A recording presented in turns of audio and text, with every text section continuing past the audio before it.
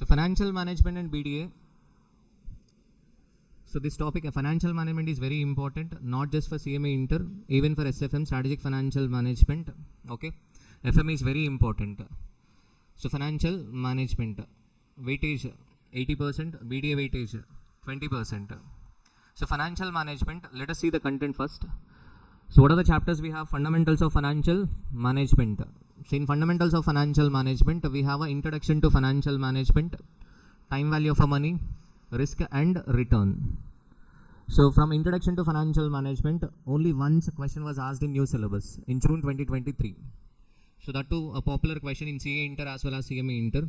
Profit maximization versus wealth maximization. So that was the only question asked from introduction to financial management, that too in the year 2023 June. And next, time value of money. This topic is very important, time value of money. Even though the weightage of this topic is only 2 marks, you will get only one MCQ, one multiple choice question.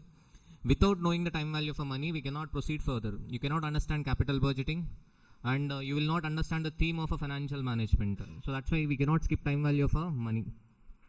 Time value of money is very, very important. So in today's class, I will be taking time to make you understand the time value of money. It will take time. So for introduction, we take time. But later on, we can complete leverages, dividend, any chapter in 2 to 3 hours maximum, okay? And next, risk and return. Risk and return. So this is a CMA final topic, SFM topic, risk and return, newly added. I mean, it was added in new syllabus, risk and return. You know the standard deviation. You might have learned in OM and SM, operations management, etc. Okay? So risk and return is a CMA final topic. And the weightage of this topic is 2 marks. You will get 1 MCQ. You will get only 1 MCQ, multiple choice question. So that too not mandatory. If you see the pattern, so they are asking 1 MCQ, okay, in 2 attempts, in alternative attempts, okay. Next chapter, next module, institutions and instruments in financial markets. So this is completely theory topic. So you will get question, 7 marks question from this topic, institutions and instruments in financial markets. It is completely a theory topic, completely theory. Completely theory, institutions and instruments in financial markets. 7 marks. 2A. So students who are comfortable with theory, okay, if they want to attempt second question, then they have to go through this chapter as well, this topic as well. Institutions and instruments in financial markets. Okay. From financial management part, you will get one descriptive question. 2A. 2A. That too from institutions and instruments in financial markets. Institutions and instruments in financial markets, okay? Next, tools for financial analysis. Tools for financial analysis. Tools for financial analysis, we have overall 5 topics. 5, we can say 5. Not 5, 6 actually. So one is, first one, comparative statement. Second, common size financial statement. Third, trend ratio or trend analysis. Overall 3, financial ratio analysis, fund flow statement and cash flow statement. Tools for financial analysis. Tools for financial analysis. So 2A, financial management, descriptive question. So that too from institutions and instruments in financial analysis. 2B, you will get a question from BDA. 2B, you will get question from BDA. 3A, you will get a question from ratio analysis. Financial ratio analysis. Financial ratio analysis, 3A. And 3B, either you will get question from cash flow statement, fund flow statement, or they might ask Altman G score from ratio analysis itself. Okay, 3A ratio analysis mandatory, compulsory, they will ask question from ratio analysis. 3B, they might ask a question from cash flow statement, fund flow statement, or a ratio analysis. So that means ratio analysis chance is 7 to 14 marks. Ishwar. Okay. Next, 4A.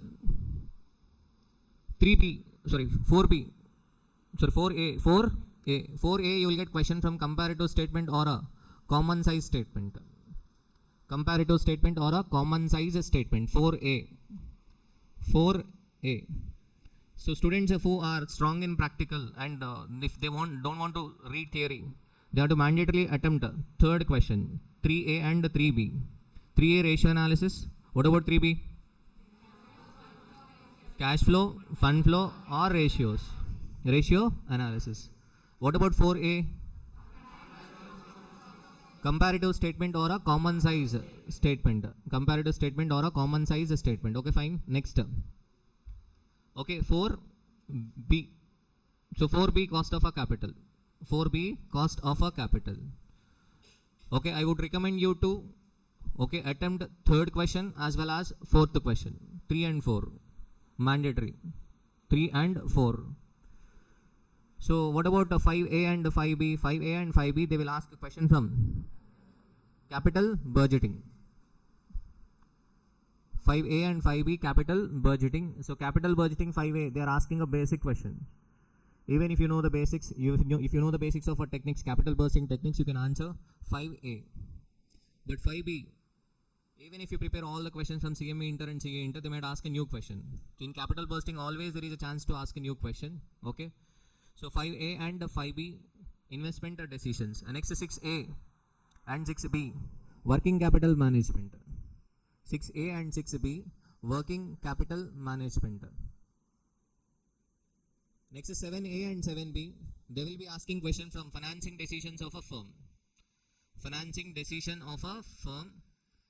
So they will ask a question from a capital structure, leverages, or a dividend decisions.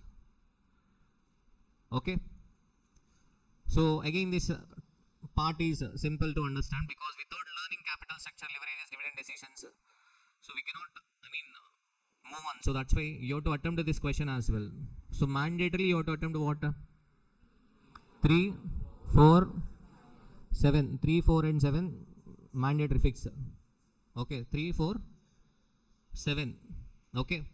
So I will recommend you to attempt 6 also, working capital estimates, working capital management, working capital management, working capital management. Clear? Okay. So remaining you have to think.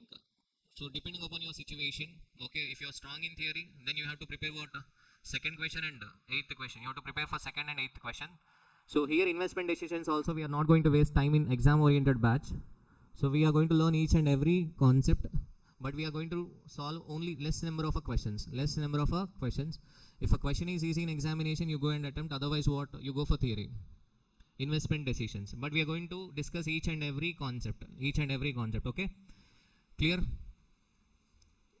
Clear? Are you able to understand the question paper pattern? Okay. So time value of our money.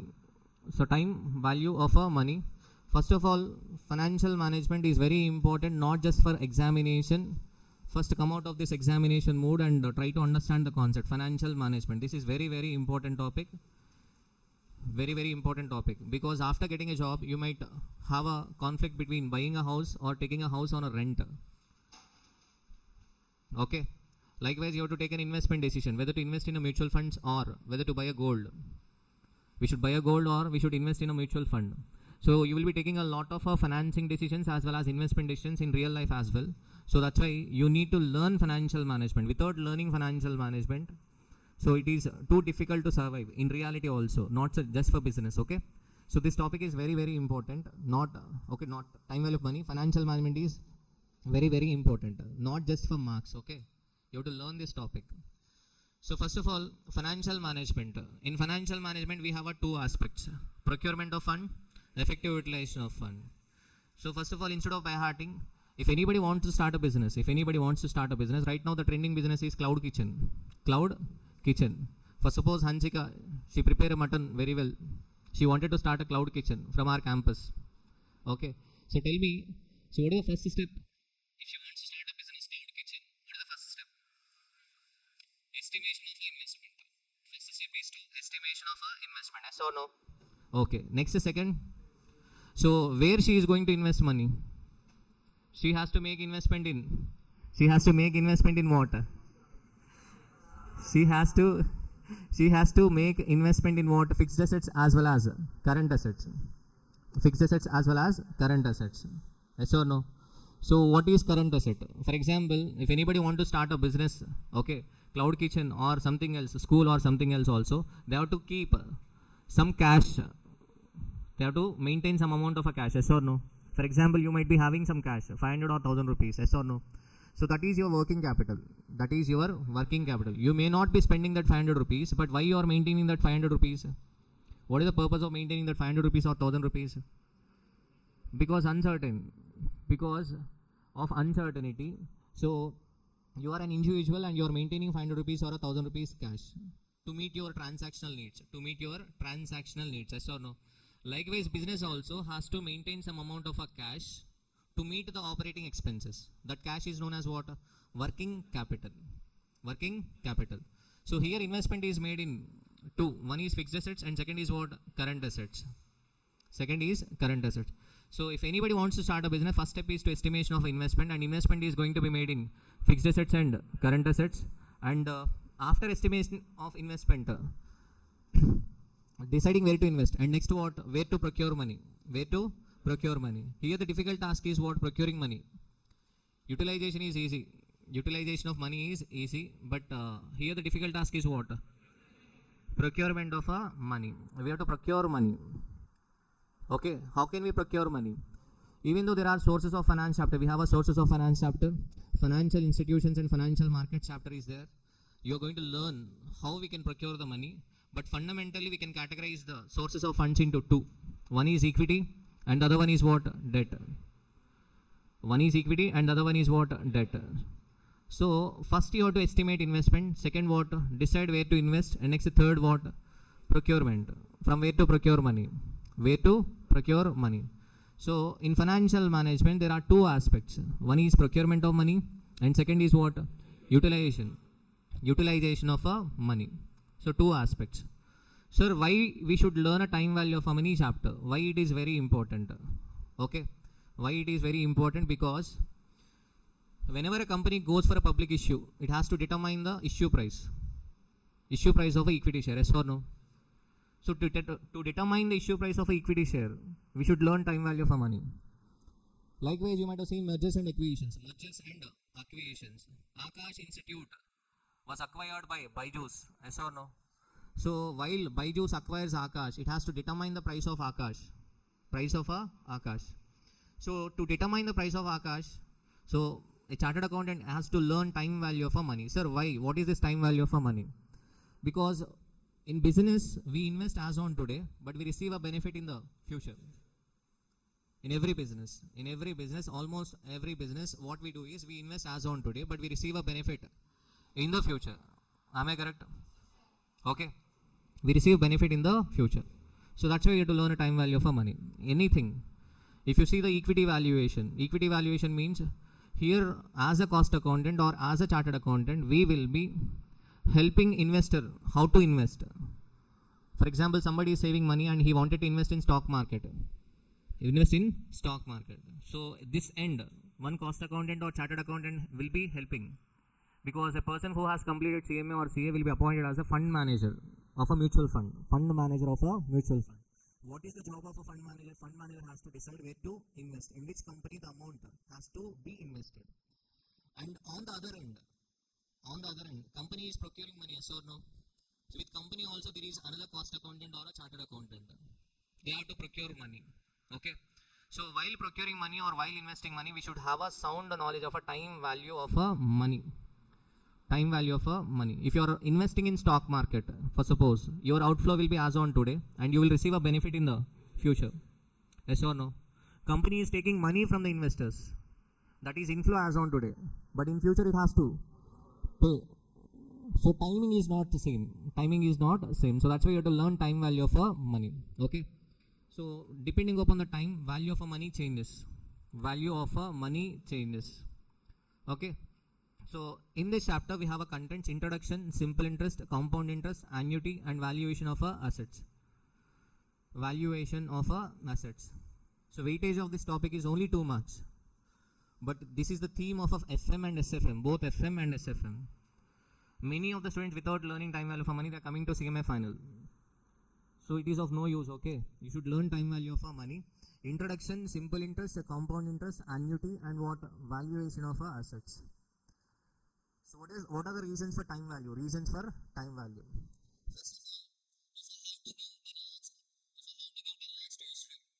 of all, suppose, Ishwar, you want to know after 10 years. If I have to give years? After 10 years. Ishwar will ask as on today, or he will take after 10 years? After? As on today. Why as on today? What is the reason? Why he is taking as on today? What is the reason? The reason is he can make an investment elsewhere. He can make an investment elsewhere. Yes or no? Okay. He can make an investment elsewhere. For example, he might buy a gold. He might purchase a gold. Yes or no? Or a silver. Okay. Gold or a silver. Why many people buy gold? Because the reason is simple. So why gold prices increases? Why gold price increases? Because the reason is whenever, okay, the people who have a money, they will not find a best investment opportunity when there is an uncertainty in market. When there is an uncertainty in market and when they are not able to find a best investment opportunity, then they will be keeping this money in what? Gold. Because gold is a marketable asset. It can be converted into cash at any time. At the same time, gold price will increase. Gold price will increase. So when there is an uncertainty in market, after Trump came into power, there is a lot of uncertainty in markets throughout the world. So that's why what is happening, gold prices are increasing. And moreover, recently interest rates in US have been reduced. Interest rates in US has been reduced. If interest rates in US are reduced, then why gold price in India is increasing? Simple reason, what happens? If interest rates in US are reduced, so investors will not invest in US because they will get less amount of interest. So instead of investing in what? US securities, they are what? Purchasing gold. They are purchasing gold. Okay, clear? So here, what is the time value? For example, if I have to give 10 lakhs, Ishwar will take now or in the future? He will be taking 10 lakhs as on today. For example, Hansika, she wanted to give a party as on today or after 10 years. Will you take as on today or after 10 years? As on today. Why not in the future? Simple reason, future is uncertain, yes or no? Future is uncertain. So that's why, simple reason, if she has to give 10 lakhs as on today or after 10 years, we will be taking as on today. Because we all know that there is a time value for money. There is a time value for money. So present 1 rupee will have a more value than a future 1 rupee.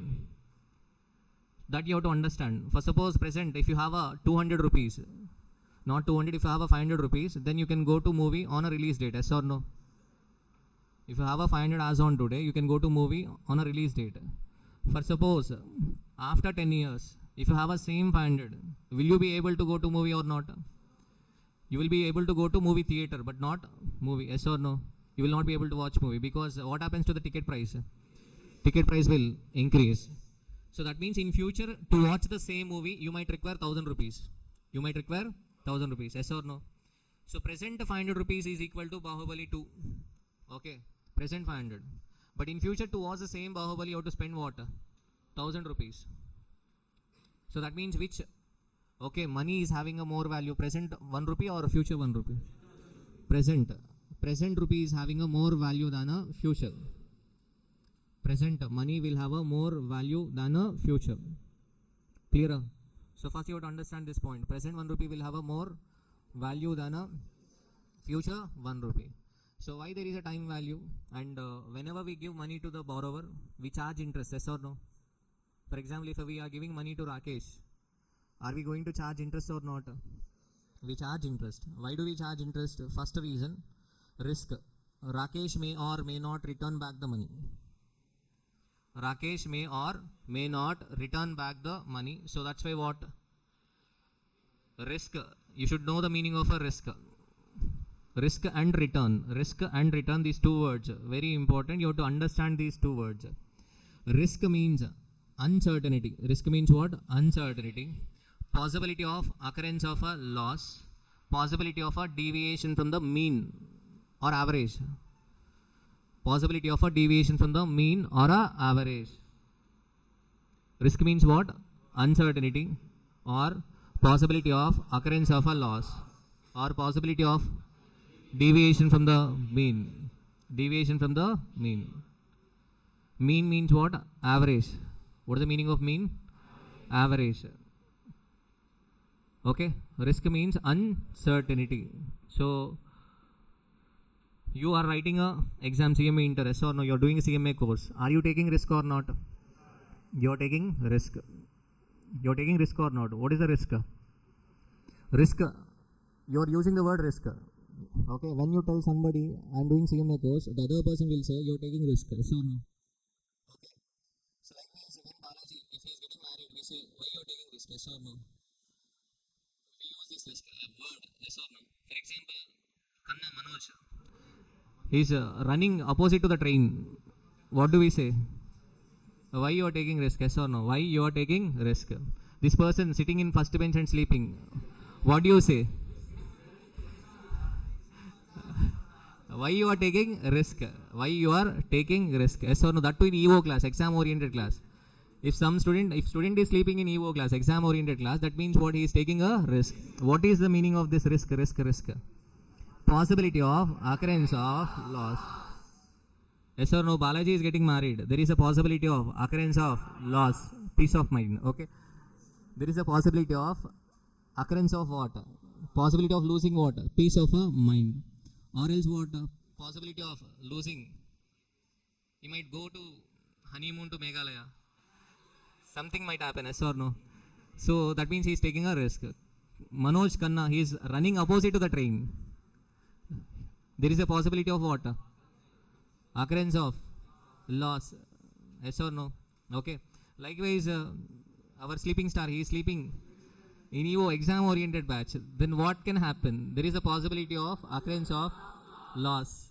Marks in exam. Yes or no? So here risk means uncertainty.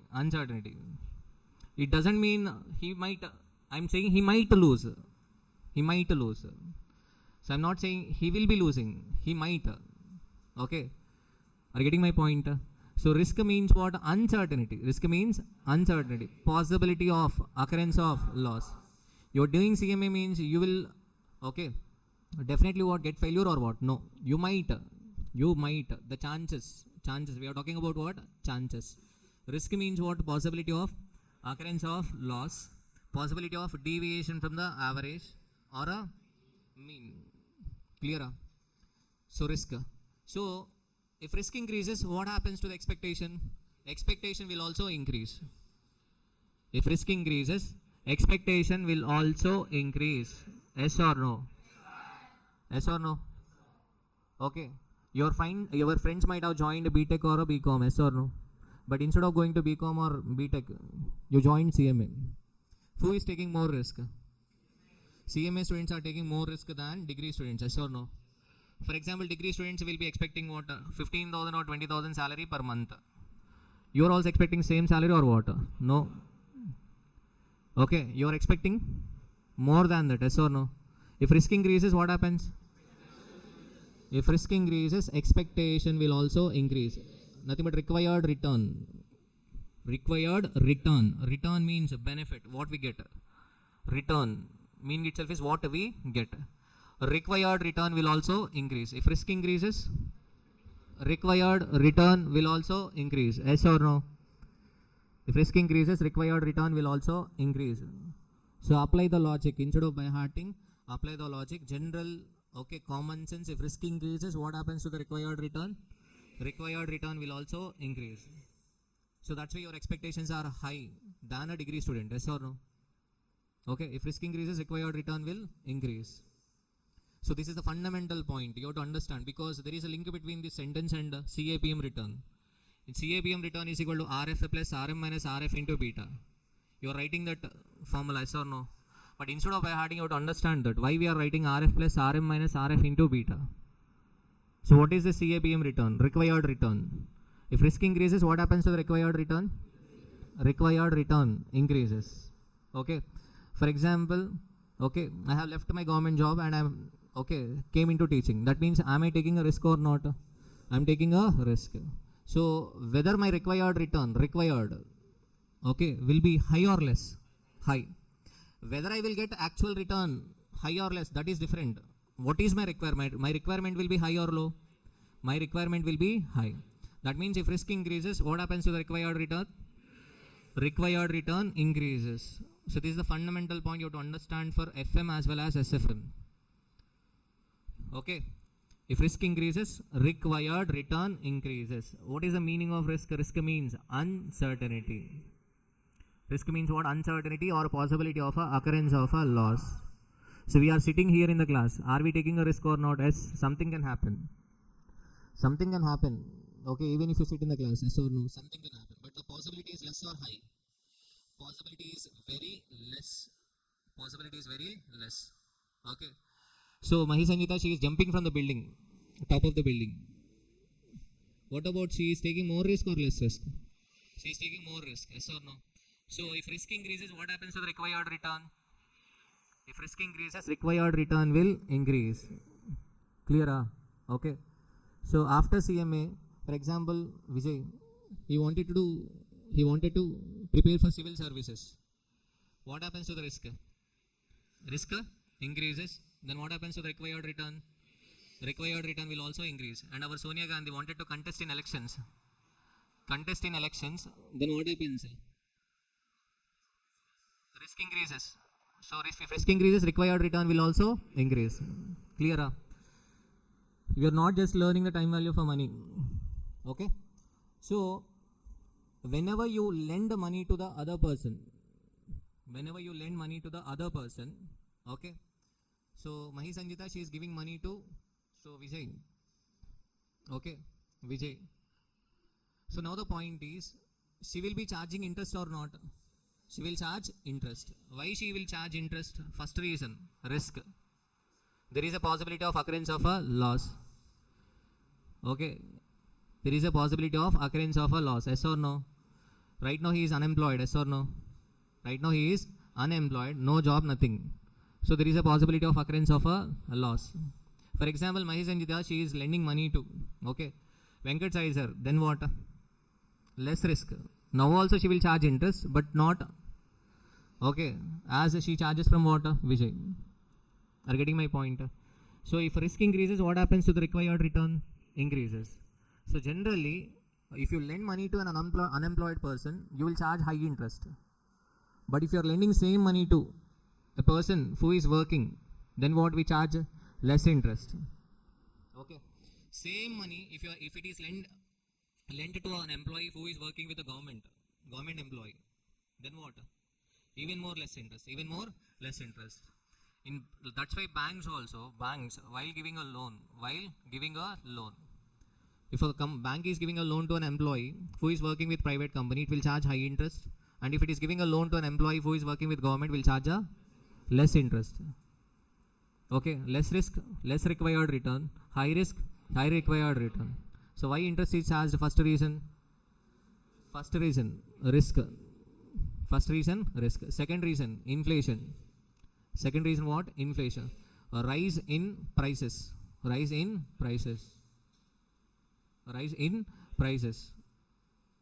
So for suppose if I am giving money as on today to Vijay and I will take back after 5 years. Instead of buying a car as on today, I am giving that money to Vijay as on today and I will take back after 5 years. But after 5 years, if I want to purchase the car, what happens to the price? Price will increase. I cannot buy the car, yes or no? So that's why I will charge interest. That's why lender will charge interest from the borrower. So that's why there is a time value for money. Next, postponement of a present consumption. So anybody wants a present consumption or a future consumption? For suppose if you have a chance to buy a car, if you have a chance to use a car as on today or after 10 years, you will be using a car as on today, yes or no? That means we prefer present consumption. But if we have to give this money to the borrower, we have to postpone our consumption. Yes or no? So people who are lending money to others, they will be sacrificing many things, yes or no? So that's why they want premium. Postponement of a present consumption. And next what? Opportunity cost. Opportunity cost means a benefit foregone in choosing an alternative course of action. Benefit foregone in choosing an alternative course of action. For example, my opportunity cost is my salary in job. Benefit foregone, salary in job. So here all the faculties, opportunity cost is what? Salary foregone in other jobs, yes or no? benefit foregone in choosing alternative course of action. So likewise, if I am lending money to Vijay, I am foregoing an opportunity of investing money in mutual funds, investing money in elsewhere, yes or no? So that's why we charge interest from the borrower.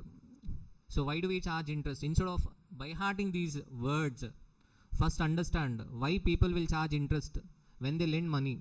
First reason, risk. Because if you give money to the other person, he may or may not repay. So there is a risk. If risk increases, interest amount will also increase. Second reason, what? Inflation. If inflation in the market increases, obviously interest to be charged will also increase. Okay. And next, postponement of present consumption. Lender is postponing his consumption, so that's why he charges interest. And next, what? Opportunity cost. Opportunity cost. These are the reasons for charging interest. So in interest we have two components, simple interest and compound interest. Simple interest, in reality nobody will be charging what? Simple interest. Nobody. Okay. So everywhere you will be finding what? Compound interest. So simple interest, see the example, you will be able to understand it easily. Simple interest means it is calculated on original principal for a specific period of a time.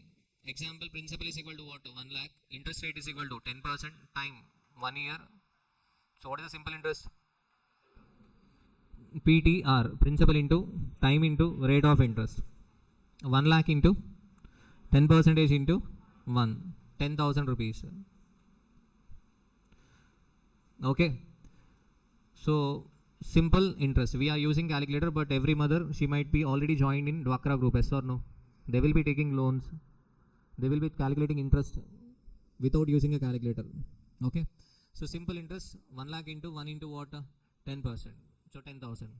Second example, time is equal to how many years? 5 years. 5 years means what is the interest? 1 lakh into 5 into 10%. 50,000. Are you able to understand this? Okay, fine. Next, compound interest. Compound interest. First, see the example. Compound interest. Principal is equal to 1 lakh. Interest rate 10%. Time is equal to 1 year. Calculate compound interest if compounded annually. If compounded annually. So time is only 1 year. Time is only 1 year. Compounded annually. So again the answer is simple. What? 1 lakh into 1 year into 10%. 10,000 is the interest amount and principal 1 lakh. Overall 1 lakh 10,000 is the amount. 1 lakh 10,000 is the amount. So what is the formula we use? A is equal to P into 1 plus I power N. Okay. So here principal is equal to 1 lakh. Principal is equal to what? 1 lakh into 1 plus interest rate 0.1 power what? 1. 1 lakh 10,000. 1 lakh 10,000. Am I clear? So compound interest is equal to what? 10,000. Clear? So what is this compound interest? Compound interest means what happens? For every compounded period, interest is calculated and added to the principal. Yes or no? Okay. Example 2. If you see the example 2, principal P is equal to 1 lakh. Interest rate I is equal to 10%. Time is equal to 5 years. Calculate compound interest if compounded annually. If compounded what? Annually. So principal 1 lakh into 1 plus what is I? 0.1 power 5. So you should understand the shortcut. You should understand the shortcut how to calculate this amount. See the shortcut. See the shortcut. You would understand this shortcut. What we are doing, you would understand. Once again, I am repeating, not just for FM or SFM. In life, we will be taking a many financing decisions or investing decisions. For that, you need to learn this. So first step, take interest rate per period. We should take interest rate per period. Mahesh Babu, you should take interest rate per period. Here period means if it is compounded annually, we take interest rate per annum. If it is compounded half yearly, we take interest rate per half year. If it is compounded quarterly, we should take interest rate per quarter. If it is compounded monthly, we will be taking interest rate per month. So you should understand this. So while calculating, take time. So do not worry about the syllabus and all. First take time and first understand these basics, okay? So take interest rate per period. In this example, what is interest rate in example 2? 10%, yes or no? 10% means you should take 0.1. 10% means 10 divided by 100, yes or no? 0.1. Take 0.1 in calculator. And what is this 0.1? 0.1 is nothing but interest per 1 rupee. Interest for 1 rupee per annum.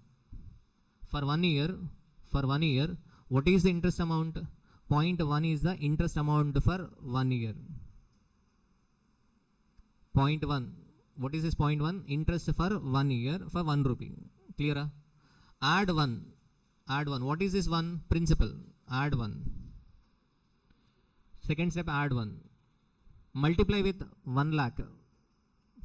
Why we are multiplying with 1 lakh? Because we are not taking a 1 rupee principal. Actual principal is what? 1 lakh. So that's why multiply with what? Principal. Take interest per period. Take interest rate per period. Interest rate per period. Add 1. Multiply with principal. Okay. So what is the amount you got in calculator? 1,10,000. First understand this 1,10,000. If you are taking 1 lakh rupees loan at the rate of 10%, then after 1 year you have to pay 1,10,000. After 1 year you have to pay 1,10,000. Clear? Again equal to, press again equal to. You will get 1,21,000. What is this 1,21,000? This is the amount to be paid at the end of a second year. Amount to be paid at the end of a second year. Am I clear? Press again equal to 1,33,100. This is the amount to be paid at the end of a third year. Am I correct? Press again equal to 1,46,410. Again equal to. So 1,61,051. This is the amount at the end of a fifth year. Okay? Yes or no? So what is the interest amount? Actual loan is 1 lakh. But amount at the end of fifth year is 1,61,051. The difference amount is what? Compound interest 61,051. Clear? Are you able to understand this? So the language will change when we talk about FM. Here principal and amount. Actually principal is nothing but present value. As on today we are taking 1 lakh. So that's why this is called as what? Present value. What is the future value of this present value? 1,61,051. Okay, nothing but today's 1 lakh is equal to, okay, 1,61,051 rupees after 5 years. So this is time value for money. Right now what we are getting for 1 lakh, after 5 years to get the same, we need to spend 1,61,051. Clear? Are you able to understand? So this is compounded annually. Compounded annually. See the example number 3. Compounded half yearly. If it is compounded half yearly, first in calculator we should take half year interest rate. Per annum 10%, yes or no? That means per half year what is interest rate? Per half year what is interest rate? 0.05. Yes or no? So in calculator you have to take 0.05 plus 1 into 1 lakh. Press equal to how many times? This time you have to press equal to 10 times. Why 10 times? So compounded half yearly. Nothing but it will be compounded for how many times? 10 times. Here n means number of periods, not number of years. N means what? Number of periods. So press equal to how many times? 10 times. Am I clear? So what is the amount? 1,62,889. Clear? Okay. If it is compounded quarterly, then what? Quarter means 1 year will have how many quarters? 4 quarters, and each quarter will have 3 months. So in calculator first we should take 0.1 divided by what? 4. 0.025 plus 1 into 1, sorry, into 1 lakh. Press equal to how many times? You have to press equal to how many times? 20 times. Online student Jayalakshmi, tell me the answers. 0.025 plus 1 into 1 lakh, press equal to 20 times. What is the answer? 1,63,862. Clear? Okay. Next one I don't want to answer, but tell me how to calculate. How to calculate. For suppose if it is compounded monthly. Compounded monthly. First in calculator, what I should take? Tell step by step. First I should take 0.1, then divide with 12. Divide with 12. Next add 1. Multiply with 1 lakh. Press equal to 60 times. 5 years. Per year how many months? 12 months. For year how many months? 12 months. So 5 into 12, 60. Press equal to how many times? 60 times. I don't want to answer. Tell me the process, because in examination they will not be asking compounded monthly. Even if they ask compounded monthly, they will give time 2 years or less than 2 years. Okay? Clear? For suppose if it is compounded daily, tell me the process. That's it.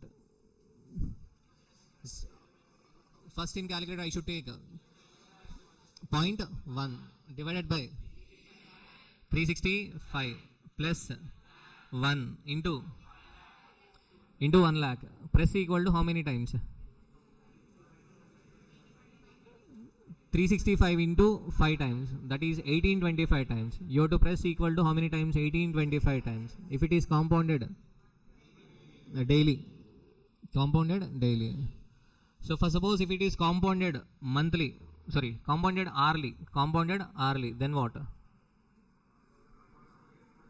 Tell me the process. Do not calculate. Compounded hourly. Then in calculator I should take 0.1 divided by 365 into 24 plus 1 into 1 lakh. Press equal to 365 into 5 into 24. You have to press equal to how many times? 43,800 times. Are you able to understand? Clear? Fine? Okay. Then if it is compounded every minute, then what? If it is compounded every second, if it is compounded every nanosecond, then what? So that concept is called continuous compounding. Okay, in derivatives market, futures and options market. Okay, so we use continuous compounding because derivatives are traded frequently. Okay, derivative transactions, okay, will happen every nanosecond. So that's why in derivatives market we use what? Continuous compounding. So continuous compounding means what? Compounding every nanosecond. Compounding every nanosecond. That we are going to learn in CMA final level. Right now not required. How to find out the amount if it is continuously compounding. Okay, so are you able to understand how to find out? So shortcut, Hanchika, what is the shortcut? First take I, interest rate per period, add 1, multiply principal, press equal to n times, then you will get amount. Smile. Amount, then you will get what? Amount minus what? Principal. Okay, just smile, you got the answer. So clear?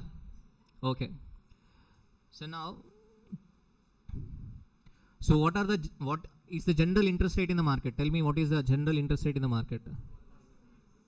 General interest rate. For suppose for studies you might have taken loan, your father might have taken loan, yes or no? What is interest rate? 8% per annum. My question is simple. So here, whoever the students sitting here, 50% of the parents might have taken a loan from outside, yes or no? What is the interest rate? 2 rupees per month. 2 rupees interest means what? 2 rupees interest means, first you should understand the meaning of this. 2 rupees interest means 2 rupees per 100 per month. 2 rupees per 100 per month. Nothing but 2% per month. 2% per month. 2% per month. Okay, 2% per month means nothing but compounded monthly. Compounded monthly. Okay. So here you should learn one concept. In calculator, take 2%. 2% means what? 0.02. 0.02. Clear? 0.02. What is the meaning of this 0.02? Your father might have taken 1 rupee loan for your studies. What is the interest he is paying per month? 0.02. For this 0.02, you add 1 rupee. The loan taken into 1. Let us assume 1 rupee has been taken as a loan. 0.02 plus 1 into 1. What is the number you got? 1.02. Clear? What is the meaning of this 1.02? You have to understand this concept. Okay, 1.02. What is the meaning of this 1.02? For suppose last month your father might have taken 1 rupee loan. Now he has to pay 1.02. Press again equal to. In 2 months that will be equal to what? 1.0404. Okay. So wait. 2 times equal to. Already you have pressed the 2 times equal to. Yes or no? Next, you count equal to's until you get 2 digit in calculator. Until you get number 2 in calculator, you count equal to's. Are you getting my point? In calculator, until you get 2, press equal to and you count equal to's. 36, yes or no? 36. 36.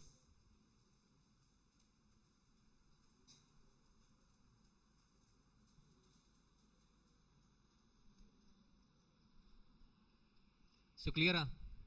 In calculator first 0.02 plus 1 into 1 press equal to.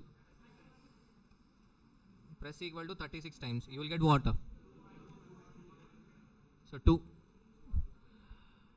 So until you get 2, you have to press equal to. How many times you are pressing equal to? 36 times. What is the meaning of this?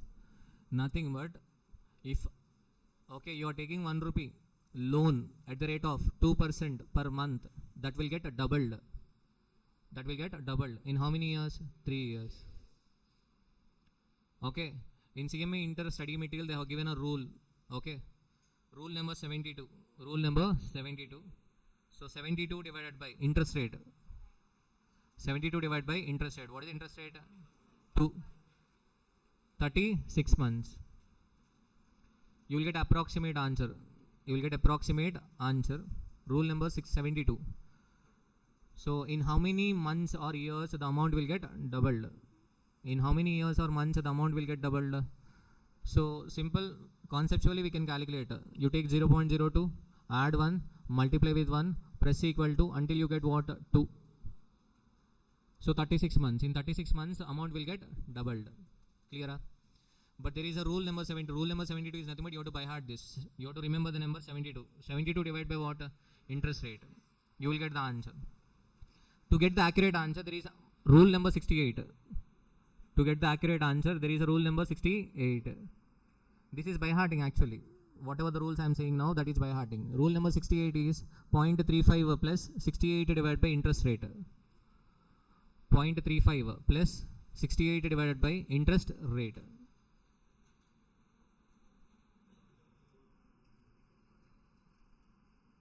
Interest rate 34.175. This is the rule given in CMA Inter study material. Okay, but I am not advocating it. I am not recommending it. A simple conceptual we can find out in how many months or years the amount will get doubled. Clear? But if it is 3% per month, 3% per month means what? 3% per month means 3% per month means then it will get doubled in how many months? 24 months. You take 0.03 in calculator plus 1 into 1 press equal to until you get 2.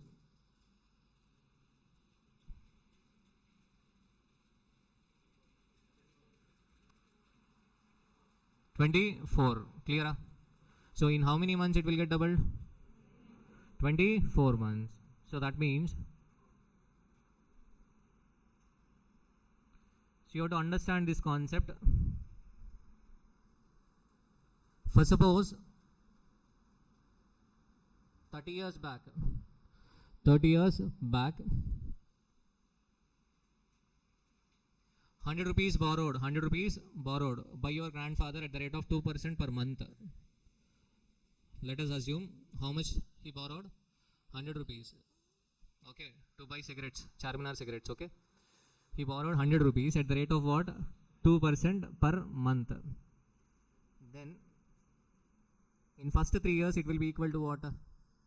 200. In first 3 years that will be equal to what? 200. Yes or no? For every 3 years the amount will get doubled. In next 3 years again it will get doubled. Yes or no? That means that will become what? 400. Am I correct? 9 years it will become what? 800. 12 years it will become what? 1600. 15 years it will become what? 3200. 18 years 6400. 21 years 12800. 24 years 25600. In 27 years 51200. In 30 years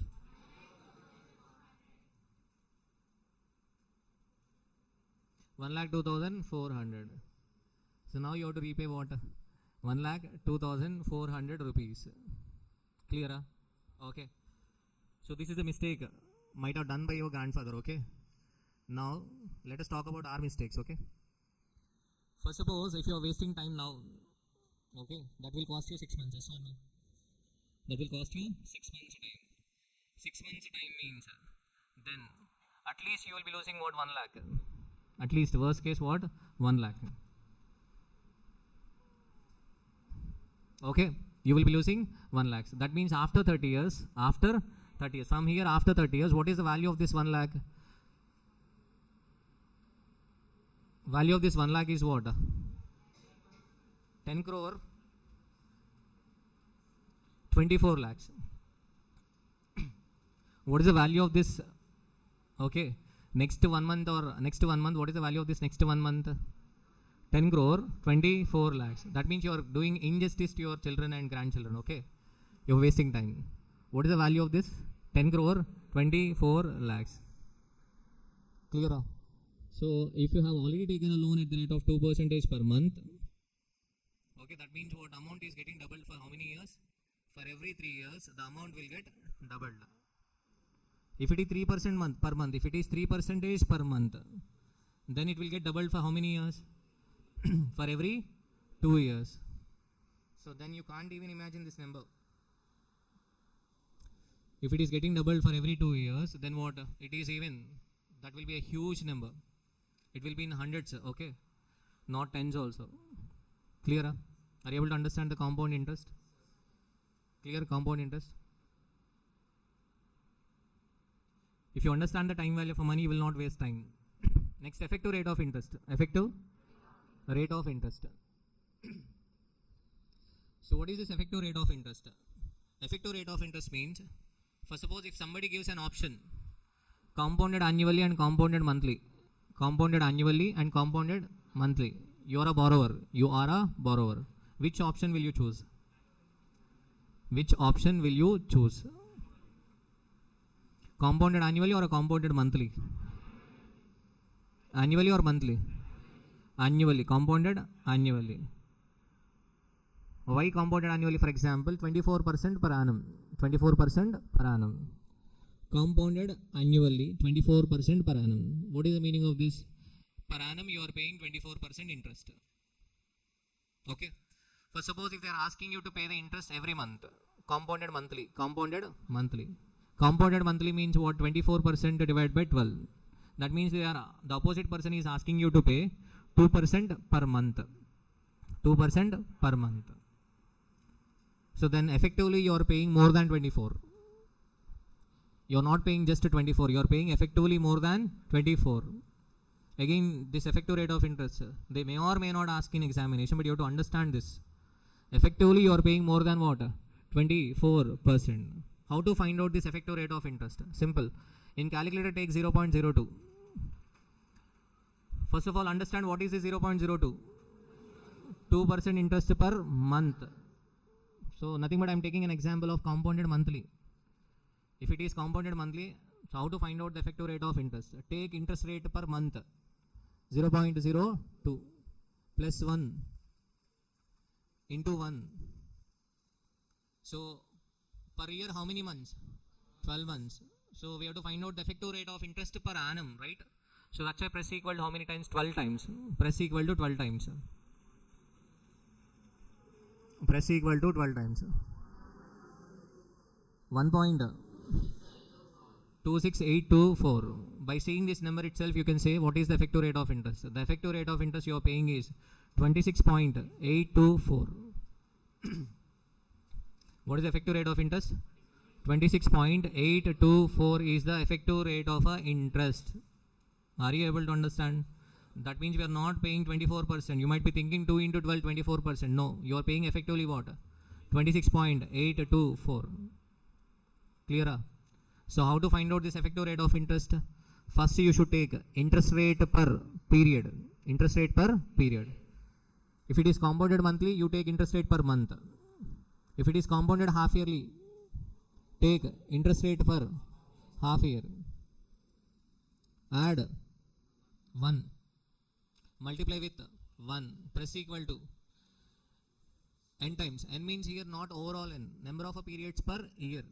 Number of periods per year. Minus 1. Multiply with what? 100. Clear? Nothing but if it is compounded half yearly. Let us assume if it is compounded half yearly. How to find out the effective rate of interest? Tell me the solution. If it is compounded half yearly, how to find out the answer? First in calculator we should take interest per half year. 24% per annum means half year interest rate is 0.12. 0.12 plus 1 into 1 plus equal to how many times? Only 2 times. 1 year is equal to 2 half years. So that's a press equal to how many times? Only 2 times. So tell me what is the answer? So what is the answer? 1.25. Nothing but 25.44%. 1 is the principal, 0.2544 is interest. So you have to convert it into a percentage. 25.44%. Clear? So this is very important because once you start doing a job, savings, where to invest, you should find out how to. You should know how to find out the effective rate of interest and all. Clear? Okay. If it is compounded quarterly, then what is the calculation? Compounded quarterly, 0.24 divided by 4. 0.06. 0.06 plus 1 into 1. Press equal to how many times? Press equal to 4 times. Press equal to 4 times. 1.2624. So what is the answer? 26.24%. Am I clear? Are you able to understand? Asterisk. You are taking risk. Okay, 10 crore, 24 lakhs. Now comes next concept, annuity.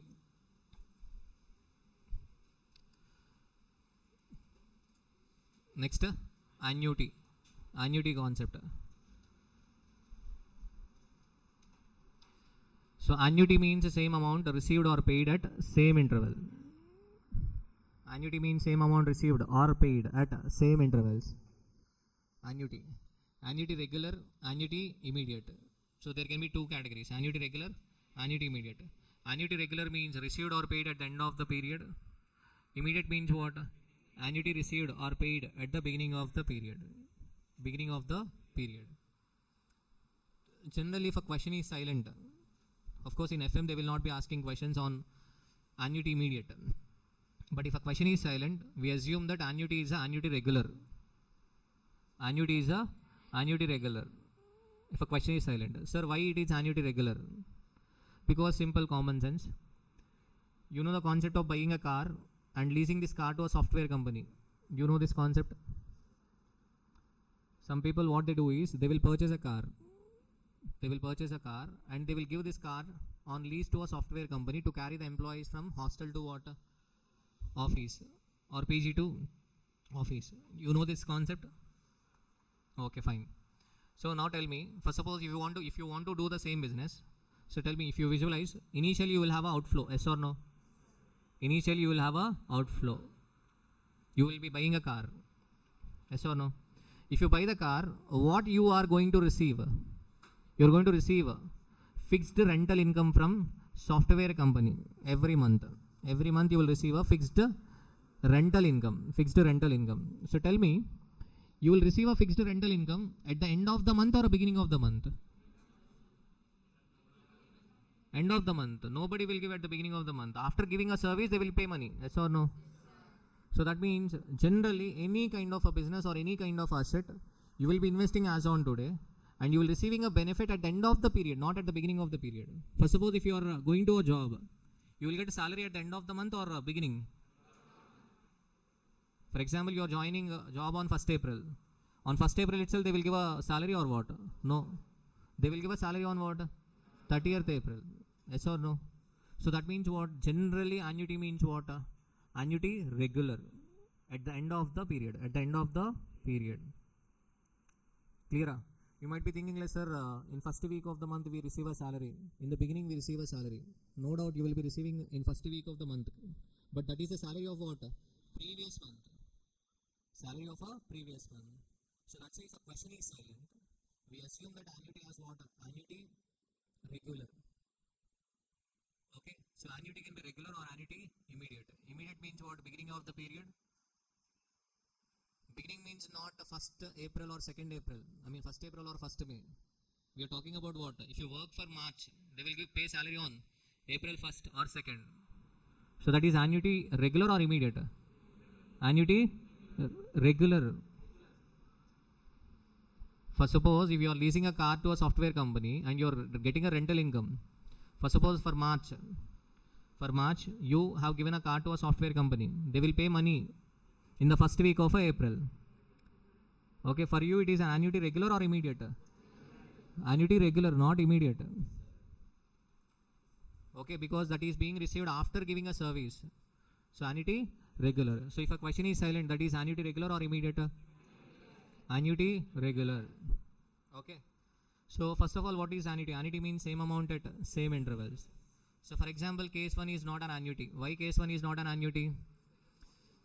First year amount 10,000, but second year 20,000. Amounts are not equal. Amounts are not equal. So amounts are not equal, so that's why this is not an annuity. Am I clear? What about case 2? Case 2 is also not an annuity. Why case 2 is not an annuity? Even though amount is same, interval is not same. Interval is not same because second year we are not receiving any amount. In second year we are not receiving any amount. Yes or no? Case 3, yes, it is an annuity. Case 3 is an annuity. Why? Same amount at same intervals. Same amount at same intervals. Clear? Okay? Now, so to understand the concept, I mean this concept is very much relevant for what? Investment decisions, capital budgeting. Capital budgeting. So, okay, and also dividend decisions. In dividend decisions also they are asking question on valuation of a share. Present value or a principal. Principal is nothing but what? Present value. Because principal is paid as on today or received as on today. Yes or no? Principal is nothing but what? Present value. What about amount? What about amount? Amount is a future value. Principal plus interest. Nothing but that is the amount we receive in the future. So amount is nothing but what? Future value. Present value, principal. Amount, future value. Am I correct? Okay. So what is the shortcut we are using? We are taking I. plus 1 into principal press equal to n times. Yes or no? We are multiplying into. Yes or no? So that means we are doing a compounding. We are doing compounding. Compounding is nothing but what? Multiplying. Compounding is nothing but what? Multiplying. We are taking a principal. Yes or no? So we are adding interest. Nothing but what? That is compounding. So nothing but if in the question they gave you a principal and ask you to find out the amount, we do a compounding. Multiplying. Okay. But if in the question they give a future value. Okay, future value. In investment decisions chapter, they will be giving a future value. Investment decisions, yes or no? If you purchase a machinery, you will receive so and so cash inflow in first year, second year, third year, yes or no? They will be giving a future value. Okay. So when future value is given, and if we have to find out the present value, then what? We should go for discounting. Divided by. So okay, what is the logic behind this? Simple. A is equal to P into 1 plus I power n. Nothing but P is equal to what? P is equal to A divided by 1 plus I power n. Divided by. Divided by means nothing but what? Discounting. If a future value is given in the question, and if they ask you to find out the present value, we should go for what? Discounting. If a present value is given and they ask you to find out a future value, then what? Compounding. In modified NPV, we find out the future value. We do compounding. Okay, in NPV is equal to what? Sum of a discounted cash inflow minus sum of a discounted cash outflow. Sum of a discounted. Why that language is being used? Sum of a discounted cash inflow. Nothing but the future cash inflows are brought to the present value. So that's why they are called as a discounted cash inflow. Discounting. How do we do discounting? By dividing the future cash flow. Okay. So annuity means what? Same amount at same intervals. Okay. So example, what is the present value of 1 rupee to be received after 2 years, compounded annually at 10% interest rate? What is the present value of a rupee 1 to be received after 2 years, compounded annually at 10% interest rate? Simple. What is the present value of a rupee 1 to be received after 2 years? After 2 years, I am going to receive 1 rupee. That means what is given? Future value is given. A is given. Amount is given. Interest rate is also given. What is interest rate? 10%. Compounded annually 2 years. That means n is also given. What is n? 2 years. What they are asking? They are asking you to find out the present value. Nothing but they are asking you to find out the principal. They are asking you to find out the principal. How do I get principal? Principal is equal to A divided by 1 plus I power n. Yes or no? Yes or no? So what is A here? A is equal to 1 rupee. A is equal to 1 rupee divided by what? 1 plus 0.1 power 2. Clear? So in calculator, first you should learn how to find out in calculator. In calculator, first we should take 1 divided by 1 plus I. 1 plus I. Press equal to n times. Press equal to how many times? N times. What is the answer? 0.826. 0.826 is the answer. Yes or no? Okay.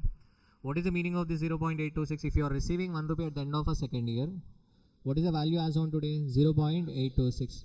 That too if a time value of money is 10%. Now we have to change the language of this 0.826. This 0.826 we call it as a present value factor. PVF. Present value factor.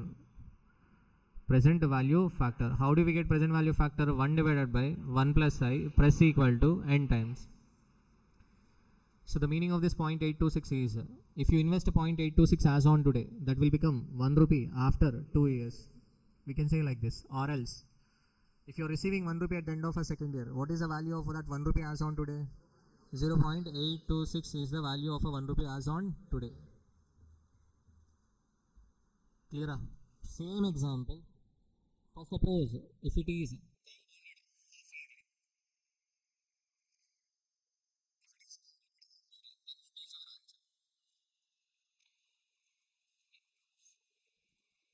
by 1 plus I plus equal to how many times plus equal to n times.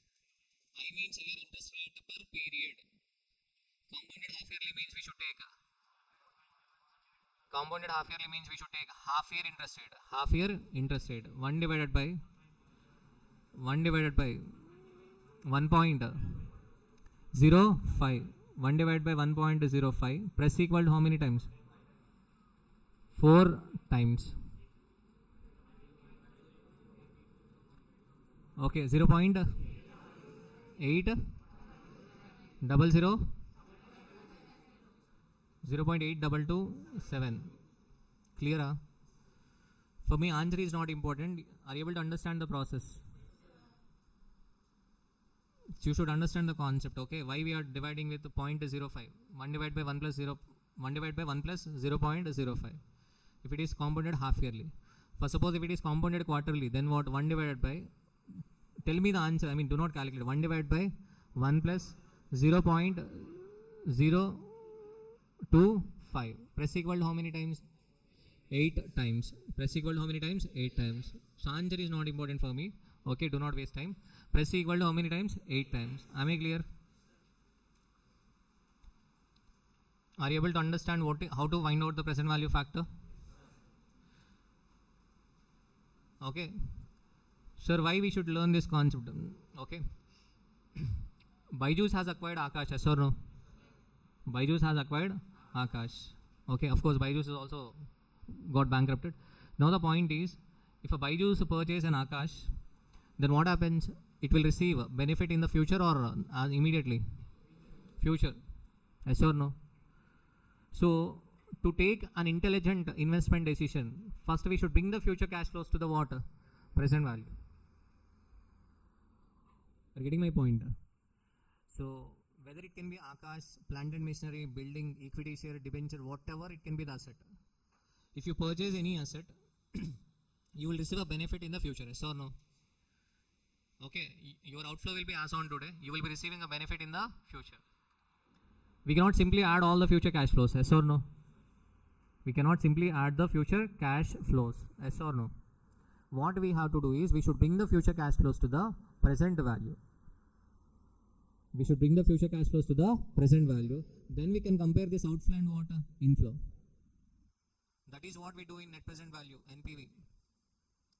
Not just NPV. There are a lot of chapters. There are many chapters in FM and SFM. What we do is, we find out the present value. We find out present value. How do we get present value? By discounting the future value. By discounting what? Future value. Are you able to understand? Are you getting my point? Okay. So how do we get present value factor? 1 divided by 1 plus I press equal to 10 n times. Press equal to n times. Clear? Clear? So why we should learn this concept present value? Simple reason, to find out a business value or a machinery value, building value or a human resource valuation. We have a concept of human resource valuation in CMA final. Human resource means Balaji value, my value, your value. Okay. How can we find out our value? For example, Balaji is also a human resource asset. He will be earning a salary, yes or no? We should bring his future salaries to the present value. Then we get a value of a Balaji. Are you getting my point? Okay, human resource. But any valuation concept, simple concept, any valuation concept, whether it is a human, plant and machinery, building, business, whatever the asset it is, the benefit is received in future, yes or no? We should bring that benefit to the present value, then you will get the value. Are you getting my point? So that's why this present value factor is relevant. Next, you invest 3,000 in a 2 years investment that pays you 12% per annum. Calculate the future value of investment. They're asking you to find out the future value of investment. Bhavana, what is the future value of investment? Simple. In calculator, how to do? First we should take. This time they are asking you to find out the future value. In calculator we should take interest. What is interest? 0.12 plus 1 into 1 or 3000. Direct multiply with 3000. 0.12 plus 1 into 3000 plus equal to how many times? 2 times. 3763.20. 3763.20. Clear? Done? Are you able to understand? Okay. So let me summarize. First, we have learned simple interest. Simple interest. Before simple interest, why do we charge interest? Risk, inflation, risk, inflation, postponement of a present consumption, opportunity cost. In this, first you have to understand the word risk. Risk means possibility of occurrence of loss, uncertainty, possibility of deviation from the mean. If risk increases, what happens to the required return? Required return will also increase. This is a fundamental point for FM and SFM. If risk increases, required rate of a return increases. So this point is a base for cost of a capital chapter. Cost of a capital chapter. K is equal to RF plus RM minus RF into beta. K is nothing but required rate of a return to the equity shareholders. That is equal to RF plus RM minus RF into beta. Beta is a risk factor. It is called as systematic risk. Beta is called as a systematic risk. If systematic risk increases, required return will also increase. So this is a simple common sense point.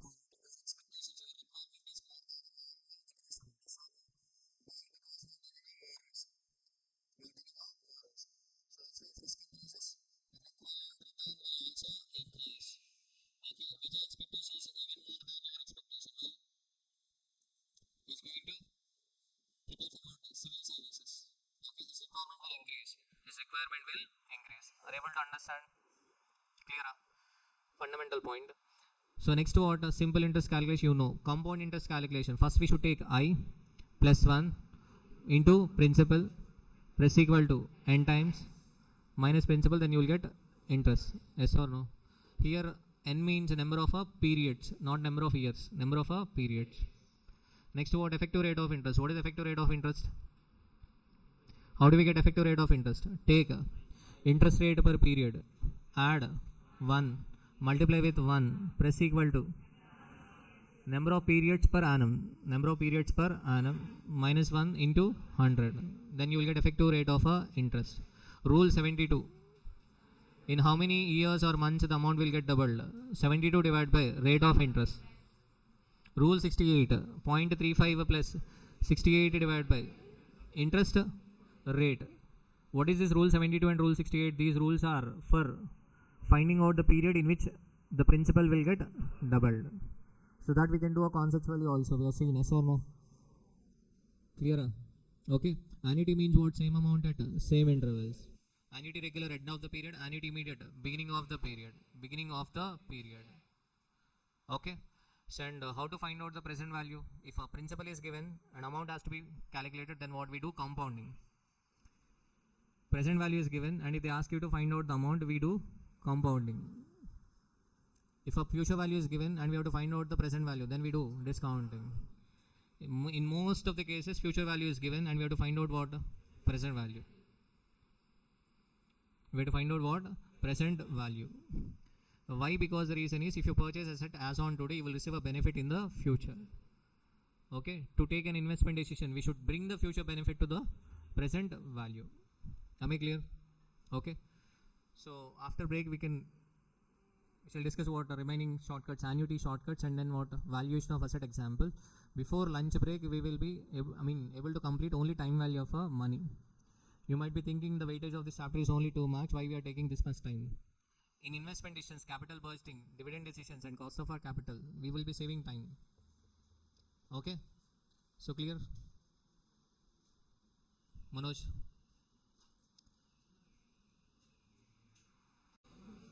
Next, annuity. Next concept, annuity.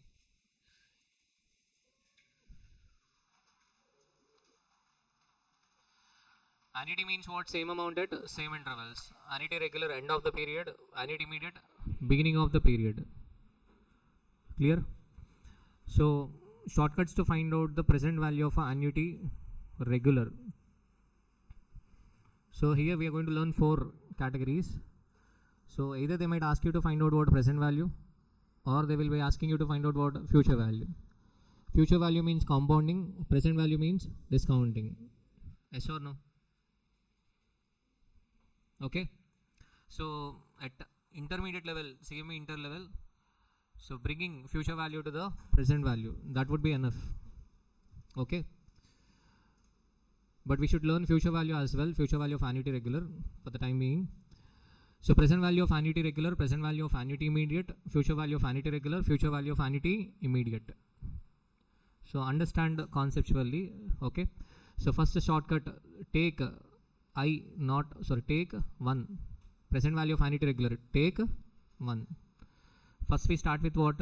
1. And then what? Divide with 1 plus I. So that is what we are doing to find out the present value factor. Yes or no? In previous question, 1 divided by 1 plus I. Why 1 divided by 1 plus I? P is equal to A divided by 1 plus I power n.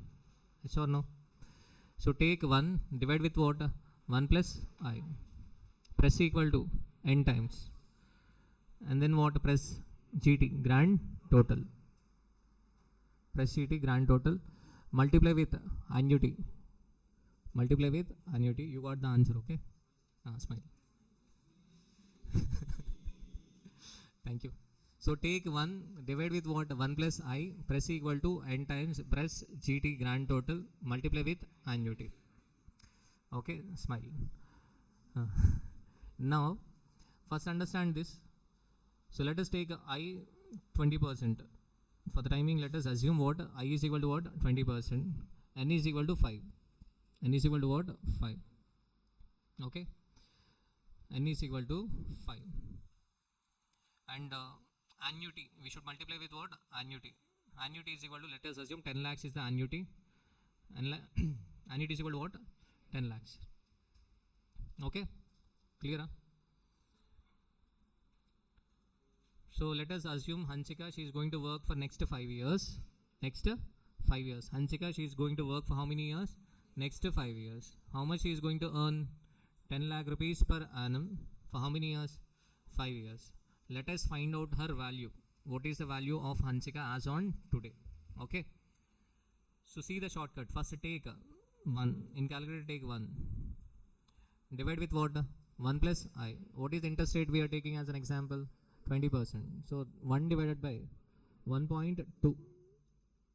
1.2. 1 divided by 1.2. Press equal to 1 time. Press equal to just only 1 time. What is the number you are getting? 0.833. What is the meaning of the 0.833? First understand the 0.833. This 0.833 is the present value factor of a first year at the rate of 20%. We call it as present value factor. What is the meaning of this? If you are going to get 1 rupee at the end of first year, what is the value of that 1 rupee as on today? 0.833. Clear? Press again equal to 0.6944. We call it as a present value factor of a second year at the rate of 20%. At the rate of what? 20%. Shake. Picture quality is not visible. Teju, is it visible? Jashvita. Swati ma'am. Okay. 0.6944. This is called as what? Present value factor for second year. Present value factor for second year at the rate of 20%. What is the meaning of this? If you are receiving 1 rupee at the end of second year, what is the value of that 1 rupee as on today? 0.6944. Clear? Press again equal to 0.5787. 5787.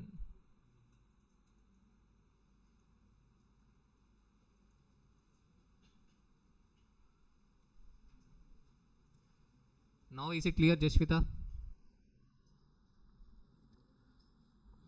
So 0.5787. What it is called as present value factor for third year at the rate of 20%. Again equal to 0. Again equal to 0.4, 0.4018. So what is the meaning of this 0.4? Present value factor for fifth year. For fifth year, not for 5 years. For fifth year. Okay, at the rate of 20%. At the rate of a 20%. Clear? Okay. So understand the meaning of these numbers. For suppose if Hansika, she is going to earn only 1 rupee at the end of a fifth year. If she is going to earn only 1 rupee at the end of a fifth year, what is the value of her as on today? 0.4. 40 paisa is her value as on today. Okay. Plus GT grand total. 2.9906.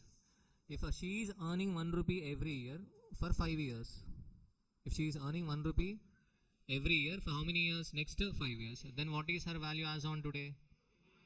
2. What is this GT? When you are pressing this GT, grand total, what is happening? 0.833 plus 0.6944, all the numbers are getting added. Okay, so what is the meaning of this 2.4? If she is earning 1 rupee every year for next 5 years, what is her value as on today? 2.4, 2.9906.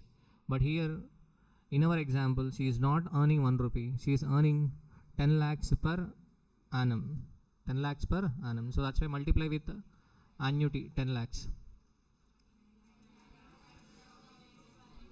What is her value as on today? 29 lakh. This is human resource valuation. Human resource valuation.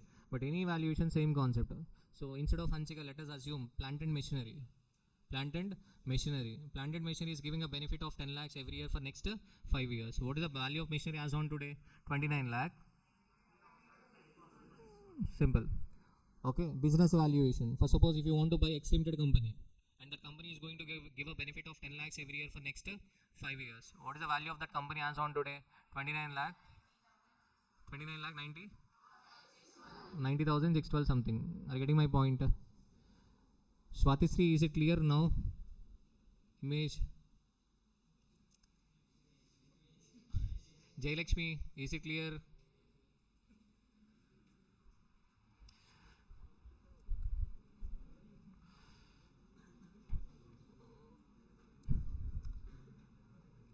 Okay. Jailakshmi, is it clear?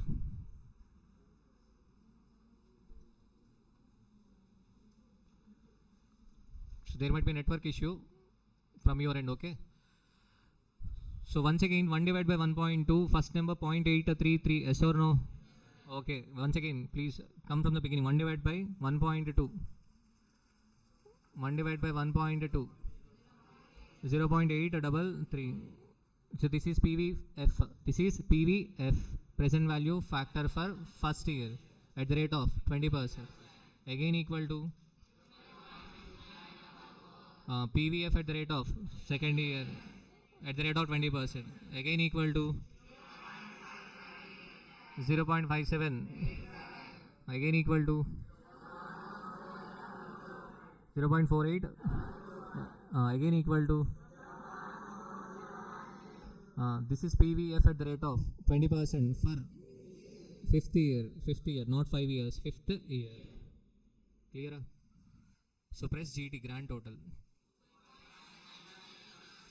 2.9906. So this is called as present value annuity factor. PVAF, present value annuity factor. What is the meaning of this? If you are receiving 1 rupee every year for next 5 years, the value as on today is 2.9906. If the time value of a money is 20%, if your required rate of return is 20%. Clear? But here we are receiving what? 10 lakhs every year. So that's why what is the value? 29 lakh 90,600. Am I clear? Done. Are you able to understand this? Okay. So this is annuity regular. Annuity regular. Regular means end of the period. End of the period. If it is beginning of the period, beginning of the period, we should press equal to only n minus 1 times. Why sir press only n minus 1 times? Because if it is annuity immediate means what? For example, Hansika, she is going to earn 10 lakhs every year for next 5 years, but beginning of the year, first year beginning, she is going to get 10 lakhs. First year beginning, that means as on today. As on today, if she is getting 10 lakhs, the 10 lakhs need not be discounted, yes or no? Because the 10 lakhs is already in present value. Okay. Fifth year beginning means nothing but fourth year ending. Fifth year beginning means fourth year ending. That means that has to be discounted only how many times? 4 times. Only 4 times. So that's why if it is annuity immediate. So take 1 divided by 1 plus I. You're getting 0.833. What is this 0.833? 0.833 is the present value of a 1 rupee to be received at the beginning of a second year. Beginning of second year is nothing but what? End of the first year. Clear? Press again equal to 0.6944. This is beginning of the third year. Press again equal to 0.5787. Present value of a rupee to be received at the beginning of fourth year. Press again equal to 0.48225. So this is the present value of a 1 rupee to be received at the beginning of a fifth year. That's it. We should take GT. Press equal to only n minus 1 times. Why? Because we are receiving an annuity beginning of the period. Okay. So GT. And then what? Add 1. What is this 1? First year beginning 1 rupee. That has to be added. Add 1. And then what? Multiply with annuity. So now 35,88,000 something. Yes or no? Are you able to understand the concept? If it is annuity immediate, 1 divided by 1 plus I, press equal to how many times? N minus 1 times. Grand total, and then what? Add 1. Multiply with annuity. Okay? Clear? After adding 1, you will get PVF, present value annuity factor for immediate. Then multiply with annuity, you will get present value of annuity. Generally, if a question is silent, we assume that annuity as annuity regular.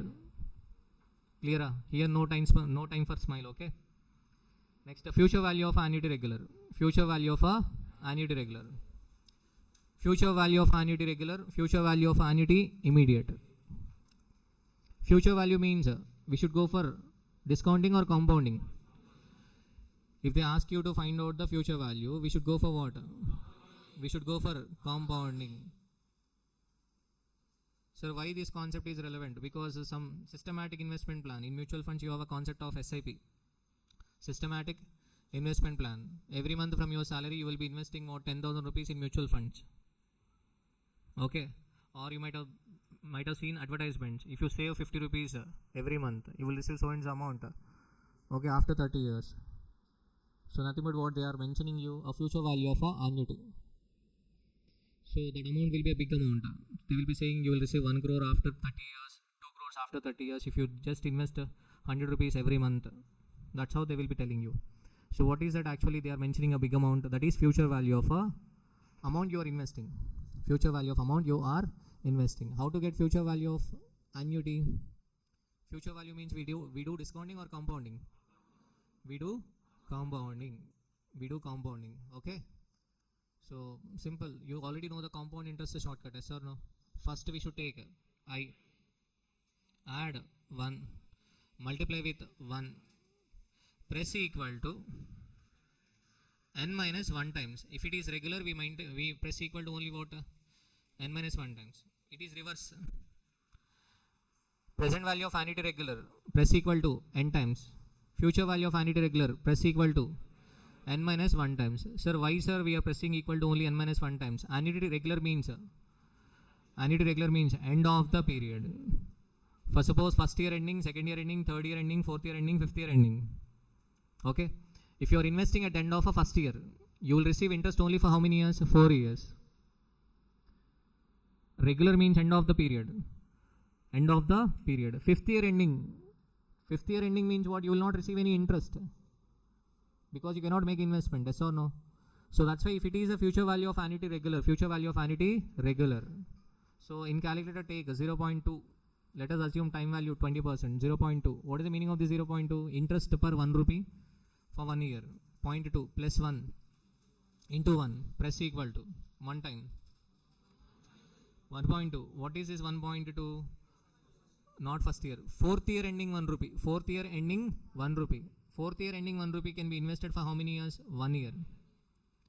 Fourth year ending 1 rupee can be invested for how many years? 1 year. That 1 rupee will be equal to 1.2 by the end of a fifth year. Are you getting my point? What is the meaning of this 1.2? At the end of a fourth year, we are finding out the future value of annuity. This time we are finding out future value of a annuity. For suppose at the end of a fourth year, Hanchika, she is investing 1 rupee. So by the end of fifth year, it will become 1.2. By the end of fifth year, it will become what? 1.2. Press equal to again. 1.44. What is the meaning of this 1.44? If she is investing 1 rupee at the end of a third year, that will be equal to 1.44 by the end of a fifth year. By the end of fifth year, she will get 2 years interest. Press again equal to 1.5. So what is this? This is a 1 rupee invested at the end of 1 rupee invested at the end of a second year. Clear? Press again equal to 2 point something. This is the 1 rupee invested at the end of a first year. Press GT. And then we should add 1. What is this one? Fifth year 1 rupee. Fifth year ending 1 rupee cannot be invested. Yes or no? So what is the value overall? 7.4416. So what is the meaning of this 7.44? For suppose Hanchika, if she is investing 1 rupee at the end of every year for next 5 years, she is going to receive 7.44 rupees at the end of a fifth year. Systematic investment plan. Systematic investment plan means same amount at same intervals. If she is investing systematically 1 rupee every year for next 5 years, she is going to receive a 7.44 at the end of a fifth year. But her earnings is equal to what? 10 lakhs. So multiply with 10 lakhs. What is the amount she is going to receive after 5 years? 74 lakhs. 41,600. Am I clear? So this is the future value of a annuity regular. Future value of annuity regular means first we should take I, add 1, multiply with 1, press equal to only n minus 1 times. Why only n minus 1 times? Because for last year annuity we are not going to get any interest. Yes or no? So next word, press GT, add 1. Then you will get future value annuity factor. Future value annuity factor. 1.2 is known as future value factor. But grand total, after doing grand total, okay, you will get future value annuity factor. Clear? First suppose if it is future value of annuity immediate, future value of annuity immediate, then what? I plus 1 multiply with 1 press equal to n times GT. Here this time we have to press equal to how many times? N times. Why press equal to n times? Simple. Last year also we get interest, and first year annuity we get interest for how many years? 5 years. So that's why press equal to n times and grand total multiply with what? Annuity. Okay, time to smile. Okay, clear? Are you able to understand this annuity regular and immediate? So here I have given an example. Present value of annuity is equal to annuity into PVAF regular. Yes or no? Is that equation correct or not? Present value of annuity regular is equal to annuity into present value annuity factor regular. Yes or no? Yes or no? That means annuity is equal to what? Annuity is equal to nothing but present value of annuity regular divided by present value annuity factor. Am I correct? So this concept we are going to use in investment decision. Equated annual cost. Equated annual cost is equal to sum of a discounted cash outflow divided by present value annuity factor, or EAB, equated annual benefit. Equated annual benefit is equal to net present value divided by PVAF. Or else at final level leasing, we find out an installment. When you take a loan, if you're taking a loan, you have to find out what? Installment. How do we get installment? Installment is equal to loan amount divided by PVAF, present value annuity factor. So understand first equation. What is the first equation? Present value of annuity regular is equal to present value of a annuity regular is equal to annuity into present value annuity factor regular. Yes or no? Are you getting convinced? Okay, that means annuity is equal to what? Annuity is equal to present value of a annuity regular divided by PVAF. Okay. So in exams, at inter level they are not asking, but generally in future you will be taking a loan, yes or no? Housing loan or a car loan, something else. If you are taking a loan, so we have to find out what first? Installment. We should know how much we have to pay. Installment. Equated monthly installment. Equated monthly installment or equated annual installment. Generally we pay installment every month. So installment, equated monthly installment is nothing but what? Annuity. Equated monthly installment is nothing but what? Annuity. Same amount at same intervals. You have to pay same amount at same intervals. So that's why that is an annuity. So how can we find out annuity? Annuity is equal to present value of a annuity regular. Nothing but what? Loan amount. Loan amount is taken as on today. We take loan as on today, yes or no? Loan is nothing but what? Present value of a future installments. So that's why how do we get installment? Installment is equal to loan amount divided by present value annuity factor. Are you able to understand? So for example, you might be thinking of to buy a car, yes or no? So which car you like? Thar. Okay. Thar. Okay, Thar. So what is the cost of a Thar? Chiranjeevi, what is the cost? 25, top end, okay, 25 lakhs. 25 lakhs is the car price. 25 lakhs is the car price.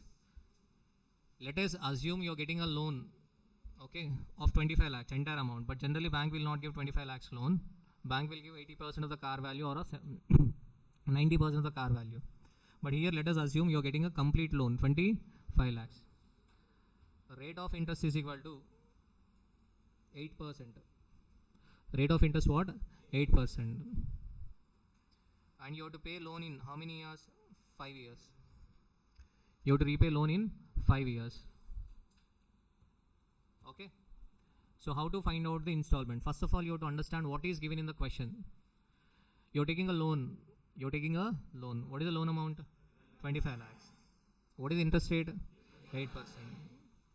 So n is equal to 5 years, but it doesn't mean 5 years. N is equal to 5 into 12, 60 months. Because if you are purchasing a car, you have to repay loan in equated monthly installments, not annual installments, monthly installments. They will ask you to pay equated monthly installment. Clear? So that's why here n is equal to what? 60. N is equal to 60. Now, installment is equal to question mark. Okay, installment is equal to question mark. We already know the concept, but we have to link. So loan amount to 25 lakhs is nothing but what? Present value of a annuity. Present value of a annuity. Present value of a future equated monthly installments. Here the present value of annuity is given. Loan amount is already given. So we have to find out what? Installment. What is this installment, equated monthly installment? This is annuity. This is what? Annuity. So you have to find out what annuity. How do we get annuity? Annuity is equal to present value of annuity, that is nothing but loan amount divided by what? Loan amount divided by PV, present value annuity factor regular. If a question is silent, annuity means annuity regular. So how to find out this equated monthly installment? Simple, loan amount divided by what? Present value annuity factor regular. So in calculator we should take 1 divided by what?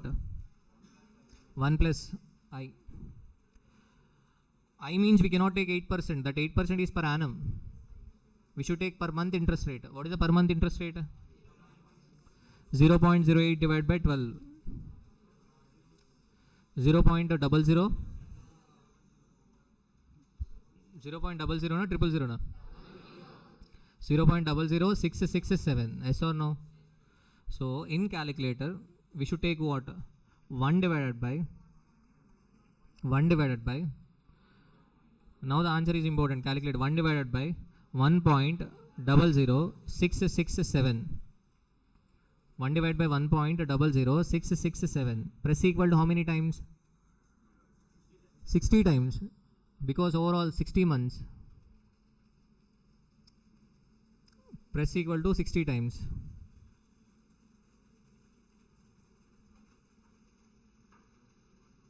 One divided by 1.00667. Press equal to 60 times.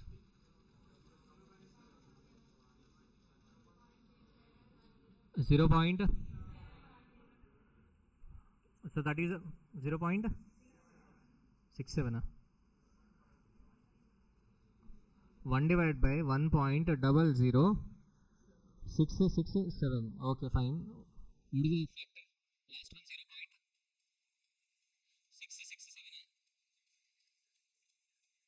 0.67. Okay, that is a PV factor at the end of a 60 months.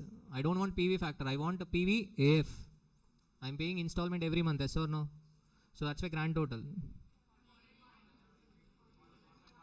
49.313. So my installment will be, what is my installment? 25 lakhs divided by 49.3137.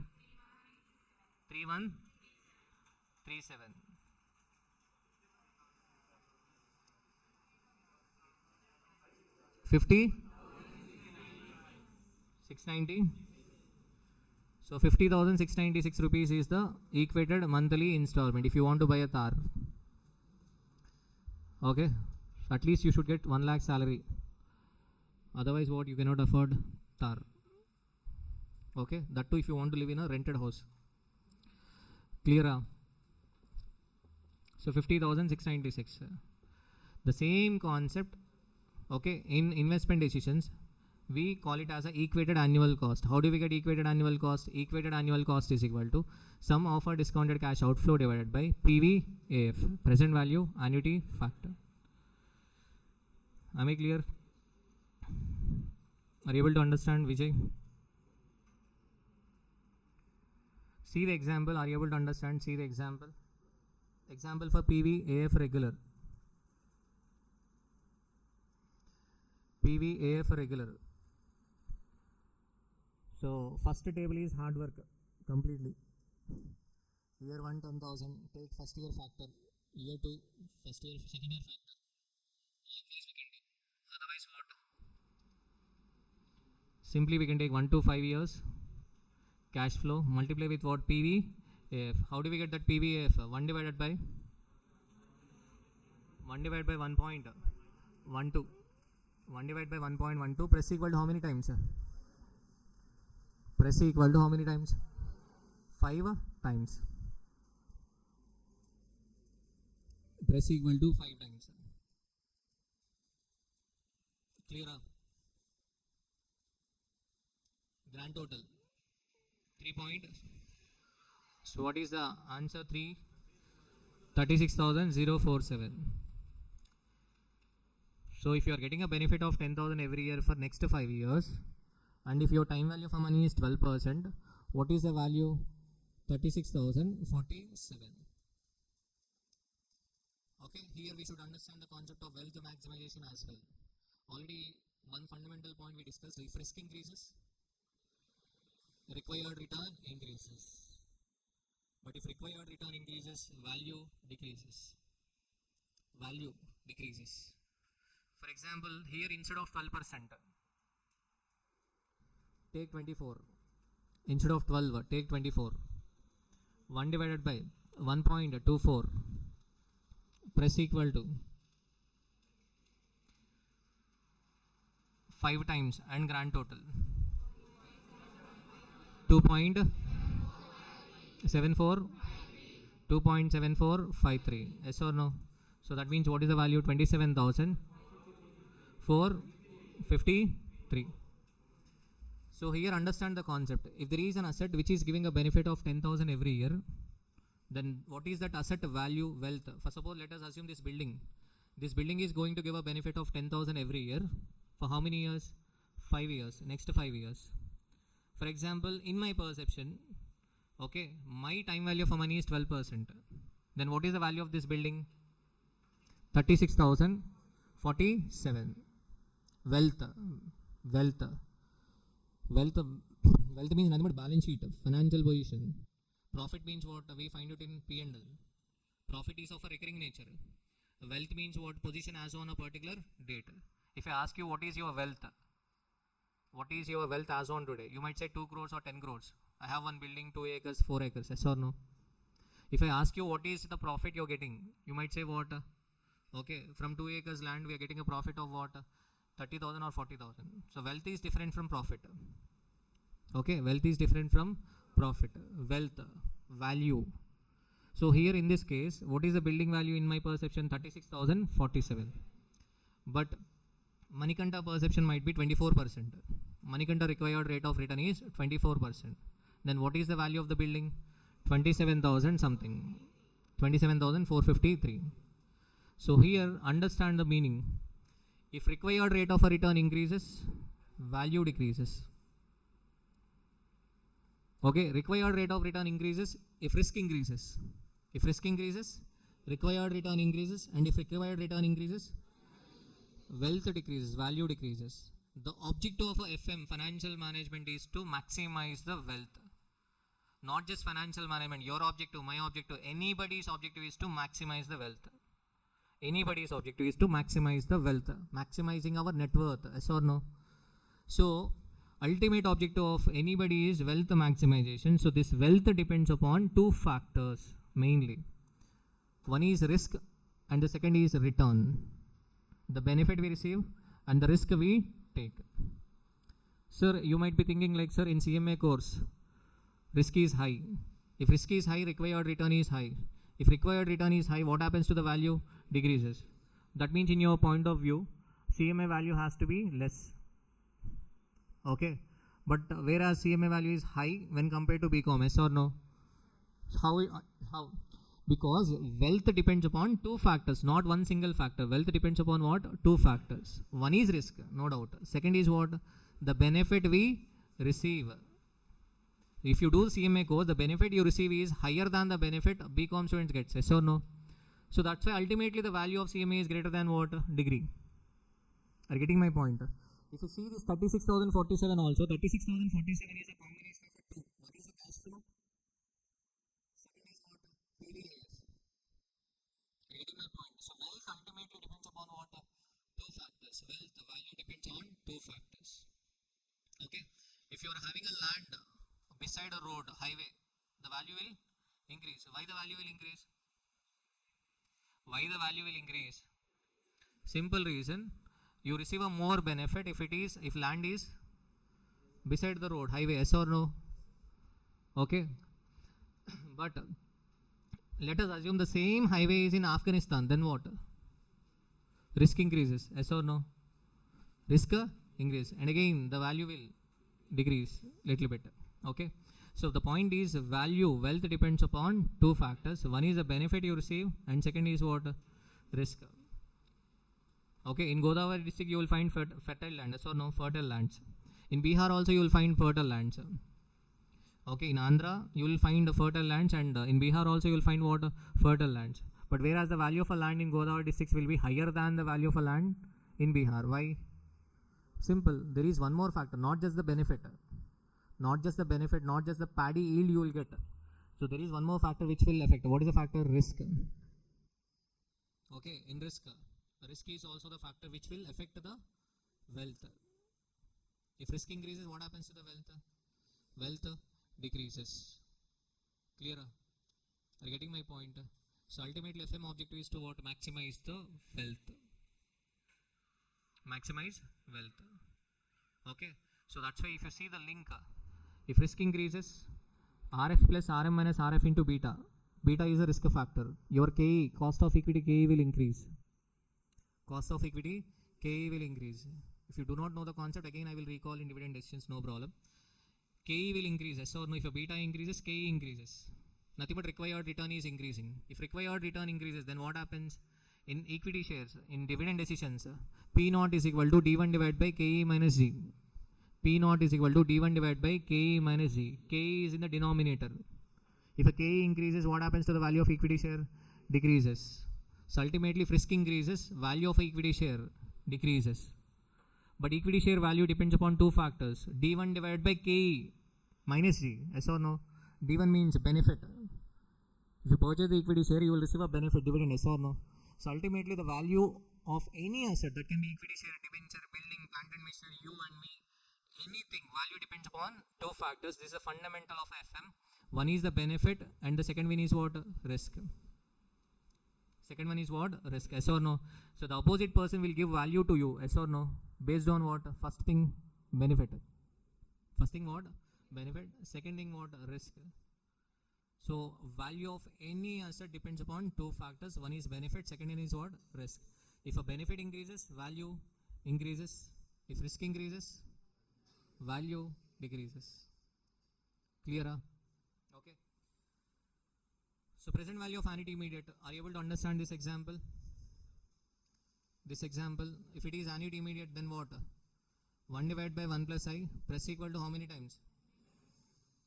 Press equal to how many times? N. Present value of annuity immediate. Present value of annuity immediate means beginning. Beginning means first year beginning means as on today. First year annuity we need not discount. So that's why press equal to how many times? N minus 1 times. Clear? So are you able to understand this example? Done. Next, the future value of annuity regular. Future value of annuity regular means what? First in calculator we should take I plus 1 into 1 press equal to n minus 1 times. Grand total add 1. Multiply with what? Annuity. Clear? Are you able to understand this? Future value of annuity immediate. Take I press 1 into 1 press equal to n times grand total. Then you will get future value annuity factor. Multiply with what? Annuity. So future value of annuity immediate is equal to annuity into future value annuity factor immediate. If they want to find, if they ask you to find out annuity, then what? Future value of annuity immediate divided by future value annuity factor. Okay. Set CM inter level they will not ask questions, but you have a concept of sinking fund investment. You know the concept of sinking fund investment, right? Sinking fund investment means what? For example, asset life is 10 years. After 10 years, we have to replace the asset. We have to replace asset. For replacing the asset, we need 1 crore. We need 1 crore. The question will be what? How much amount we should invest every year so that we can replace the asset at the end of 10th year comfortably. Are you getting my point? Sinking fund investment means nothing but asset will get depreciated. Yes or no? Asset life is how many years? 10 years. After 10 years, we have to replace the asset. What is the cost of asset? 1 crore. So at once we cannot bring 1 crore. Yes or no? At once we cannot bring 1 crore, yes or no? So that's why what we do is, we invest money every year, so that after 10 years we receive 1 crore.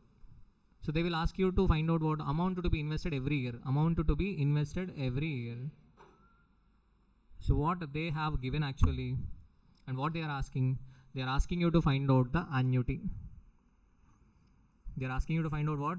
Annuity. Amount to be invested every year. What is given? 1 CR. What is this 1 CR? The 1 CR is nothing but future value of a annuity. Future value of a annuity. Clear? So if I want 1 crore after 10 years, if I want 1 crore after 10 years,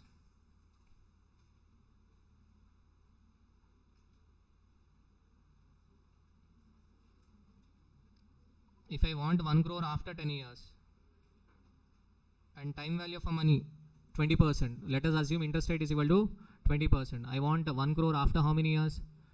10 years. So what is the amount to be invested every year? So what is the amount to be invested every year? So nothing but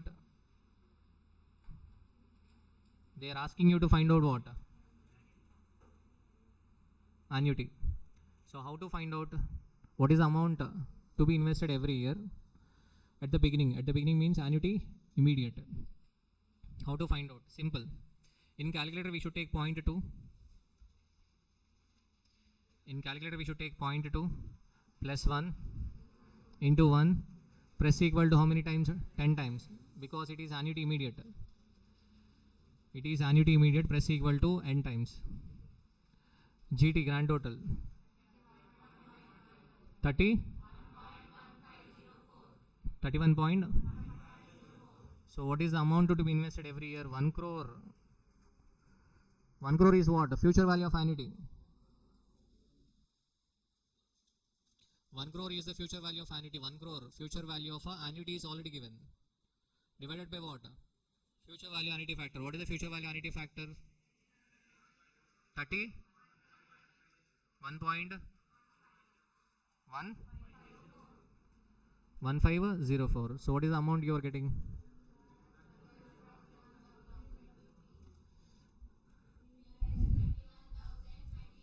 3,21,020. What is the meaning of this? If you invest 3,21,023 rupees every year at the rate of 20% for next 10 years, you will receive 1 CR at the end of 10th year, so that you can buy the asset comfortably. Or they might ask you, the same concept can be for redemption of debenture. Debenture maturity period is 10 years. So that means after 10 years you have to repay the debt. At once you cannot bring the money, yes or no? So that's why what they will ask you to find out the amount to be invested every year. So that is called as sinking fund investment. Sinking fund investment. So first you have to understand the question, what they are asking. Okay? Clear? Amount to be invested every year means what? Nothing but they are asking you to find out annuity. So clear? So this part is not that important for exam. So these 5 examples are very important. Very important. Valuation of asset. Value of any asset. Value of any asset. How can we find out value of any asset? We should bring the future benefit to the present value. Value of any asset is equal to the present value of a future benefit. Future benefit. Okay, so these examples are very important. Very important. These examples are very important. Okay. So there can be 5 categories. First category, even cash inflow. Asset may give a even cash inflow for a definite period.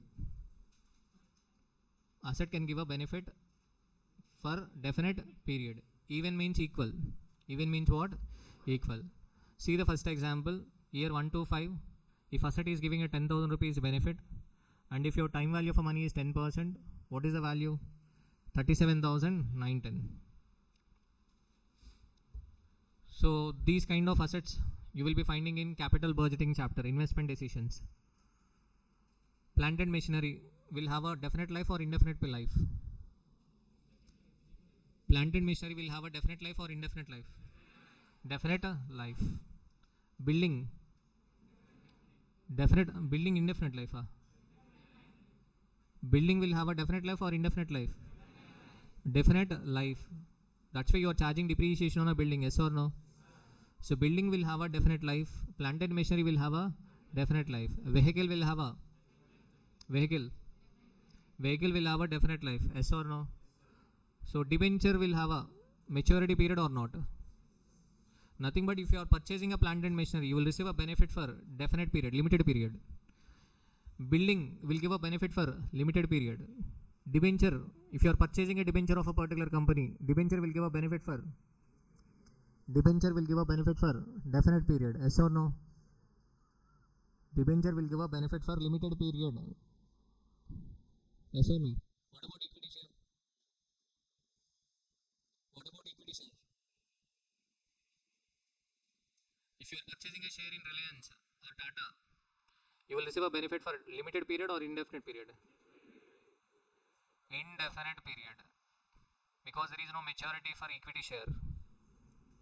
Okay, company, business, you know the concept of going concern. Okay, if you are investing in BCCA, you will receive a benefit for indefinite period. You will receive a benefit for indefinite period. It is a going concern.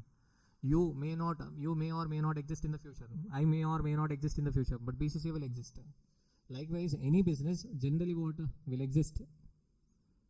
Yes or no? So that's why business valuation. If at ICMAI final, we have a concept of business valuation, 50 marks. To find out the business value, simple, business will give a benefit for how many years? Indefinite period. Not 5 years or 10 years. Business will give a benefit for how many years? Indefinite period. Plant and machinery? Definite period. What about human resource? You and me. You and me give a benefit for definite period or indefinite period? Definite period. Are getting my point? Individual life is limited, but business life is unlimited. Business life is what? Unlimited. So we have a human resource valuation, we have a business valuation, we have a equity share valuation, we have a bond valuation. At the CMA inter level, we are finding out the value of plant and machinery, building, okay, vehicle, etc. So, but valuation of any asset, how do we get value of any asset? We bring the future benefit to the present value. We should understand this theme. Why? Because the reason is, when I attended classes in Chennai, I'm not a good student, but I have listened to these 5 examples. I have understood the theme. With this theme, I was able to clear SFM and business valuation. Simple. So, value of any asset, that can be what? Building, plant and machinery, equity share, debenture, human resource, any asset, value is equal to what? Present value of a future benefit. How do we bring the future benefit to the present value? By discounting. 1 divided by 1 plus I. Yes or no? So are you able to understand the first example? First example is what? Asset giving equal benefit for definite period. Simple. Benefit into PVAF. Benefit into what? PVAF. Yes or no? For suppose asset is giving a single cash flow. Zero coupon bond. You know the zero coupon bond, right? Coupon means interest. Zero coupon bond means zero interest bond. If you are purchasing a zero coupon bond, you will receive only single benefit at the end of the maturity. At the end of the maturity, you will receive a face value. Zero coupon bond. You know the concept of zero coupon bond, right? If a company, if you are purchasing a zero coupon bond from the company X Limited, then you will receive what? Face value at the end of a maturity. You will receive a single cash flow. Then what? Simple. Year column, you will be writing what? 5, not 1 to 5. Year column 5. At the end, what is the meaning of this? At the end of 5th year, you are receiving a benefit of 10,000. Time value for money 10%. What is the value of that asset? 6,210. Clear? Clear, Pradeep?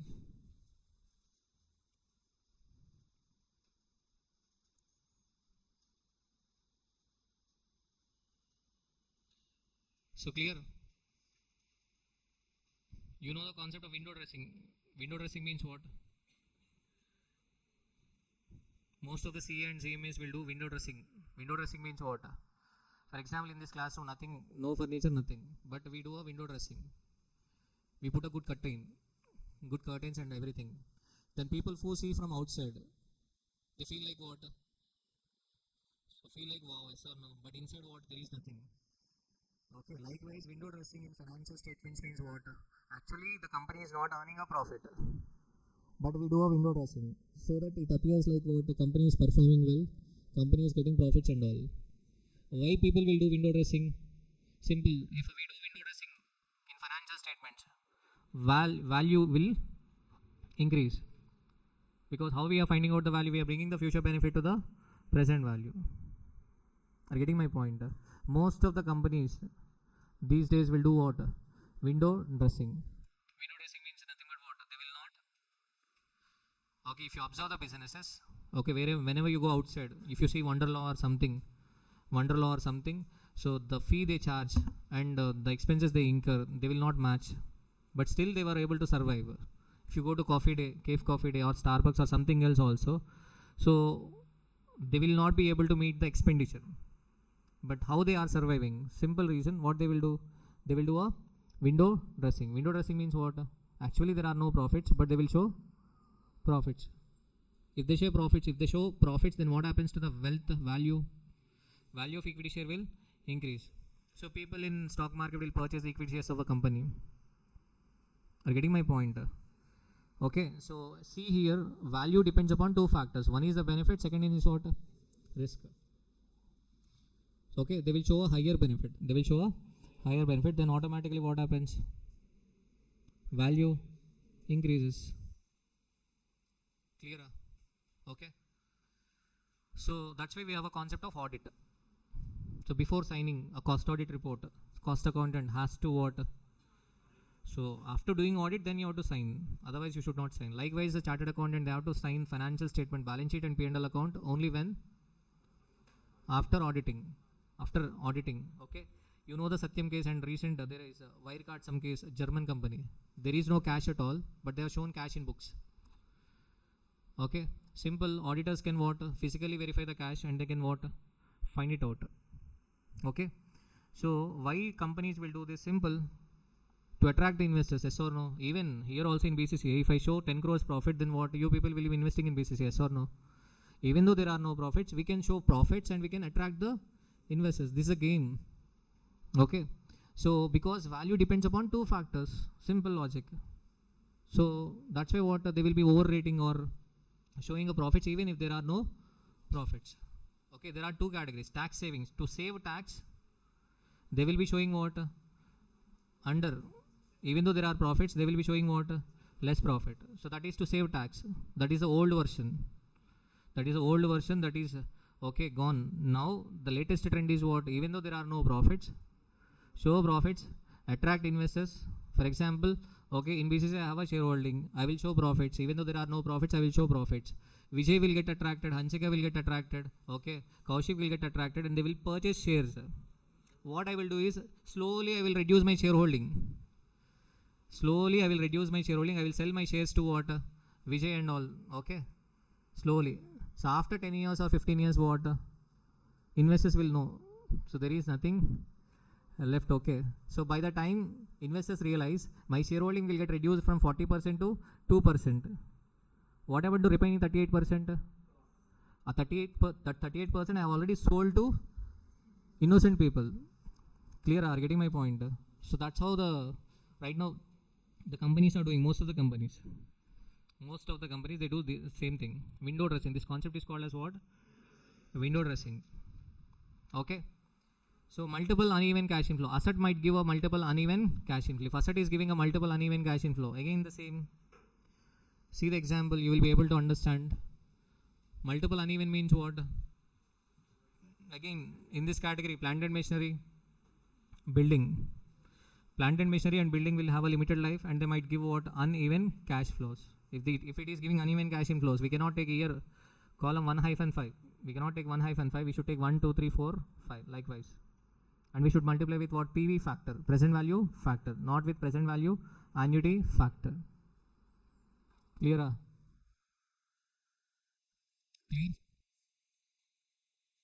Next example for even cash flows for indefinite period. Even cash flows for indefinite period.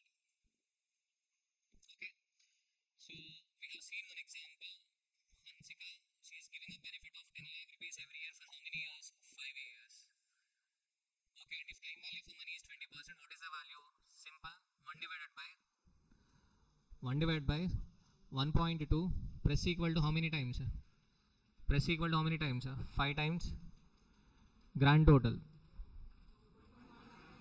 2.9906 into 10 lakhs.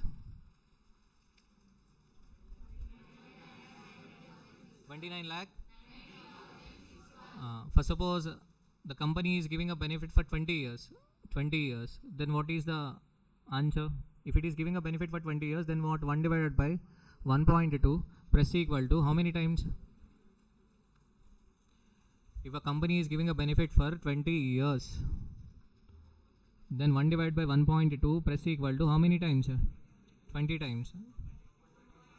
4.8. So that means what is the value? 48 lakh. Remember this number. 48 lakh. At least you remember 48 lakhs. If asset is giving a benefit of 10 lakhs every year, for how many years? 20 years. What is the value? 48 lakhs something. 48 lakhs something. Let us assume the asset life is 50 years. Giving a benefit of 10 lakhs every year. Then how to find out the value? 1 divided by 1.2 press equal to 50 times. 1 divided by 1.2. 1 divided by 1.2 press equal to 50 times. Grand total.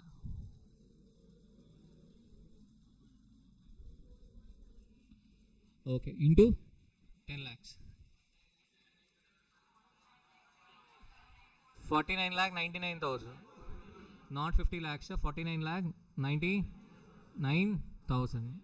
Clear? Okay. If you see the difference, if a asset is giving a benefit for 20 years, what is the value? 48. 48 lakh something. If asset is giving a benefit of 30 more years, 50 years, then what is the value? 49 lakh 99,000. That means for the next 30 years benefit, there is a less value, small value. Okay.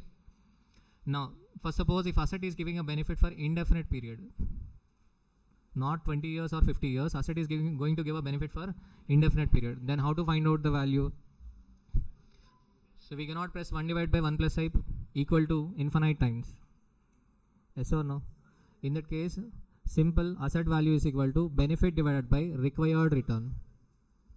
Benefit divided by required return. That means simple. What is the benefit here in this example? 10 lakhs divided by 20%. 50 lakhs. Generally, business will give a benefit for indefinite period. Benefit for indefinite period. Business will give a benefit of EBIT. What is the required rate of return of a company? KO. So that's why we write value of a firm is equal to EBIT divided by KO. EBIT divided by KO. Clear? Okay. So 50 lakhs. You might be thinking, sir, if asset is giving a benefit for 50 years, the value is 49 lakh 99,000 something. And you are saying if a asset is giving a benefit for indefinite period, the value is only 50 lakhs. How it can be? I mean, because life is indefinite. Life is what? Indefinite. And the value is just increasing by what? 1 rupee. Yes, obviously. After 50 years, even if you receive 10 lakhs, after 50 years, if you receive 10 lakhs, so the value will be what? Less than 1 rupee. Less than 1 rupee. Let us try. 1 divided by 1.2. 1 divided by 1.2 is equal to 50 times. 1 divided by 1.2 is equal to 50 times.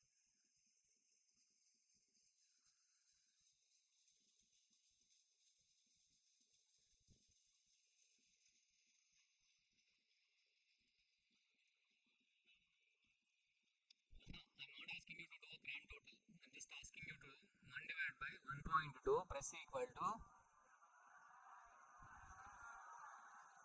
1 divided by 1.2 press equal to 50 times. That's it. I'm not asking you to press grand total. 0.000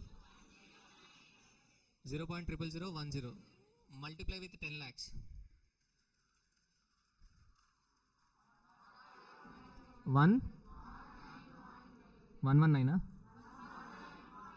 109.848. What is the meaning of this? If you are receiving 10 lakhs at the end of a 50th year, the value as on today is 100. If somebody says, some mutual fund company might say, mutual fund or somebody say, if you invest 200 rupees as on today, I will give you 5 lakhs after 50 years. So then what? Whether you can invest or not? A layman can invest, but as a cost accountant, you should not invest. Because simple reason, what is the present value of a 10 lakhs as on today, which is to be received at the end of 50th year? You got 109. 109, yes or no? And they are asking you to invest 200 rupees and they are ready to give only 5 lakhs at the end of a 50th year. Okay, if you see the sentence, you feel like, okay, today if I invest 200 rupees, instead of going to canteen, if I invest 200 rupees, so I will receive 5 lakhs after 50 years. So that is not a fair deal, okay? Why it is not a fair deal? Simple reason, if you invest 109 rupees as on today at the rate of 20%, you will receive 10 lakhs after 50 years. Clear? Are you getting my point? Okay. Once do 1 divided by 1.2 100 times. 1 divided by 1.2 1 divided by 1.2 100 times.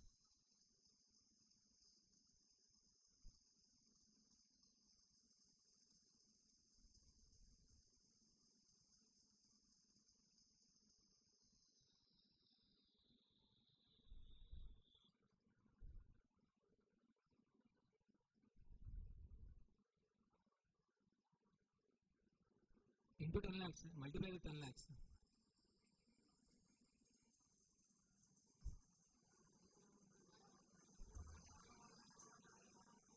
1 1 0 0.0 0.012. Yes or no? 0.012. Understand the meaning of this.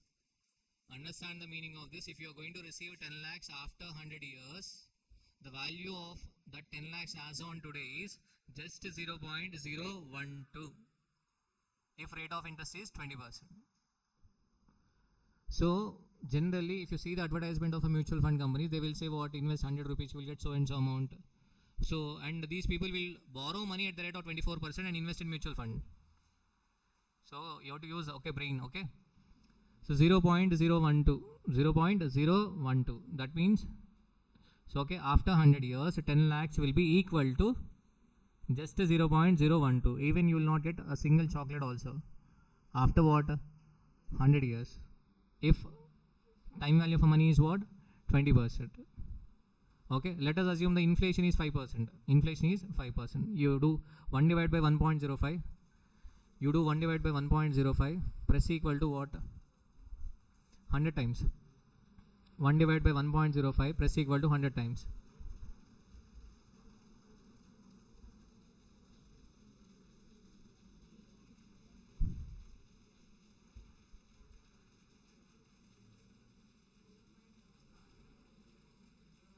Into 10 lakhs.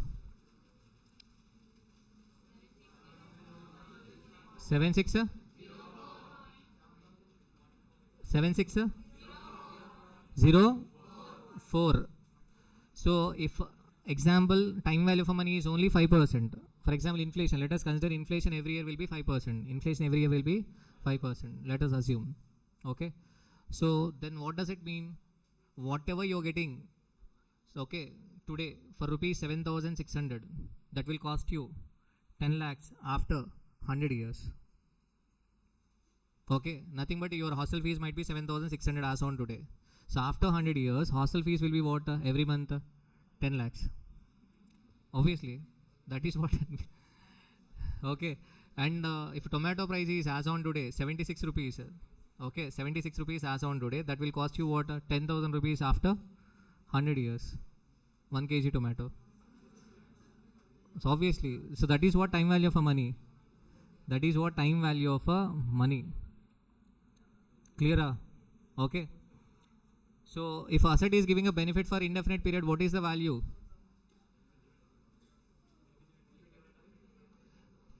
What is the value? Benefit divided by required return. Okay, so generally fourth and fifth example will be applicable for equity share and businesses. Equity share and businesses. Okay, but in equity shares and businesses there can be a growth also. There can be growth. When there is a growth, how do we get value? Value is equal to annual cash inflow divided by required return minus growth rate. Required return minus growth rate. If a growth rate increases, value increases. Because growth rate is in the denominator, but it is minus. Annual cash inflow divided by required return minus growth rate. If a growth increases, value increases. Growth depends upon two factors. Growth depends upon two factors. One is B. B means retention ratio. Second, R. Return on a investment. Return on a investment. Rate of return on a investment. Growth G is equal to growth G is equal to B into R. Okay, B R. Growth G is equal to B R. B means what? Retention ratio. R is equal to what? Rate of a return on a equity. Simple concept. For example, Rakesh is earning 2 lakhs per month. 2 lakhs per month. Okay. So his wife is an alcoholic and no savings. No savings. No savings. No savings means retention ratio is equal to what? 0. Okay. What about wealth? Wealth will increase or not? Wealth will not increase. Yes or no? Okay. Your grandfather retention ratio might be 0. So that's why you are studying. Yes or no? Okay. Your grandfather retention ratio might be 0. So that's why your wealth has got decreased. Yes or no? Retention ratio. So wealth, growth of any family depends upon two factors. One is retention ratio. Retention ratio. Earnings have to be retained. Savings very important. Retention ratio. Retention ratio and next to what? Return on investment. Rate of a return on a investment. Okay. Your grandfather might have retained, but he has not reinvested. Then also wealth will not grow. So wealth growth depends on two factors. You have to retain and what? Reinvest. Retain and what? Reinvest. So growth depends upon two factors. Retention ratio and next what? Return on a investment. First suppose retention ratio is equal to 0. Growth is equal to 0. No growth in family. Yes or no? Okay. Retention ratio 100%. They are not eating. Okay. They are not eating. They are not okay, spending money, they are retaining 100%, but they are not reinvesting. They are not reinvesting. Then also what? Growth 0, simple. Sir, they are retaining, they will have money. Okay, fine. Okay, in 1947, wages might be what? 10 paisa, 2 paisa. So 2 paisa, 2 paisa, 2 paisa retained. So now they will be having what? They might be having what? 200 paisa or 300 paisa. That is not a growth, right? So retention plus what? Reinvestment leads to growth. So growth is equal to what? B into R. B means retention ratio. R means rate of a return on a investment. So how do we get return on investment? Return divided by investment. Return divided by investment. Clear? Done? So this is the time value for money. Let us conclude. So time value for money. Next, introduction to financial management. Financial management is a managerial activity which is concerned with planning and controlling of a firm's financial resources. There are two aspects: procurement of fund, effective utilization of fund. If you see the summarized balance sheet, on liability side you will find equity and debt. On asset side you will find fixed assets and current assets. Okay, liability side is nothing but procurement of fund. Asset side is nothing but what? Utilization of a fund. In accounts you will be doing recording. Okay, costing, you determine the selling price. Financial management, you procure fund and you utilize the fund. Okay, so first FM, then comes costing, and then what? Accounts.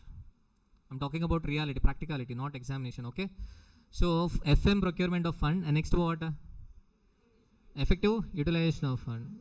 Are you able to understand? To start any business starts with what? FM, financial management. You have to procure money and you have to decide from where to procure money, equity or a debt. and in which proportion we have to procure money. Further, we have a chapters cost of a capital, capital structure, leverages, okay, and dividend decision also. Because if you are not paying dividend, that amount can be used as a investment, yes or no? Retained earnings can be used for utilization of a, okay, utilization of, I mean, you can make investment in assets, yes or no? So that's why dividend decisions, leverages, capital structure, cost of a capital, these chapters can be categorized under procurement of a fund. And also theory chapter like source of finance, sources of finance, financial institutions and markets. So that topic will also come under what? Procurement of a fund. To procure money, you need to know the sources of finance. Where can we get money? There are a lot of sources. There are a lot of sources and there are a lot of benefits given to the women. If they want to take a loan, they will get a loan for less interest. They will have a subsidy. If a woman want to become an entrepreneur, they will get loan easily when compared to men. Okay, so less interest will be charged, subsidy will be given. So to get money, to procure money, first of all they should know what? They should have a knowledge, yes or no? Okay, so that's why we have a financial institutions and financial markets. So procurement of fund is simple. Balance sheet what? Chiranjeevi, sir. So balance sheet, liability side is nothing but what? Procurement of fund. Imagine the summary is the balance sheet. Liability side equity debt. Asset side fixed assets, current assets. Simple. Effective utilization of fund. We utilize the fund for two purposes: fixed assets, current assets. So current assets includes cash. We have to invest money in cash. We have to maintain cash or not. Whether you are maintaining cash or not, you will be maintaining cash, 500 rupees or 1000. Girls especially. Okay, boys might be having a cash credit. Okay, overdraft. They might be having an overdraft. Okay, next month, first week, they will be repaying this overdraft and what again? Okay, they will be taking a loan. So girls, you might be carrying a cash, yes or no, 500 rupees or 1000. Okay, as an individual, you are maintaining 1000 rupees cash, yes or no? So organization has to maintain a cash or not? Organization has to maintain a cash. And investment has to be made in raw material stock, work in progress stock, finished goods stock. Finished goods stock, yes or no? And also what? Debtors. Investment has to be made in working capital. So further we have a chapter called working capital management. For fixed assets we have a capital budgeting. For long term decision we have a capital budgeting, and for short term decision we have a working capital management. Clear? So fixed assets 5A and 5B capital budgeting. Current assets working capital management 6A and 6B. 6A and 6B. Am I clear? Okay, clear. Working capital investment means what? Investment in cash, debtors, stock. Stock can be raw material, work in progress, finished good. So we have to make investment in stock or not? Yes. DMart has invested in stock or not? Yes. Whenever you go to DMart, you will find stock. Yes or no? So that is their investment in what? Working capital. Okay, they will not say wait here, I will bring something. They will not say like that. Yes or no? So they are making investment in what? Working capital. Whatever the structure you are seeing, that is investment in fixed asset. Whatever the stock you are finding in DMart, it is investment in what? Working capital. Clear? So two aspects of FMR: procurement of fund, effective utilization of fund. Okay. So before starting a DMart, okay, store in Ujvedu, so they might have used capital budgeting techniques. Whether it is feasible or not, investing in Ujvedu is feasible or not, whether there is a market or not, whether there is a market or not. Likewise, iPhone manufacturing unit, before starting iPhone manufacturing unit in India, they will be what? Okay, testing the market. So right now there is no Tesla car manufacturing unit in India. Before starting a manufacturing unit in India, Tesla, what they will do? They will export cars. They will export cars. Once they will get confidence that people getting habituated, then what they will start? Manufacturing unit. And you know the customs tariff and all. Why the tariffs are levied and all. So okay, but US will be pressurizing India to reduce the tariffs. Reduce the tariffs so that what? They can export Harley Davidson bike, Tesla cars and all. But India will be levying tariffs. Why India will levy tariffs? If India levies tariffs, then what happens? Harley Davidson bike price will increase. Okay, then what happens? Instead of buying Harley Davidson bike, people will buy, okay, Indian manufactured bikes. That is one reason. Second reason, indirect pressure, that is called as soft power. Indirect pressure to Harley Davidson bike. They have to start manufacturing unit in what? India. Are you getting my point? If a tariff is levied, Harley Davidson bike price will increase, nobody will purchase. So people will buy Hero bikes or Honda bikes, yes or no? So that's why. Or else, if they want to capture the market in India, they have to start manufacturing unit what? In India. If they start manufacturing unit in India, then what happens? Employment opportunities will increase. That is the reason. So Trump is also following the same policy. They are also levying tariffs on what? Okay, goods imported from other countries. Okay. So the point is here, effective utilization of funds and procurement of funds. Before investing, any company will do a analysis whether it is profit making or not. Okay. Next, objectives. What are the objectives? Wealth maximization, profit maximization. So which is the superior objective? Wealth maximization. Wealth maximization is the superior objective. Okay. Wealth maximization. So wealth depends upon two factors. What are the two factors? Profit and risk. If you see the time value for money, it's okay. Examples. In any example, you will find two. One is profit and the second one is risk. If risk increases, required return increases. If required return increases, wealth decreases. If a profit increases, wealth increases. If risk increases, required return increases, wealth decreases. Wealth maximization is a superior objective because profit is a vague term. Profit is a vague. Vague means unclear. Why it is unclear? In costing, profit means sales minus variable cost, contribution minus fixed cost. Profit in costing, yes or no? Costing profit is different from finance profit, and income tax profit is another different, yes or no? PGBP, income tax profit. And in FM again, sales minus variable cost, contribution minus fixed cost, EBIT minus interest, earnings before tax minus tax, EAT. So here profit means what? Accounting profit, costing profit, or profit is completely what? Vague term, unclear. So that's why wealth maximization is the superior objective. And if a profit maximization is the only objective, we ignore a risk. If a profit maximization is the only objective, we ignore risk. If a profit maximization is the only objective, why we ignore risk? Ignoring risk means what? Ignoring risk means what? For example, our objective is profit maximization. What we can do? We can, say faculty to teach 15 hours a day. 15 hours a day. Okay, then what happens? Our fixed cost will reduce, yes or no? Okay. So, but after 1 year or 2 years, in market there will be a talk like in BCCA, faculty has to teach 15 hours. In long run, what happens? Nobody will be interested in working with BCCA, yes or no? So in long run that will affect. In short run we might get profits, but in long run what? We get affected, yes or no?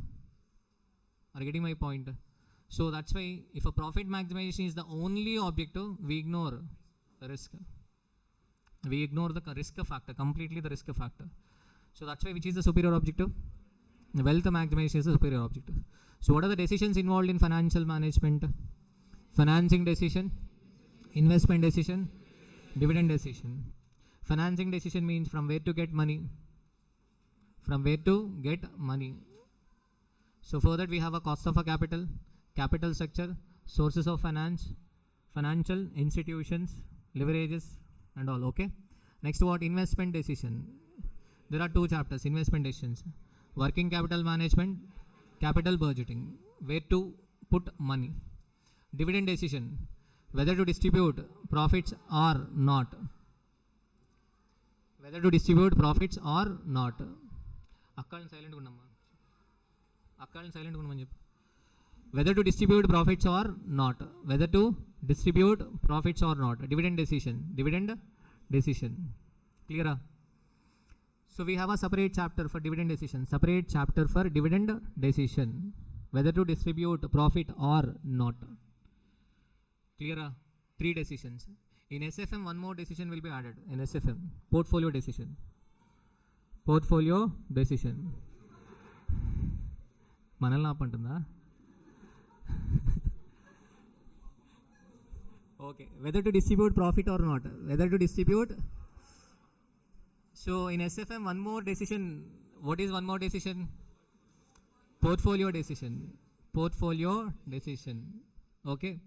So in SFM, we start with capital budgeting chapter. In SFM first chapter, investment decisions, okay? So decisions involved in financial management. Next.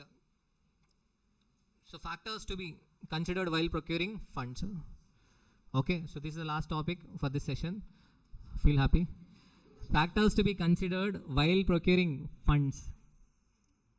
So while procuring funds, you should keep in mind the following factors. What are the factors? Risk, flexibility, control, cost.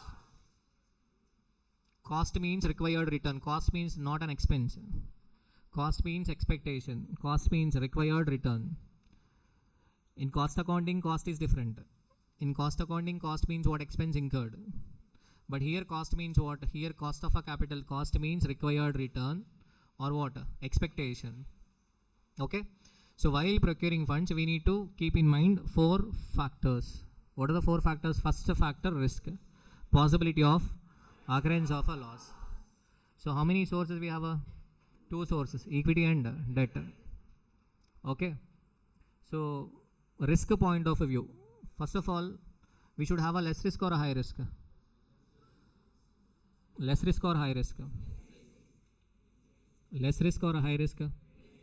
Less risk. Nobody wants high risk, yes or no? Everybody wants what? Less risk. Because if risk is less, required return will be less and value will be high. Ultimate objective, wealth maximization, yes or no? Risk should be low.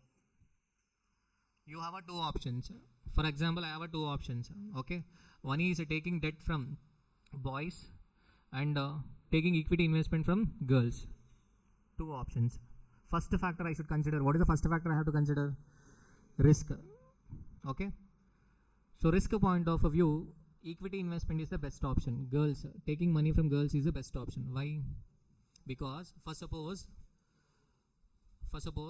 okay, we wanted to start a cloud kitchen which is being managed by Hansika. Cloud kitchen. So investment procurement, 2 options, debt from boys, equity from girls. First factor, risk. So risk point of view, it is better to take money from what? Girls. Okay. So why the reason? Simple. Even if Hansika, she is not preparing a food, no business, no customers, even then fine. Why? Because I have taken money from equity shareholders. I need not pay any interest. I need not repay the capital. Repayment of a capital is not mandatory. Payment of interest is also not mandatory. Yes or no? Possibility of occurrence of loss is less. Yes or no? Possibility of occurrence of loss is less. If I take money from equity, not girls, equity. If I take money from equity, then what risk is less. Am I correct? If I take debt, no customers, no sales, but even then I have to pay interest. I have to pay interest. Yes or no? Okay. The collection agent Manikanta from Tanuku will come and ask for interest. I have to pay interest. Yes or no? Okay. Collection king. Second month, no sales. Even then I have to pay interest. Okay. On maturity period, I have to repay the debt. Yes or no? No sales, no business, but even then I have to repay the debt. Is it risky or not? So that too, who is our chef? Hansika. Already we have a business risk. We should not add a finance risk. Finance risk means risk arising due to the usage of a debt. That we are going to discuss in leverage chapter. Finance risk means risk arising due to the usage of a debt. So if I don't want to take risk, I should go for what? Equity. Better I go for what? Equity. Clear? Done? Okay. But this is not the only factor to be considered while procuring fund. If this is the only factor, every company will be going for what? Equity only. Why they will take debt? So that's why there are other factors to be kept in mind. So what is the second factor? Flexibility. For suppose business is doing well. So huge profits.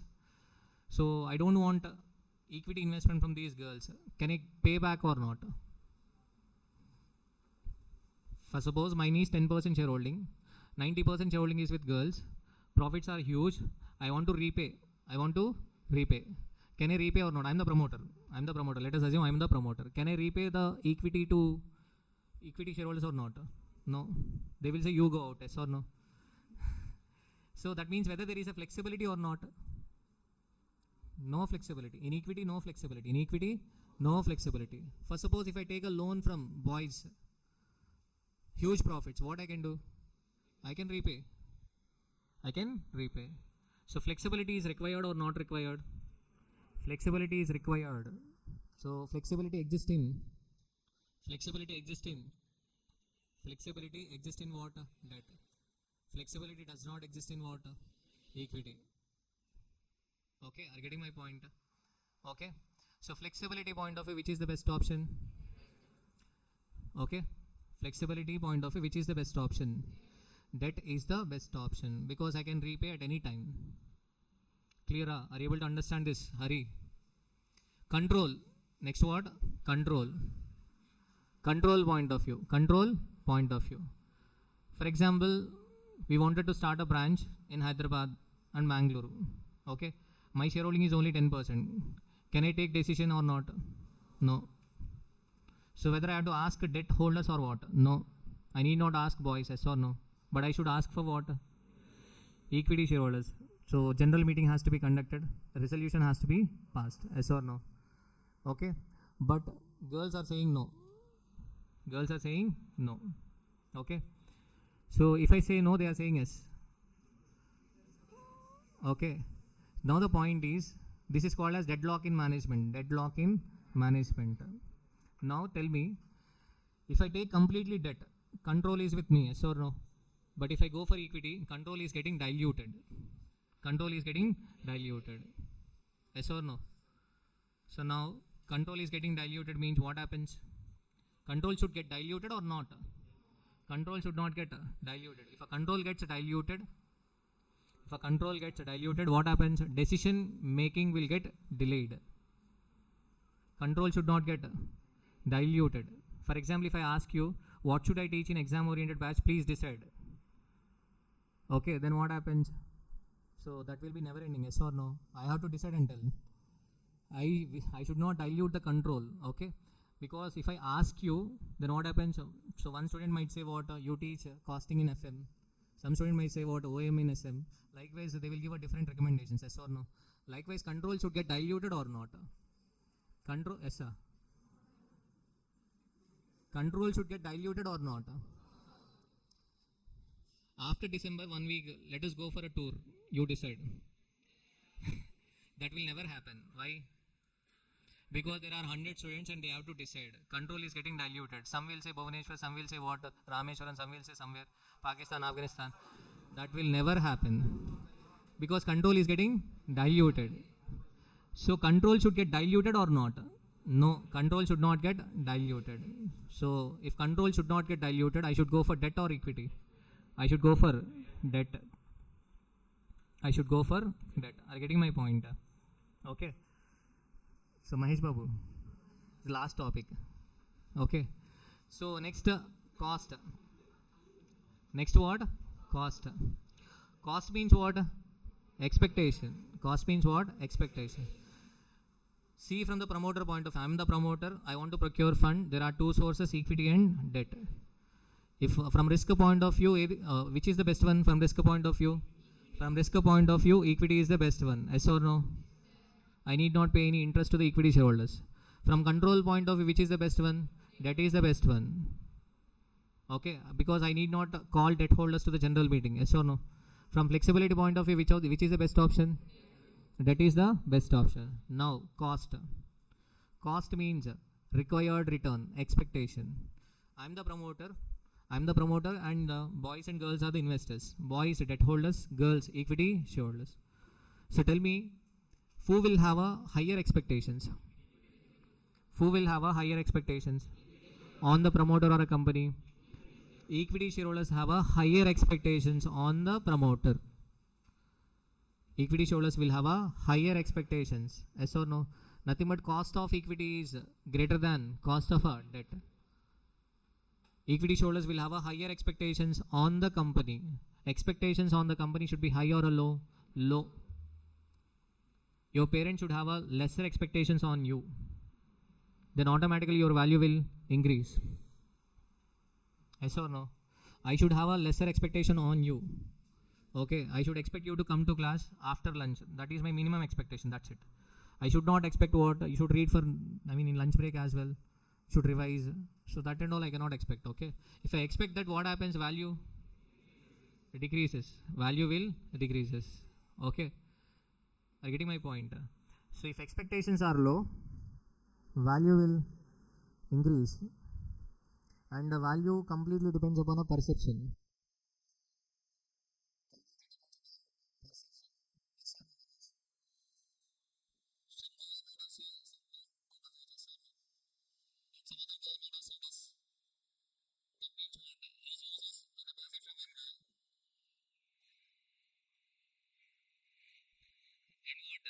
In the second guy's perception, what he's like a prince.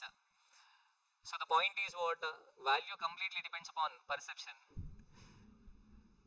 Yoshita, prince అంటే digest అవ్వట్లేదు కదా okay fine that's what I told value completely depends upon what perception. In your perception, Manoj may not be a prince, but someone might be there, okay?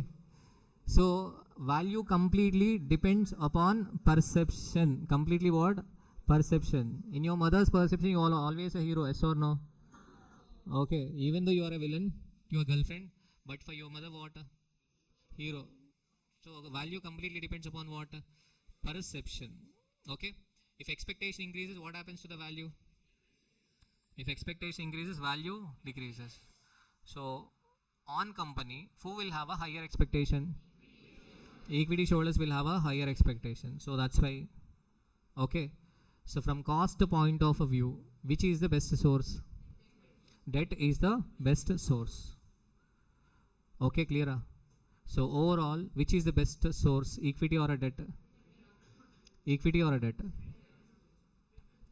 Which is the best source, equity or a debt? We cannot conclude. Okay, if we can conclude, this is the last class in FM, okay? We cannot conclude now. So, equity or a debt depends upon a nature of a business and perception, completely a perception. Completely a perception. I will die, but I will not take investment from girls. Because I don't want to lose my control. I don't want to lose flexibility, okay? Because that too a cloud kitchen with equity investment from girls, we have to decide a menu. Is it possible or not? No. So I will not. So instead of that, I will pay 24% per annum interest on debt. Okay? So that means that is my perception. That is my own perception. Okay? But Manoj, he can manage girls and all. Okay? He might take equity. He might take equity. Okay? Clear? Is it clear? That means I'm ready to take risk, but I don't want to lose flexibility, control, and what I want to have a lower expectation. The opposite person must have a lower expectations on me. That is my perception completely. Your perception may be different, okay? Debt is cheaper than equity, yes or no? Why debt is cheaper than equity? Already we have discussed one reason. Debt, cost of a debt is less than cost of equity. Here cost means expectation. Who will have a less expectation? Debt holders will have a less expectation. Debt holders will have a less expectation. Equity holders will have a higher expectation because they are taking a high risk. Equity holders are taking high risk. That's why they will have a high expectation. So debt is cheaper than equity. First reason, if you take debt, you have to pay interest and you can save tax on interest. We can save tax on interest or not? Interest is an allowable expenditure. We can save tax. Okay, so that is the first reason. Second reason, cost of issue of a debt is less than cost of issue of equity. Example, underwriting commission. In law, you might have came across underwriting commission. Underwriting commission is generally less in case of a debt when compared to what? Equity. Cost of issue like prospectus, brokerages, etc. will be less in case of a debt when compared to what? Equity. Next, what risk taken by debt holders is less than the risk taken by the equity shareholders. So that's why debt is cheaper than equity. Debt is cheaper than equity. Am I clear? Okay. So while procuring fund, we should consider 4 factors: cost, risk, control, flexibility. So that's why we have a cost of a capital chapter in our syllabus and also leverages in our syllabus. In leverages, we are going to discuss business risk, finance risk, and total risk. Business risk, finance risk, and total risk. For flexibility and control, we do not have any chapters, okay? But for risk, we have a leverages chapter. For risk, we have a leverages chapter. We have a risk and return chapter also. That is different one. That is a final topic. That is final topic. And for cost, we have a chapter, cost of a capital. Clear? Prince Manoj.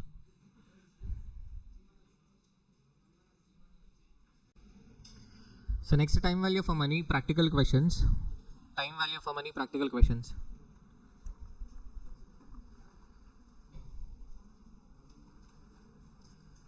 So question number 1. A bank offers 12% compound interest payable quarterly. If you deposit rupees 2000 now, how much it will grow at the end of 5 years? Future value factor is given. Future value factor is given. So we can directly multiply 2000 with what? Future value factor. You will get the answer. But what is the conceptual calculation? First we should take what? 0.12 plus 1 into 1 or 2000 into 2000 plus equal to quarterly, compounded quarterly. So 0.12 divided by 4, 0.12 divided by 4 plus 1 into 1 plus equal to how many times? 20 times. Plus equal to 20 times.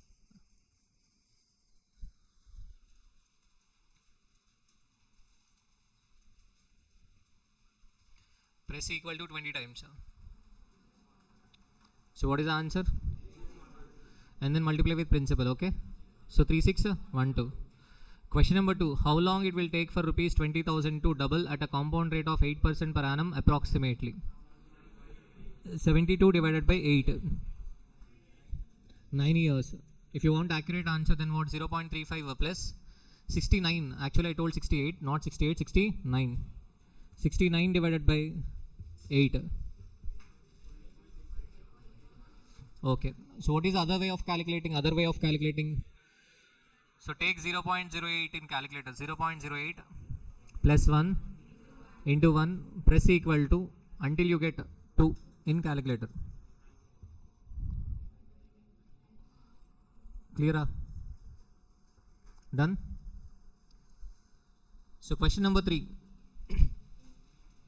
Mr. P deposited rupees 1 lakh on January 2015 in a fixed deposit scheme with a nationalized bank for how many years? 5 years. The maturity value of the fixed deposit is 2 lakhs. Compute the rate of interest compounded annually. So they're asking you to find out the rate of interest. If it is MCQ, we can try the options. Or else. So we're going to learn IRR method in investment decisions. IRR, single cash flow. Here 1 lakh is the principal and 2 lakhs is what? Amount. 2 lakhs is the amount. Nothing but 1 lakh is the investment, 2 lakhs is the cash inflow at the end of 5th year. So we have to find out rate of interest. In time value for money, we are saying rate of interest, but whereas in investment decision, we call it as IRR, internal rate of a return. So for the timing, we are not going to learn IRR method. So we can go for trial and error method. So first in calculator take 0.1. Take 0.1 plus 1 into 1 lakh. Press equal to 5 times. Press equal to 5 times. 1 lakh 61,000. But we should get 2 lakhs, right? 2 lakhs means interest rate has to be increased. Go for 15. So 0.15. 0.15 plus 1 into 1 lakh press equal to how many times? 5 times. 2 lakh 1,135. So approximately answer is 15%. So how to find out an accurate answer? So we should use IRR method. So let us discuss IRR method now itself. Single cash flow. Single cash flow.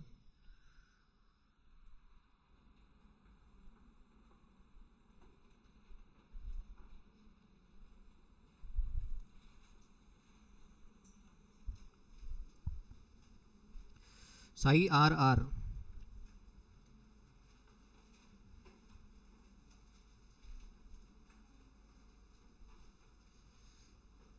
Internal rate of a return.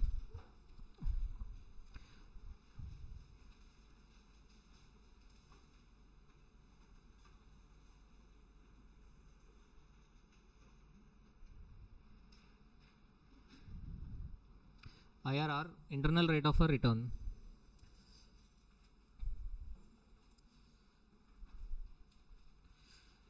In capital bursting chapter, I will just recall, okay, this concept. I will not explain again. IRR, internal rate of a return. First of all, what is the amount formula? Tell me the amount formula. A is equal to P into 1 plus I power n. Yes or no? So here in this case, amount is given. What is the amount? 2 lakhs is equal to principal 1 lakh into 1 plus I power 5. Okay. If options are given, then we can try options and find out the interest rate. Otherwise what? 1 plus I power 5 is equal to 2. Yes or no? So 1 plus I is equal to 2 power 1 by 5. So can I find out 2 power 1 by 5 in calculator? No. We cannot find out 2 power 1 by 5. Yes or no? We should use logarithms. Okay, we should use logarithms. So 2 power 1 by 5. So we cannot find out 2 power 1 by 5. Yes or no? So that's why. So there is other way of calculating. So here I means the rate of interest. I means what? Rate of interest. But whereas in capital bursting, the same I is called as a internal rate of a return. Internal rate of a return. What is this internal rate of a return? Internal rate of a return is nothing but return from the project. Return from the project. For suppose in this example, I means interest rate. Okay, fine. This interest rate is returned to the lender. Interest rate is what? Return to the lender. Yes or no? It is a return to the lender. Okay. So likewise, in capital bursting, the language changes. Language. Instead of giving amount, instead of giving principal, so they will mention like investment is equal to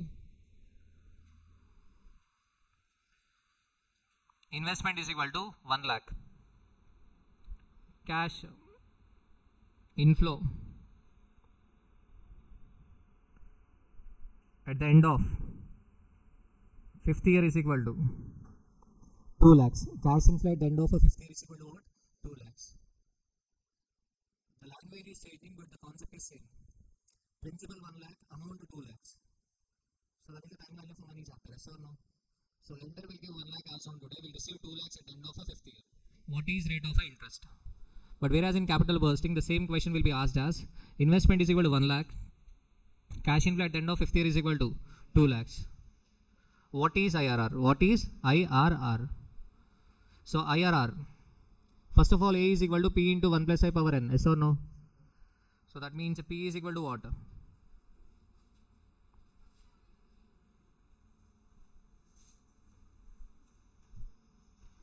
Okay. Class లేదని మీకు చెప్తే college మన రిసెప్షన్లోకి వెళ్ళి గొడవ పడతారు అనుకున్నాను నేను. ప్రశాంతంగా పడుకున్నారు వెళ్ళి. So P is equal to A into 1 divided by 1 plus I power n. P is equal to A into 1 divided by 1 plus I power n. Yes or no? Clear? Can I write like this or not? Okay.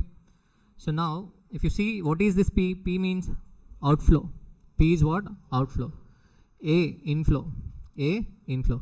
1 divided by 1 plus I power n is nothing but present value factor. PVF. Present value factor. Yes or no? So nothing but outflow is equal to initial outflow.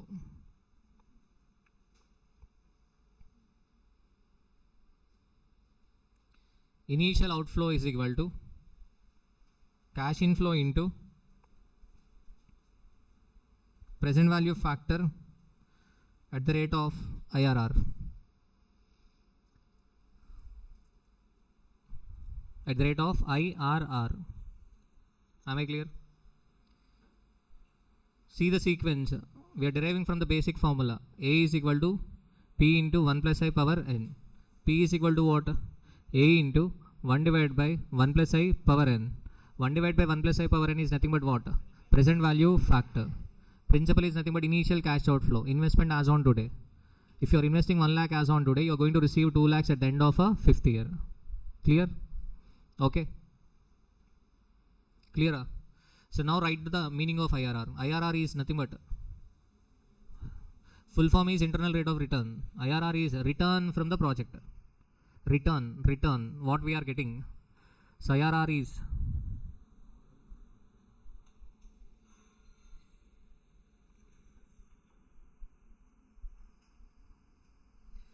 return from the project.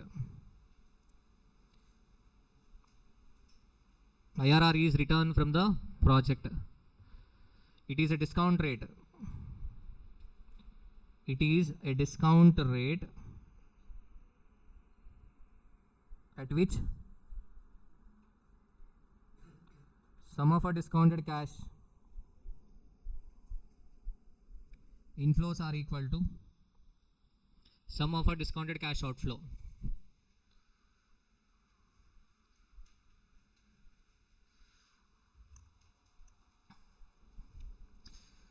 See what I am writing. Initial outflow is equal to cash inflow into PVF, present value factor.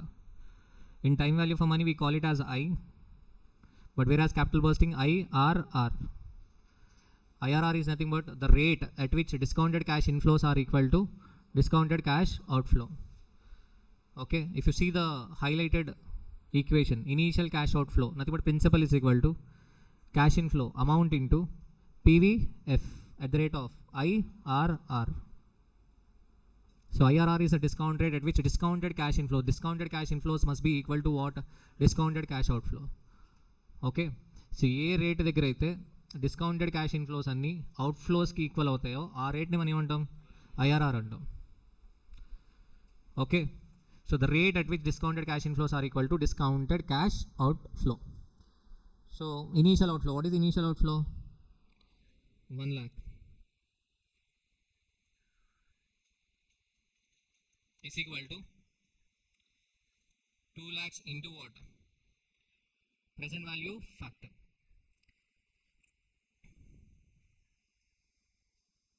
Present value factor. Now the present value factor is equal to 0.5. Present value factor is equal to 0.5. Yes or no? Okay. Now we should find out the rate at which this factor 0.5 lies. That rate will be what?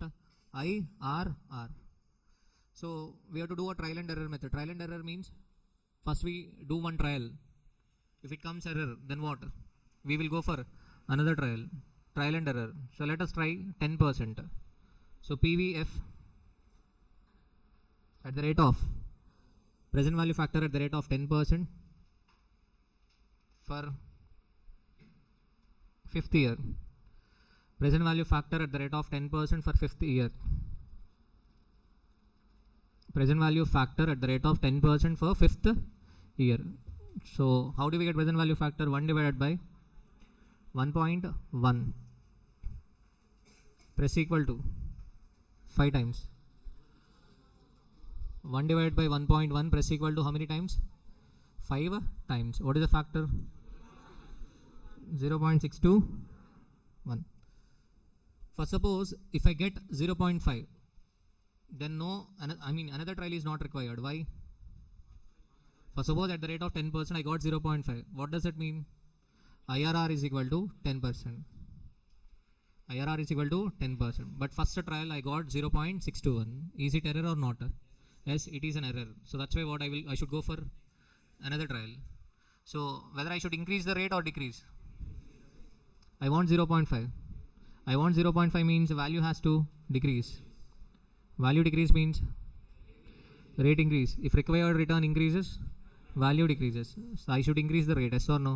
So go for 15.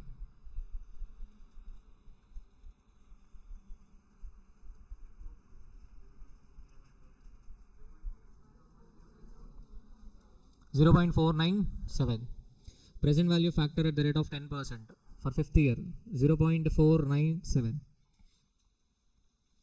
Approximately the answer is 15%. But to find out the accurate answer, we should do an interpolation. So what is the factor we require? 0.5. So that 0.5 lies between what? 0.5 lies between 0.621 and 0.497. So that means IRR lies between 10% and 15%. So we need a factor.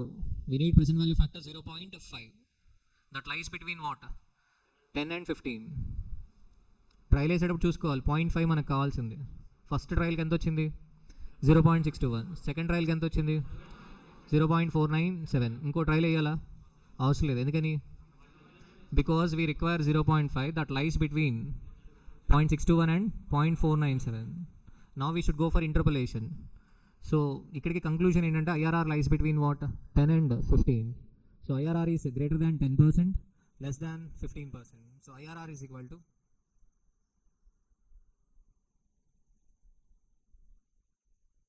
IRR is equal to 10% plus. So be careful, you have to understand this conceptually. So 10%. IRR is equal to 10% plus. We are taking 10% as a basis. 10% as a basis. What is the factor at 10%? 0.621.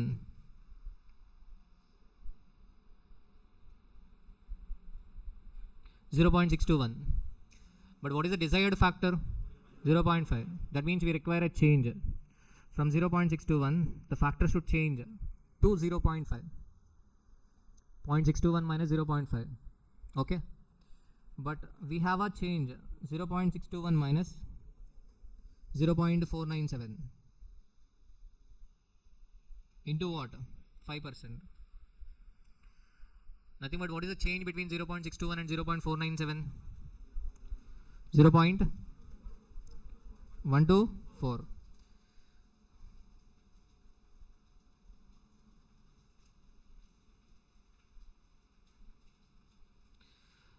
So understand this. IRR is equal to 10% plus. At 10%, what is the factor? 0.621. What is the factor we require? 0.5. That means factor has to change. What is the change we require? 0.121. 0.121. For 0.124, what is the percentage change? 5%. అర్థమవుతుందా? 0.124కి 5% అయితే 0.121కి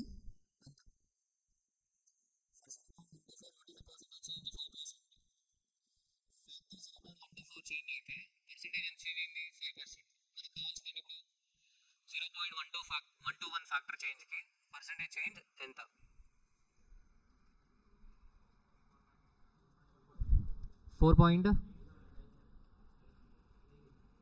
14 point overall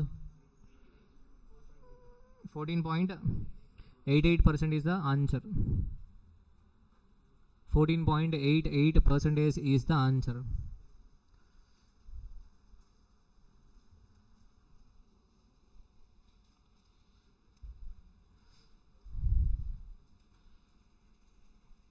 Are you able to understand this IRR concept? IRR means a discount rate at which discounted cash inflows are equal to discounted cash outflows. See the process. Initial cash outflow is equal to cash inflow into PVF at the rate of IRR. We know initial cash outflow 1 lakh. We know cash inflow 2 lakhs. We have to find out IRR. So first we got a PV factor. What is the PV factor? 0.5. We should find out the rate at which this factor lies. So first trial at the rate of 10%. We got the factor 61. Second trial we got 0.497. Do we need another trial? No. Because 0.5 lies between 0.621 and 0.497. So that's a 10% plus. So 10% plus. What is the 10%? Why 10% plus? You can go for what? Alternative or. Or 15%. 15%. You can take 15% also. At 15%, what is the factor? 0.497. 15% plus or minus? Plus or minus? Minus. 15% కన్నా తక్కువ IRR లేదు అనుకున్నా కానీ what is the factor at 15%? 0.497 minus what is the factor we require? 0.5. So ఆటోమేటిక్గా negative వచ్చేస్తుంది అక్కడ. 0.497 minus 0.5. So the desired change is minus 0.03. So divided by what?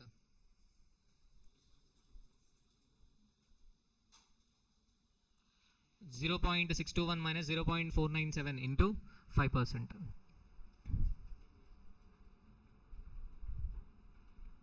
Is it clear? So what is the answer? 14.88. You will get the same answer, 14.88%. Clear? 14.88%. Am I clear?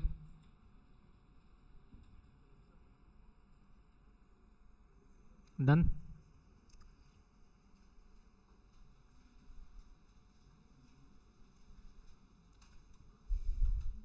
So this is how we do when single cash inflow is given. This is how we find out IRR when single cash inflow is given. Okay, clear? So next, write example 2.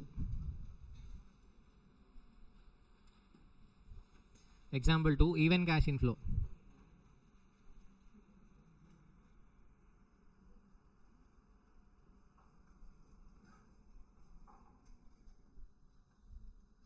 Example 2, even cash inflow.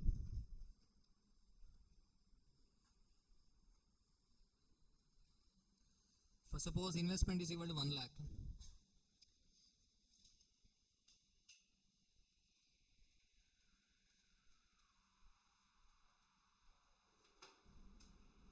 Annual cash inflow for 5 years is equal to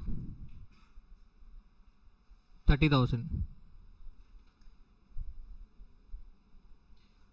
Or else take 40,000. Annual cash inflow. Annual cash inflow for 5 years is equal to what? 40,000 rupees. Clear? So what is the difference between the previous example and this example? In previous example, single cash inflow. Prince Manoj, difference enti? After single cash inflow. In previous example, single cash inflow. We are investing 1 lakh and getting 2 lakhs at the end of 5th year. This example enti? Investing 1 lakh and getting 40,000 every year for how many years? 5 years. So this is multiple even cash inflow. Multiple even cash inflow. Clear? So how to do now? Single cash flow appudu ela rasam? When single cash flow is given, then initial cash outflow is equal to cash inflow into PVF at the rate of IRR. IRR is a discount rate. We should find out the discount rate. IRR means a discount rate at which sum of our discounted cash inflows are equal to sum of our discounted cash outflow. So even cash inflows means how can we bring even cash flows to the present value? Simple, annuity into present value annuity factor. Yes or no? Present value of annuity is equal to annuity into present value annuity factor. So that's why how to write initial cash outflow is equal to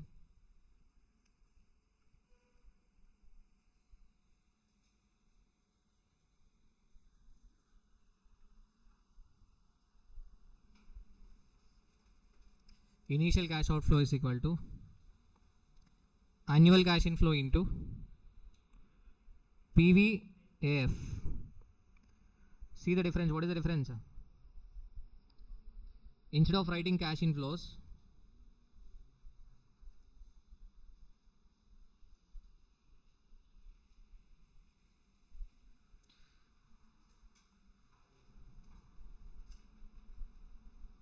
instead of writing cash inflow, we are writing what? Annual cash inflow. Instead of writing present value factor, we are writing present value annuity factor. Clear? Present value annuity factor. We are discussing IRR concept, one of the most complicated concept in capital budgeting. Okay, so what is the initial cash outflow here? Initial cash outflow 1 lakh is equal to annual cash inflow 40,000 into PVAF. So now PVAF is equal to 2.5. We should find out the discount rate at which this present value annuity factor 2.5 lies. Yes or no? So let us take trial 1.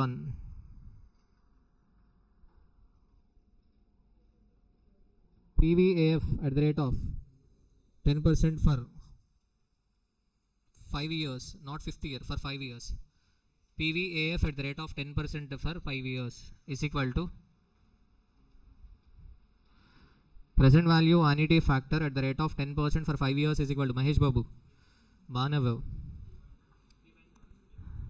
PVAF at the rate of 10% for 5 years is equal to 1 divided by 1.1 press equal to 5 times grand total 3.791.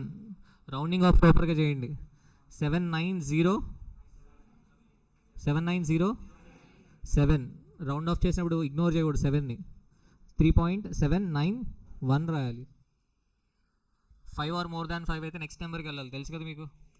Rounding off ప్రాపర్గా చేయండి లేదా marks పోతాయి.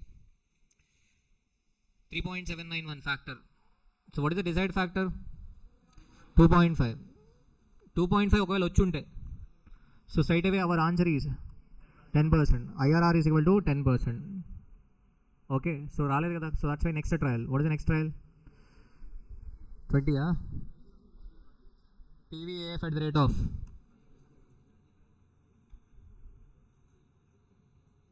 PVAF at the rate of 15%.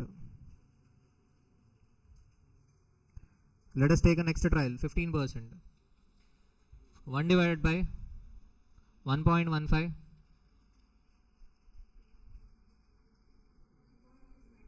3.35.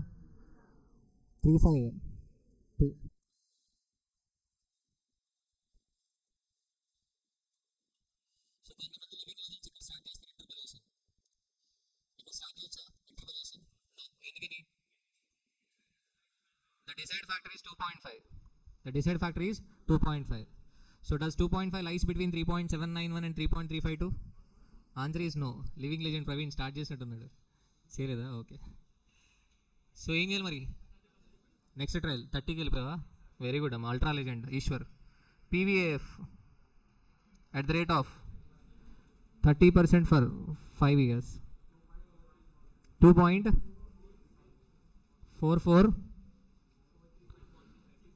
2.4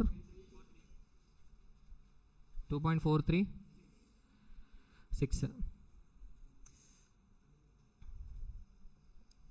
Okay, so ultra legends may do interpolation between 15 and 30. 15 and 30 చేయకూడదు.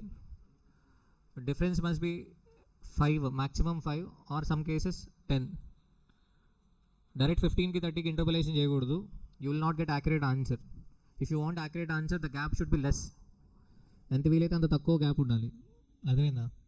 ఇలా అయితే ఏముంది, మనం direct 1% వేస్తాం ట్రయల్, తర్వాత ఏంటి 100% వేస్తాం. ఇన్ని ట్రయల్స్ ఎందుకు? 1 ట్రయల్ వేస్తాం, తర్వాత ఏంటి 100. So then obviously will get yes or no.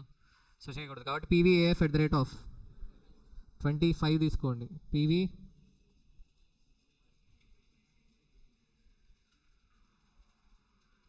PVAF at the rate of 25% for 5 years. 2.689. So now we can go for interpolation. IRR is equal to 25% plus or minus 25% plus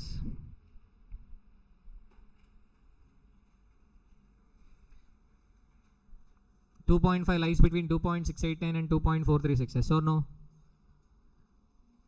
So 25% plus. At 25%, what is the factor? 2.689. But what is the desired factor? 2.5 divided by 2.689 minus 2.436 into 5. Very good, Maheshwar. 28.8%. 28.8% is the answer. IRR, internal rate of a return. Clear?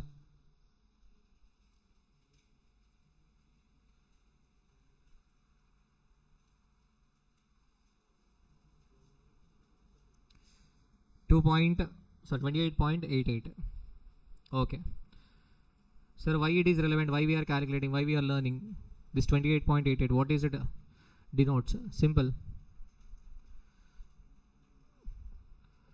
Okay. So for suppose if we are investing 1 lakh rupees in a business, how much? 1 lakh in cloud kitchen. She might be sleeping. So okay, fine. But we are investing 1 lakh in a business. Okay. What is the benefit we are getting? Every year 40,000 for how many years? 5 years. Okay. How many years? 5 years. So what is the benefit I am getting? What is the rate of a return I am getting? The rate of a return I am getting is 28.8% is the rate of a return. The return I am earning 28.8. I will compare this 28.8 with what? Bank loan interest rate. For suppose if I take loan from outside, I have to pay 20% interest. 20% interest. So will I do a business or not? Yes, I will do a business. Why? Because my interest cost is only 20%. My cost of a capital is 20%. But my IRR is 28.8. So I should accept this investment proposal or not? Yes, I will accept this investment proposal. For suppose if I'm getting a loan for 36% per annum. 36% per annum means 3% per month. 3 రూపాయలు వడ్డీ. So should I go for this business or not? Answer is no. Because my cost of a capital is 36%. But whereas my return is 28.88%. I should go for it or not? No. Clear? Am I clear? So let us go for example 3, uneven cash inflow.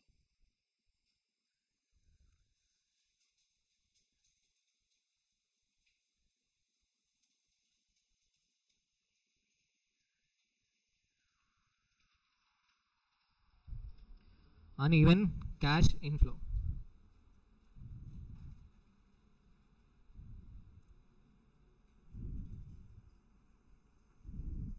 Investment 1 lakh.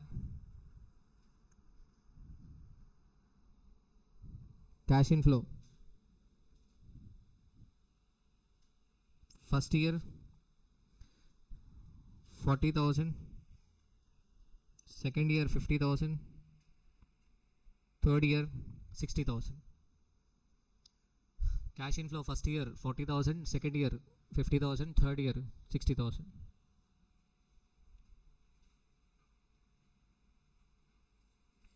So IRR.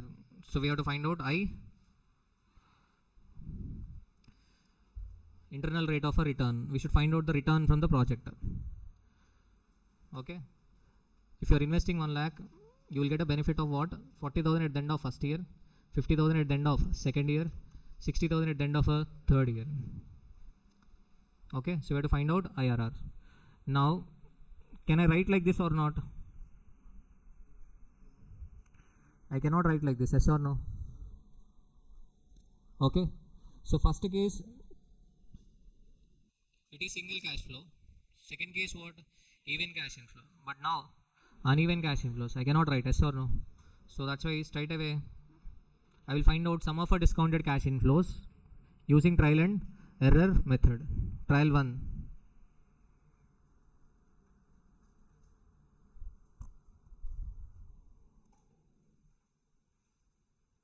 Sum of a discounted cash inflow.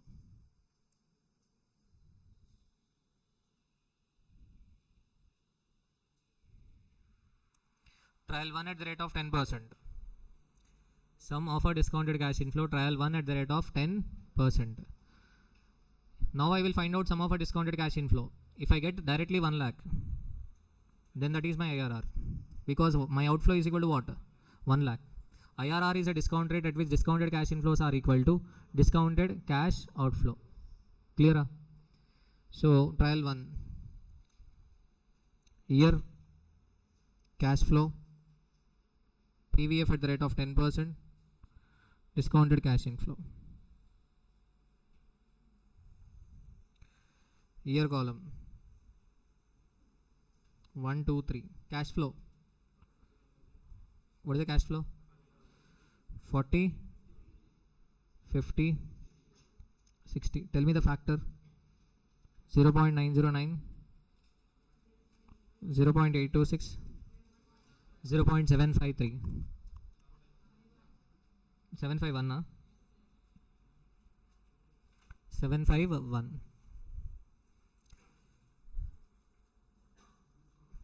Discounted cash inflow. Prince Manoj, tell me the discounted cash inflow.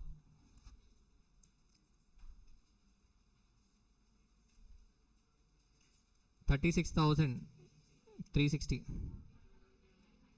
41,300. 41,000.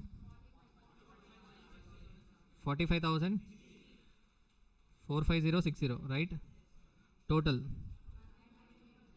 1 lakh 12 122 720. So this is the sum of a discounted cash inflow. Yes or no? Clear? Clear? So if I discount the cash inflows, that should be equal to what? That should be equal to 1 lakh outflow. Yes or no? But I got 1,22,720. So what should I do? I should go for another trial. I should increase the rate or decrease? Increase. If I increase the rate, value decreases. Trial 2. Trial 2 at the rate of 15%.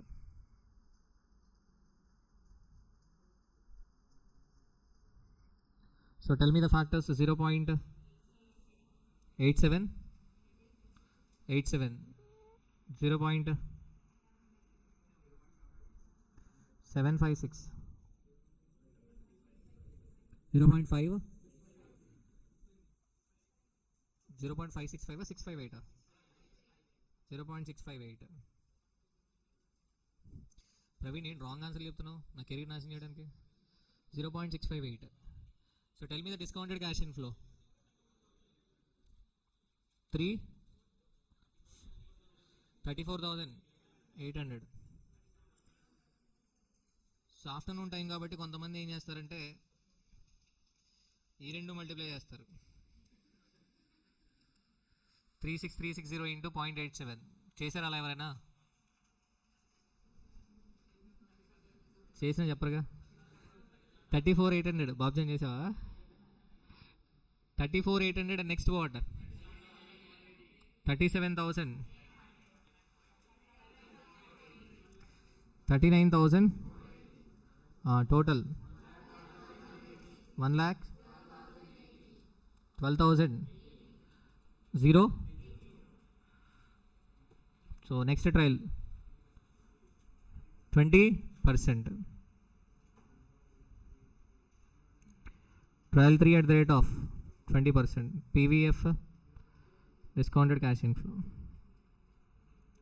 0.833, 0.694, 0.579, 9, 33,000, 34,700, 30, 34740, 1 lakh 102,760. So we should get 1 lakh, yes or no? So can we proceed for interpolation? No. Interval 1 lakh.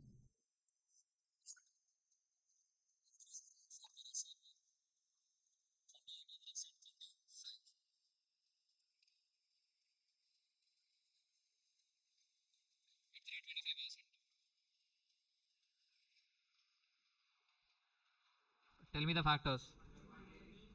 0.8, 0.64, 0.512, 32,000, 30, 30720. Overall 94,720. So IRR lies between 20 and 25. IRR lies between what? 20 and 25. Yes or no?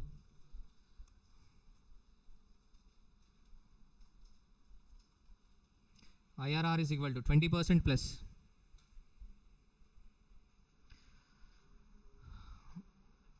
IRR lies between what? 20 and 25. Yes or no?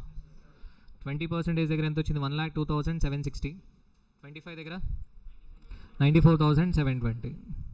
So IRR is greater than 25, less than, sorry, greater than 20, less than 25. So 20% plus.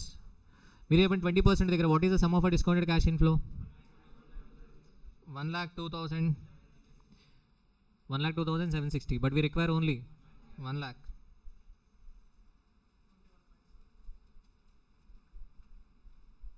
Divided by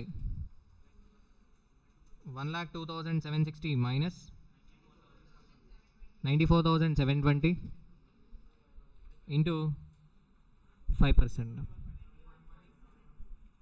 21.72. Clear? So we can take 25% as a base also. You can take 25% as a base. If you're taking 25% as a base, then what is the calculation? 25% plus 94,720 minus 1 lakh divided by 1,02,760 minus 94,720 into 5. Is it clear? So what is the answer? 21.72%.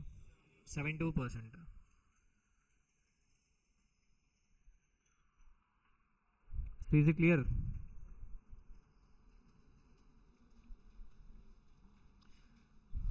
Or else you can use the formula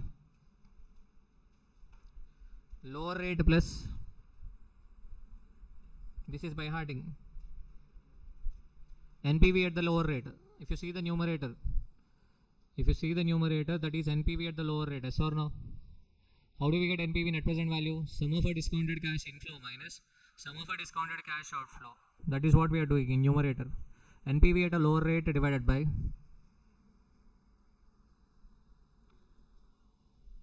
NPV at the lower rate minus NPV at the higher rate into higher rate minus lower rate. So this also you can understand. Lower rate plus NPV at lower rate. Numerator is nothing but NPV at lower rate. Yes or no? Denominator NPV at lower rate minus NPV at a higher rate into percentage difference. Higher rate minus lower rate. Okay. So what is NPV? 20% plus what is NPV at lower rate? 2,760. NPV at a lower rate 2,760 divided by NPV at a higher rate. Sorry, NPV at a lower rate 2,760 minus NPV at a higher rate minus, you will get minus. Yes or no? NPV at a higher rate 5,000.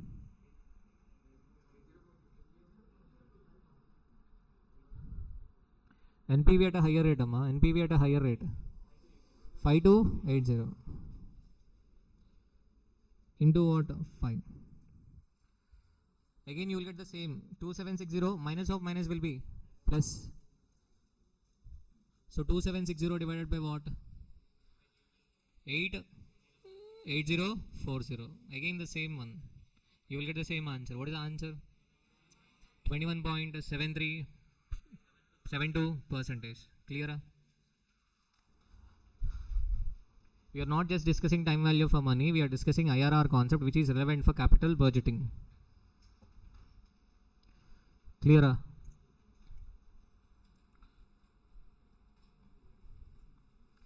So question number 3, what is the answer? 14.86.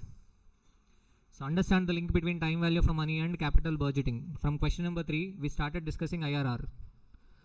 Here amount is given, principal is given. They asked you to find out what? I, rate of interest. Here we are calling it as rate of interest, but in capital budgeting we call it as IRR. So this is a single cash inflow example. So I have taken another 2 examples, even cash inflow and uneven cash inflow. Clear? So done. See the question number 4. If the nominal rate of interest is 10% per annum and frequency of compounding is 4, that is quarterly compounding, the effective rate of interest will be, in morning class we have discussed the effective rate of interest. How do we get effective rate of interest? Simple. First we should take I per period. So compounded quarterly means we should take 0.1 divided by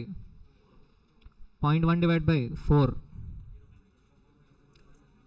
0.1 divided by 4 plus 1 into 1 plus equal to. My Sanjitha brain వదిలేసావు కదా ఈ టైంలో వాడకూడదని నేను చెప్పింది type చేస్తున్నావు. So 0.1 3:30 to 5 మధ్యలో వాడకూడదు, రెస్ట్ ఇవ్వాలి. 0.1 divide by what 4 plus 1 into 1 plus equal to 5 టైమ్సా? ఏ బ్రాండ్ అది అంత బాగా పనిచేస్తుంది?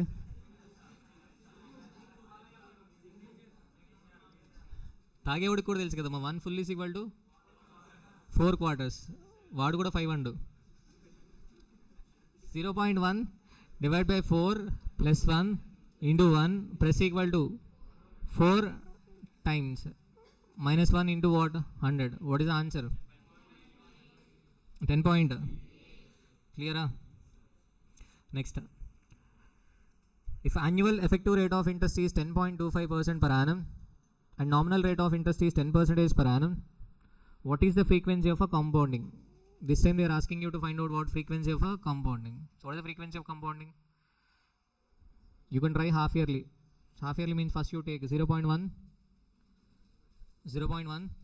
divided by 2 plus 1 into 1 plus equal to 2 times minus 1 into 100.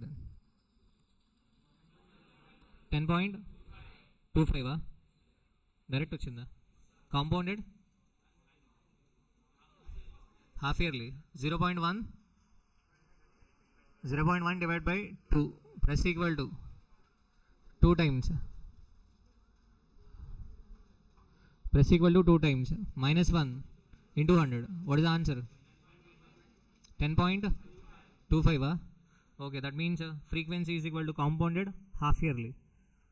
So there is a mistake.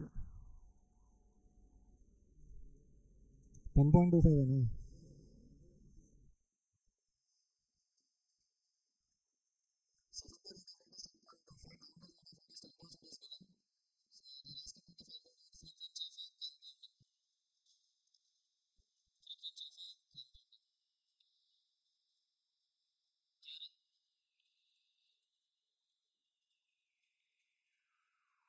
Okay.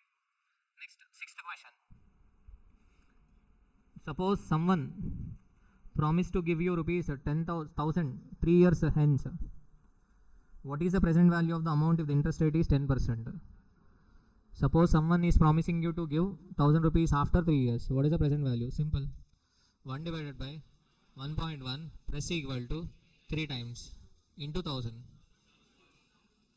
751. So clear? Question number 7.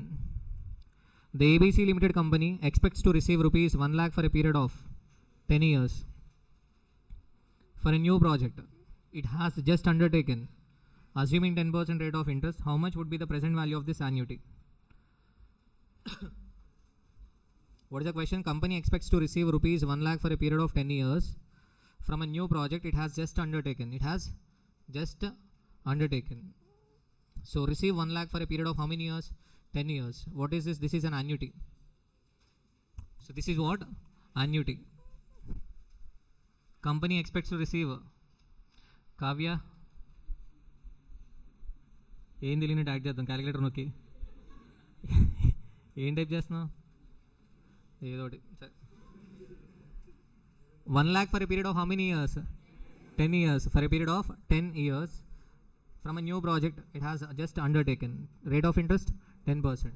So they are asking you to find out the present value of an annuity. Simple, annuity into present value annuity factor. So Vamsi, how will you get present value annuity factor? 1 divided by 1 plus I plus equal to how many times? If a question is silent, it is annuity regular or immediate? Annuity regular. So 1 divided by 1.1 plus equal to 10 times grand total into what? 1 lakh. 6,14,460. Okay.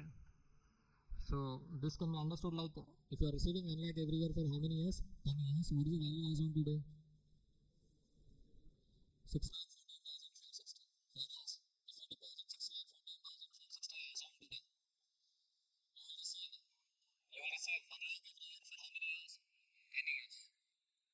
Question ni marchadavachu. General. Okay. For example, Manoj, he wanted to gift 1 lakh rupees every year to his wife. What is the amount to be deposited now? If he deposits 6,14,460 rupees as on today, he can gift rupees 1 lakh every year for how many years? 10 years. Simple. Clear? Or else, so that can be asked in the other way. For example, loan amount is 6,14,460. Loan amount 6,14,460. Rate of interest 10%.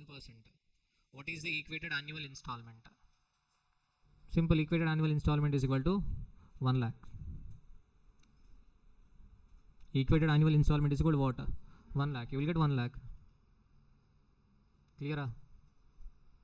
So then అర్థం చేసుకోండి, by heart చేయొద్దు, first అర్థం చేసుకోండి. So if you are taking a loan at the rate of 10% per annum for how many years? 10 years. What is the loan amount? 6,14,460. So now what is the installment to be paid? 1 lakh is the installment to be paid. ఎలా find out చేస్తాం? Simple, loan amount divided by PVAF. Loan amount divided by what? PVAF. క్లియరా? 8th one. So this is the frequently asked MCQ. 8th one.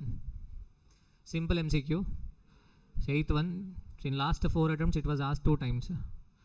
An investor expects a perpetual sum of rupees 5,000. Perpetual means what? Continuous. Company is a perpetual succession. Company is a perpetual succession. What is the meaning of this? Members may come, members may go, but company goes on forever.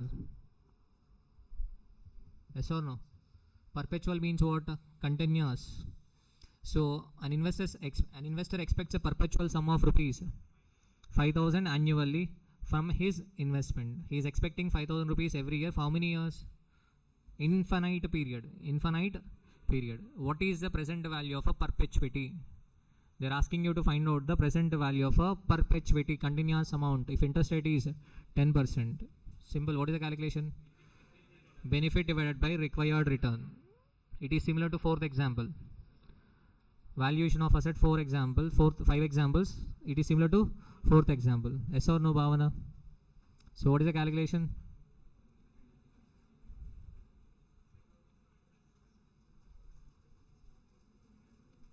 ఏదో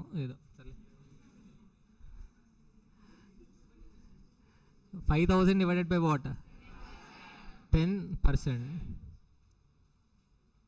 5,000 divided by 10%. So what is the answer? 50,000. Clear? So clear?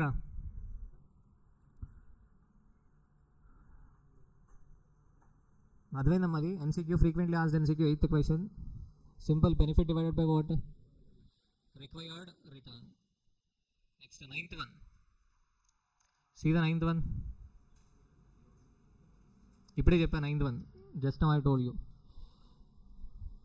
Mahesh, రోజు ఏ టైంకి break? 5:30కి. ఫిజికల్గా. మానసికంగా ఎప్పుడు తీసుకుంటారు మీరు? రోజంతానా?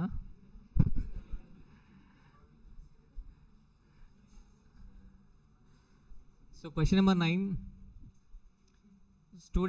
A student takes a loan of rupees 50,000 from SBI.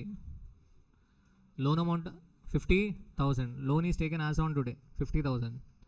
The rate of interest being charged by SBI is 10% per annum. What is the rate of interest? 10% per annum. What would be the amount of equal annual installment. If he wishes to pay back in 5 installments, and first installment he will pay at the end of a year 5. Even if the last sentence is not given, first installment he will pay at the end of the year, not 5, at the end of a year. At the end of a year. So nothing but it is annuity. Annuity regular or immediate? Annuity regular. First installment he will pay at the end of a year. Year 5 kaadu year. So nothing but every installment is paid at the end of the year. That means it is annuity regular or immediate? Annuity regular. So how can we find out equated annual installment? Loan amount divided by present value annuity factor. Present value annuity factor is already given in the question. So 50,000 divided by 3.7908. Mahesh Babu చేసావా? మరి అందరినీ serious చూస్తున్నా ఏంటి? Cheap look ఇస్తున్నావు అందరికి, నువ్వు చేయకుండా. Okay, 50,000 divide by 3.7908. Answer? Okay, if 3.7908 is not given in the question, can we find out or not? How can we find out? 1 divided by 1.1 press equal to 5 times GT, grand total. So clear?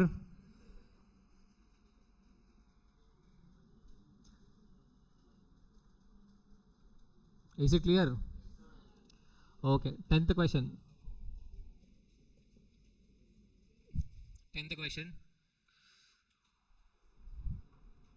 Mr. X is depositing rupees 20,000 in a recurring bank deposit which pays 9% per annum compound interest.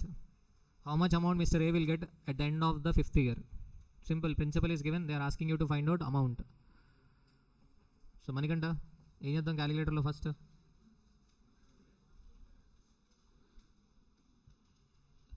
In calculator first we should take 1 divided by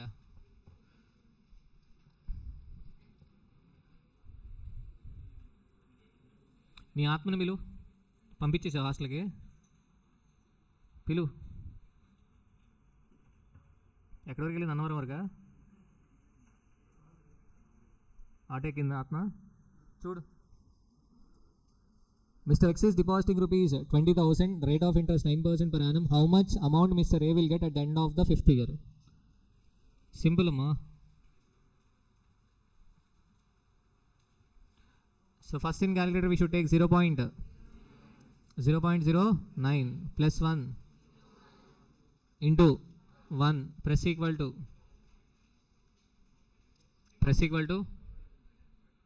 4 or 5?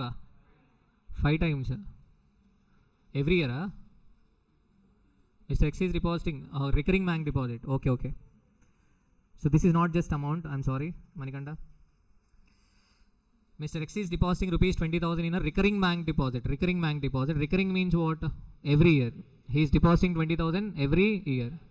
What is the amount he will have at the end of a 5th year? So they are asking you to find out the future value of a annuity. How will you get future value of annuity? Annuity into future value annuity factor. So annuity 20,000 into future value annuity factor. If a question is silent, annuity regular or immediate? Annuity regular. So how do we get future value annuity factor regular? I 0.09 plus 1 0.09 plus 1 into 1 plus equal to n minus 1 times equal to 4 times, then grand total plus 1. Okay, then you will get future value annuity factor into what? 20,000.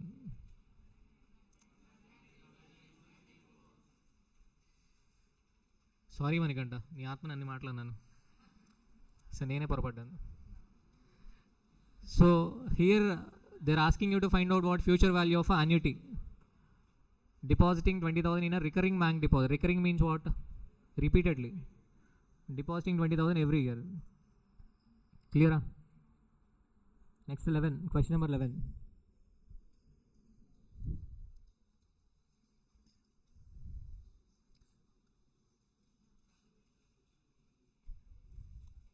ఈ question stick చేసుకోండి.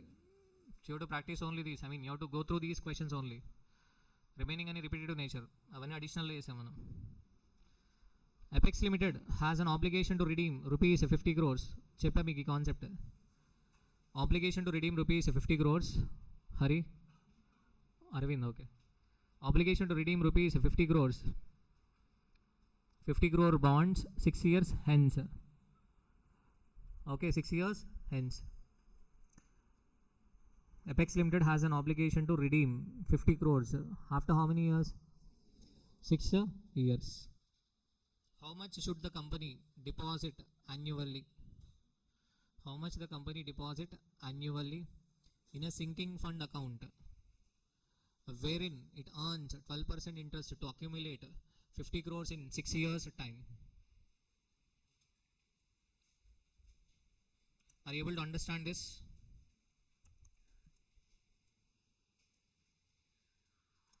You have to understand the question. What is the redemption amount?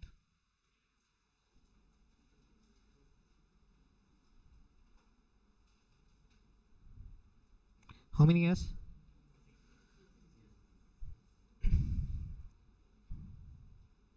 Redemption amount after 6 years. 50 crores. Yes or no? Nothing but company require 50 crores after how many years? 6 years. After 6 years, company want 50 crores. Clear? Okay, fine. Now, so what is the rate of interest?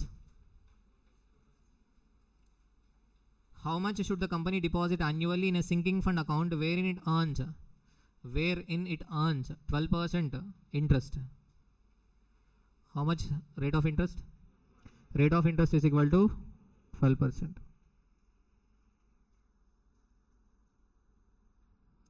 So they are asking you to find out what? How much amount to be deposited every year? How much amount to be deposited every year? That we have to find out. Nothing but they are asking you to find out what?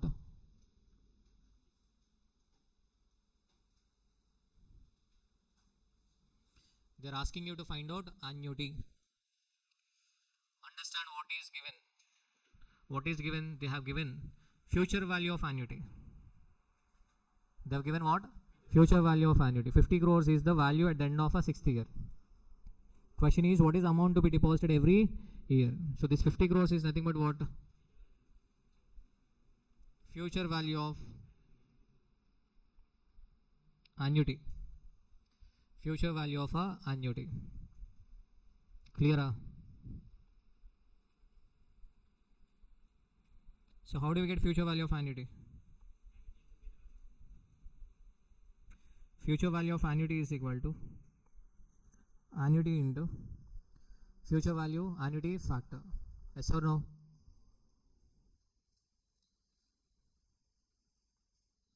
Mahesh. Next, annuity is equal to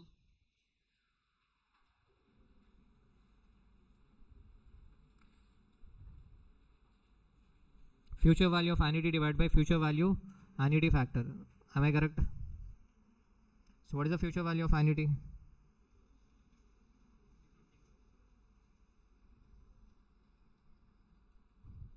$50 crores divided by future value annuity factor. If a question is silent, annuity regular or annuity immediate? Annuity regular. How do we get future value annuity factor regular?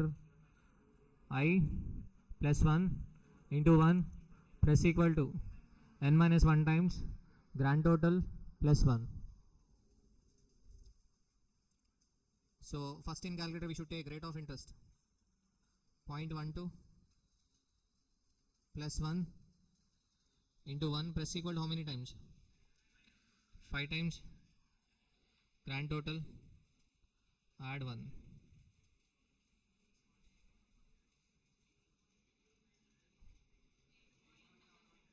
8.11 So the answer is 6,16,000. 6 crores. 6 crores or 61 crores? 6 crores or 16 lakhs? 290. So this is the amount to be deposited every year. Mahesh Babu. So what is the amount to be deposited? Mahesh Babu kada nee peru. Anta deposit cheyali. What is the amount to be deposited? 6 crore 16 lakh 14,295 rupees. So that amount will accumulate to 50 crores. 50 crores. Clear?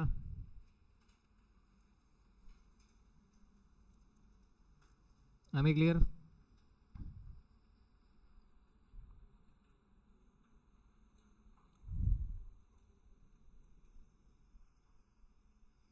Done. So దీన్ని రకరకాలుగా అడగవచ్చు, అర్థమవుతుందా? So what is the redemption amount? Amount to be redeemed 50 crores. Clear?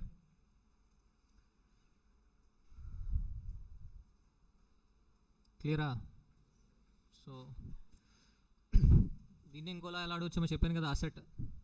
Company requires 50 crores to replace an asset at the end of a 6th year. What is the amount to be deposited every year? So 6 crores something is the amount to be deposited. Or else Praveen, he require rupees 50 crores for his daughter's marriage after 6 years. What is the amount to be deposited every year? 6 crores 16 lakh 14,295. For suppose Akshay Naidu, he wanted to contest as an MLA. As MLA in the year 2034. 50 crores. He require 50 crores. What is the amount to be deposited every year? 2034 and 2034 and now we are in 2025. How many years? 9 years. Same question, eh? We press equal how many times? 8 times. Grand total plus 1. Clear? So this is the time value of money.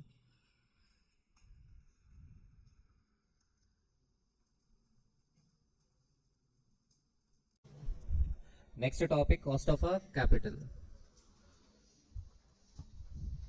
So why we should learn this topic, cost of a capital? Because there are two aspects in financial management. Yes or no? So what are the two aspects?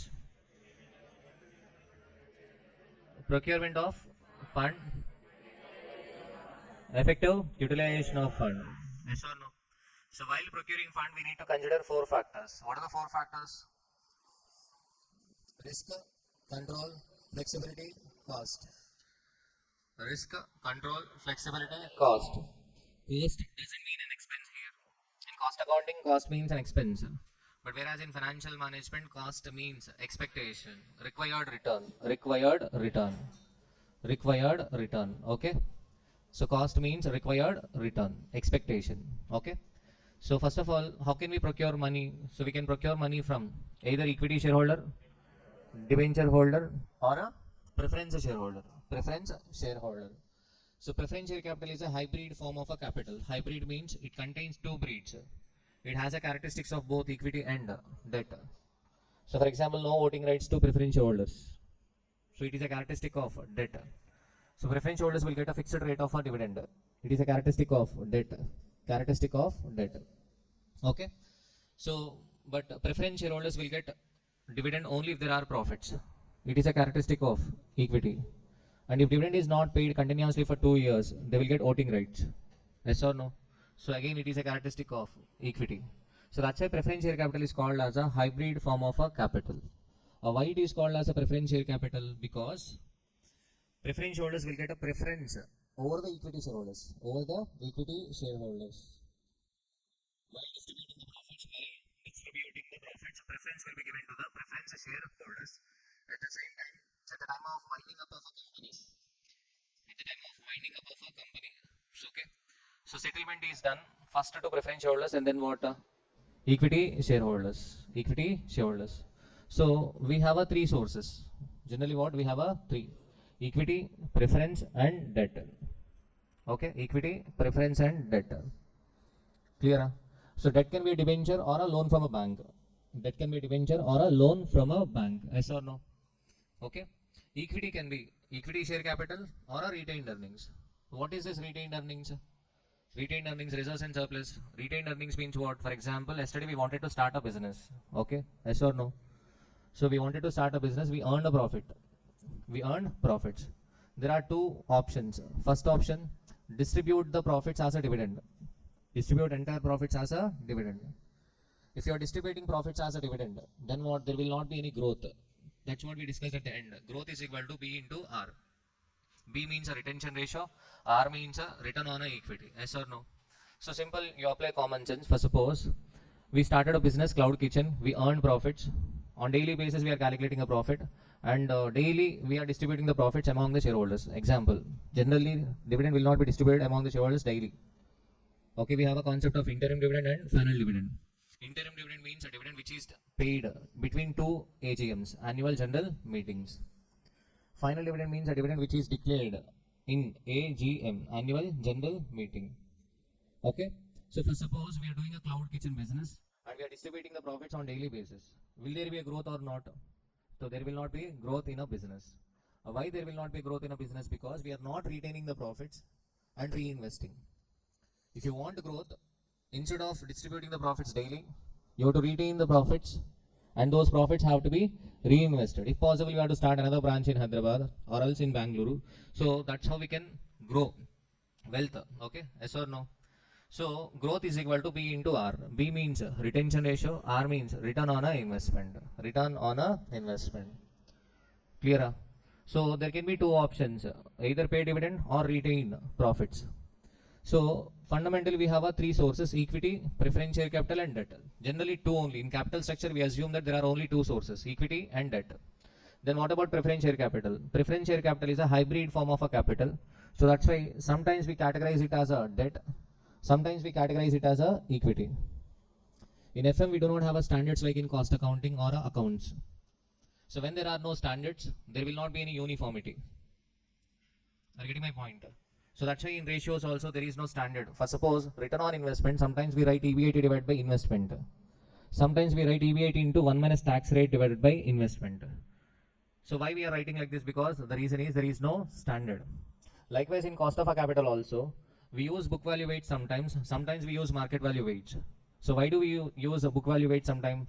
Because the reason is there are no standards. When there are no standards, there will not be uniformity. Okay. So in FM we do not have a standards. We have a cost accounting standards. So we have a accounting standards, and we have a secretarial standards for law. For law, how the general meeting has to be conducted. For that we have a secretarial standards. Okay. But whereas for FM we do not have any standards. So there are equity and debt and preference. Debt can be a debenture and loan from bank. Equity can be equity share capital and reserves and surplus. Reserves and surplus. Retained earnings. Retained earnings also belongs to equity shareholders. Yes or no? Retained earnings also belongs to what? Equity shareholders. Here equity share capital is an external source. Equity share capital is an external source. We procure money from outside, from the investors. Yes or no? Retained earnings is an internal source. Retained earning is an internal source. So that is also called as ploughing back of a profits. Ploughing back. Ploughing and dunadam. Okay. So ploughing back of a profits. Retained earning. Reinvestment of retained earnings is called as a ploughing back of a profits. Okay. So retained earnings is an internal source. Internal source. So if we do business well, we get profits, and these profits are reinvested. These profits are reinvested. Are you getting my point? So retained earnings is an internal source, whereas equity share capital, debenture, loan from bank, preference share capital, these are the external source. So first you should know the basic concepts. Debenture holder will get a fixed rate of interest. Fixed rate of interest. Yes or no? Irrespective of a financial position of a business, he will be getting a fixed rate of interest. What about preference holder? Preference holder will also get fixed rate of a dividend, irrespective of a financial position of a business. Yes or no? What about equity shareholder? Equity shareholder, the return of a equity shareholder depends upon a performance. Yes or no? So depends upon a business performance. Equity shareholder. So whatever the left out residual income, whatever residual means left out. So whatever the left out profit will be enjoyed by equity shareholder. Okay. So we have a word like you should know the terminology. Finance charge. Fixed financial charge, variable finance charge. Financial charge means what? The charges which are paid on procurement of a finance. Financial charge means what? Charges which are paid on procurement of a finance. Okay. So what are the charges? We either procure money from equity, debt or preference. For preference you pay preference dividend. For equity you pay equity dividend. For debentures you pay interest. Yes or no? So these are called as finance charges, financial charges. In this, interest is a fixed financial charge. Yes or no? Fixed. Okay. Preference dividend is also a fixed financial charge. But whereas equity dividend is not a fixed financial charge. It is variable. Because to pay dividend, first the board of directors have to recommend in a board meeting. Board of directors have to recommend in board meeting. They have to recommend. And thereafter, in general meeting, members have to approve the payment of a dividend. Members have to approve the payment of a dividend. Then only the dividend will be paid. And rate of a dividend is recommended by the board of directors. So that's why it is not fixed. It is not fixed. So that means fixed financial charges means we have only two. One is interest. Second one is what? Preference dividend. Preference dividend. So why are we discussing this topic? Cost of a capital. Cost of a capital. Two aspects of financial management are procurement of fund, effective utilization of fund. To maximize the wealth, to maximize wealth. Okay, we should procure money at a cheaper cost. We should procure money at a cheaper cost. At a cheaper cost. Why, sir? Yesterday we have seen 5 examples of a valuation of asset. Yes or no? What is the fourth example? Even cash flows for indefinite period. How do we get value? We have seen perpetuity MCQ also, past MCQ. Okay, if you are getting a benefit continuously for indefinite period, how do we get value? Benefit divided by required return. Am I correct? So that means if you have a business, the business is going to give a benefit for indefinite period. Business life is not limited. Business life is what? Indefinite. Indefinite period business. Okay, indefinite period. For example, Tata. So now Ratan Tata is no more. Yes or no? But still what? The business is going on. Yes or no? So the company was incorporated more than 150 years back. But still, Hindu paper, it was okay, started 150 years, more than 150 years back. Okay, but still today we have a Hindu paper. Yes or no? So that means the point is business will have an indefinite period life. If you have a business, the business is going to give a benefit. What is the benefit? EBIT. EBIT. Sales minus variable cost contribution, contribution minus fixed cost, EBIT, earnings before interest and tax. This EBIT is the benefit we receive from the business. So what is the required rate of a return of a business? Nothing but cost of a capital, KO, overall cost of a capital. Overall cost of a capital. So we have already discussed in yesterday's class, value depends upon two factors. One is the benefit we receive. Second is the required return. If you see the time value of money examples, all the examples, we are bringing the future cash flows to the present value using one rate. Using one rate. If rate increases, value decreases. Yes or no? So here value of a firm is equal to EBIT divided by KO. EBIT divided by KO. So why we are learning this topic, cost of a capital? First we should learn how to calculate KO. What is this KO and how to find out this KO? Okay, we should try maximum to procure funds at a cheapest cost, cheaper. Yes or no? If a KO decreases, what happens? KO is in the denominator. Yes or no? EBIT divided by KO. If a KO decreases, what happens? Value of a firm increases. So ultimately our objective is to what? Maximize the wealth. Maximize the wealth. So that's why we are learning this topic, cost of a capital. So cost means here expectation. Required return, not expense, not expense. Do not get confused. Okay, do not get confused. Cost is not an expense. Cost means here expectation. Okay, if you are, this is a fundamental differentiation. If you are not able to understand this distinction, then what you will get confused. Because in case of equity shares, we are not going to pay dividend every time. Yes or no? There are lot of companies which have not paid dividend since the incorporation. Since the incorporation. That doesn't mean they do not have a cost. Here cost means, in FM cost means what? Expectation. Cost means what? Expectation. So required return.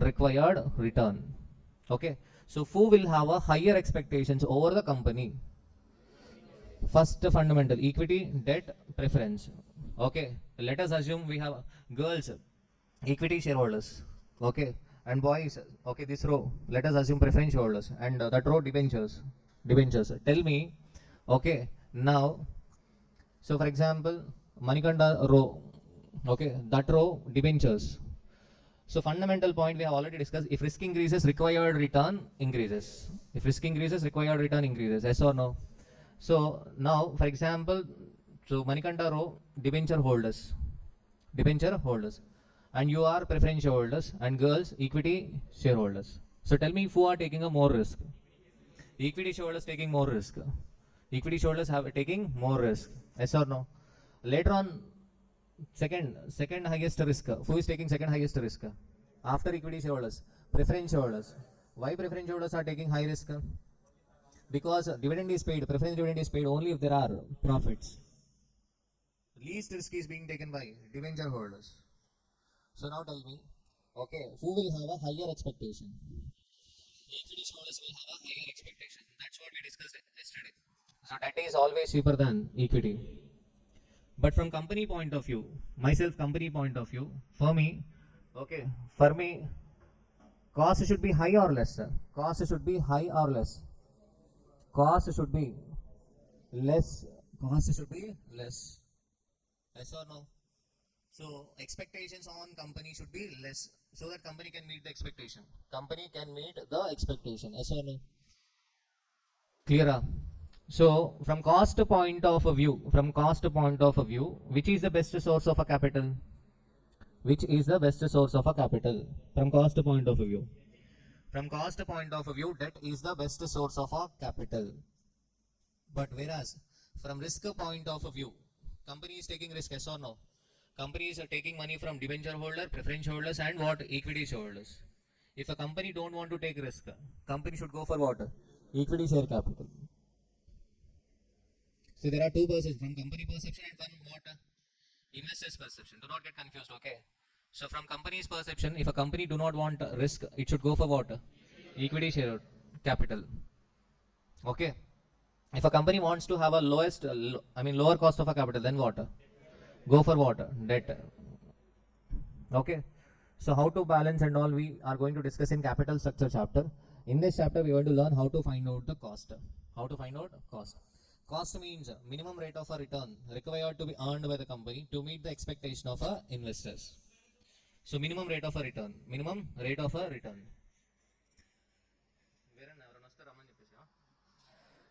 Cost of a capital means minimum rate of a return required to be earned by the company to meet the expectation of investors. First, you have to understand this sentence. Minimum return required to be earned by the company to meet the expectation of investors. That is equity shareholders, debt holders, preference shareholders. So for suppose, let us assume, okay, cost of a capital is equal to 20%, KO 20%. KO 20%, what does it mean? Company should earn minimum 20% on investment to meet the expectation of shareholders. Expectation of shareholders. So to find out KO, to find out overall expectation, KO means overall cost of a capital, weighted average cost of a capital.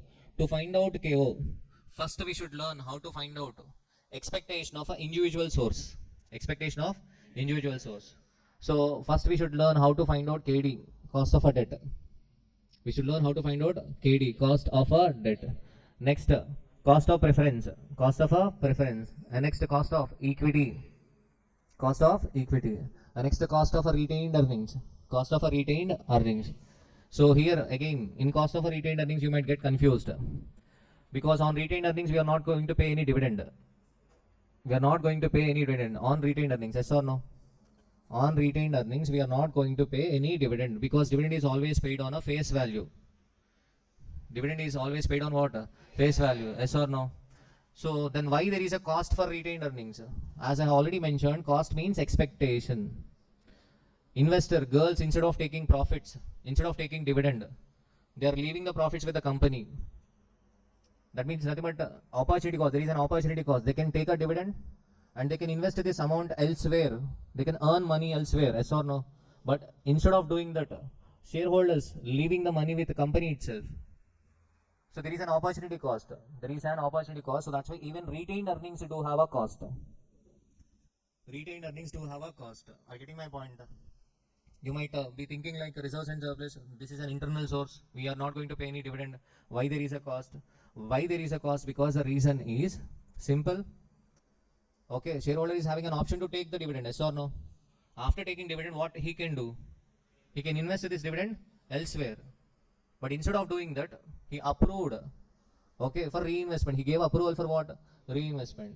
So he will have an expectation on retained earnings also. He will have an expectation on retained earnings also. Clear? So that's why, so we have a KR as well. KR. So first we are going to learn KD, KP, KE, KR. Cost of a retained earnings. Then KO. Then KO. So simple chapter KO. I mean cost of a capital. So this question, what's the question number? Cost of a capital? 4B. 4B. 4A. Common size or comparative statement. Common size or a comparative statement. Okay, so definitely we are going to attempt what a common size or a comparative statement. Then obviously what we have to attempt a cost of a capital as well. Okay, so clear. Income statement. You know income statement, right? Sales minus variable cost, contribution minus fixed cost, earnings before interest and tax minus interest. Why we should reduce interest first? Because interest is allowed as an expenditure. Interest is allowed as an expenditure. So that's why we should reduce interest before payment of a tax. Before payment of a tax. మొన్న ఏదో మేము వచ్చింది ట్రాఫిక్లో ఒక అతను ఆగి helmet తీసి కొట్టుకుంటున్నాడు ఇట్లా అర్థమైందా అలాగే నిద్ర వచ్చేవాళ్ళు కూడా అదే చేయండి so income statement sales minus variable cost contribution minus fixed cost EBIT earnings before interest and tax minus interest. Why minus interest? Because interest is allowed as an expenditure and the terminology interest is a charge to P&L. Charge. Interest is charged to P&L. Charge to P&L means whether there is a profit or not, we have to make a payment of a profit. Sorry, we have to make a payment of what? Interest. We have to make a payment of interest. Interest is a charge to P&L. We have two words: charge, appropriation. Charge, appropriation. So interest is a charge to P&L. It is not an appropriation. Okay. But whereas preference dividend, equity dividend, these two are appropriation to P&L. Appropriation. We are setting aside profits. Appropriation. So why these are called as appropriations, equity dividend and preference dividend? Because the reason is equity dividend is paid only when there are profits. That too approved by shareholders in a meeting. Preference dividend is also paid only if there are profits. So that means equity dividend is an appropriation. Preference dividend is also an appropriation. Asterisk, itra mundura. Itra mundura. 11 with the round.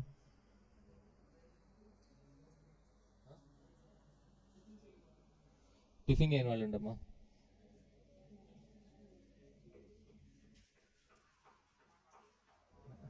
మాట పడుతున్నారు మంచి fire మీద ఉన్నారు ఇప్పుడు ఇటు వచ్చామా నువ్వు ఇట్రా అంచుకి జరగమ్మా ఇట్రా నువ్వు ఇట్రా ఇట్రా నువ్వు ఇట్రా మాస్టర్కి ఇట్రా వద్దు నువ్వు అక్కడ వద్దు ఇట్రా మీ ముగ్గురికి నిద్ర రాకూడదు నువ్వు ఇక్కడే కూర్చోవాలి ఇట్రా ఇక్కడ రా వద్దు ఇక్కడ రా ఇది జరగండి అమ్మా లేదు స్కూల్లో కూర్చోబెట్టి మధ్య కూర్చోబెట్టినా సరే so equity dividend and preference dividend these two are appropriations yes or no interest is a charge interest is a charge interest is a charge but whereas preference dividend equity dividend these two are what appropriation appropriation because these two are paid only if there are profits clear okay so minus interest earnings after tax earnings before tax minus tax earnings after tax so after payment of tax preference will be given to preference shareholders so that's why minus preference dividend so whatever the remaining earnings available to equity shareholders earnings available to equity shareholders minus what equity dividend retained earnings clear income statement so earnings per share is equal to earnings available to equity shareholders divided by number of shares or you can call it as profit or loss attributable to equity shareholders divided by what number of shares so earnings per share clear so So this is simple. Earnings per share is equal to overall earnings divided by what? Number of shares. Earnings per share, income statement. So okay, next cost of a debt. Cost of a debt. Cost of a debt. So debenture holders will expect what? Debenture holders will expect interest or a dividend. Debenture holder will expect interest. Yes or no? So cost means what? Expectation. Cost means expectation. But we calculate as a percentage. We calculate as a percentage. Okay. So cost of a debt KD is equal to. So there can be a redeemable debt or a irredeemable debt. Redeemable or irredeemable. We know. Yes or no? Redeemable or irredeemable. Redeemable means what? It will have a maturity period. So in the question they might give a maturity period. Maturity period. In question they might give what? Maturity period. Clear? Okay. If a maturity period is not given, that means what? It is irredeemable debt, perpetual debt. Forever we are going to pay what? Interest. Okay, simply maturity period is not given, then we apply irredeemable debt formula. If maturity period is given, then what? We apply redeemable. Clear? So I into 1 minus T divided by NP, net proceeds. So there are no standards. So that's why sometimes we take MP, market price. Instead of net proceeds, we take what? Market price. So depending upon the question, depending upon the information given in the question, we take sometimes NP, sometimes what? Market price. So why I into 1 minus T divided by net proceeds? Why I into 1 minus T divided by net proceeds? Okay, why we are taking net proceeds? Simple reason. For suppose if I am issuing one debenture at the rate of 100, if I am issuing one debenture at the rate of rupees 100, and the flotation cost 2%. Flotation cost 2%. So flotation cost means cost of floating the capital, cost of issuing the capital. You incur some expenses while issuing the capital, issuing debentures. At the time of issue of debentures, you incur some expenses like advertisement, issue of prospectus, payment of brokerages, etc. So here in our example, what is the flotation cost percentage? 2%. What is issue price? 100. So even though investor is paying 100 rupees, ultimately business will receive only 98. Business will receive only 98. Yes or no? So in business we will be able to invest only what? 98 rupees. Even though we are taking 100 from investor, we receive only what? 98, and we are going to invest only 98 rupees in business. Okay, so here our investment is 98 only. So that's why we should take what? Net proceeds. Because cost means minimum rate of a return required to be earned by the company on investment to meet the expectation of investors. So that's why NP in the denominator. What is the expectation of debenture holder? Interest. So that's why interest. Y into 1 minus T, 1 minus tax rate, because on payment of interest we can save tax. On payment of interest we can save tax. Okay, for suppose my interest amount is 10 rupees and 30% is the tax rate.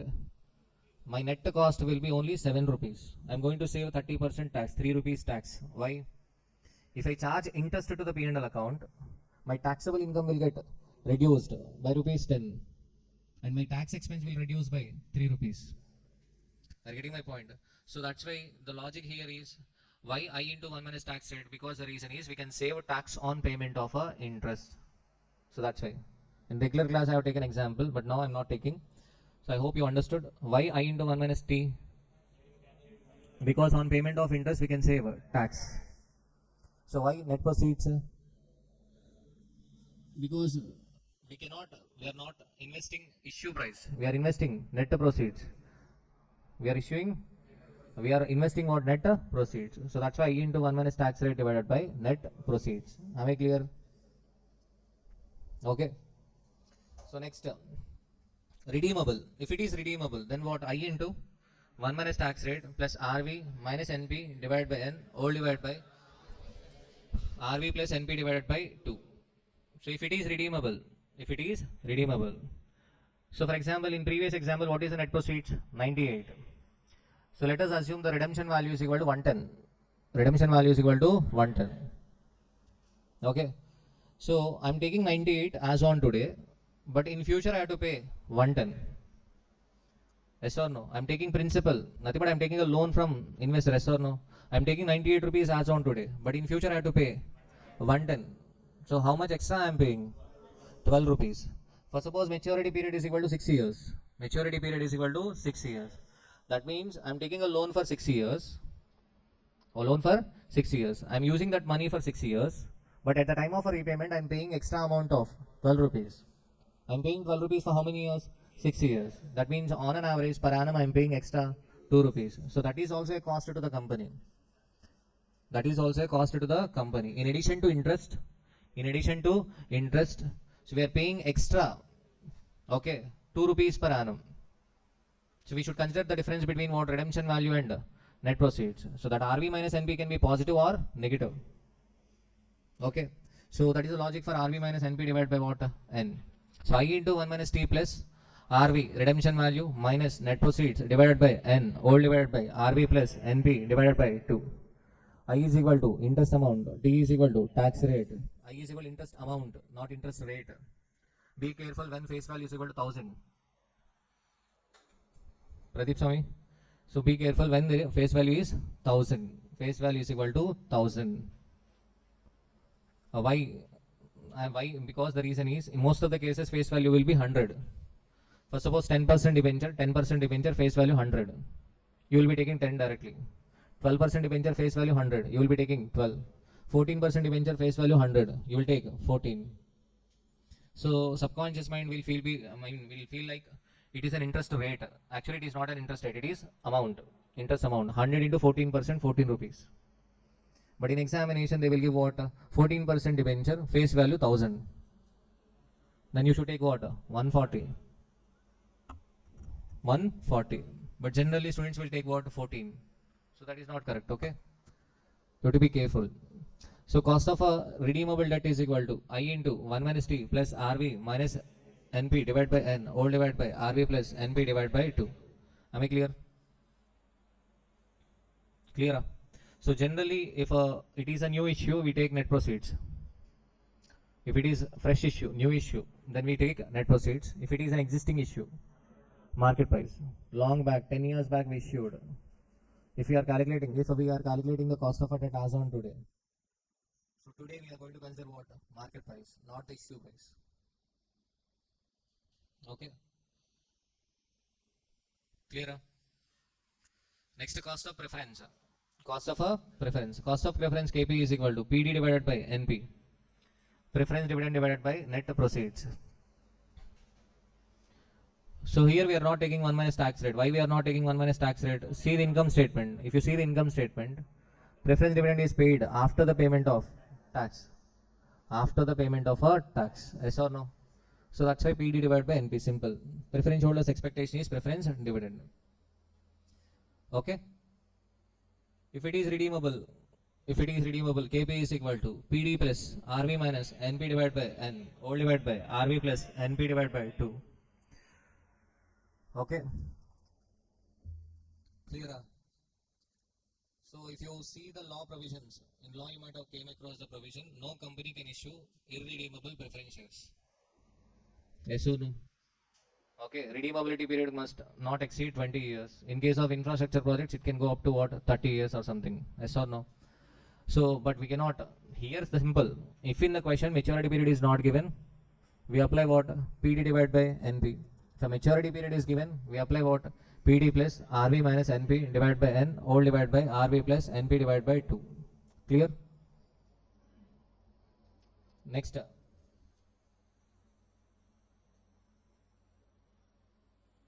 Cost of equity. So equity shareholders. So what they expect?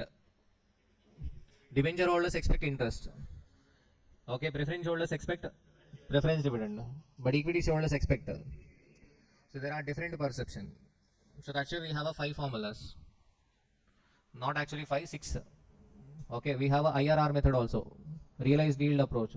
realized yield approach, but they are not testing in CME Inter FM. They are asking in CA Inter Financial Management. Okay, IRR method. IRR method, using the IRR method. Okay, so there are different perceptions for cost of a equity. Cost of a equity. So first one, D1 divided by what? NP. D1 divided by what? NP. So why D1 divided by NP? Simple. NP is my investment net proceeds. So they will expect what? Dividend. So D1 means dividend per share at the end of a year 1. Expected dividend. Expected dividend. So K is equal to D1 by NP. D1 by NP. Am I clear? Okay. Or if it is an existing issue. If it is an existing issue. So then what? D1 by P naught. D1 by P naught. If it is an existing issue, then what? D1 by P naught. For example, Heritage Foods. So it was issued at 1 rupee long back, face value. Okay. So 2 years back itself, the market price was 225 something. That means it has generated a revenue 225 times. 225 times. To find out the cost of equity as on today, can we take the issue price 30 years back? That is not correct. Yes or no? Right now the shareholder is foregoing 225 rupees. Shareholder is leaving 225 rupees with you. So that's why we should take what? Market price in the denominator. If it is an existing issue, we take what? Market price. So D1 by P naught. Again, this concept is having a link with time value of money. K is equal to what? K is equal to D1 by P naught. Yes or no? So that means P naught is equal to what?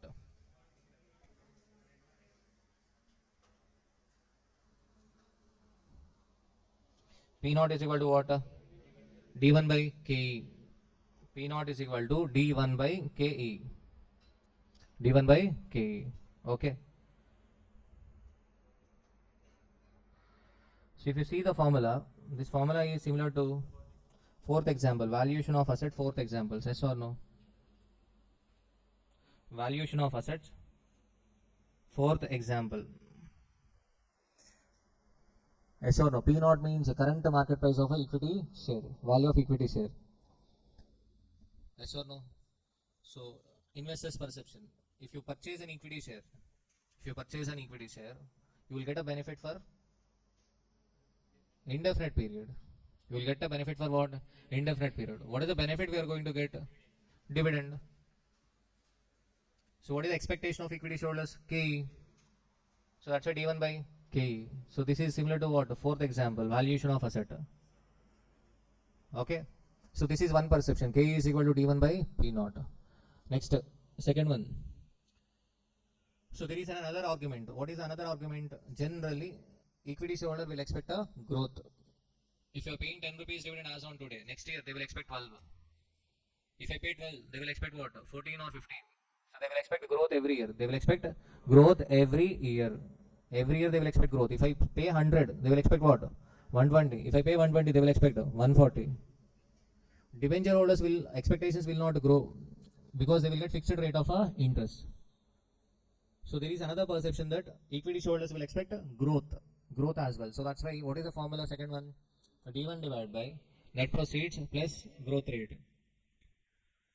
Or D1 divided by P naught plus G. Okay, again, this has a link with what? Time value of money, valuation of asset. Fifth example. So K is equal to what?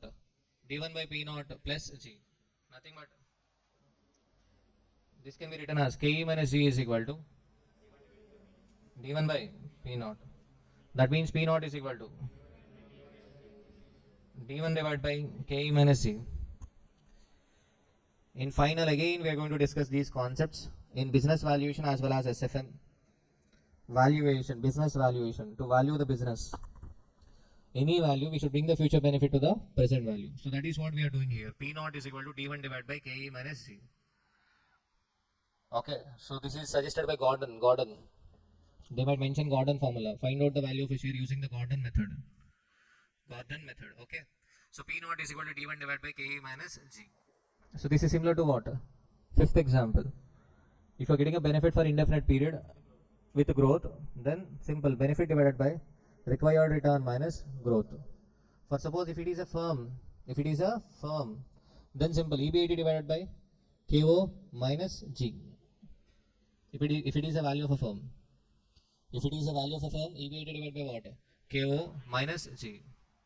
Simple. Clear? Okay. If it is a perpetual debt, then what? Interest divided by interest rate. So that is what yesterday we have done in MCQ, multiple choice question. Clear? Okay. Next, another one. Equity shareholders will expect a dividend. That is one version. Second version. For suppose if a company is not having a practice to pay dividend, then what? Their expectation is zero or what? No. They will expect what? Earnings. They will expect what? Earnings. Earnings per share. Earnings per share. Even though dividend is not paid by the company, earnings per share belongs to whom? Earnings per share belongs to what? Equity shareholders. Even if it is retained by the company, someday that has to be paid to equity shareholders. Someday that has to be paid to equity shareholders. So that's why they may not expect dividend as on today, but they expect a company to earn a good earnings per share. Okay, so that's why what is the KE formula? E1 divided by P naught. E1 by P naught. Okay, and there is another version. They will expect growth every year. Ashrik, nu ito chi. Itra, rizargan nu మీరు rizargan. నురా ఇట్రా. ఏం చెప్పా నేను? ఇప్పుడు ఏం చెప్తున్నా నేను? Cost of capital. Okay, so there is another version. Investor will expect growth every year. ఈసారి అక్కడ కూర్చోబెడతా మధ్యలో చేరేసి. So K is equal to E1 divided by P naught plus G, growth rate. E1 divided by P naught plus G, growth rate. So there is another version. What? They will expect growth every year on earnings. Okay, but here the popular one is what? D1 divided by P naught plus G. So which formula we should apply? Depending upon the information given in the question. For example, if in the question D1 is given, P naught is given, growth rate is given, D1 by P naught plus G, that formula we are going to apply. Okay, so simple, there are no standards. Valuation is completely a subjective concept. Subjective concept means that depends upon a perception. For example, I might take, okay, D1 by KE minus G. So that is dividend discount model. Okay, some other person might take E1 by KE minus G. E1 by KE minus G. So valuation is completely a subjective concept. So the value depends upon a perception. Completely a perception. Okay, there is no standard. We cannot bring uniformity among the valuation concepts. Okay. Next one, KE is equal to. This is also a popular one. We use it. KE is equal to RF plus RM minus RF into beta. Beta means a systematic risk. So how to find out beta? So we are going to learn in CMA final SFM. Of course, we have a chapter called risk and return. In risk and return, we are going to apply beta formula. Okay, but we are not going to learn extensively. Okay, we are just going to learn basics in risk and return. So here for the timing, you should know beta means what? Systematic risk. Okay, it denotes the relationship between security and market. Security means equity share. Security means what? Equity share. So whenever I say market means what? Nifty, Sensex, index. You know the concept of Nifty, Sensex. You might have seen in news. Nifty points increased or decreased. Yes or no? So what is this Nifty points increase or decrease? So we talk about stock markets. Okay. So here, simple. In India, there are more than 15 lakh companies. There are lots of businesses in India. Market means what? It is a combination of businesses. Yes or no? So there are lots of businesses in India. Okay. On day-to-day basis, okay, government or any organization cannot evaluate performance of all the businesses. Yes or no? Even I cannot evaluate my own business. Yes or no? On daily basis. Okay. So that's why Here, what is the concept of Nifty? So 50 companies are selected throughout India. 50 companies are selected throughout India. 50 businesses, only 50. If Sensex means 30 companies, only 30 companies are selected. Okay. So how these companies, 30 companies are selected? These 30 companies are selected mainly based on the market capitalization. Market capitalization. Sir, what is this market capitalization? Market capitalization means number of equity shares into market value per share, market price per share. Number of equity shares into what? Market price per equity share. For example, HDFC Bank is there in Nifty combination, Nifty. Reliance is there in Nifty. Okay. So nothing but big companies are selected. Big companies. The companies which having a higher market capitalization. Market capitalization means what? Number of shares into market price per share. Number of equity shares into market price per share. Clear? Based on market capitalization, 50 companies are selected. Okay, to find out the Nifty points. To find out the Nifty points. Suppose today Nifty points are 100. There are 50 companies. Nifty points are 100. Okay. So next day, what can happen? Number of shares may not change, but on daily basis, as the company's shares are listed on a stock exchange, share price might increase or decrease. Yes or no? If a market price of a share increases, if a market price per share increases, then market capitalization will increase. Yes or no? Are you getting my point? If a market price per share increases, what happens? So let me give a simple example. 100 shares, market price per share 100. What is the market capitalization? 10,000. Next day, what can happen? Market price per share may increase or decrease. For suppose next day, market price per share increase to 120. Then what is the market capitalization? 100 into 120, 12,000. Now the Nifty points will also increase in the same ratio. Nifty points present 100. So here from 10,000 market capitalization increase to what? 12,000. So Nifty points will increase by 20%. So 120. Nifty points will increase to 120. Getting my point? Okay. For suppose if a company is not performing well, then what happens? Market price per share decreases. And obviously what happens? Nifty points will also decrease. Nothing but in Nifty, there are 50 companies. Suppose all the 50 companies market price per share decreased. All the 50 companies market price per share decreased. Then what happens? Nifty points will decrease. So what does it indicate? In India, markets are not performing well. It's like what? We are not going to evaluate all the businesses in India. We are just taking a sample of 50 companies. If these 50 companies market price per share increases, then we say that Indian markets are good and performing well. Are you getting my point? Okay. So whenever I say market means what? Nifty or a Sensex index. You know the meaning of index. For example, for every textbook we give an index, yes or no? If you see the index, you will get to know what is inside. What is inside? Likewise, Nifty means an index. Nifty points. Nifty is a index. If you see the index, what you can understand how the markets are in India. Clear? So beta means a systematic risk. Beta means systematic risk. Beta can be 0, positive, negative. Beta can be 0, positive or negative. So beta positive means market and equity share moving in same direction. For example, Reliance share. Reliance beta is equal to 2. Reliance beta is equal to 2. Reliance beta is equal to 2 means what does that mean? If a market increases by 1%, Reliance share price increases by 2%. Okay. If a market decreases by 10%, Reliance share price decreases by 20%. If a market decreases by 50%, Reliance share price decreases by 100%. Clear?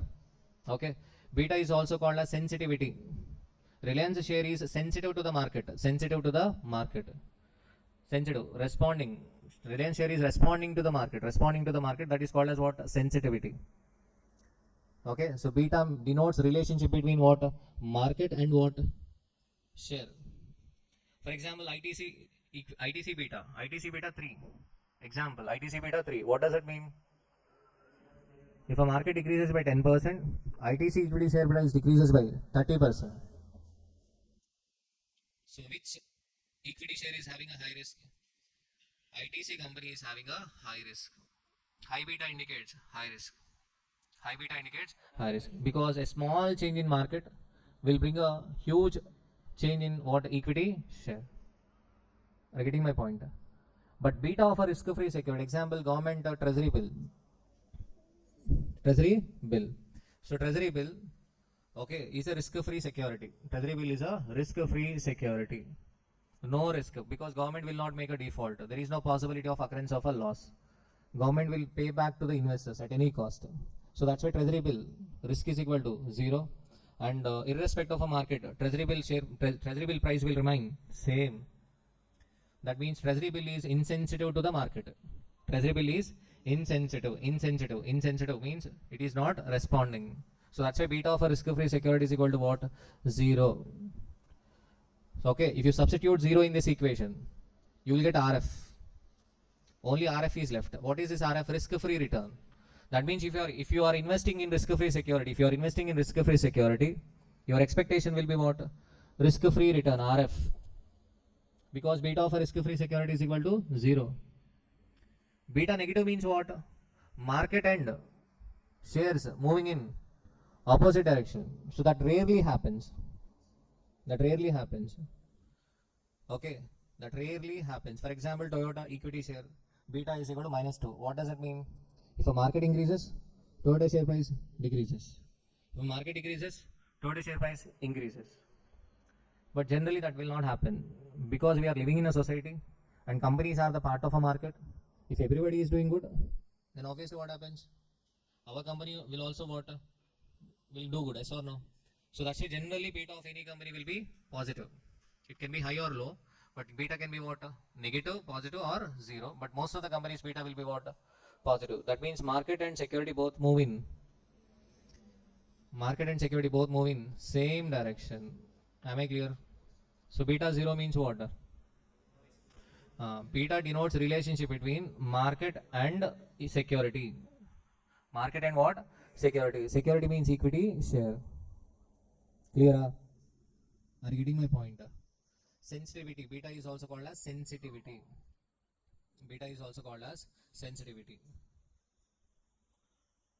Okay? Fine. Ishwar. Clear? So we are sensitive or insensitive to the market? We are insensitive. We are not bothered about market, yes or no? We are not bothered about market. We are sensitive or insensitive? Insensitive. We are not responding. We are not bothered about 50 points increase or decrease, yes or no? That might affect indirectly. But point is we are not responding. Yes or no? Okay. Clear? So beta denotes relationship between what? Security and market. High beta indicates high risk. So that's why if you see the formula, okay, and beta of a market is equal to 1. Beta of a market is equal to 1. Why beta of a market is equal to 1? Because if a market changes by 1, market changes by only 1. Beta of a market means what?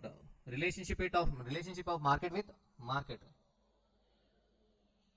Are you getting my point? Beta of a market means relationship of a market with market. So relationship of market with market will be what? 1. Nothing but if market changes by 1, market will be changing by what? 1. So if you substitute 1 in this equation, then you will get what? RF plus RM minus RF. RF will get cancelled. Yes or no? You will be having only RM, market return. Nothing but if you are investing in market, if you are investing in Nifty, you can make investment in Nifty also. You can make investment in Sensex also.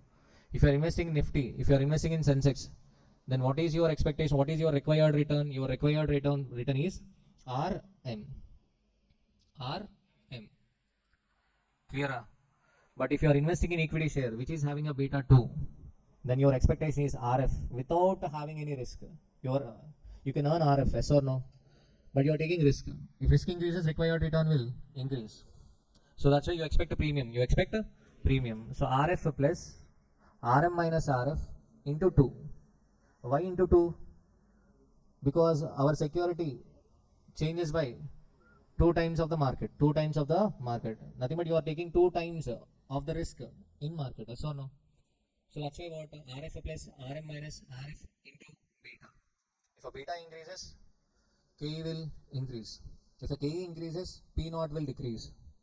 because P naught is equal to D1 divided by KE minus G. So that is what wealth maximization. If risk increases, KE increases. Required return increases. If required return increases, wealth decreases. That is P naught will decrease. P naught will decrease. Am I clear?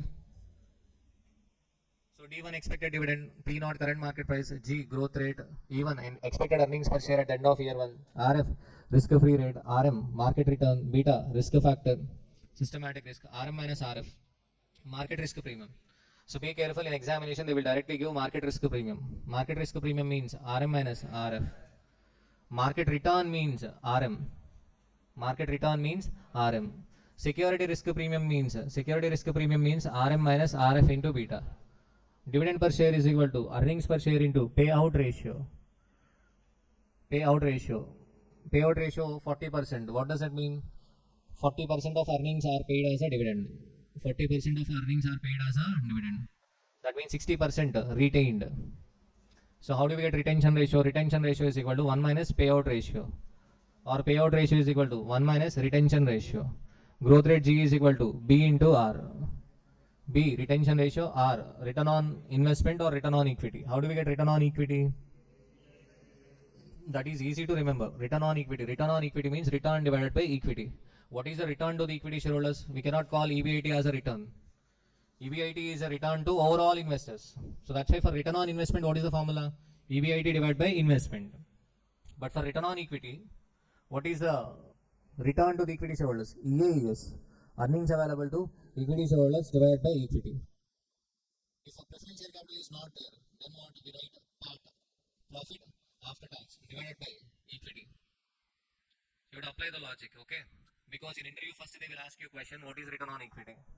You will say the formula EAES divided by equity. Then next question they will ask, why not EBIT? Why not EBIT? Simple. EBIT is what? Return to both equity shareholders and debenture holders. See, in denominator we are considering only equity. So that's why in numerator we should take only EAES, earnings available to equity shareholders. Clear? Done? So what is equity here? Equity is equal to equity share capital plus reserves and surplus minus what? Fictitious assets. Fictitious assets. Equity share capital plus reserves and surplus minus what? Fictitious assets. Equity. Reserves and surplus is also a part of a equity. Okay, in balance sheet if you are finding reserves and surplus, what does it mean? Profits are retained and reinvested. Profits are retained and reinvested. Okay, so fictitious. Fictitious means imaginary. Fictitious means what? Imaginary. Unreal. Fictitious means what? Unreal. Okay. Ashik is full active and not sleeping in class. It is unreal. Fictitious. It is what? Fictitious. Unreal. Okay. So preliminary expenses. If you are finding a preliminary expenses in the balance sheet asset side. Preliminary expenses. Preliminary expenses not written off. So simple accounting, you know, debit all expenses and losses, yes or no? If you are incurring any preliminary expenses, what is the entry? Preliminary expenses to bank. Debit all expenses and losses. Credit what goes out, yes or no? So preliminary expenses to bank. Okay. So generally, if it is any other expense, immediately we transfer to P&L. P&L account debit to expense. It will get closed. But preliminary expenses are written off over a period. So next entry will be no doubt preliminary expenses to P&L. Sorry, P&L to preliminary expenses. But we are not going to write off entire expense. We might write off only 100 rupees out of 500. Because remaining 400 will be written off over next 4 years. So what happens to the balance? Balance will go to balance sheet. Preliminary expenses debit to bank 500 rupees. Okay. So next P&L to preliminary expenses 100 rupees. So what is the balance? 400. Having debit balance or credit balance? Debit balance. Preliminary expenses to bank 500.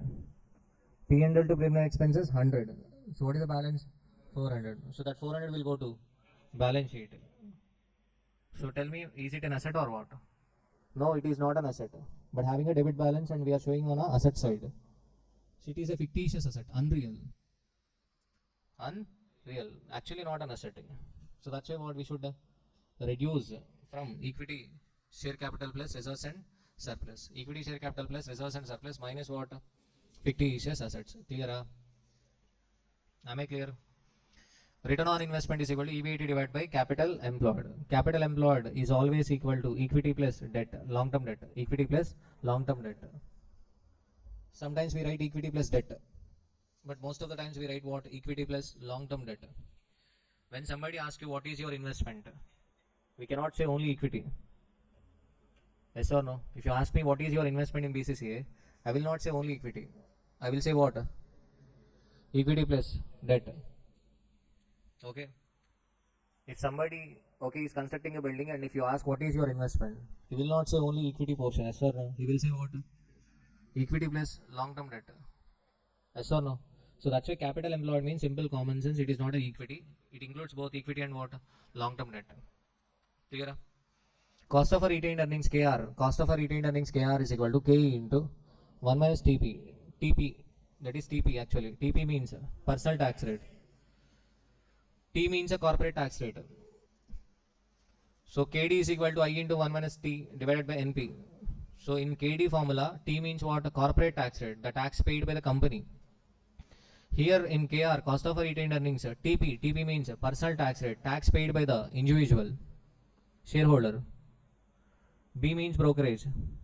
B means what? Brokerage. So KR is equal to KE. In most of the cases, KR is equal to what? KE. If a personal tax rate is not given, if a brokerage is not given in the question, generally will not be given in the question. Personal tax rate and brokerage will not be given in the question. Then what is the answer? KR is equal to KE. Why sir? Because retained earnings belongs to equity shareholders. So that's why. So they will have a same expectation on retained earnings also. So that's why KR is equal to what? KE. Into what? 1 minus personal tax rate into 1 minus brokerage. So sometimes that can be written as K into 1 minus T minus B. Okay. Sometimes that can be written as KR is equal to K into 1 minus TP minus what? Brokerage. Okay. So there are two, but you follow the first one in. So KR is equal to K into 1 minus TP into 1 minus brokerage. Clear? Mohan Krishna, is it clear? Cost of a retained earnings. Now comes the weighted average cost of a capital. So weighted average cost of a capital. To find out weighted average cost of a capital, first we should find out the specific cost of a capital. KD, KP, KE, KR, then KO. For KO, we cannot write the formula. We should take a table. Source column. In source column, we take equity share capital, retained earnings, preference share capital, debt, term loan, etc. Source. And next one, amount. Amount column, proportion, specific cost, proportion into specific cost.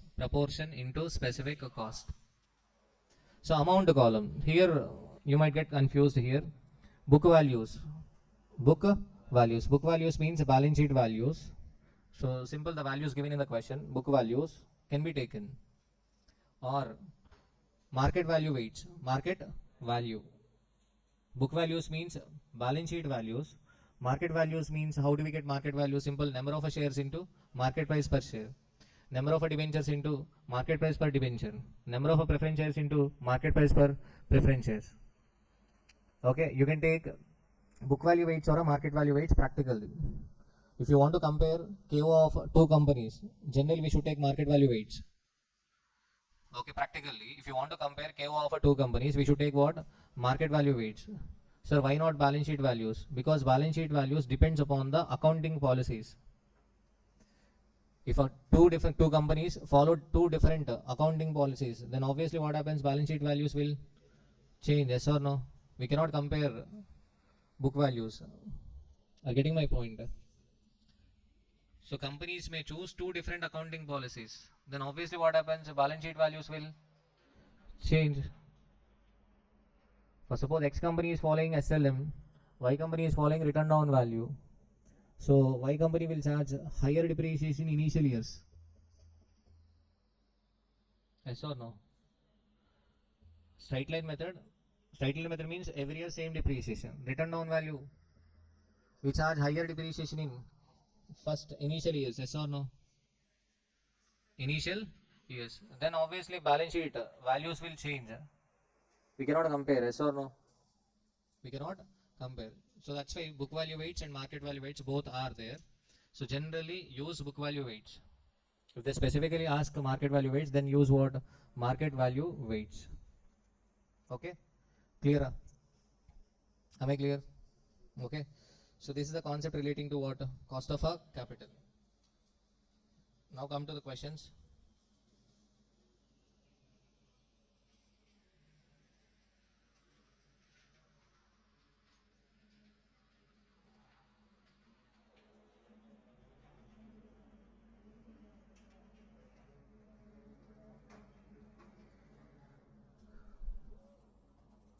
So question number 1, you have to refer. This question is not for practice. You have to refer this question. So this is a irredeemable debt. Irredeemable debt.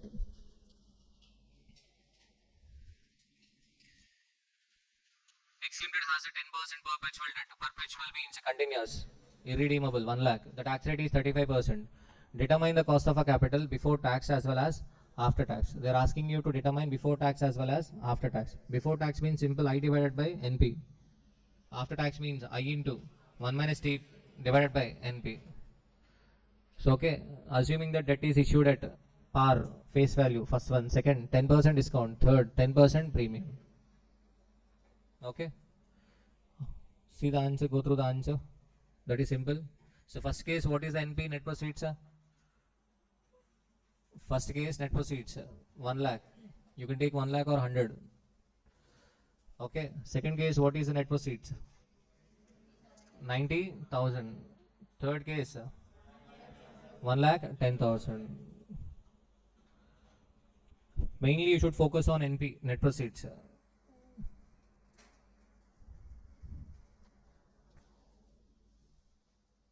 Okay, in question number 1, you should go through NP, net proceeds. Using calculator and all not necessary. Because the reason simple, if you give input correct, then obviously output will also be what? Correct. Check NP, net proceeds. Clear? Question number 1. Next question number 2.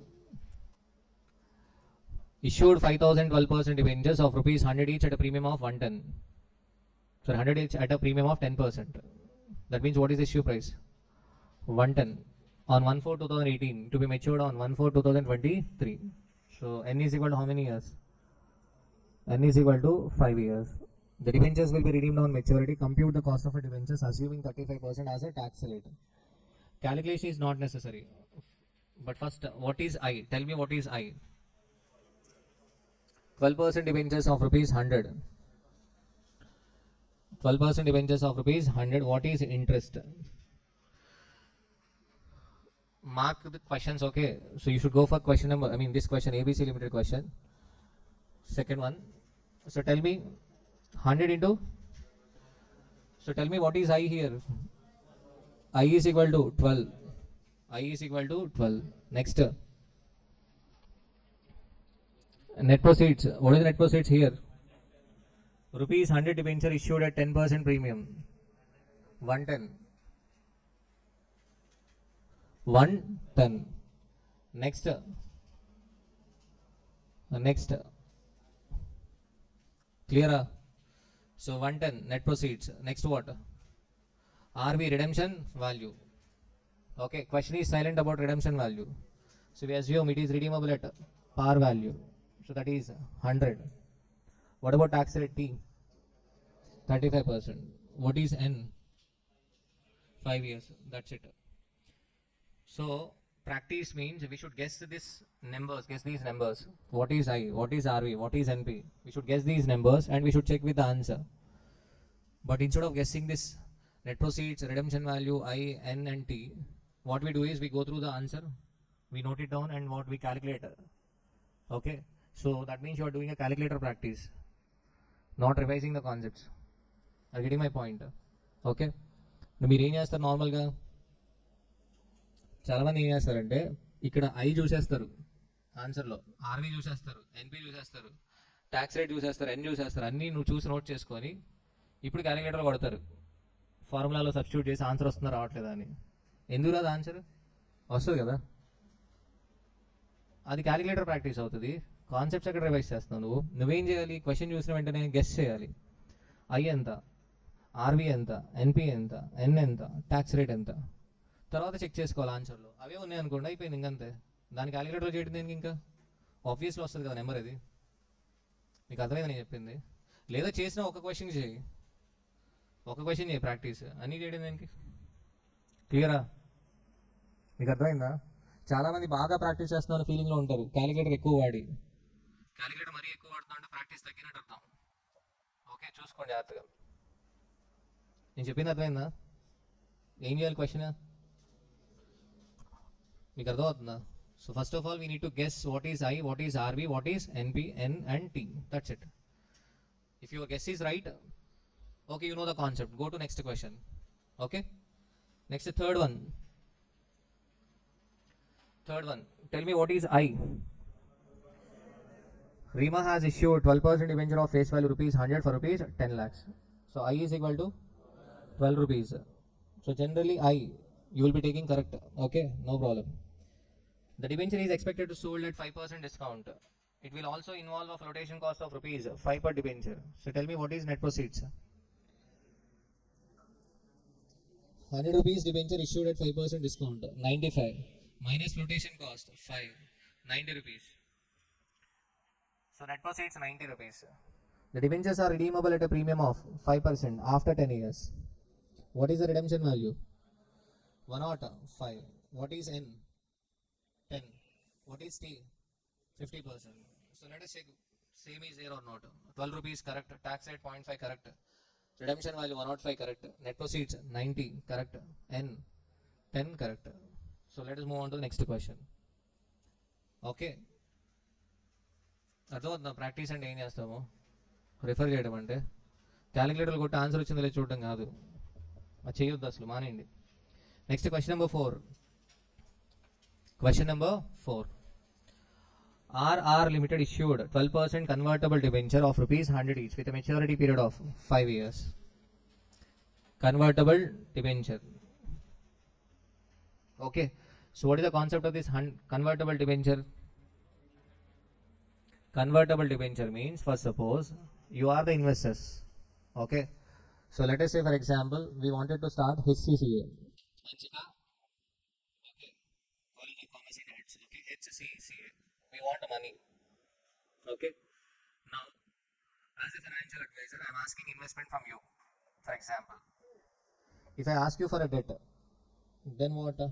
Okay, so Trisha question mark is what? Sir, if I give debt I will get only interest. I will get only interest. If a company goes well, okay, you will be enjoying profits, but I will get only interest. Okay, why not equity? So then I told, better you take equity. Then again question mark. What is the question mark? Sir, if I invest in equity shares, if a company is not going to perform well, then what? I will be losing entire capital. Okay, so that's why to convince the investor, okay, so business people have brought into another concept. What is another concept? Okay, convertible debt. Okay, let us treat your money as a debt up to 5 years. Up to 5 years you take interest. Okay, after 5 years you decide. Okay, after 5 years you decide. If a company is doing well, convert that into equity. If a company is not performing well, take your debt. Simple concept. Okay, so to convince the investor, so this is a okay simple concept, convertible debt. We are giving an option to the investor, either you treat this amount as a debt or a equity. Clear? So here 12% convertible debentures of rupees 100 each with a maturity period of 5 years. At maturity, the debenture holders will have an option to convert the debenture into equity shares of the company in the ratio of 1:10. 10 shares for each debenture. 10 shares for each debenture. The current market price of equity share is rupees 14 each, and historically the growth rate of the share is 5% per annum. Compute the cost of a debenture assuming 35% tax rate. In this question, the special point is what? Convertible debt. So tell me, one debenture can be converted into how many shares? 10 shares. What is the current market price per share? 14 each. What was the growth rate in the past? Growth rate of the share was 5% per annum. That means next 5 years. In next 5 years also. So debenture is redeemable after how many years? 5 years. Debenture is redeemable after 5 years. Investor is having an option either to treat the amount as a debt or a equity. So investor will choose an option which is beneficial to him. Which is beneficial to him. Yes or no? So first we should find out the equity share, expected equity share price after 5 years. After 5 years. How do we get it? Simple. 14 into 1 plus 0.05 power 5. In calculator we should calculate like compound interest. In calculator we should take 0.05 plus 1 into 14 plus equal to 5 times. 0.05 plus 1 into 14 plus equal to 5 times. 17.868 into how many shares? 10 shares. 178.68. Okay. So if he convert the debenture into equity shares, he will get 178.68. For suppose if he is treating it as a debt, redemption value is not given.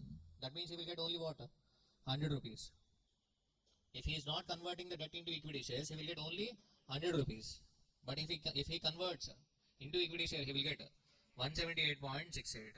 So we take what? 178.68. Clear? Determination of a redemption value. Higher of cash value for debenture 100, value of equity shares 178.68. Investor will choose what? 178.68. Clear? So in this question, the special point is redemption value. Interest we already know 12 rupees. Redemption value 178.68. Net proceeds 100. N is equal to 5. So in this question, you have to refer only what? That redemption value part. Clear? Okay. So special point in this question is what? Redemption value. Am I clear? Okay.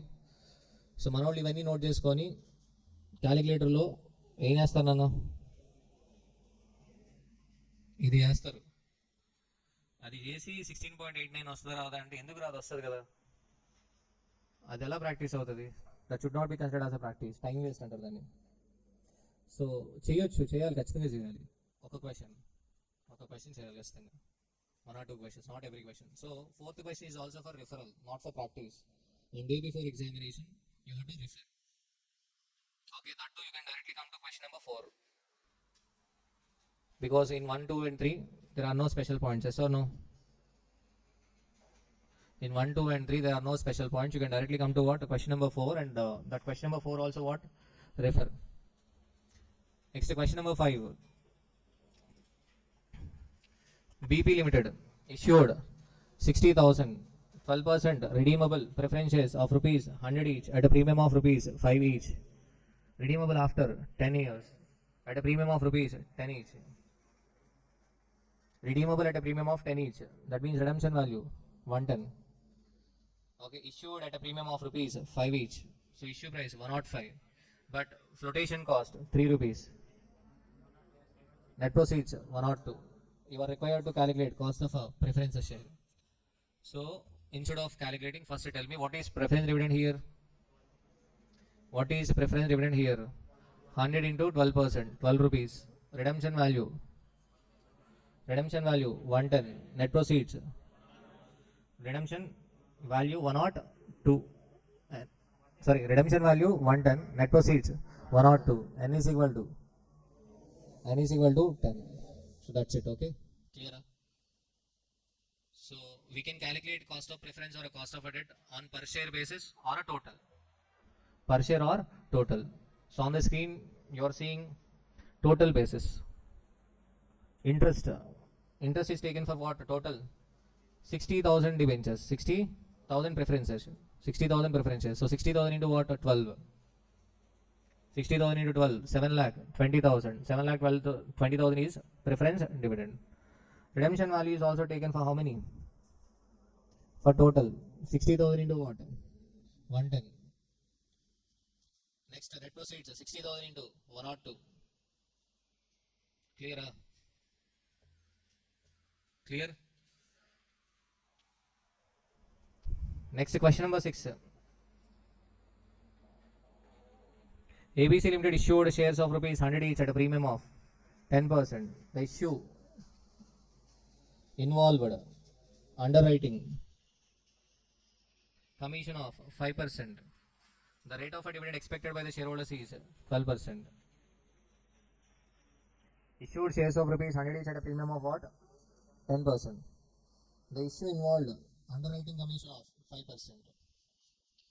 Okay. The rate of a dividend expected by the shareholder is 12%. So what is the dividend per share? 100 into 12%, 12 rupees dividend per share. Okay. So what is the P naught? Net proceeds here. 110 minus 5%. What is this 5%? We are issuing one share at the rate of premium of 100%. So 100 plus 10%, 110 minus underwriting commission 5%. 104.5. So K is equal to D1 by P naught if it is an existing issue, but if it is fresh issue, we take D1 by net proceeds.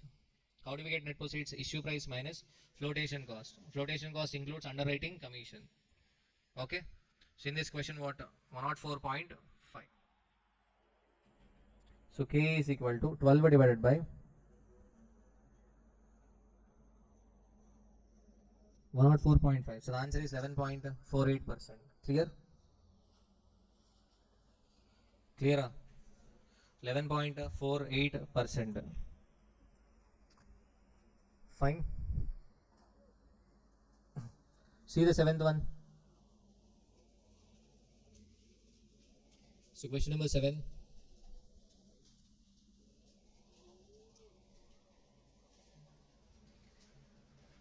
See the 7th one, and if you are not understanding, I will explain. The company pays a dividend of rupees 2 per share. Company pays. Currently quoted 20 rupees. Investor expect a growth rate of 5% per year. Simple. 2 divided by pays. It is not paid. Paid means past. D naught. If a company has just paid a dividend of rupees something, then what? It is D naught. It is D naught. But we should take D1. How do we get D1? By adding growth rate to the D naught. By adding growth rate to D naught.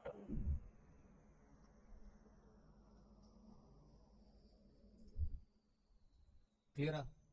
So first part, is there any confusion? K is equal to D1 by B naught plus G growth rate. So the answer is Ashik. What is the answer? 15%. So here be careful. 2 divided by 20, you will get what? 0.1. So 0.1 plus, some students might add 5 directly. They will get 5.1. Okay, we cannot add number and percentage. Yes or no? We should convert the percentage into number and then add. So 2 divided by 20, 0.1 plus 0.05. You will get 0.15. That means 15%. Or else 2 divided by 20, 0.1. Convert into percentage. You will get 10% plus 5%. Overall, 15% is the answer. So what is the second part? The market price per share. They are asking you to find out the market price per share if the anticipated growth rate of a dividend is 7%. So how do we get market price P naught? P naught is equal to D1 divided by KE minus G. D1 divided by KE minus growth rate. So what is D1 here? 2 rupees. Already given in the first part. Divided by what? KE. Already calculated in first part. 15% minus what? Growth rate 7%. So P naught is equal to 25 rupees per share. Am I clear? Done. So clear? So done. Okay.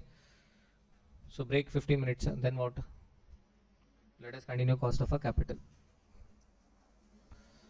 Cost of a capital. ఈ questions mark చేసుకోండి.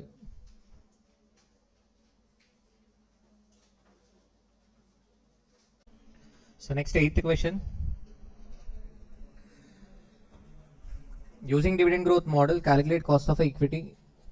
Dividend growth model. So what is the formula for dividend growth model? KE is equal to D1 by P naught plus G, growth rate. Equity share capital 2 lakhs, earnings for 2021 60,000, current market price per share 180, dividend per share 2018 7, 2019 8, 2020 10, 2021 11. So okay, in this question the special part is growth rate. Special part is what? Growth rate. Finding out the growth rate. So K is equal to D1 by P naught plus G. So current market price is already given. What is the current market price? 180. Okay. Dividend is also given. For 2021, what is the dividend? 11 rupees. Latest dividend is 11 rupees. Okay. So growth rate. Growth rate. So how can we find out growth rate? By doing an average. So 2018 7 rupees, 2019 8 rupees. Okay, so growth is 1 rupee. 1 divided by what? 7. Growth rate in 2019. What is the growth rate in 2019? 14.29. Clear? So are you able to understand this? Okay. Next. From 8 rupees, dividend increase it to 10. So growth rate 2 divided by 8. 25%. Growth rate in 2019. Growth rate in 2000, years are wrong here, 20. So what is the growth rate next? 10 to 11. 1 divided by 11. So 1 divided by 10. 10%. So first year 14.29% growth rate, second year 25%, third year 10%. So on an average, what is the growth rate? 16.43%. 16.43%. Okay. So this is the special point in this question. Okay. So we can do an alternative also. We have a concept of CAGR, compounded annual growth rate. Compounded annual growth rate, CAGR. CAGR. So what is the dividend? Latest dividend 11. From 7, dividend has got increased to 11. Yes or no? 7 to 8, 8 to 10, and 10 to 11. So that means in 3 years, from 7 rupees, dividend has got increased to 11. Okay. So how to find out this growth rate? How to find out this growth rate? So we will be using amount formula, similar to amount formula. So what is the latest dividend? 11 rupees. What is the initial dividend? 7 into 1 plus G power 3. So okay, 1 plus G power 3 is equal to 11 divided by 7. Okay. So here we get on right hand side power 1 by 3. So we cannot find out power 1 by 3. So that's why we use IRR method, internal rate of our return. Yesterday we have seen IRR method. Okay. So okay, IRR method. How can we do an IRR method?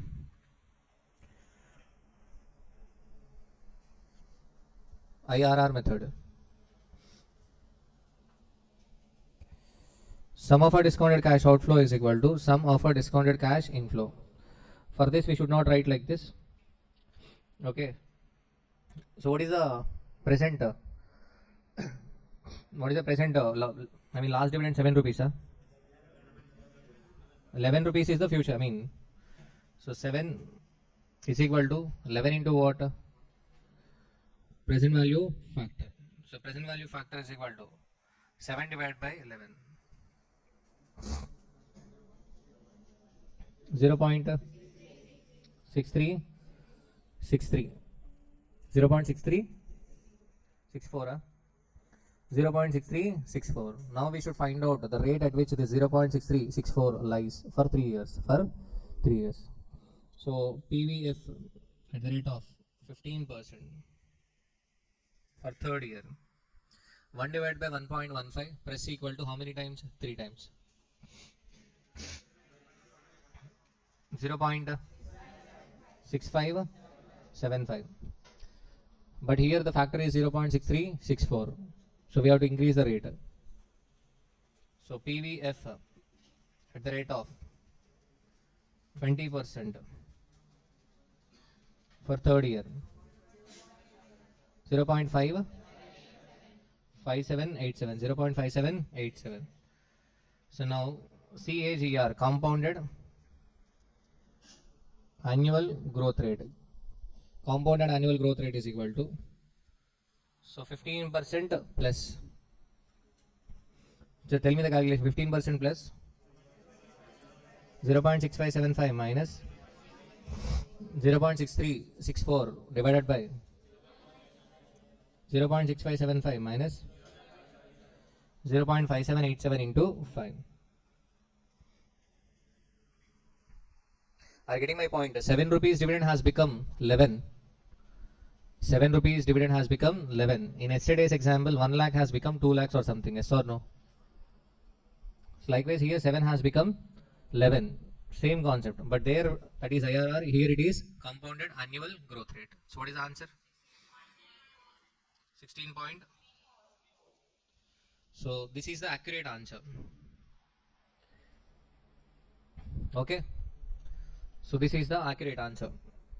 But in exam, in suggested answer, simple year-wise growth is calculated and then what? Simple average is done. Simple average. Clear? Next, question number 9.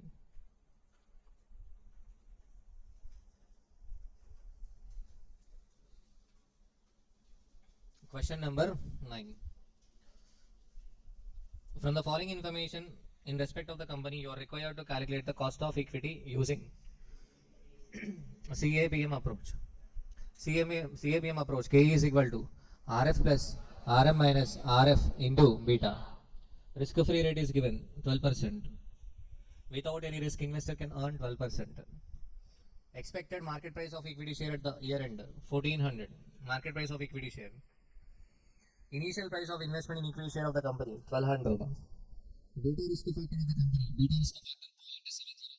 Expected dividend at the year end 140. Expected dividend at the year end 140. So this is a different kind of a question actually. K is equal to RF plus RM minus RF into beta. RF is already given in the question. Beta is already given in the question. But RM, market return, is not given. So we have to find out the market return. In fact, the question framing itself is wrong.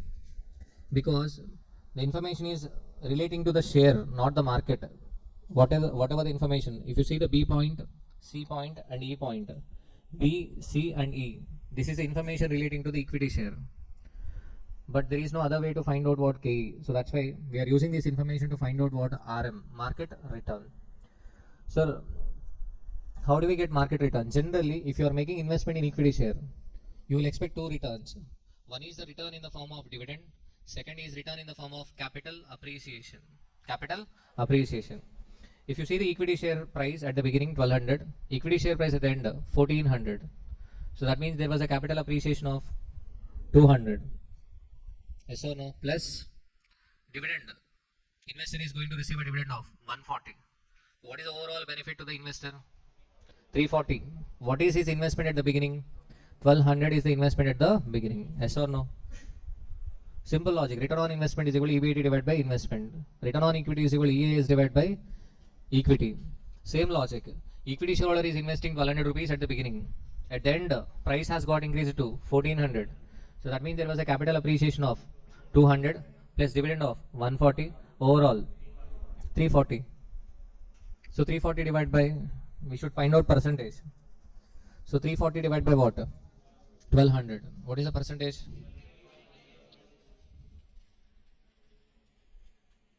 28.33.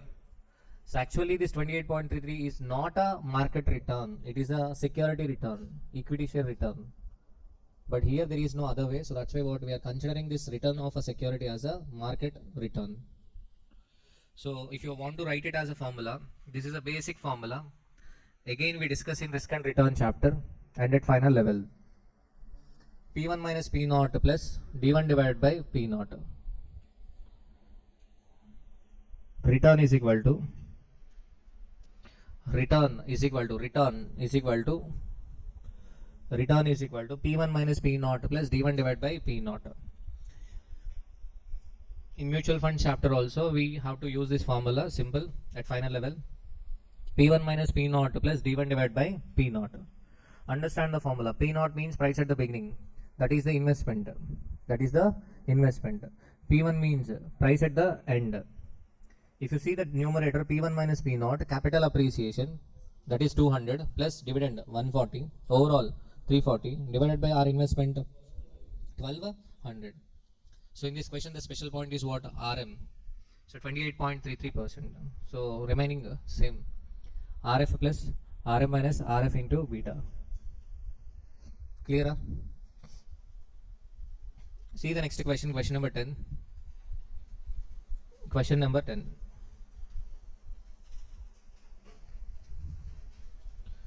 So if you want to practice question directly, practice what? Question number 10 on day before examination. If you want to practice directly, come to what? Question number 10.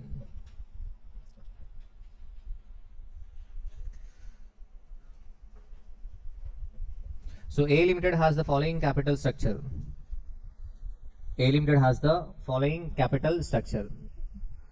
So కొంతమంది students time waste చేస్తారు, అది ఏషియనోలా ఆసియానోలా అని, అది ఏదైతే ఏమవుద్ది? అవునా సార్? ఆసియా, ఓకే, ఆసియానోలా, okay. So A limited has the following capital structure. Equity share capital 100, 12% preference share capital 10, retained earnings 120, 14% debentures 70, 14% term loan 400. Total how many sources? 5 sources. Okay, if you are using book value weights, 5 sources, but if we are using market value weights, then only 4 sources. Why? Because market value of equity includes both equity share capital and retained earnings. Okay, if I purchase one share in any company, I will get a share in share capital as well as share in retained earnings. I am paying for both the share capital as well as retained earnings. So that's why if you are using market value weights, only 4 sources. Okay.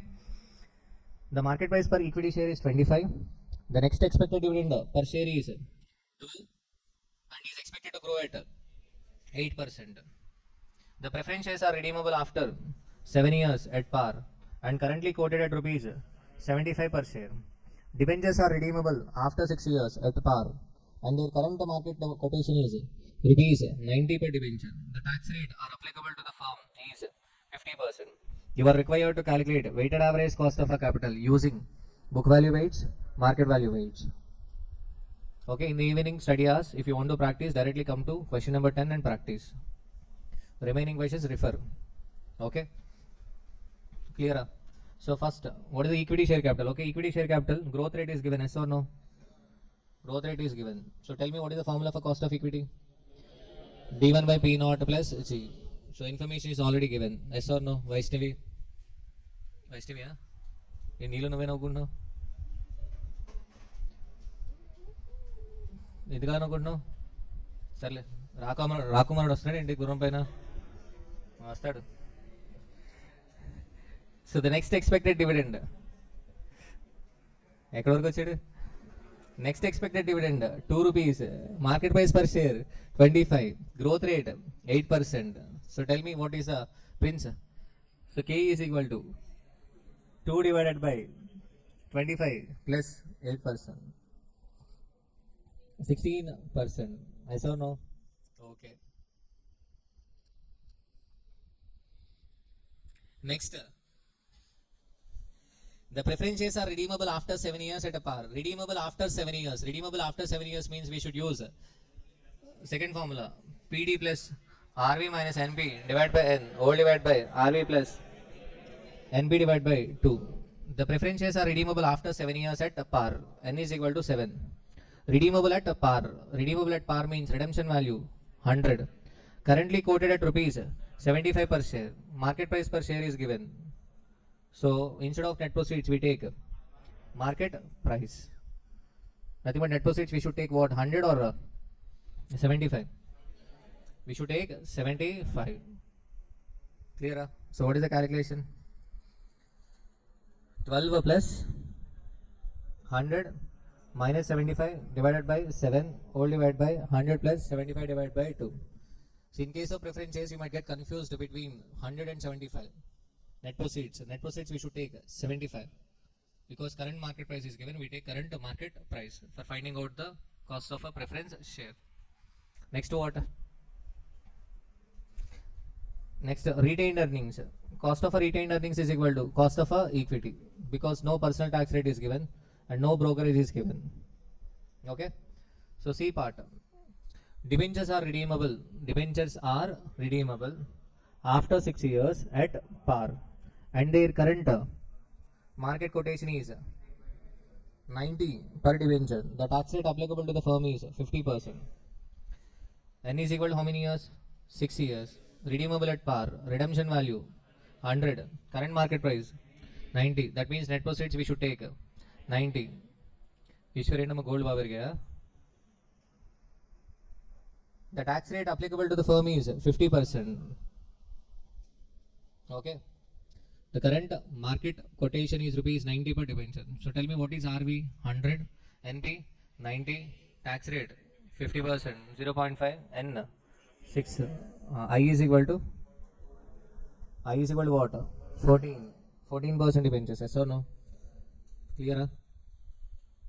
So next.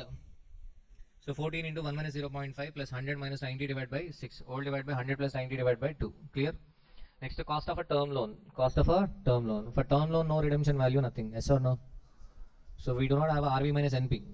Why? Because if you are taking a loan from bank, you have to repay the same amount. Yes or no? So that's a simple.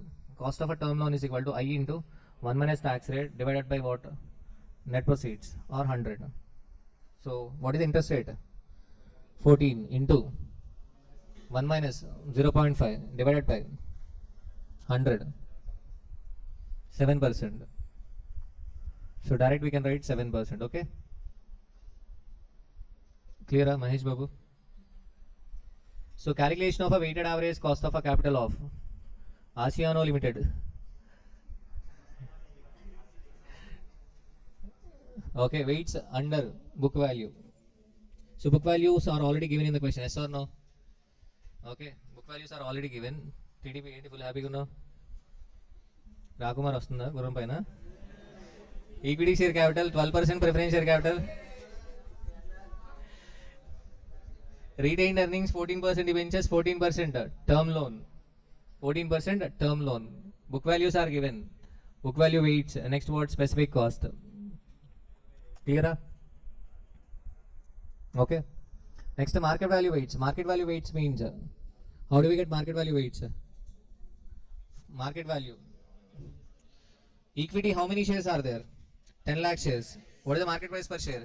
25. So 10 lakhs into 25.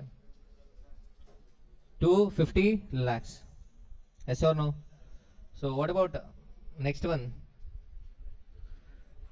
This here the market value of equity bifurcated between equity share capital and retained earnings in the ratio of book value. In the ratio of a book value. For this question it is not necessary, because cost of equity is equal to cost of a retained earnings. We can take only one source, equity, overall amount. How much we can take? 250 lakhs. Straight away we can take 250 lakhs. But whereas if a KR and KE are different, then we have to bifurcate. So how this bifurcation is being done? In the ratio of book values. See the book values. What is the equity book value? 100. Retained earnings 120. So this 250 lakhs market value of equity is bifurcated between equity share capital and retained earnings in the ratio of 100 is to 120. Very good, Amanchika. Clear? So 12% preference share capital. 12% preference share capital. How many shares are there? Preference shares 10,000 into market price per share 75. 7 lakh 50,000. What about debentures? 70,000 into 90. 63 lakhs. What about term loan? 100. Term loan 100. Clear? Term loan 100. So therefore weighted average cost of a capital under market value 12.75. Okay. Now pause the video and try to solve this question within 13.65 minutes. Solve this question. 13.65 with presentation. With presentation, solve this question within 13.65 minutes with presentation. Main answer is calculation of weighted average cost of a capital using book value weights. Next what? Market value weights. That is the main answer. Working notes. KE working note. KB working note. KD working note. Cost of a term loan is also a working note. So mention working note 1. I want presentation. Complete this question within 13.65 minutes. That is the time allowed for 7 marks. See the next question, 11th question. 11th question. The Wonderland Limited has the following book value capital structure as on March 31, 2019. Capital structure means capital mix.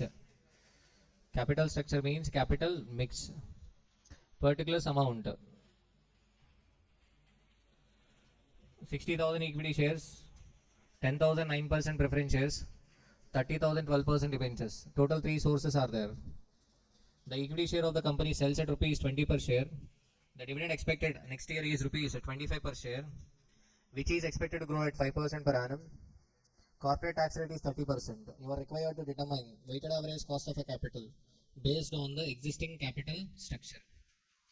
So this question is a simple question, simple one. So this question you have to refer. This question is not for practice.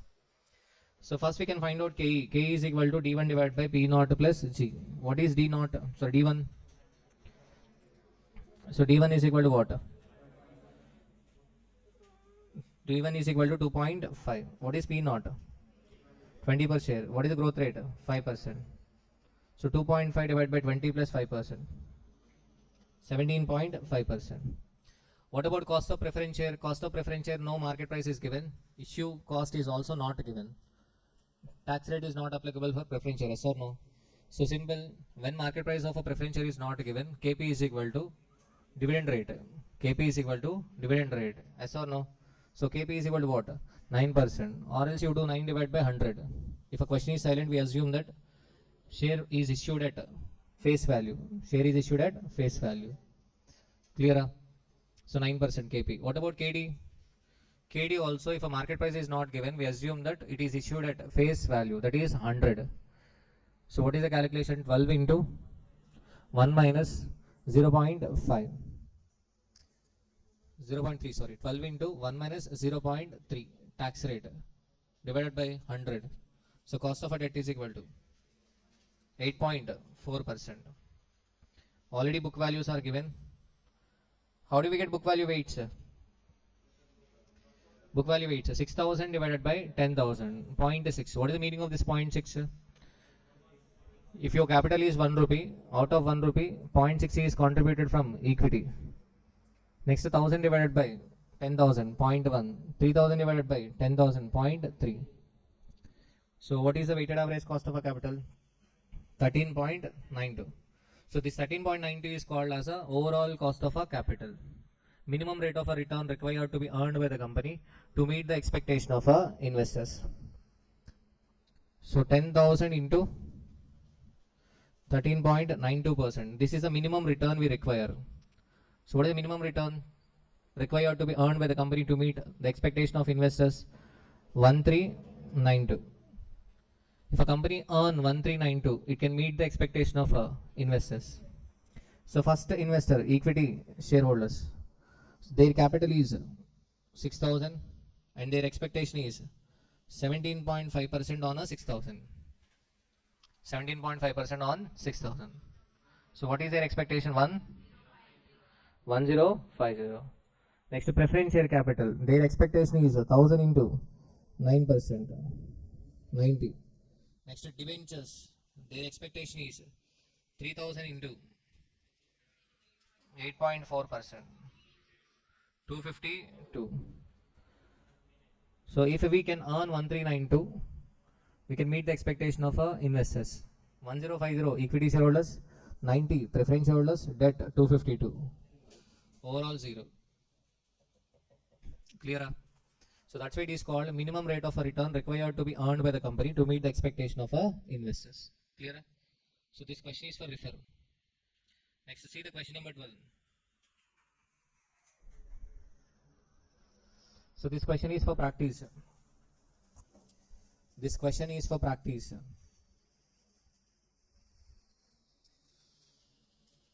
Question number 12.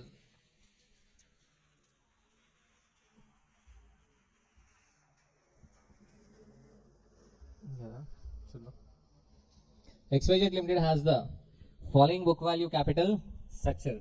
XYZ Limited has the following book value capital structure. Equity capital, 10% preference share capital, retained earnings, 10% debentures, 15% term loan. Shankar. The next expected dividend on equity share per share is 3.6. Expected dividend is given 3.6. Dividend per share is expected to grow at 5%. The market price per share is 30 rupees. With this information, we can find out what? Cost of equity K. So K is equal to D1 by P naught plus G. So what is the question number in study material, board material? 29. Illustration 29. Page number? Page number 272. So what is the answer for K? K is equal to D1 by P naught plus G. So 3.6 divided by 30 plus 5%. Yes or no? Clear? Ishwar? Next, preference stock is redeemable at par, not per, at par after 10 years or selling at rupees 80 per stock. Preference stock is redeemable at par. Redeemable at par means redemption value 100, N is equal to 10 years or selling at rupees 80 per stock. That means net proceeds is equal to 80. What about preference dividend? Preference dividend is equal to 100 into 10%, 10 rupees. Yes or no? Clear? So debentures are redeemable at par after 6 years are selling at rupees 90 per debenture. Tax rate 30%. So again, what is the redemption value for debenture? 100. Selling at 90. That means net proceeds 90. N 6. N is equal to 6. What about interest? Interest 14 rupees. Tax rate 30%. So we can find out what? KE, KP, KD. What about cost of term loan? Cost of term loan is equal to 15 into 1 minus tax rate divided by 100. So cost of a term loan. So personal tax rate is not given. Brokerage is also not given. So that means the cost of a retained earnings KR is equal to KE. Cost of equity KE. Yes or no, Sai Babu? Clear? Saurama. Okay. Required to calculate the current weighted average cost of a capital using book value proportion and market value proportion. In this question also all the points are covered. Okay. Market book value weights are already given. Yes or no? Book value weights are already given. So first working note number 1 KE, working note 2 KP, working note 3 KD. Next working note 4 cost of a term loan. Then we start main answer. Calculation of weighted average cost of a capital, book value weights, and then what? Market value weights. And then we have a second part as well. Clear? What is the second part? Determine the weighted marginal cost of a capital. This is completely different part. Marginal means additional. Marginal means what? Additional. Weighted marginal cost of a capital means cost of a additional capital. Cost of a additional capital. Already we have 32, 40, 20 and 25. Overall 85, 30. 150, 117 crores. Already we have a capital of 117 crores. If you are finding out the cost of a capital for this 117 crores, that is called as KO, overall cost of a capital, weighted average cost of a capital. But now you are going to procure additional money. Determine the weighted marginal cost of a capital for the company if it raises 20 crores next year. We are going to find out the cost of a capital only for that 20 crores. Only for that 20 crores. Then it is called as weighted marginal cost of a capital. Given the following information, the amount will be raised by equity and debt in equal proportions. So that means 10 crores equity, 10 crores debt. The company expects to retain rupees 3 crores earnings next year. Next year company is expecting to retain 3 crores. That means out of 10 crores equity, we have a 3 crores retained earnings. That means remaining 7 crores. We go for fresh issue. Clear? So the additional issue of equity share will result in net price per share being fixed at rupees 25. The current market price of share is what? 30 rupees. Current market price of a share is 30 rupees. But if you want to go for new issue, you are going to issue new share only for rupees 25. 25. That means net proceeds is equal to 25. Next, the debt capital raised by way of a term loan will cost 15% for the first rupees 5 crores and 16% for the next 5 crores. Out of 20 crores, 10 crores debt, yes or no? In 10 crores, for first 5 crores, what is the rate of interest? 15%. And for second 5 crores, 16%. Okay, this question they will not ask for 7 marks. That doesn't mean they will ask for 14 marks. So they will be asking a part of this question for 7 marks. Okay. So let us start this question. First what? Question number what? Question number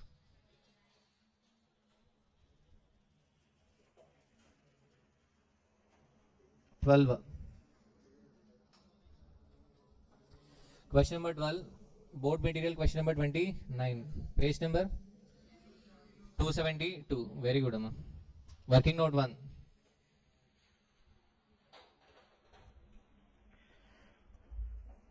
So working note 1.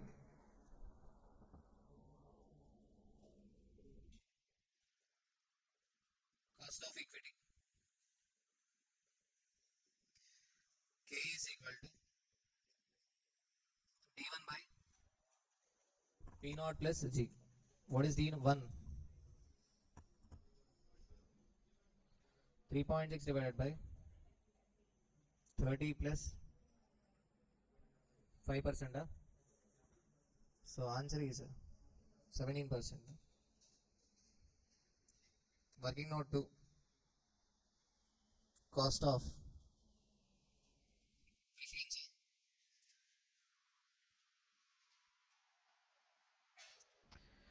preference share capital. KP is equal to PD plus RV minus NP divided by N, all divided by RV plus NP divided by 2. KP. So clear? So that is equal to, tell me PD. 10 plus redemption value 100 minus NP.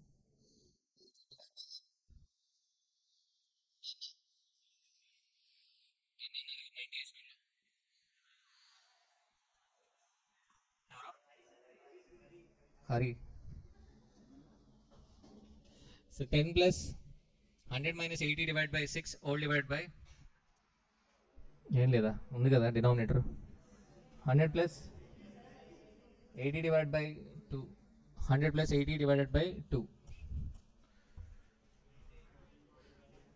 90 ఏం ఆన్సర్లమ్మా ఇవి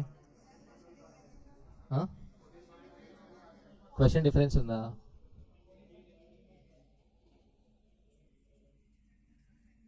preference of 10 years okay sorry అమ్మా మనస్ఫూర్తిగా sorry చెప్తాను 10.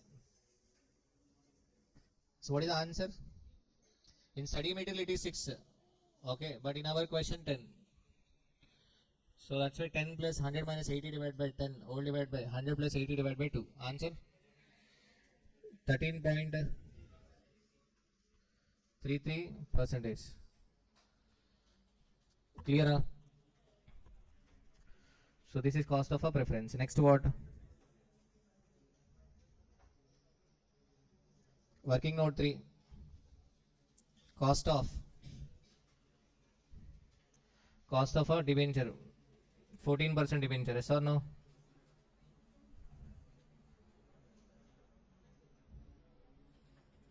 Cost of 14% debenture. KD is equal to I into 1 minus T plus RV minus NP divided by N Old divided by RV plus NP divided by 2. So tell me what is the interest amount? 14 into 1 minus tax rate 0.3 plus RV 100 minus redemption value 90 divided by 6, all divided by 100 plus 90 divided by 2. So what is the answer?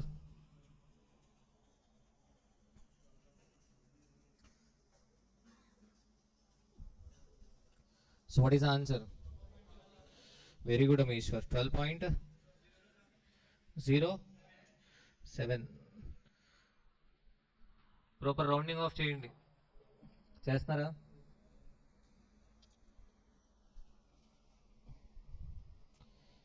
So 12.07%. Cost of a 14% debt. Next working note 4.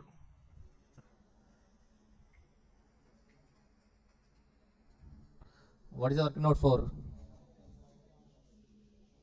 Cost of 15%. 15% term loan. Cost of a 15% term loan. KTL is equal to KTL I into 1 minus T divided by NP. So 15 into 1 minus 0.3 divided by 100. Answer 10.5%. Am I clear? Clear? Next working note number 5. What is this working note number 5?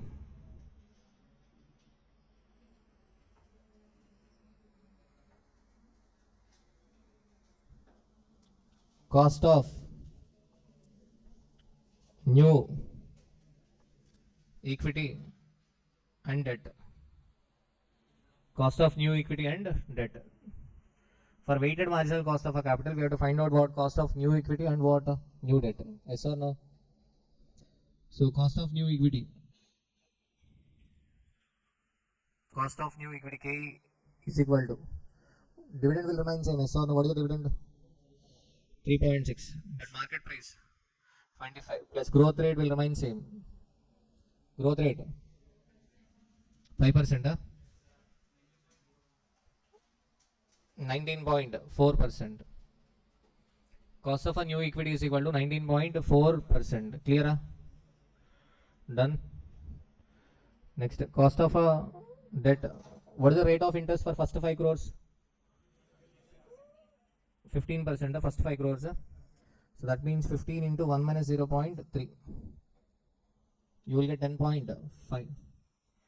For next 5 crores, what is the rate of interest? 16%. That means 16 into 1 minus 0.3. 11.2%. Clear? Done. So now let us come to the main answer.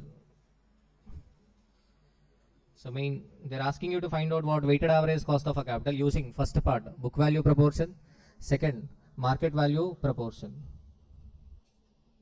So first part,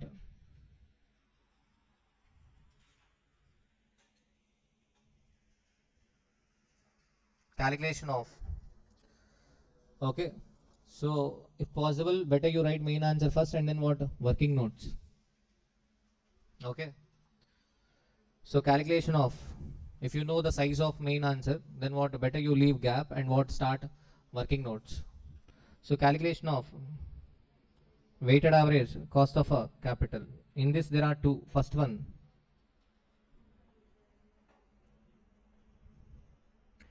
book value weights.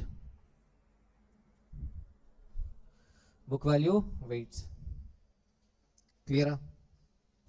In this source, amount, proportion, specific cost, proportion into specific cost. Clear? Now source. So tell me what are the source? equity share capital, preference, retained earnings. So what is the rate of interest? 10% debenture, 15% term loan or debt.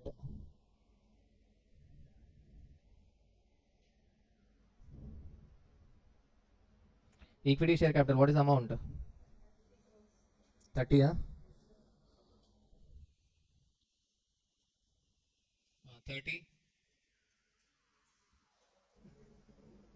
2, 40, 20, 25. 170, huh? 117. So now tell me the proportion. 30 divided by 117. 0.256. 0.017. 0.342. 171. 21. Proper rounding off. 0.214. So specific cost. What is the specific cost? 17. Next. 13.3. 13.3 or 33? 33. Next. Next one. 17. Cost of a retained earnings is equal to cost of a equity because personal tax rate is not given. If a personal tax rate is given, then what? KE into 1 minus TP, personal tax rate. If a brokerage is also given, then what? Into 1 minus brokerage. Next, 14% debt. 12.07. Next, 10.5. Next number, 4.352. 0.228. 5.81. 4.352, is it correct or not? 0.228, is it correct or not?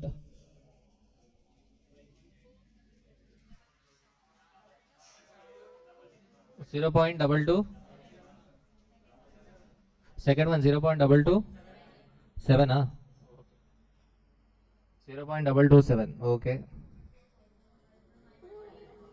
5.814. 2.06. 064, huh? Okay. 2.247. 14.70. 704. Okay, okay. So this is the weighted average cost of a capital using what? Book value weights. So clear? If it is market value weights, then what we take only 4 sources because KR is equal to KE. Cost of equity is equal to KR.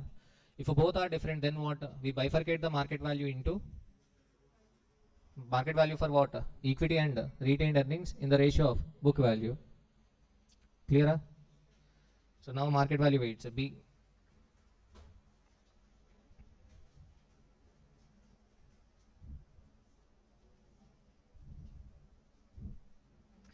B part market value weights. So students, many of the students are not taking headings. They are not quoting the numbers. So this is the B part in first part. So market value weights. So what are the columns? Source, amount, proportion, specific cost. Proportion into specific cost. Tell me the source. Equity, preference, 14% debt, 15% debt, 15% term loan. Yes or no? Equity, how many shares are there? Equity, how many shares are there? 3 crore shares, huh? Okay, 3 crores into 30 rupees, 90 crores. So we are not taking retained earnings. Why we are not taking retained earnings? Because investor is paying rupees 30 for both equity share capital and retained earnings. Okay, so the alternative presentation is what? Bifurcating this 90 crores between equity share capital and retained earnings in the ratio of book value. Okay, so preference, what is the preference? How many shares are there? So 2 lakhs into 80, 1.6 crores.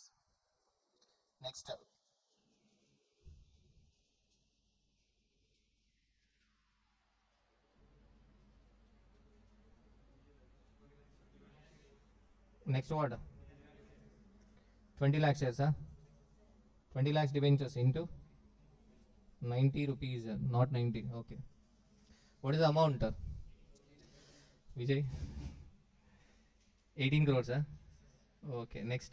15% debt. 25, huh? Total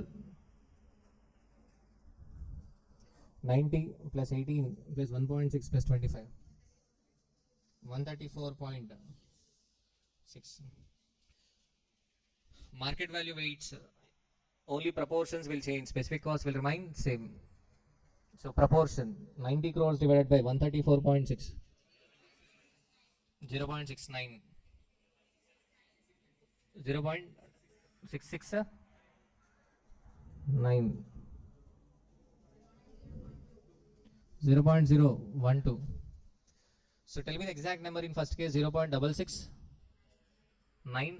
What is next? 0.668. Okay, fine. So proper rounding off is very important. 0.134, 0.186. Very good, Ameshwar. Specific cost 17%, 13.33, 12.07, 10.5. Proportion into specific cost 1.11.373, 0.159, 0.16.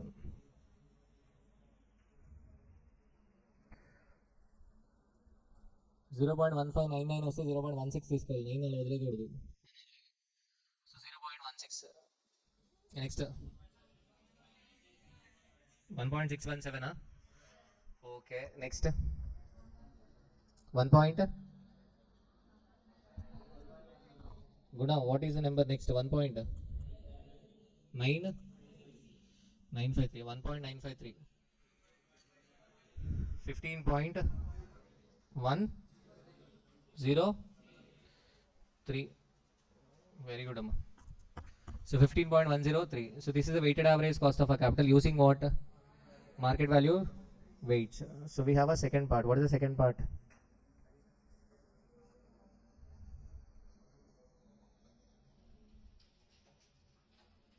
Second part, weighted marginal cost of a capital. Weighted marginal cost of a capital. చూస్తున్నాను నేను రాయను notes. Heading తీసుకో. Weighted marginal cost of capital. Weighted marginal cost of a capital. Weighted marginal cost of a capital. Okay, so weighted marginal cost of capital. Tell me columns. Source, amount, proportion, specific cost, proportion into specific cost. Source, equity, retained earnings. So we have a two debts. 15% debt,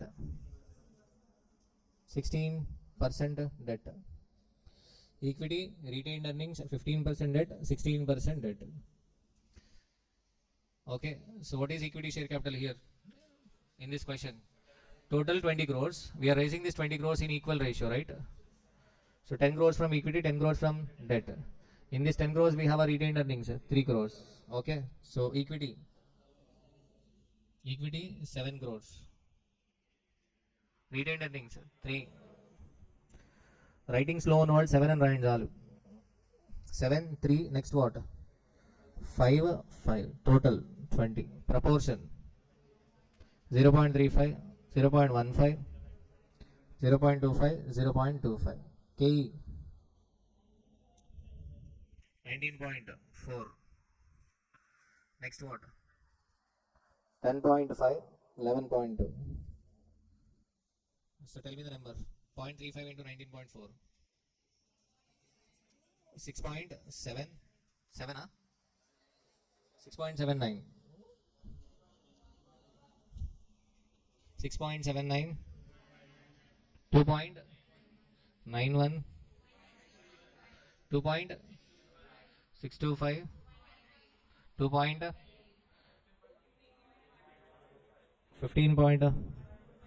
This 15.125 is a weighted marginal cost of a capital. Only cost of a additional 20 CR. Cost of additional 20 CR. Clear? Almost all points are covered in this question. Okay.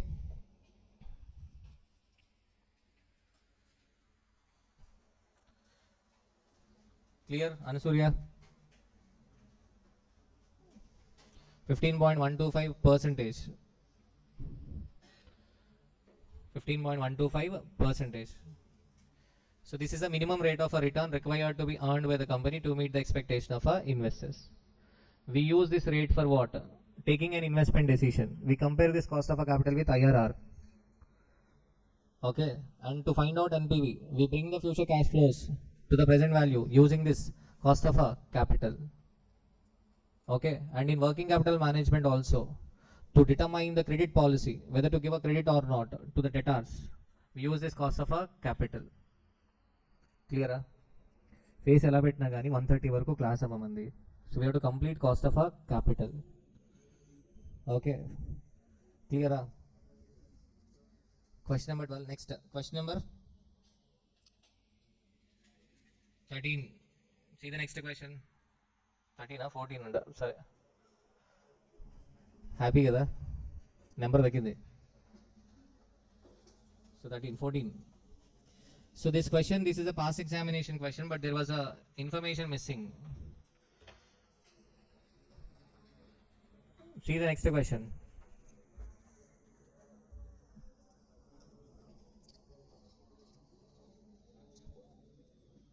December 2022, 8A.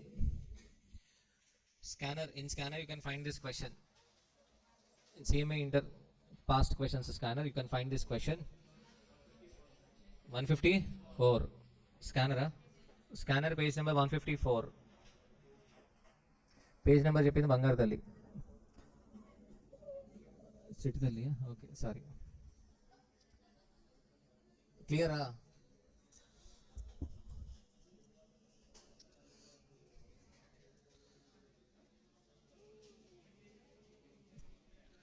So late చేయొద్దు, అందరికి ఆకలేస్తుంది, ఇంటికి వెళ్ళాలి మనం. So I mean తినడానికి లంచ్కి వెళ్ళాలి. చూడండి, హెచ్డిఆర్ లిమిటెడ్ వైష్ణవి నీకేంట్లో ఎవరో ఒకళ్ళు తెస్తారు food. HDR Limited requires additional finance of rupees 20 lakhs for meeting its investment plans. The following information is given. Company has rupees 4 lakhs in the form of retained earnings available for investment purpose. Okay, actually in this question information is missing, otherwise this question is easy. So we have a similar question in CE Inter FM also, past question. HDR Limited requires additional finance of rupees 20 lakhs. What is the amount required?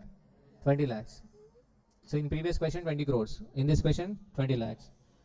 Meeting its investment plan. Company has rupees 4 lakhs in the form of a retained earnings. In the previous question 3 crores. In this question 4 lakhs. Target debt equity ratio 25-75. In previous question 50-50. In this question what? Debt 25, equity 75%.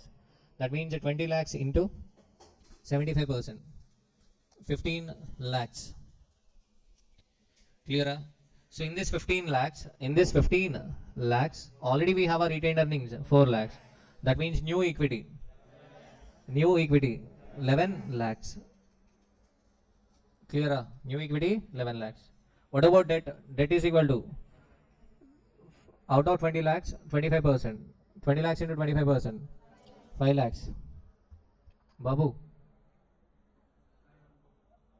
పేరేంటమ్మా? నీ పేరు కూడా సారమ్మా?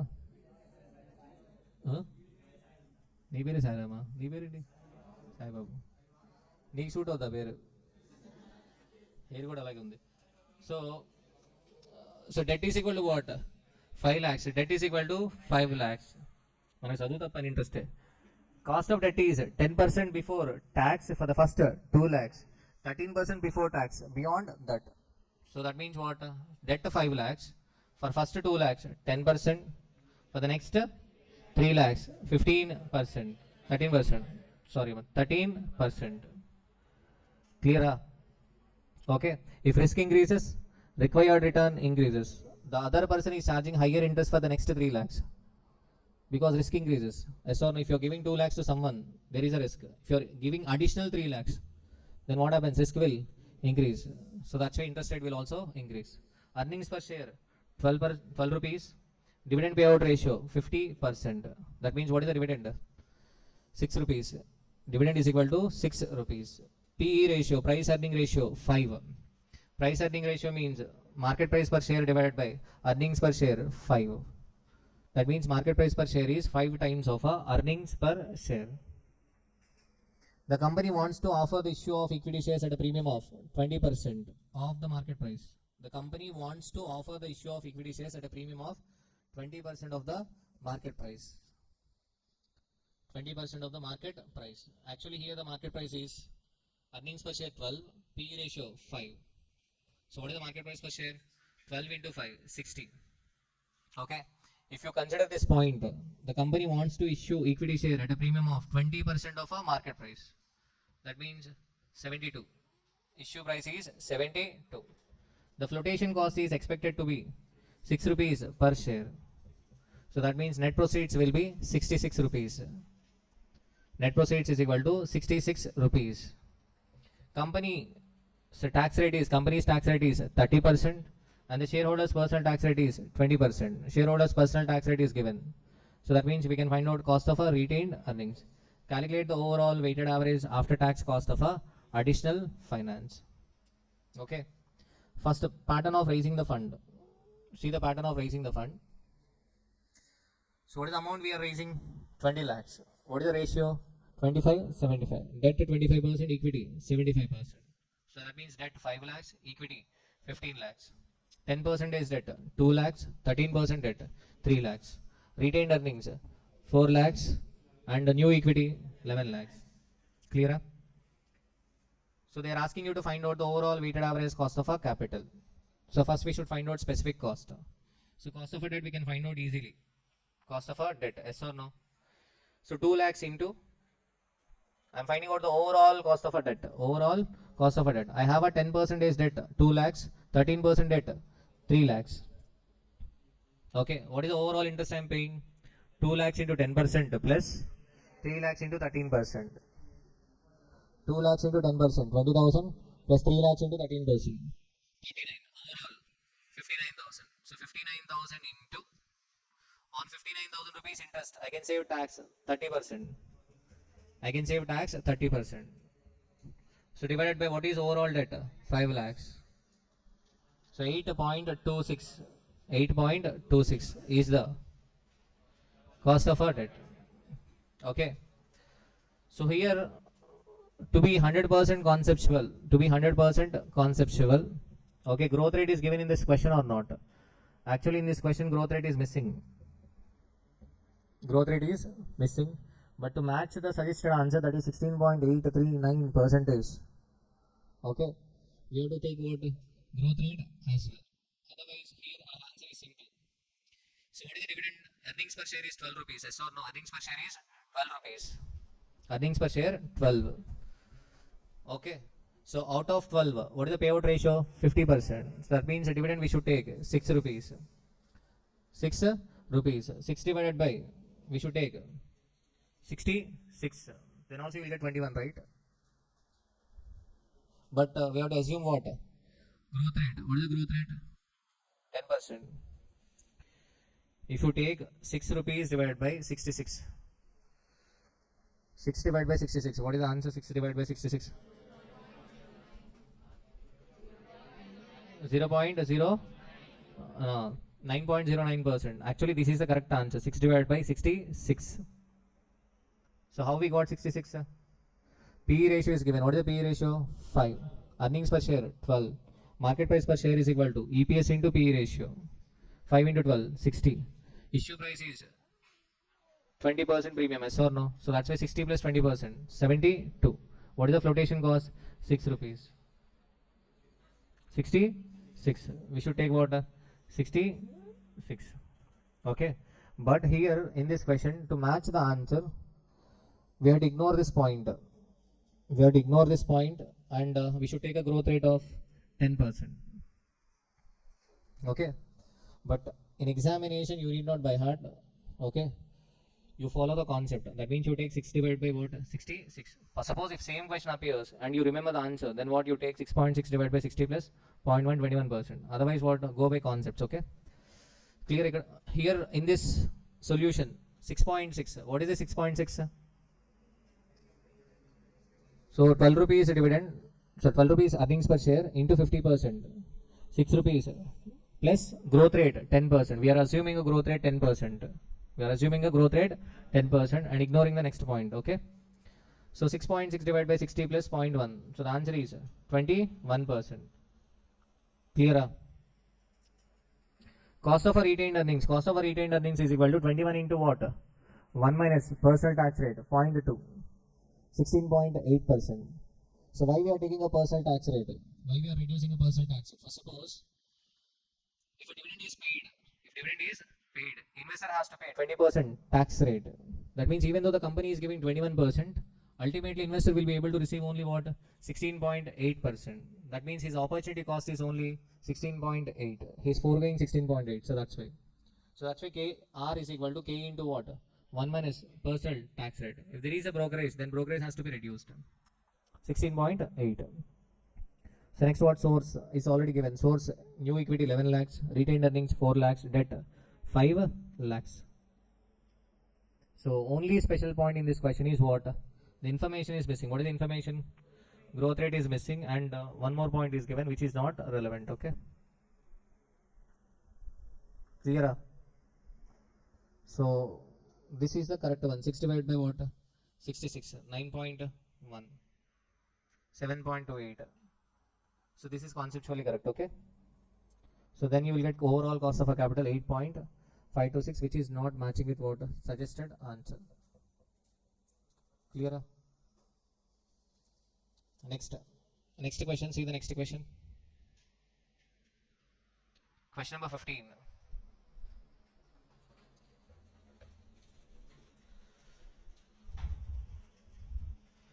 Question number 15. June 2025 question. Scanner. Go through scanner. June 2025. June 2025.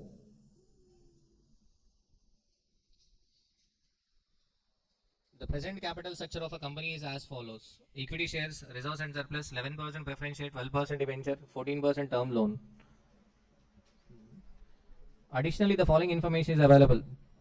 Company's equity beta is given 1.06. Vaishnavi. Yield on long-term treasury bond. Yield on long-term treasury bond. Treasury bond 10%. It is nothing but RF. It is what? RF. Risk-free rate. Risk-free securities examples. Treasury bill. I have told you treasury bill. Yes or no? Yield on a long-term treasury bond 10%. That is RF. And I have already warned you. Be careful. They will give a market risk premium straight away. Okay, stock market risk premium. Market risk premium. Market risk premium means nothing but what? RM minus RF. RM minus RF is given straight away. So we can find out KE using this information. So 10 plus 6 into 1.06. 6 is not RM. 6 is RM minus RF. Current ex-dividend equity share price. What is the ex-dividend equity share price? Rupees 15. Ex-dividend means excluding dividend. Cum dividend means including dividend. You have a investment accounts or not? In accounts, investment accounting. Ex-dividend, cum dividend. Cum dividend means what? Including dividend. Ex-dividend means what? Excluding dividend. You don't know cum dividend and ex-dividend. So generally come means what? Including. X means what? Excluding. So this 15 rupees, ex-dividend equity share price rupees 15 means what? You are paying 15 rupees and you will get only share, only equity share. The dividend might have already been taken by what? Previous owner. Or even if the dividend is paid, that will be taken by what? Owner, previous owner. Transferor will take the dividend. Come dividend means what? If I purchase the share, I will get a share as well as what? Dividend. Share as well as dividend. You know the concept of dividend. Dividend is declared in AGM, yes or no? After declaration, dividend is to be paid within 30 days. Within 30 days, yes or no? First, suppose after declaration, if you're purchasing a dividend, share, if you're purchasing a share, that can be purchased come dividend or ex dividend. If you're purchasing for come dividend price, then you will get what? Share price and also what? Dividend. Excluding means what? You have a rights issue also, rights issue. Come right, ex right. Come right means what? Including the right. Ex right means what? Excluding the right. Okay, ex right price means if you are purchasing the share at that price, you will not get a right to subscribe the share. So in this question, this ex dividend equity share price means pure equity share price. Pure. We should exclude the dividend. We should exclude dividend. 15. Current ex dividend preference share price. What is ex dividend preference share price? 12. Ex interest dividend. Ex interest debenture market value. Ex interest debenture market value 102.5 per 100. Ex interest debenture means what? For example, debenture interest is paid for every 6 months. For every 6 months. Okay. So let us assume on 30th June interest is paid and again on 31st December. Again on 31st December. If on 30th April I am purchasing a debenture, then what? Already debenture, already interest is accrued for how many months? January, February, March, April. Yes or no? Are you getting my point? Generally interest is paid. For example, interest is paid on June 30 and December 31st. I am purchasing a debenture on what? 30th April. 30th April. So interest is already accrued for how many months? 4 months. January, February, March, April. Now this debenture price can be ex interest price or come interest price. The owner might say ex interest price or come interest price. Come interest price means what? If I purchase the debenture at that price, I will get interest for previous 4 months as well. Ex interest price means what? I will not get interest. That is excluding interest. That means what? I have to pay for interest as well. You're getting my point. Ex interest means what? Excluding interest. So generally, the pure debenture price or preference share price means ex interest, ex dividend price is called as a pure equity price. Okay. So the debentures are redeemable after 3 years and interest is paid annually. Corporate tax rate 40%. Ignoring flotation cost. Calculate the company's weighted average cost of a capital using market value weights. We have to use market value weights. Simple. First we should find out what? K. K is equal to RF plus RM minus RF into beta. Clear? 16.36. What about cost of retained earnings? Same. Cost of a retained earnings is same. Cost of a preference KP. So redeemability period is not given. This is a simple question. Redeemability period is not given, but market price is given. What is the market price? 12. So nothing to do with, okay, because already ex dividend price is given. Ex dividend. For suppose if a come dividend preference share price is given 12 rupees and preference dividend is equal to 1 rupee, then we should take what? 11 rupees. Because in CA Inter FM there was one question. So they will be giving a come dividend price. If it is a come dividend price, then what? We should reduce the dividend. We should exclude the dividend. Then we get pure share price. You're getting my point. But here already what is given? Ex dividend, ex interest prices are given. So that's very simple. So what is the face value? Face value preference share 10. 10 into 11%. 11 rupees is the preference dividend divided by what? Market price 12. 10 into 11% divided by 12. So 9.17%. Clear?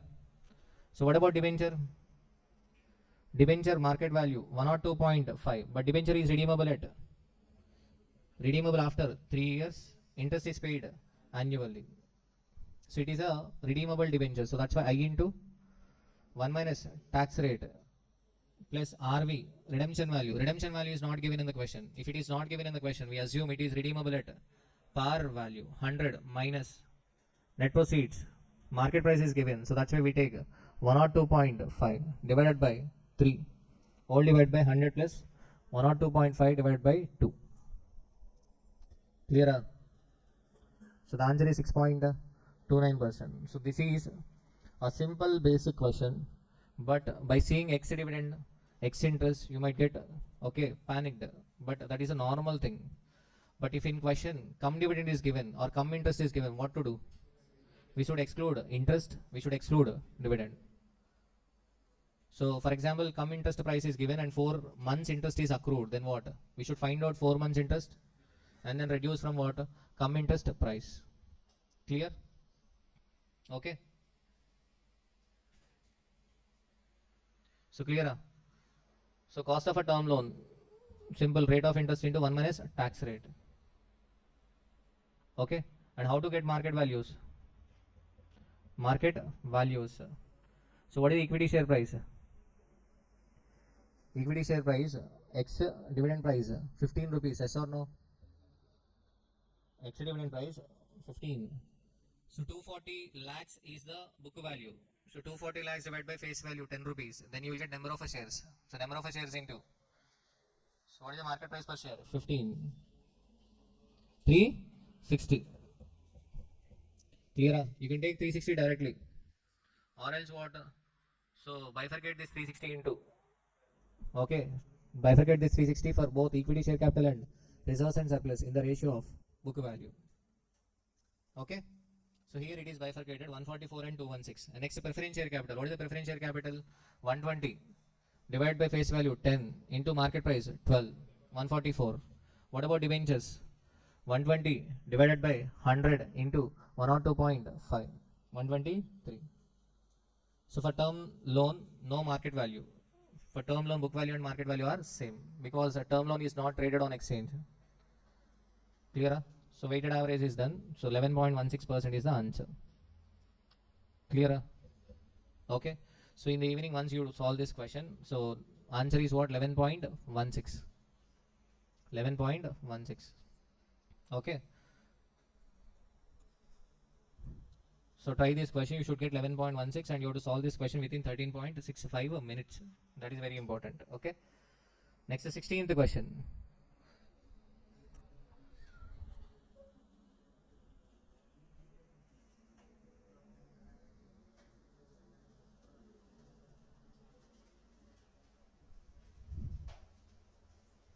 Okay. 16th question. See the 16th question. Vaishnavi, see 16th question. Beta coefficient of a target limited. What is the beta coefficient? 1.4. Beta 1.4. Now to win a link. Cost of capital. Lunch time. So the beta coefficient of a target limited is what? 1.4. The company has been maintaining 8% rate of a growth in dividend and earnings. 8% is the growth rate. The last dividend paid was rupees 4 per share. The last dividend paid was 4 per share. This is D naught. Paid. Be careful. This is D naught. The return on a government securities is 10%. The return on a government securities is 10%. While the return on a market portfolio is 15%. RF 10%. RM 15%. The current market price of one share of a target limited is 36 rupees. Presently, what is the market price of a share? 36. So what will be the equilibrium price per share of a target limited? Equilibrium price per share. Equilibrium price per share means nothing but Gordon model. P naught is equal to D1 divided by KE minus G. Okay, so actually this should come in dividend decisions chapter. So depends in CA inter, it is in under CA dividend decisions, but here in cost of a capital. So equilibrium price, we have already seen 5 examples. 5th example, benefit divided by required return minus growth rate. So first we can find out KE. KE is equal to RF plus RM minus RF into beta. RF 10% plus RM 15 minus 10 into beta. What is beta? 1.4. So what is the required rate of return? 17%. Okay. So now we can find out what equilibrium price per share. Equilibrium price per share is equal to D1 divided by KE minus G. KE 17%. KE 17%. Yes or no? Growth rate is already given in the question. What is the growth rate? 8%. So in the denominator 17 minus 8. 0.17 minus 0.08. So 0.09. In numerator D1. So here in this question 4 per share is given. What is this 4? Last dividend paid. D naught. Past. That is past. Value of any asset depends upon the future economic benefit. Future, not past. We should bring the future benefit to the present value. So this 4 rupees is past. Okay. So we want D1. How do we get D1? By adding growth to the D naught. So 4 into 1 plus 4 into 1 plus growth rate. What is the growth rate? 0.08. 4.32 divided by 9%. 4.32 divided by 9%. So the answer is 48. So this is actually a security valuation question. CMA final SFM security valuation question. Second part of the question is, would you advise for purchasing the share? Would you advise purchasing the share? So this 48 rupees is what? This is a theoretical value. Theoretical value means, so in this class we have learned one theory, that is CAPM, capital asset pricing model. By applying our theory, we have a calculated share price 48. In our perception, the share price must be equal to 48. But whereas in the market the price is what? 36. So are you going to purchase the share or not? Yes, I am going to purchase the share. Because the reason is share is undervalued. Share is undervalued. I am going to purchase the share. Same concept in capital bursting. In capital budgeting, sum of a discounted cash inflow 48 minus sum of a discounted cash outflow 36, NPV 12. As NPV is positive, accept the project. Okay, so that is what here also the same concept. Okay, in NPV also we are bringing the future benefit to the present value. Here also what I am doing, so whether it is a building, planted machinery, equity share, debenture, you, me, everything, value is equal to present value of a future benefit. We should bring the future benefit to the present value. So that is what we are doing. Whether it is security valuation, business valuation, investment decision, whatever it is. So the concept is we should bring the future benefit to the present value. Ishwar, yes or no? Clear? Okay. So these 16 questions are enough for cost of a capital. Cost of a capital chapter. These 16 questions are enough. Okay. In these 16 questions, so what are the questions to be practiced? 16 is not for practice. Okay. 15. If you want, you can. 15 is also not for practice. 15 you can refer. 14 also you can refer. But mandatorily you have to practice what? Mandatorily you have to practice what? Question number 12. So this question and next what? 11. Not 11. 10th one.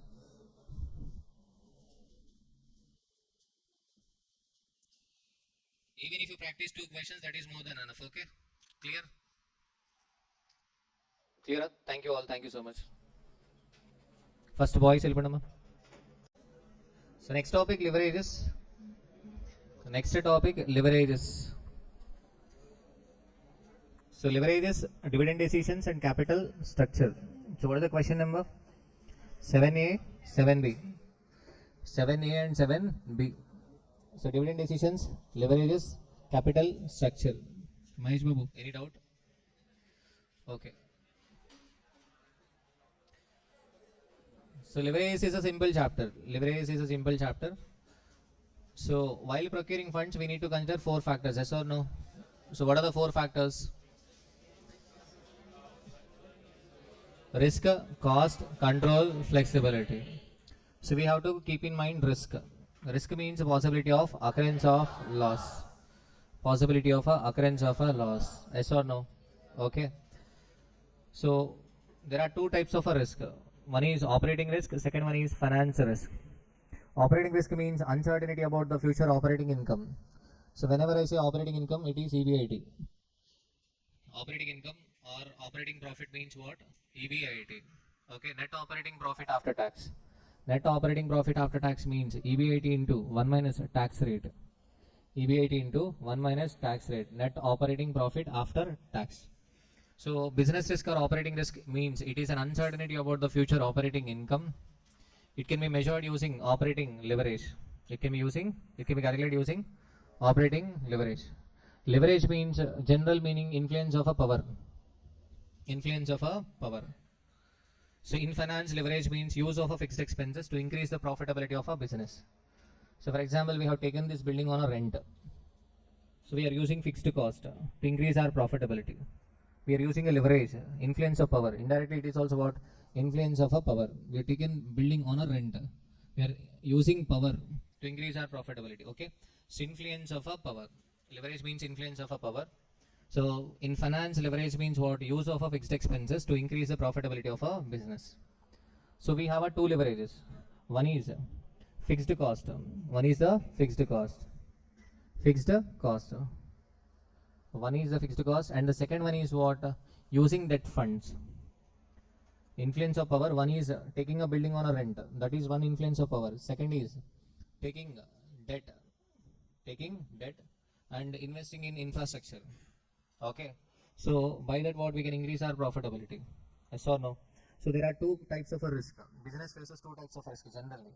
Business risk and next what? Finance risk. Business risk or operating risk depends upon a cost structure. So, okay, cost structure means how much fixed cost are we using? How much fixed cost? So for example, if fixed cost increases, then our operating risk will increase.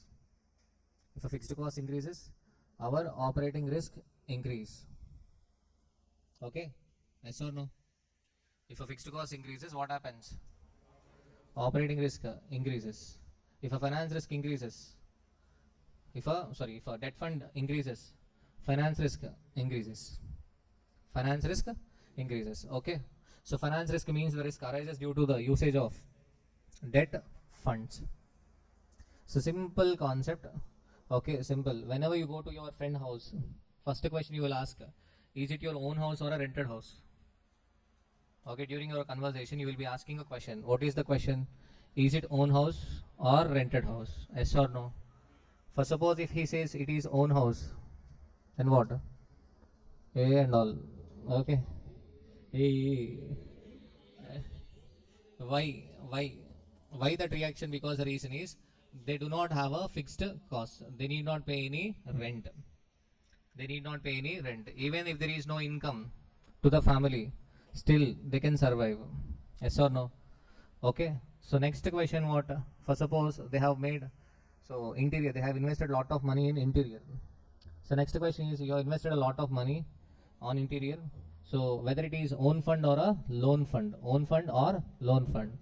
For suppose if he says it is own fund, then what again? Okay. So why that reaction? Because simple reason, they need not pay any interest. Simple chapter, simple common sense. If you see anybody's business and if a building belongs to their own, building is own, then no operating risk. Operating risk is less. For suppose fund is own fund, then also what? Fund is own, then also what? No finance risk. So overall risk is less. Simple, you know the income statement, right? So what is income statement? Sales minus income statement. Income statement, sales. For example, let us assume Cloud Kitchen, Hanchika, no investment, nothing.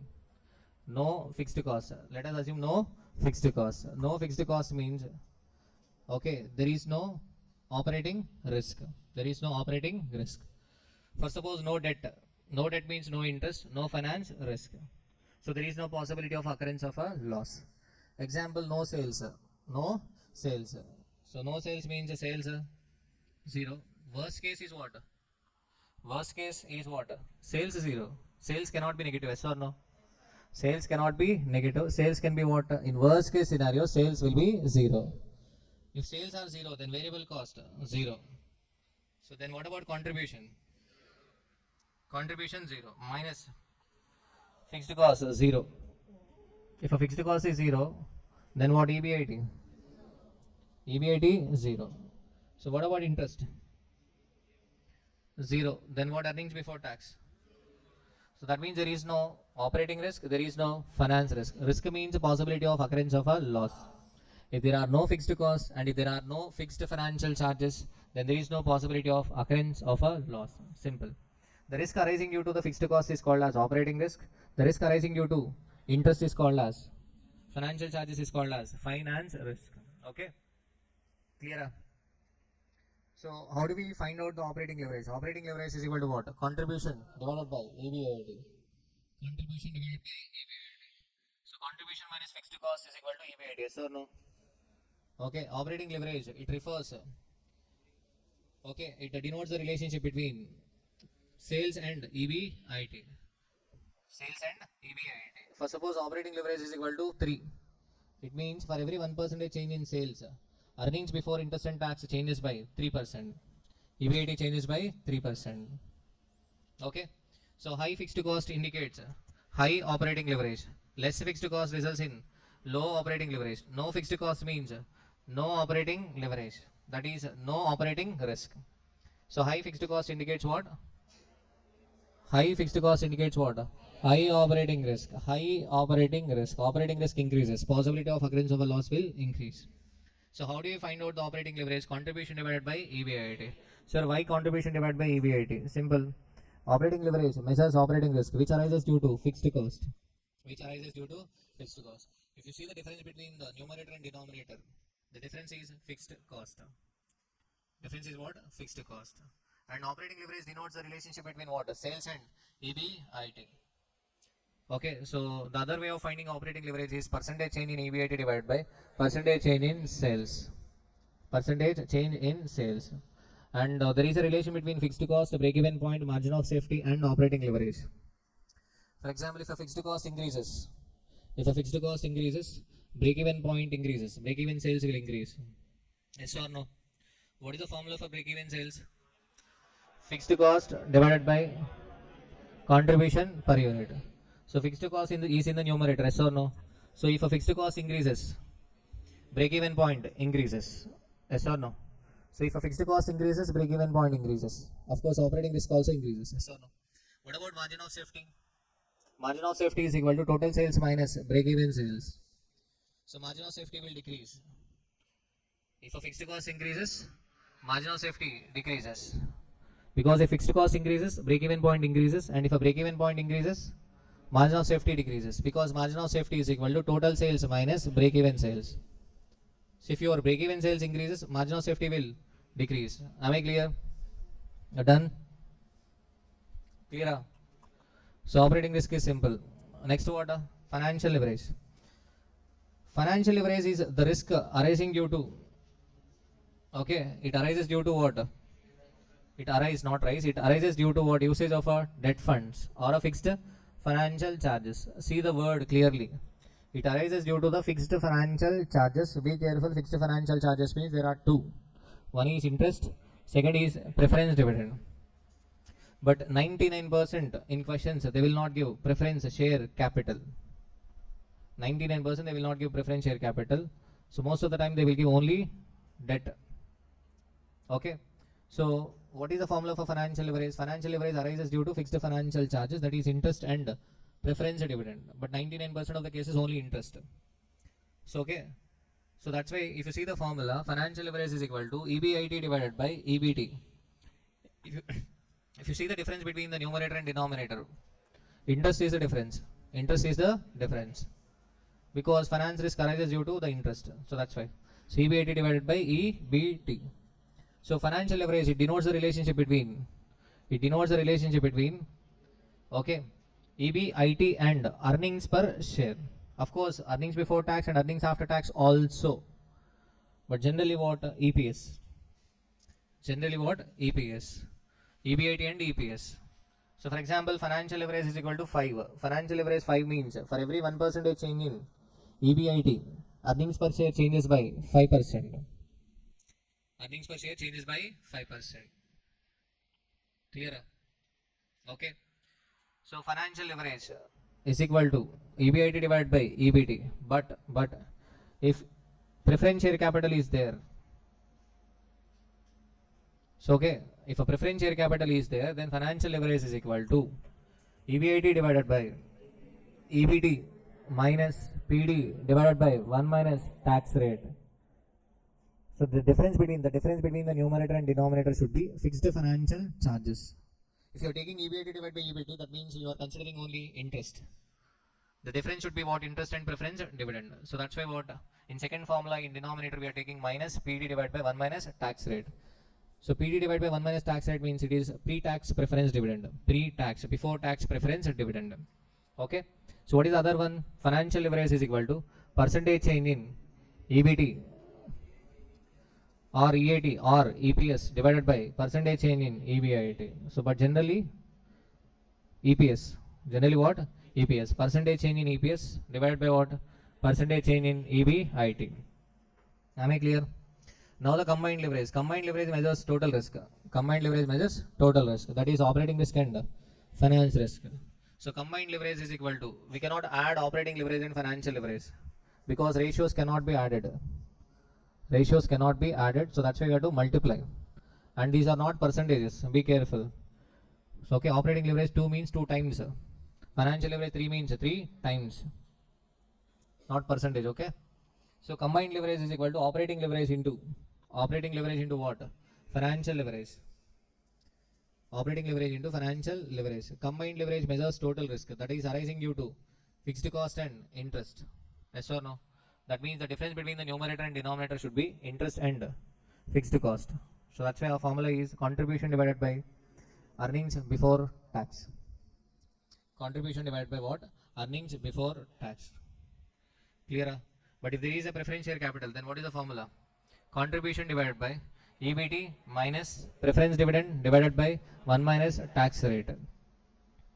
1 minus tax rate. Okay.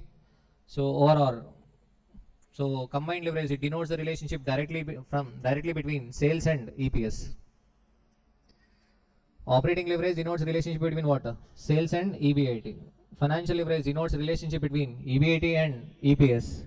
Combined leverage denotes relationship directly between sales and EPS. Sales and EPS.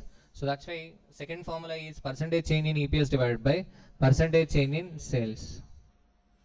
Percentage change in EPS divided by percentage change in sales. So only this. Okay, these formulas are relevant for examination. Simple chapter, leverages chapter. Okay. See the question number 1.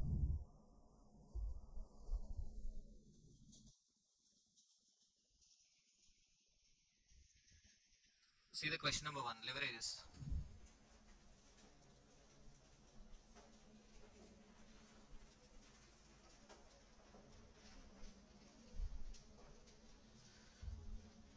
So the ABC Limited has the following balance sheet and income statement information. Balance sheet as on March 31st, 2021.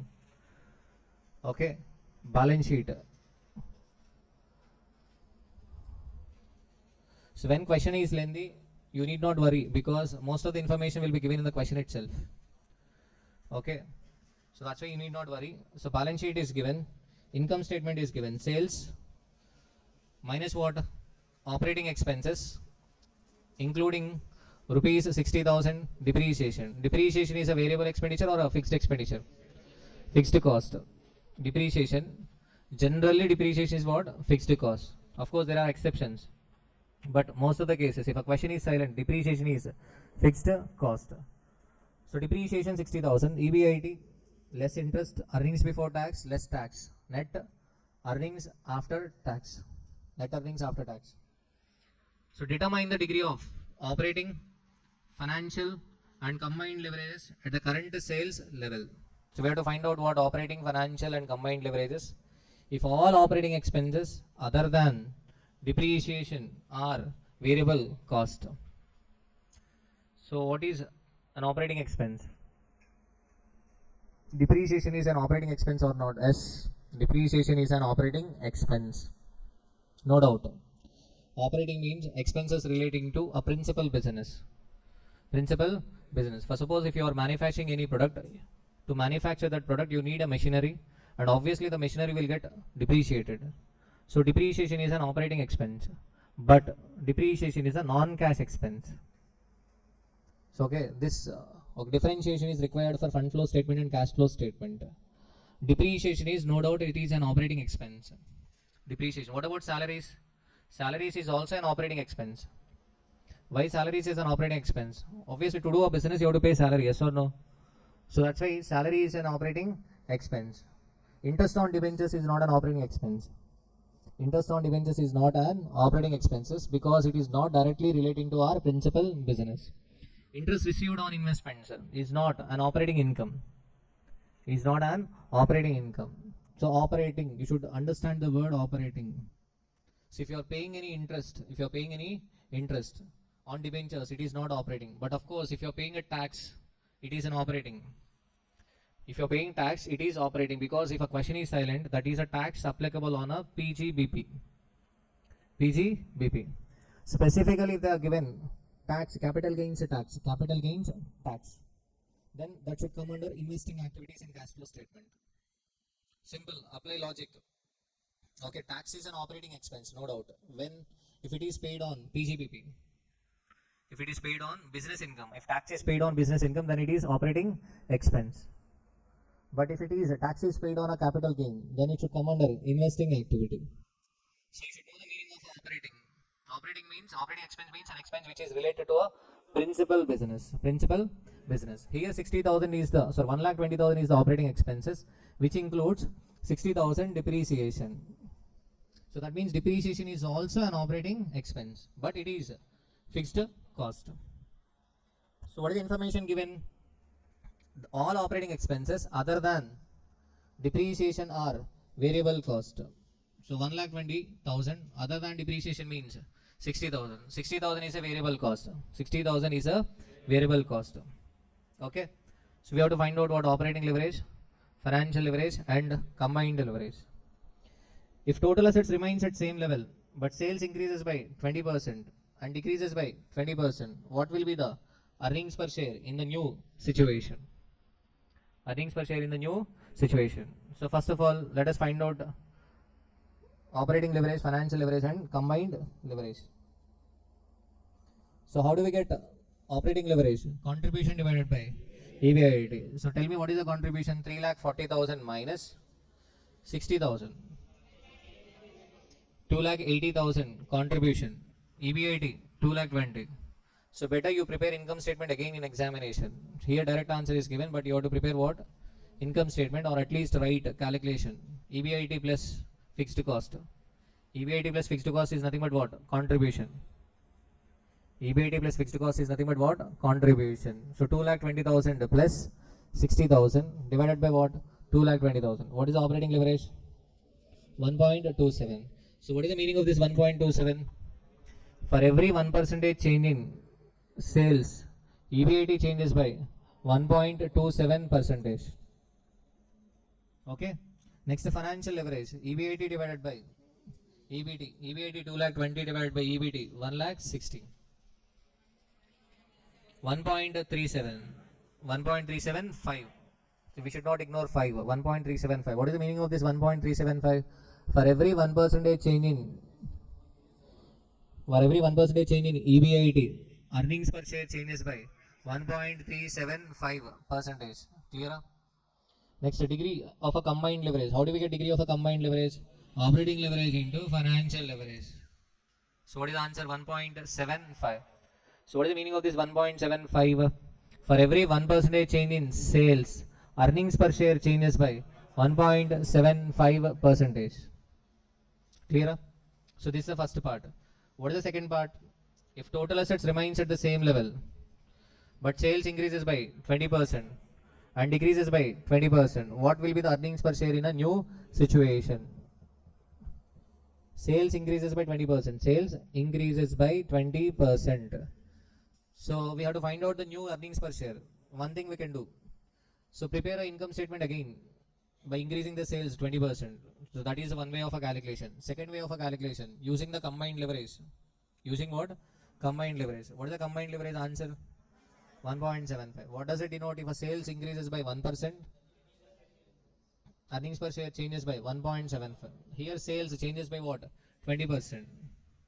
Sales changes by 20%. So that means EPS changes by 20 into what? 1.75. 35. Clear? So find out the present EPS. The next what? Add 35% in first case. Second case, minus 35%. Clear? Or else what? Prepare income statement. So what is the present sales amount? 3,40,000. Okay, 3,40,000. So 3,40,000 plus 20%. What is the new sales amount? 4,08,000. Second case, 3,40,000 minus 20%. 2,72,000. Minus fixed cost. Fixed cost is variable. What is the variable cost? Variable cost 72,000.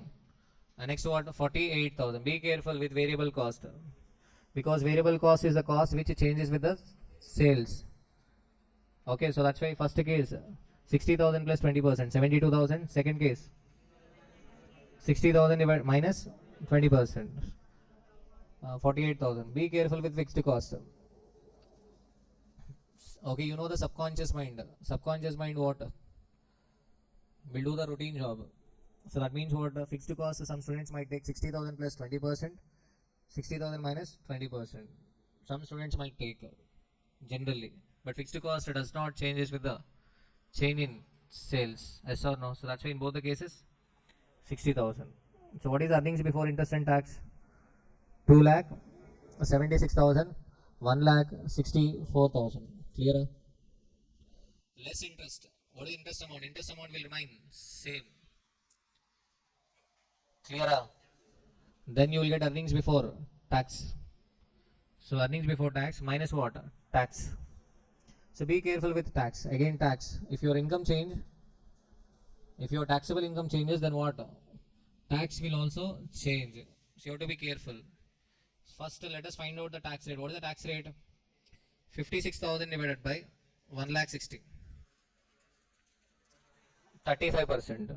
You have to apply 35% on 2,16,000. So first case tax is 75,600. Second case 36,400. Students generally they do a clerical mistake by taking the same tax amount. You cannot take same tax amount, right? Because taxable income is changing as well. So then obviously tax amount will also change. So first you have to find out the tax rate. Clear? So earnings after tax. Then divided by what? Number of shares. Some students might get a doubt, sir, why balance sheet is given? So the balance sheet is given only for the purpose of finding a number of shares. So rest of the information is irrelevant. You can find a number of shares. 8 lakhs divided by what? 10. Face value. So number of shares 80,000. So earnings per share 1.75. And next what? 0.84. So clear? Is it clear? Done? So this is one way of a calculation. There is other way of a calculation, conceptual one. Using what? Using what? Combined leverage. Combined leverage.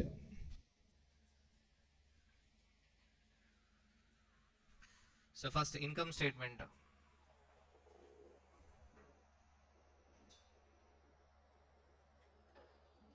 Particulars amount. In particulars first, let us take present sales. What are the present sales? 3,40,000 minus what? Variable cost. So what is the variable cost amount? 60,000. Contribution. Majority of the students నాకు మార్కులు వేస్తుంటారు బాగా చేస్తున్నాను లేదని చెప్పి. 2,80,000 minus what? Fixed cost. చెప్పాక కూడా సిగ్గు లేకుండా మార్కులు వేస్తుంటారు. So fixed cost, what is the fixed cost? 60,000. మిమ్మల్ని చూస్తే భలే మోటివేషన్ వస్తుంది, తిడుతున్నా కానీ నవ్వుతారు చూసారా. 2,20,000. What is this 2,20,000? EBIT. EBIT. EBIT minus what? Interest. What is interest? 60,000. Earnings before tax 1,60,000 minus tax at the rate of 35%. So how we got this 35%? 56,000 divided by 1,60,000. Earnings available to equity shareholders 1,04,000. Okay. So number of shares 80,000. So earnings per share is equal to 1.3. So this is the other way of calculation. I mean, we have to calculate a new EPS. EPS 1.3. What is the combined leverage? Combined leverage is equal to 1.3, 1.75 kada? Combined leverage is equal to 1.75. What is the meaning of this? It denotes for every 1% change in sales, earnings per share changes by 1.75. Yes or no? So if a sales changes by 20%, EPS changes by 20 into 1.75. EPS changes by 35%. Am I correct? Clear? So first case, what is the first case? If a sales increases by 20%, then new EPS is equal to 1.3 plus what? 35%. 1.755. Second one, if a sales decreases by 20%, then new EPS is equal to 1.3 minus 35%. 0. Very good, Amma. Okay. 0.845 is the answer. Clear? So second one is the purely conceptual. Okay, using combined leverage. Both ways we can find out. Okay. Clear? But in first alternative, there are high chances of doing a clerical mistake. First alternative. So you might take a same variable cost. Or second mistake, you might take a different fixed cost. Or you might take a same tax amount. So you have to be careful. Variable cost changes with the change in sales. Fixed cost does not changes with the change in sales. Tax amount changes with the change in taxable income. So that has to be noted. Okay. Clear? So next, see the next question. Unlimited. కొంతమంది ఏం చేస్తారు? Unlimited had the following balance sheet as of March 31st, 2015. Liability and assets. The additional information is given as under. Fixed cost per annum, exclusive interest, excluding interest. That means fixed cost is 28 lakhs. Variable operating cost ratio 60%. Variable cost ratio 60%. Total asset turnover ratio 2. Income tax rate 30%. In this question, the only special point is total asset turnover ratio. So calculate the following: earnings per share, operating leverage, financial leverage, combined leverage. So to find out earnings per share, we should prepare a income statement. So to prepare income statement, you require sales, because the variable cost ratio is given, fixed cost is given. Interest we can calculate from the balance sheet, because in the balance sheet 15% debentures and amount is also given. We can find out what interest. We can find out number of shares using the balance sheet information. So first we should find out what sales. For sales, so the information given is total asset turnover ratio. So in ratios again we discuss about the turnover ratios. Turnover ratios are also called as efficiency ratios. Turnover ratios are calculated to know how efficiently are we using our assets. How efficiently are we using assets? So asset turnover ratio 2. What does it mean? By investing 1 rupee in assets, we are able to generate a sales of 2. For example, turnover ratio is 5. Turnover ratio 5 means by investing same 1 rupee, we are able to generate a sales of 5.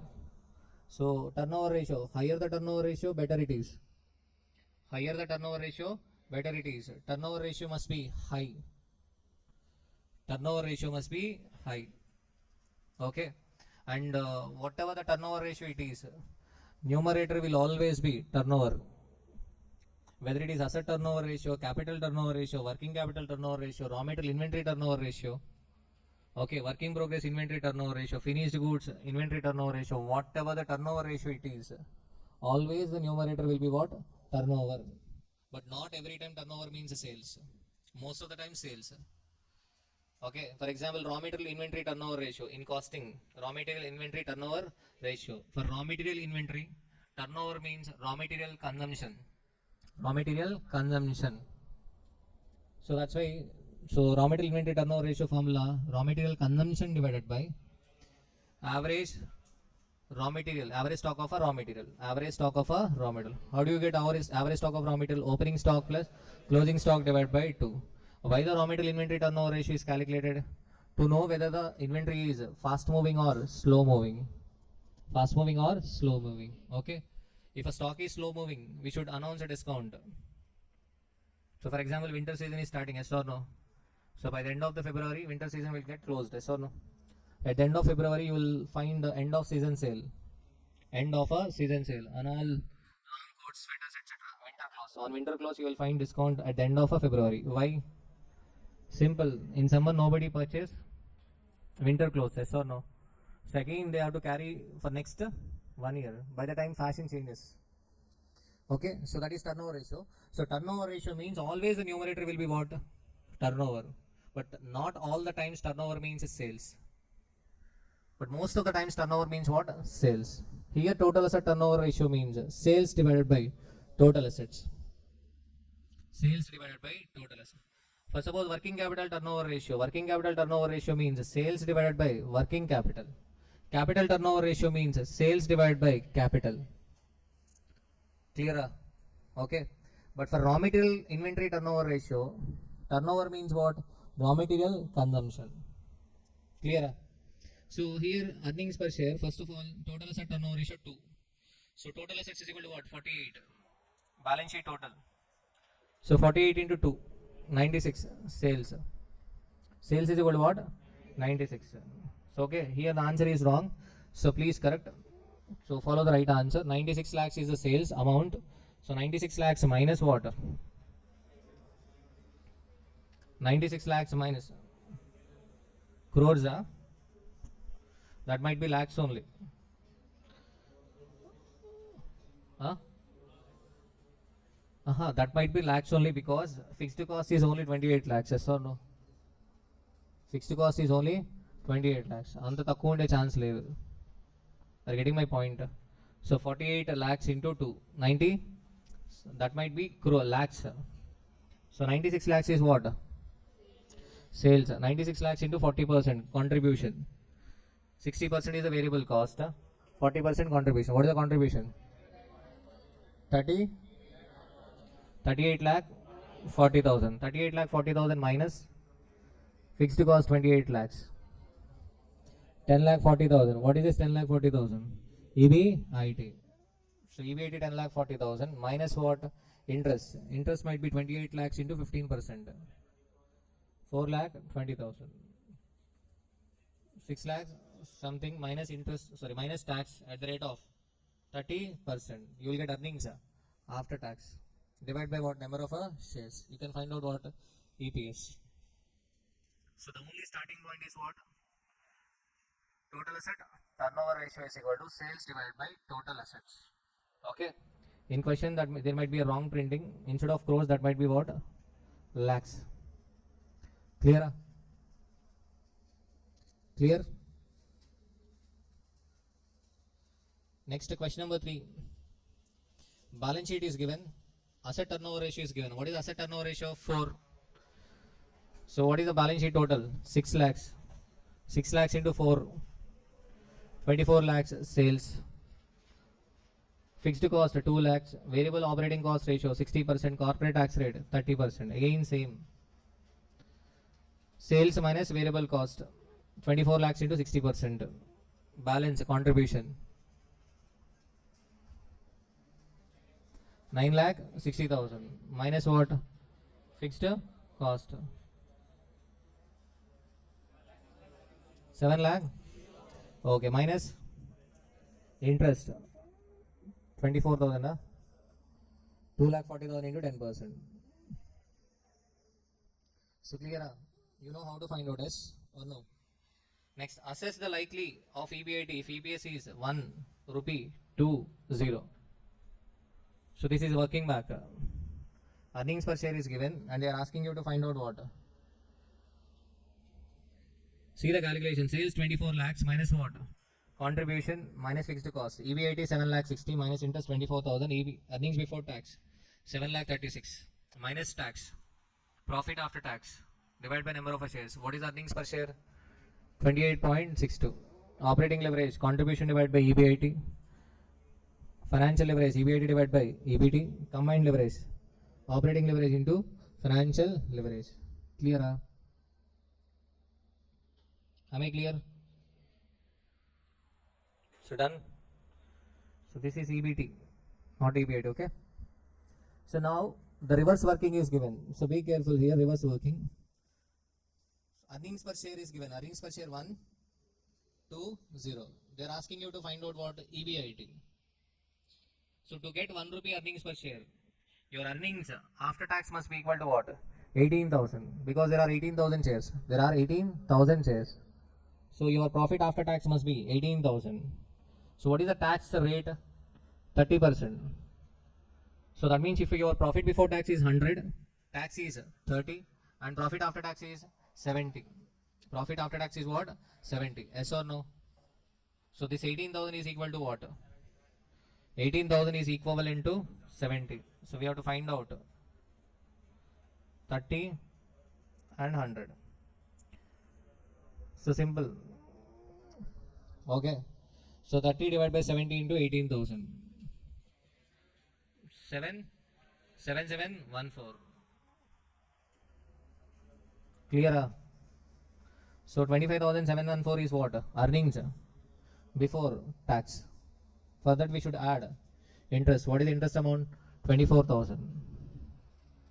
So in this question, this is working back. Working back. We are finding out EBIT. Clear? Last case 0. To get EPS 0, earnings after tax must be 0. Earnings after tax 0 avalante. Earnings before tax must be 0. If your earnings before tax must be equal to 0, that means what? Your EBIT must be equal to interest. Your EBIT must be equal to interest. So that means 24,000. Clear? Okay. So next question.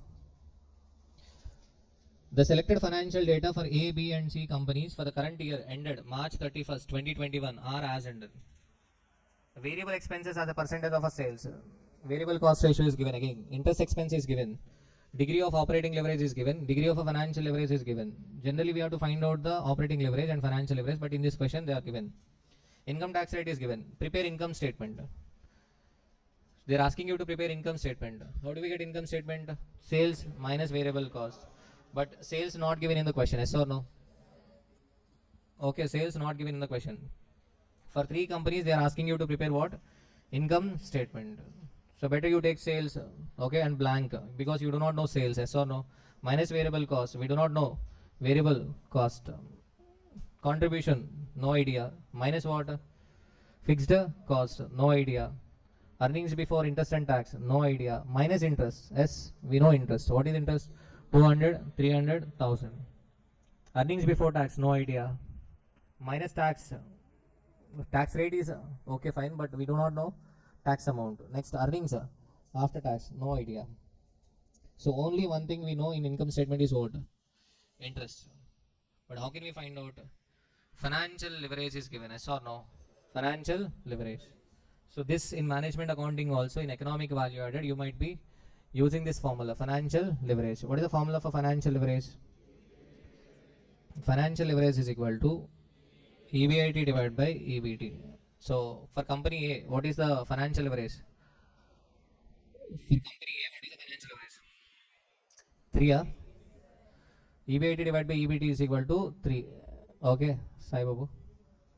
EBIT divided by EBT 3. So by using money equation, I cannot find out two variables. Basic mathematics, I cannot find out two variables by using one equation. So that's why I can write EBIT as EBT plus interest. EBT plus interest.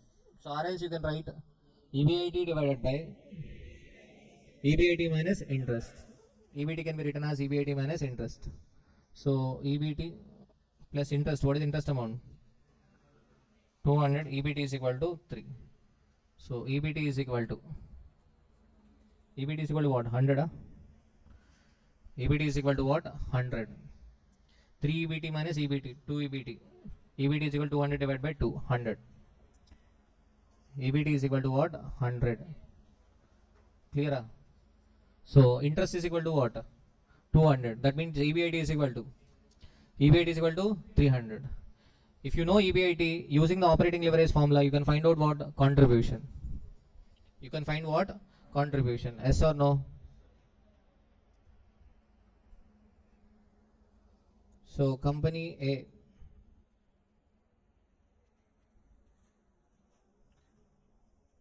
So I'm doing only for company A. Okay. Income statement. Sales, any idea? Sales, no idea, yes or no? Minus variable cost, no idea. Contribution, no idea. Minus fixed cost, no idea. Next what? EBIT, minus what?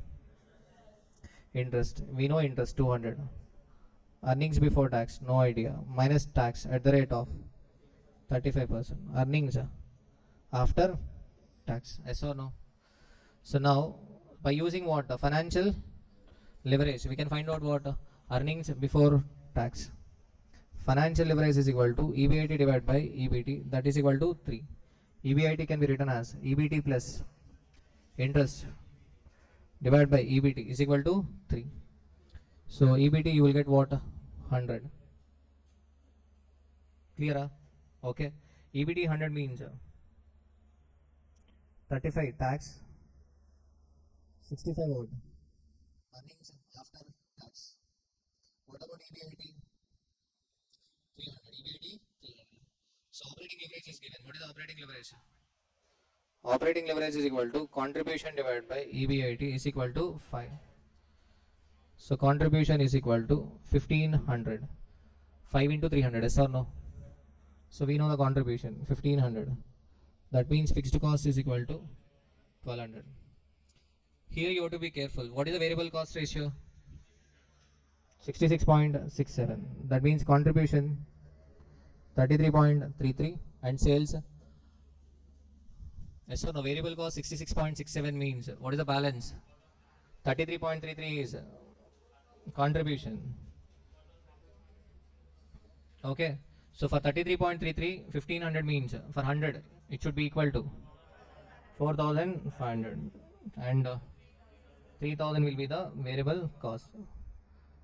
So likewise we do for what? B and C, company B and C. Clear? So first financial leverage. First what? Financial leverage. Using financial leverage, and then what? Using operating leverage. Clear? So earnings after tax 65 and what? 650.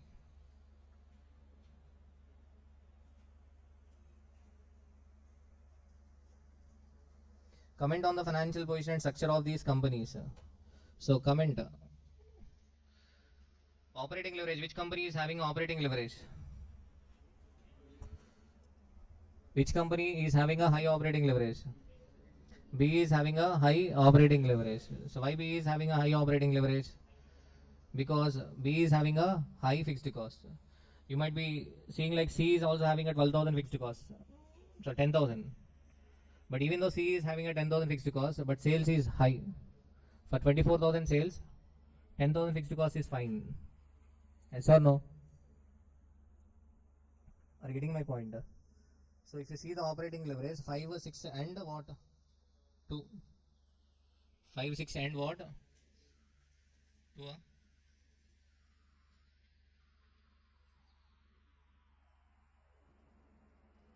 So see, what is the contribution? See, what is the contribution? 12,000. Huh?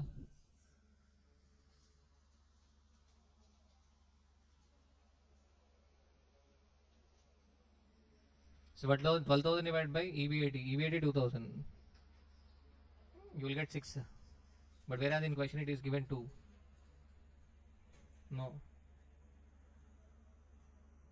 I think answer is wrong. You have to check once, okay? First, by using financial leverage, find out EBT, earnings before tax. What is the financial leverage?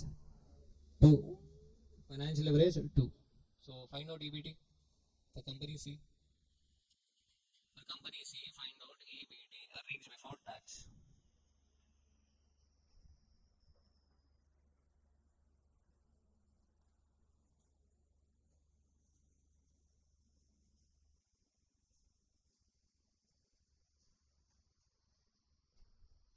Thousand.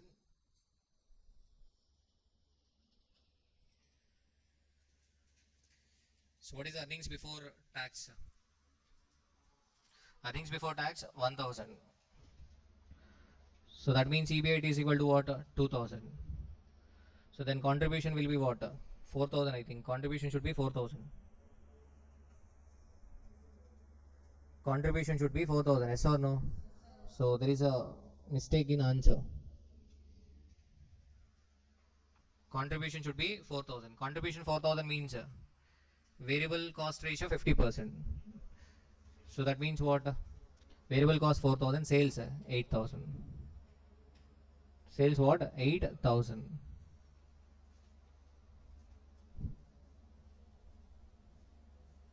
Sales 8,000, variable cost 4,000.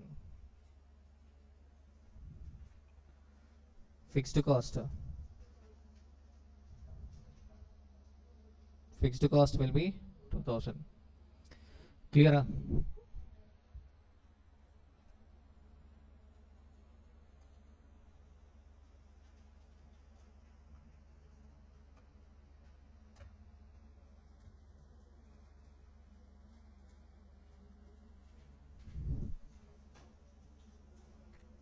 I think second also there might be a mistake. Second also. You go through it, okay? Please correct, okay? You can write simple, okay, comment. High fixed cost indicates what? High operating risk. High interest indicates what? Finance risk. See the question number 5.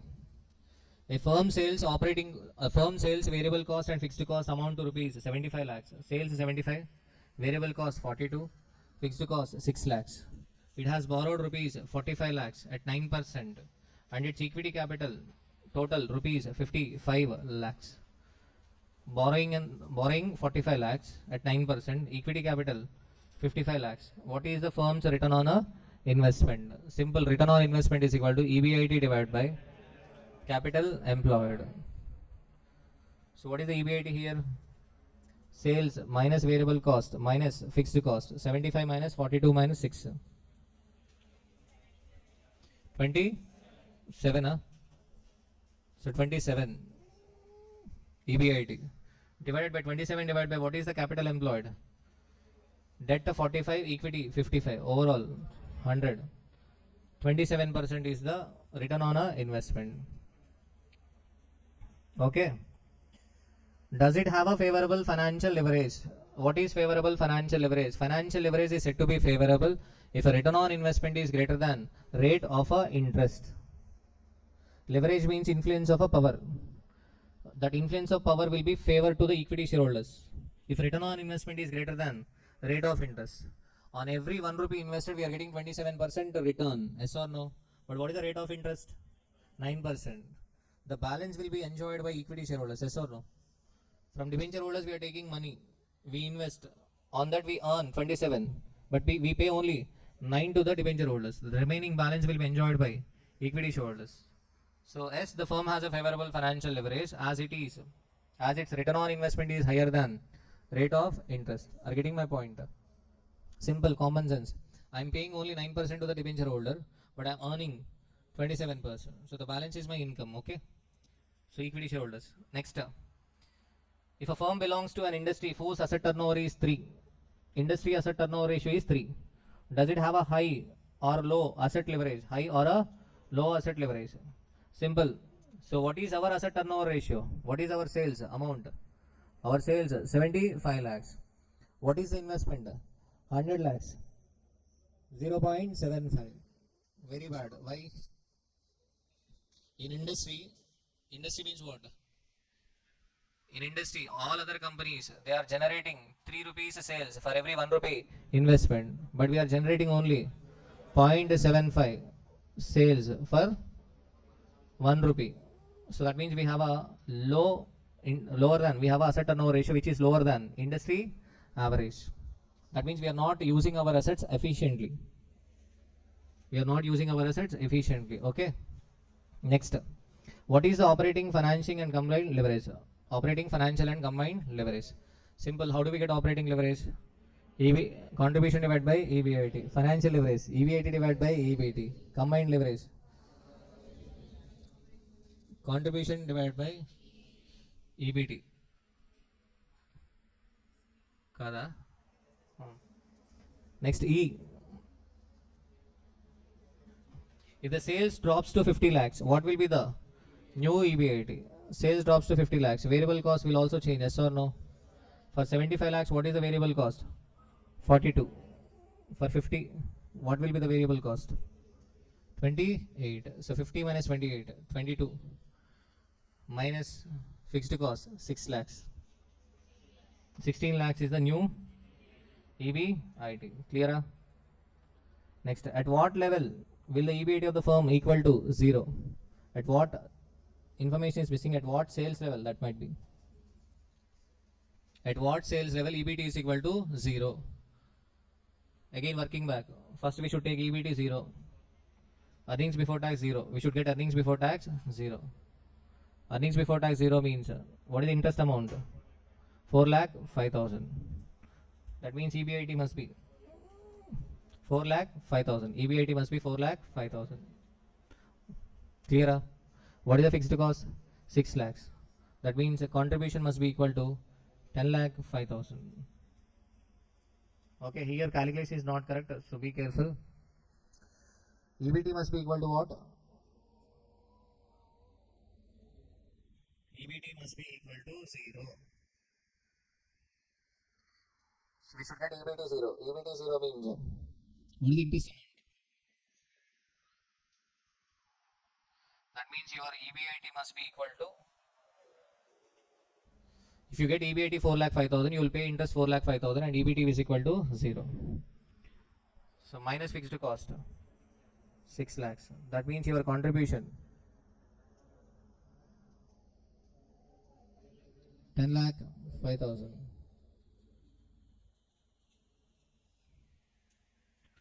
10,05,000. Yes or no? Okay, contribution 10,05,000. So they are asking you to find out the sales amount. Sales amount. So when sales are 72, what is the contribution?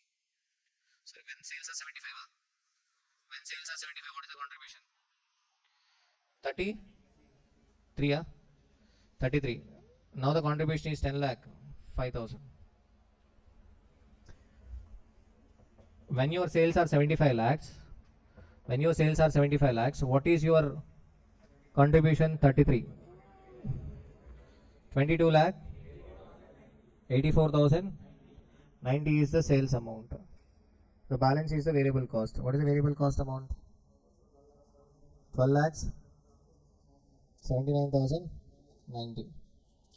So working back, we have to do working back. So you have to take heading also. Calculation of a sales level at which EBIT is equal to 0. Particulars amount. Sales take blank. Minus variable cost take blank. Contribution blank. Minus fixed cost take amount. EBIT blank. Minus interest take amount. EBT 0. Then working back. Clear? So answer is 22 lakh 84,090. Clear? So for leverage, these questions are enough. Okay? These questions are enough. Remaining all additional questions. Okay? Remaining all additional questions. You go through the scanner, and in scanner, first priority must be given to past 5 attempts. Past 5 attempts. Okay? Perfection is very important. Understanding concepts is very important, not the number of questions. Okay? Number of questions are not important. Okay?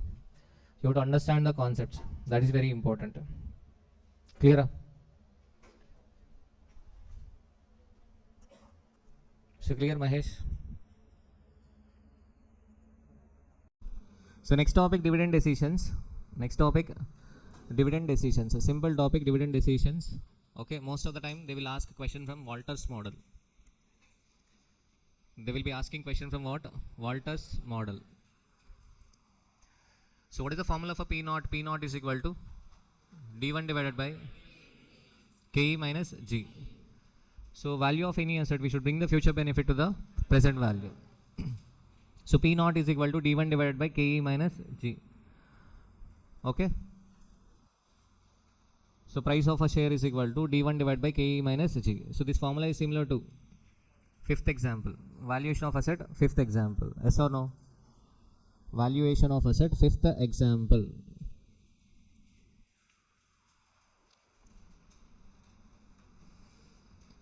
So in dividend decisions, we have a relevance theories and irrelevance theories. Relevance and irrelevance. So Walter model is a relevance theory.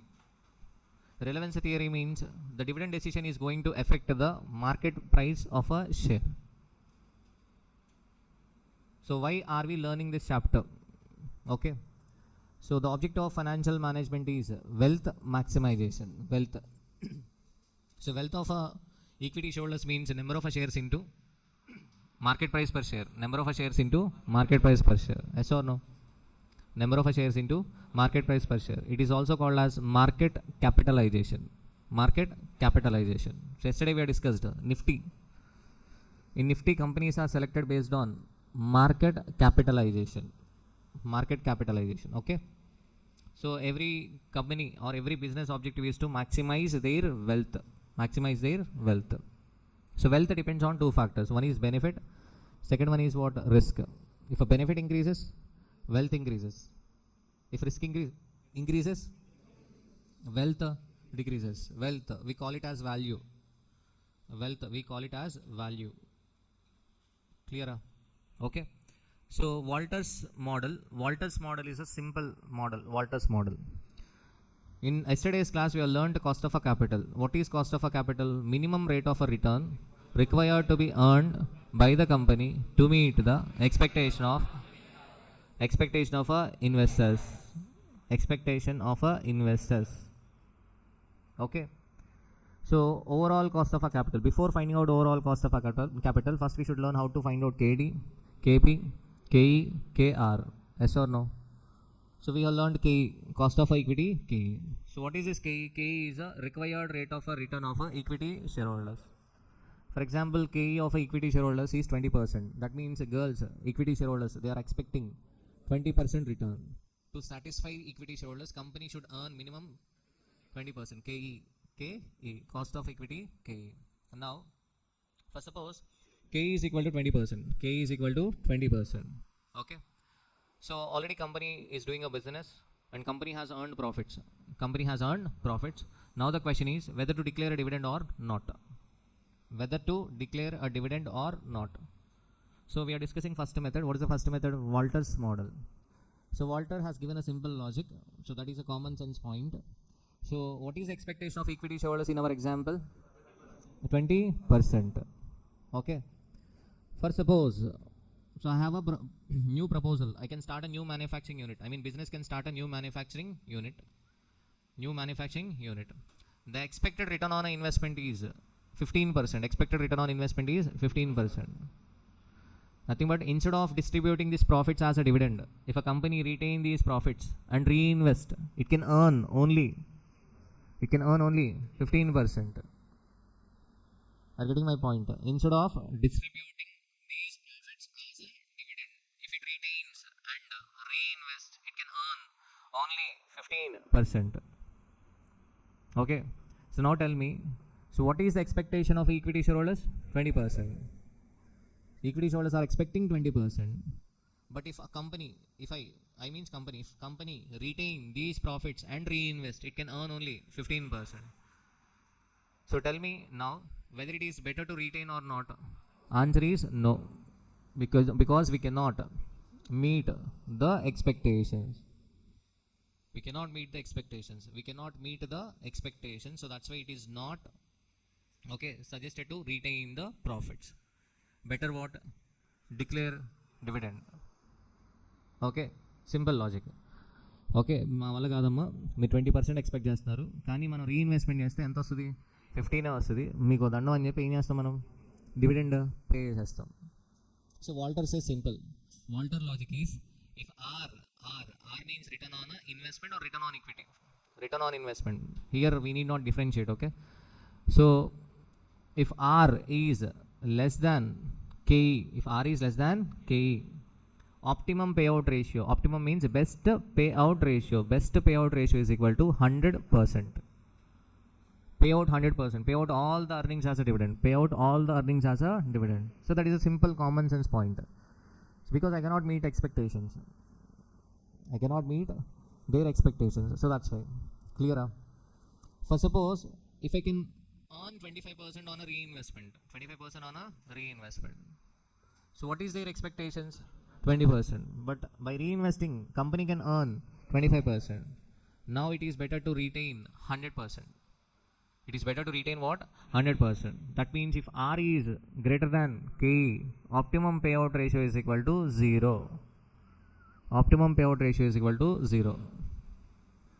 So Walter is asking you to compare R and KE first. If R is equal to KE, then what? Indifferent. Whether you declare a dividend or not, it is not going to make any difference. Whether you declare a dividend or not, it is not going to make a difference. Okay. So R is greater than KE. Optimum payout ratio 0. Are you able to understand the logic? Simple logic. So వాళ్ళు 20 expect చేస్తున్నారు, మనం 25 on చేయగలిగితే ఏం చేద్దాం? మీకేం ఇబ్బంది లేదు, మీరు అడిగిన 20 ఇచ్చేస్తామని చెప్పి రీఇన్వెస్ట్మెంట్ చేస్తాం, డివిడెండ్ ఏం పే చేయం. So optimum payout ratio 0. But if R is less than KE, మీకు దండం అని చెప్తాం, అంటే optimum payout ratio 100%. If R is less than KE, if R is equal to KE, indifferent whether you pay different dividend or not, it will not make any difference. Price per share will remain same. So P is equal to what? What is the formula? P is equal to D plus R by KE into E minus D divided by KE. So this is also a simple formula, simple one. It's a formula. So this is similar to fourth example.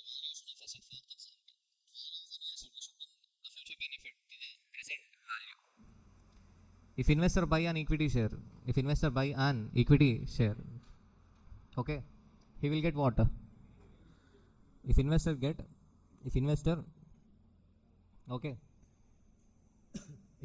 purchase an equity share, he will get what? Benefit for indefinite period. What is the benefit? Dividend. Yes or no? What is the required rate of return? KE. Required rate of return to the equity shareholder is what? KE. So if you see this formula, P is equal to, there are two parts, D divided by KE. Indefinite period, investor is going to receive a dividend, so that's why what? D divided by KE. So we have a second part. What is that second part? E minus D. What is this E minus D? E means earnings per share, D means dividend per share. So E minus D means retained earnings per share. Yes or no? Retained earnings per share. So what are you going to do with this retained earnings? You are going to reinvest. Yes or no? You are going to reinvest, and on that you are going to earn R. Yes or no? What is R? R means return on a investment. R is return on a investment. So okay, so here D plus, so D divided by KE is clear. Investor will receive a dividend for indefinite period. So there is another part. What is another part? Retained earnings part. Even is the retained earnings. What we are doing with this retained earnings? We are reinvesting. On that we earn some return. Yes or no? Again in that return, we retain something for the next year. Yes or no? Every year the same process. Are you getting my point? Retained earnings are reinvested, and on retained earnings we earn R. Okay. Again, some portion of this amount will be reinvested next year. So every year the same process. So that's why if you see this second part, R into E minus D divided by what? K all divided by K. Sir, why is it 2 times? Because it is of a recurring nature. Retained earnings into R, every year the same thing. Out of return from retained earnings. Retained earnings reinvest చేస్తాం. దానిపైన ఏమొస్తుంది మనకి? Return వస్తుంది. మళ్ళీ వచ్చిన రిటర్న్లో మళ్ళీ ఏం చేస్తాం? మళ్ళీ కొంత రిటైన్ చేసి మళ్ళీ ఏం చేస్తాం నెక్స్ట్ ఇయర్? మళ్ళీ రీఇన్వెస్ట్ చేద్దాం. మళ్ళీ వచ్చిన దానిలో మళ్ళీ నెక్స్ట్ ఇయర్ ఏం చేస్తాం? మళ్ళీ రీఇన్వెస్ట్మెంట్ చేస్తాం. మళ్ళీ వచ్చిన దానిలో మళ్ళీ ఏం చేస్తాం? రీఇన్వెస్ట్మెంట్ చేస్తాం. అలా ఏం చేస్తాం మనం? నీకు క్యుములేటివ్ ఎఫెక్ట్ ఉంటుంది. క్యుములేటివ్ ఎఫెక్ట్ ఉంటుంది కాబట్టి దాన్ని 2 times ఏం చేస్తామా? Discounting. KE divided by what? KE. Okay, so this is similar to what? Fourth example, bringing the future benefit to the present value. So P is equal to D plus R by K into E minus D divided by K. P is equal to price per share, D is equal to dividend per share, E means earnings per share, K is equal to cost of equity, R is equal to return on a equity or a investment. Return on equity or a investment. Gordon's model price per share is equal to D1 divided by K minus D. D1 divided by KE minus G. So this we have already discussed, yes or no? So they might ask you to find out the cost of equity. Cost of equity using the Gordon's model. Do not get worried about this. So Gordon's model cost of equity KE means nothing but what? D1 by P naught plus G. Because in recent CA Inter Financial Management, they have asked to calculate cost of equity using Gordon's model. Gordon's model means nothing but what? K is equal to D1 by P naught plus G. But here in this chapter, we are finding out the price. So price P is equal to what? D1 divided by K minus C. How do we get D1? D1 is equal to D naught into 1 plus G divided by what? K minus C. How can we find out growth rate? Growth rate G is equal to what? B into R. B means retention ratio. R means return on a equity or investment. Okay? Clear? So if you see the last formula, P is equal to what? E into 1 minus P. E into 1 minus P means E into 1 minus retention ratio. 1 minus retention ratio is nothing but payout ratio. E into payout ratio means nothing but dividend per share. Dividend per share. Clear? So Gordon's model price per share is equal to D1 divided by KE minus G. He is also saying the same thing. He is also advocating the same thing. If R is greater than KE, retain 100%. If R is less than KE, payout 100%. Okay.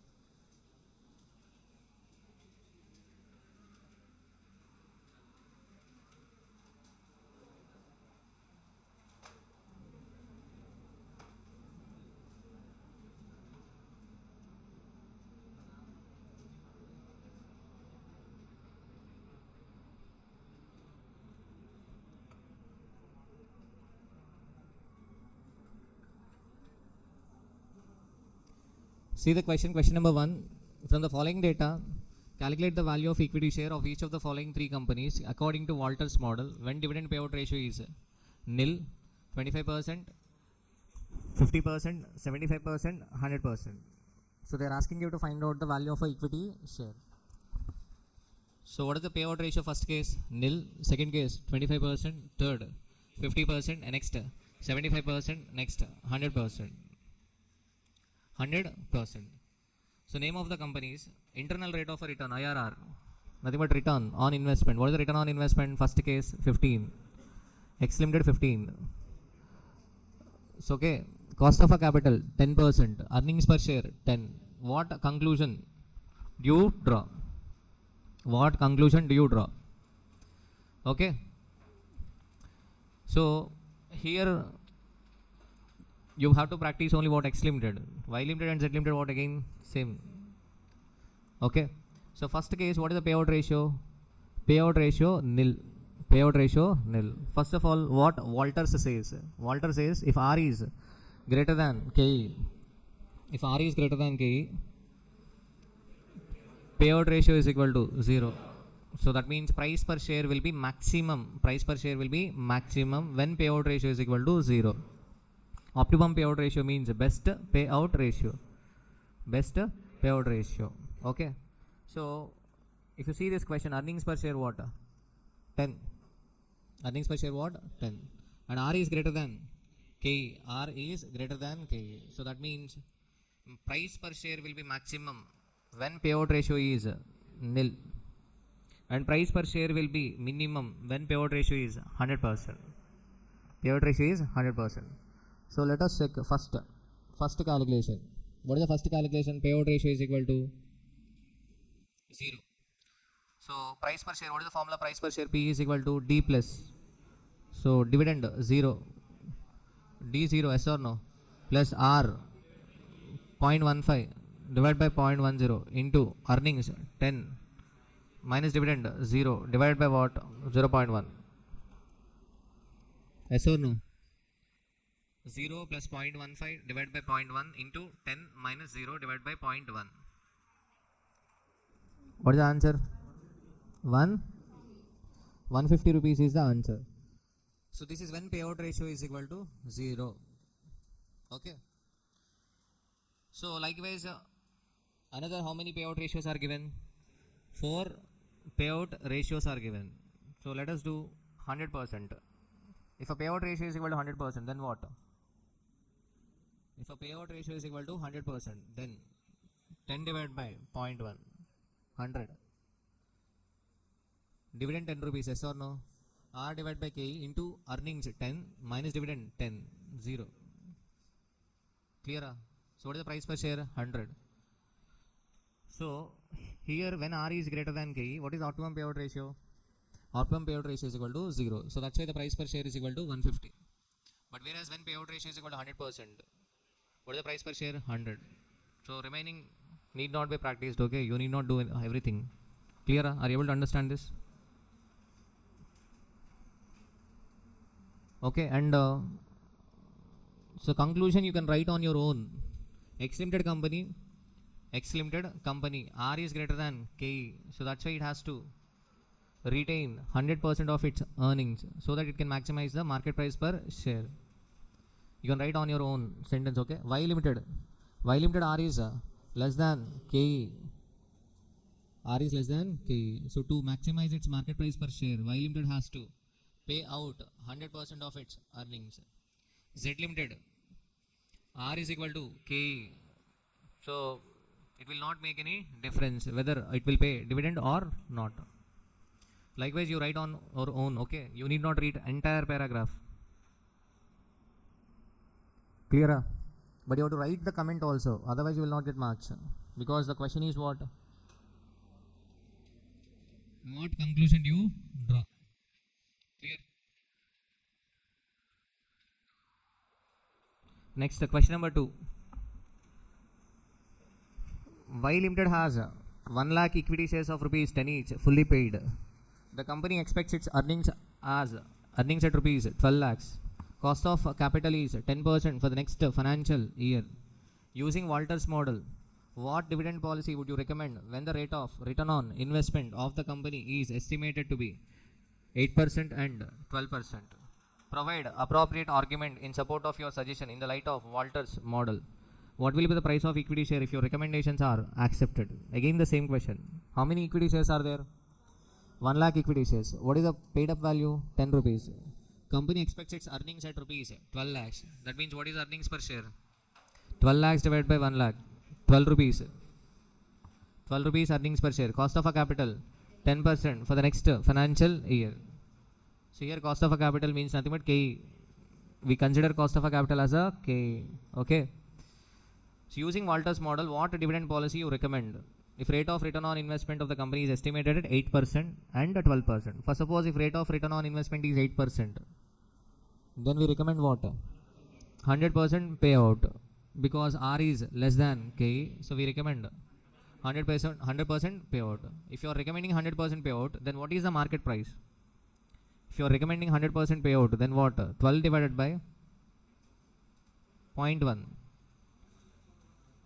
120 is the market price per share, because the question is provide appropriate argument in support of your suggestion in the light of the Walter's model, and also what will be the price of a equity share if your recommendations are accepted. If recommendations are accepted, first case, what is the market price per share? 120. 120. Am I clear? Done. So what about next one? Next one. If R is 12%, then what? If R is 12%, then optimum payout ratio 0. 100% retain. Then price P is equal to 0 plus 0.12 divided by 0.1 into 12 minus 0 divided by 0.1. 144. So 144 is the answer. Clear? Manikanda, is it clear? 144. Okay. Done. So instead of calculating directly, you have to write. Okay, theory also. First of all, what is the question? First of all, what is the presentation for this question? Calculation of a price of a equity share. So that should be the heading. Calculation of a price of a equity share. Next, case 1. Case 1, return on investment 8%. Case 1, return on investment 8%. So underline, and next you write what? Okay. So here return on investment is less than cost of equity, KE. So hence, as per Walter's model, optimum payout ratio is equal to 100%. Okay, at optimum payout ratio 100%, price per share P is equal to, write down formula, D plus R by KE into E minus D divided by what? KE. Okay. You can make a different presentation also, but the other person has to understand the answer.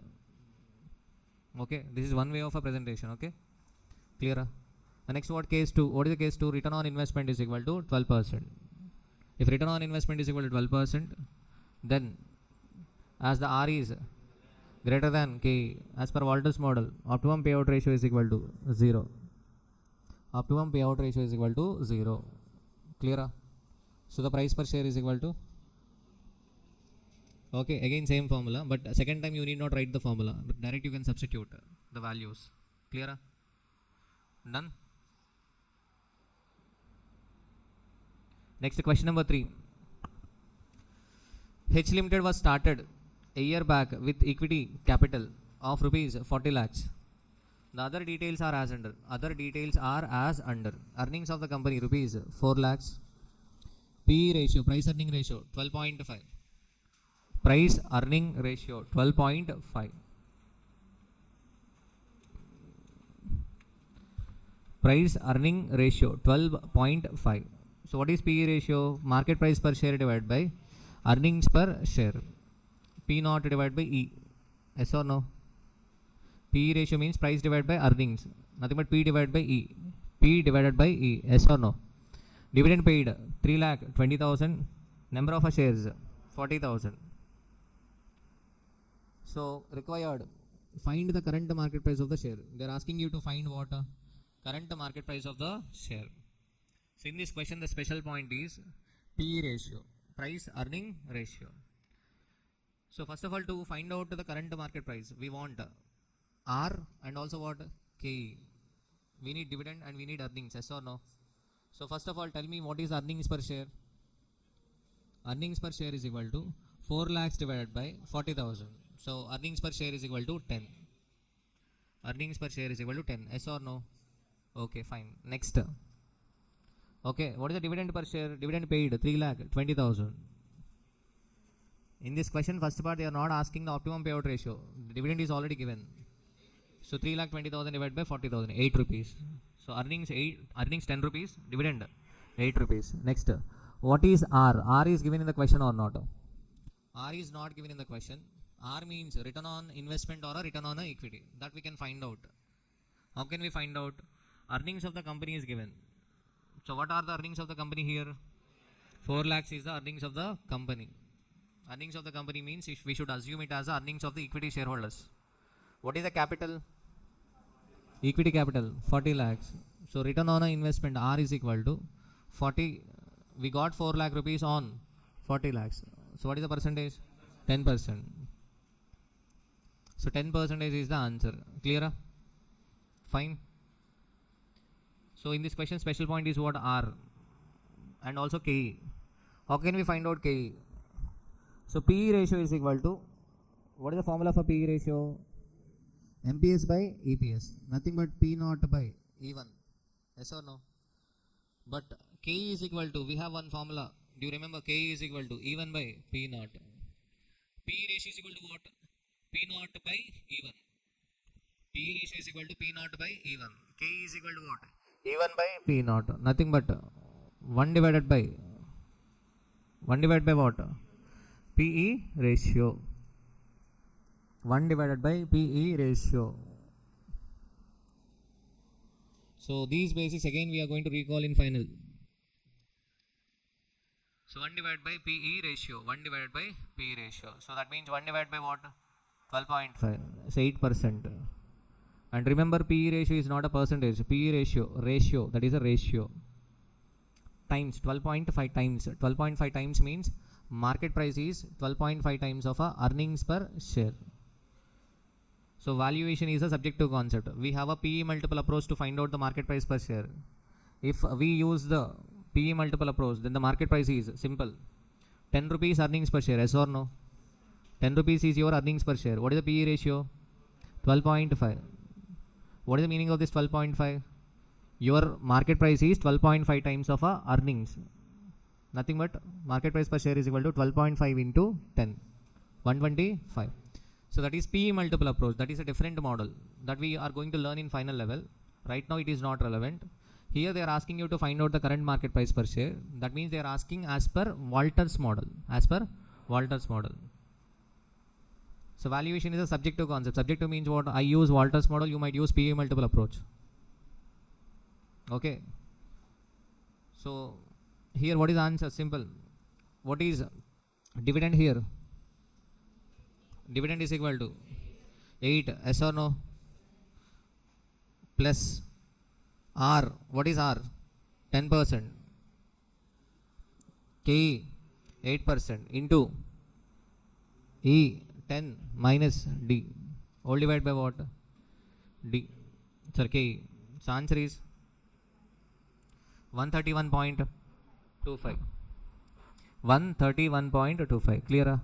Anasurya? So this is the current market price per share. See the next one. Find whether the company's DP ratio is optimal using Walter's model. No, the given optimum payout ratio is not an optimal payout ratio. Yes or no? As per Walter's model, optimum payout ratio can be 0 or 100. Either 0 or what? 100%. Here R is greater than K. R is greater than K. So that means optimum payout ratio is equal to 0. Okay. R is greater than KE. Return on investment 10% is greater than KE 8%. So that's why optimum payout ratio is equal to what? 0. So now tell me what is the price at optimum payout ratio? Price at optimum payout ratio. First away. Dividend 0 plus earnings 10 minus 0 into what? R divided by K. Clear? So right now the company is not following an optimum payout ratio. ప్రస్తుతానికి company optimum payout ratio follow అవుతుందా లేదా? No, it is not following an optimum payout ratio. Nandan.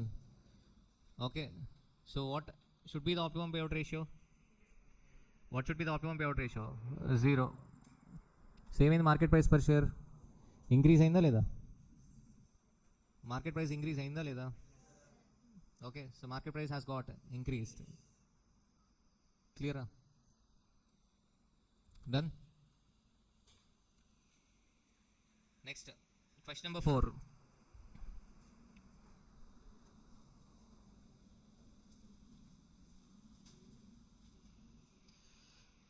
The following information is available for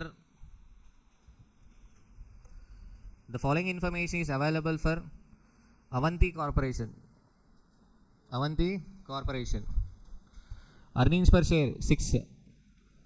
Rate of return on investment 20%. Rate of return on investment 20%.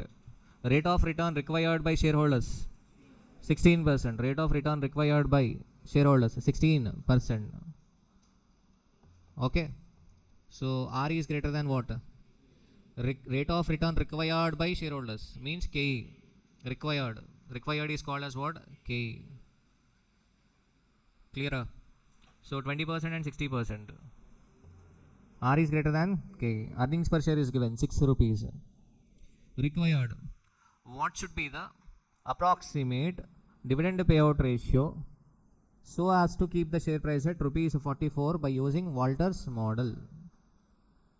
They are not asking you to find out the price per share. Price per share is already given 44 rupees. They want market price per share to be 44 rupees. Then what should be the payout ratio? What should be the payout ratio? Simple one. So what is the calculation?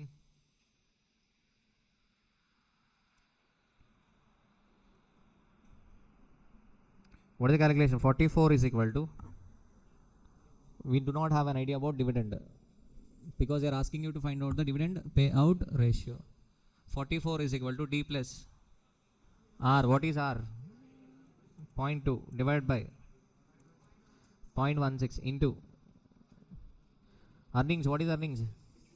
6 rupees minus dividend. Whole divided by what? 0.16. So first find out D.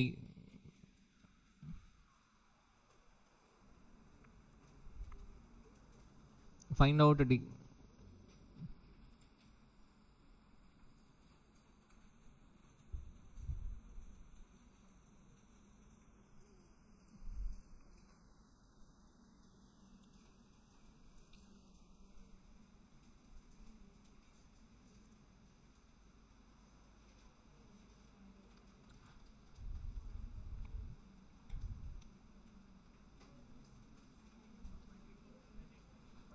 $1.84. So what is the dividend amount? 1.84. Yes or no? But they are asking you to find out what payout ratio.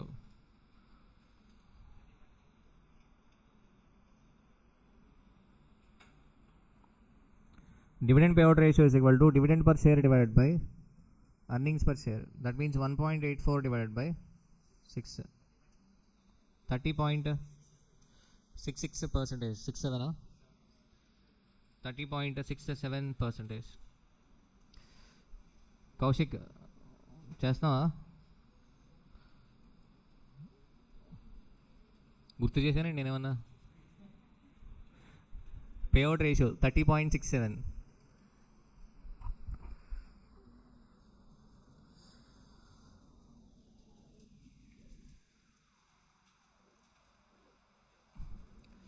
In examination, presentation is very important. Presentation. Okay, you have to write the given information. Price per share is equal to 44 rupees. Return on investment is equal to 20. Required rate of return 16. Earnings per share 6 rupees. Next, as per Walter's model, price per share P is equal to D plus R by E into E minus D divided by K. Then what? Substitute the values. At last, Write dividend per share is equal to 1.84. Do not write D. Dividend per share is equal to 1.84. Next, dividend payout ratio is equal to dividend per share divided by earnings per share, that is equal to 1.84 by 6, 30.67. So presentation. Okay, clear? 1.84 వచ్చిందా రాలేదా? Clear?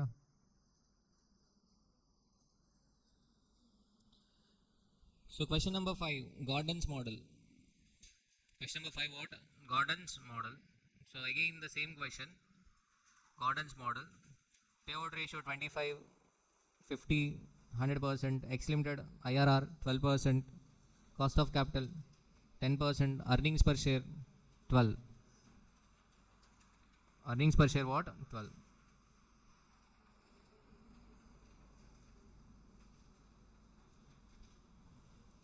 Okay. So see the question. First, what is the payout ratio? First part, what is the payout ratio? 25%. Payout ratio 25% means retention ratio 75%. Retention ratio 75%. So retention ratio 75% and IRR is equal to 12%. We can find out what? Growth rate. Growth rate G is equal to B into R. B 75%, R 12%. 9% is the growth rate. Okay, if you see the calculation, price P is equal to, what is earnings per share? 12. But out of 12 we are paying only 25%. So tell me, as per Gordon's model, price per share P is equal to what? D1 divided by K minus G. Okay, here D1 is equal to 12 into 25%. Yes or no? 12 into 25% divided by K minus G. Okay, what is K here? 10%. 0.1 minus 0.09. 300 rupees. 300 rupees. Clear?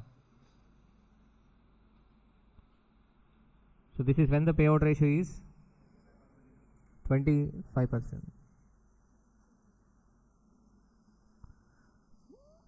Am I clear? Clear? So, but you have to take heading calculation of a price per share as per Gordon's model. Case 1, case 2, case 3. Likewise, you have to do. Okay. So, next, if a payout ratio is equal to 100%, so suppose payout ratio is equal to 100%. Then what? If a payout ratio is 100%, then growth is equal to what? Growth is equal to 0. Growth is equal to 0. Yes or no? What about dividend? 12 rupees divided by 12 divided by what? 0.1. So price per share is equal to 120. So as per Gordon's model, the optimum payout ratio is 0 only, because R is greater than K. So if a payout ratio is 0, then we cannot find out. So this is a drawback of a Gordon model. Are you getting my point? Walter, okay, fine. Walter and Gordon says the same thing.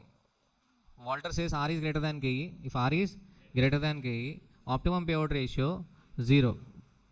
If R is less than KE, optimum payout ratio 100%. Gordon is also advocating the same. R is greater than KE, optimum payout ratio 0. But he has not given a formula for price per share, because we cannot apply the formula. If a payout ratio is equal to 0, then what happens numerator? Numerator completely 0. Yes or no? Then we cannot find out what price per share. Okay, we cannot say price per share is equal to 0. We cannot say. Are you getting my point? Okay, this is a drawback. So that's why in this question we are not asking if I know price per share and payout ratio 0. Clear? So this is Gordon's model. So likewise we have to find out for how many?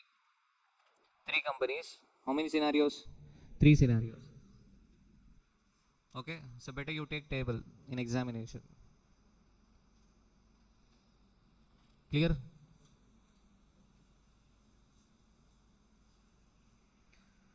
Next, see the question number 6.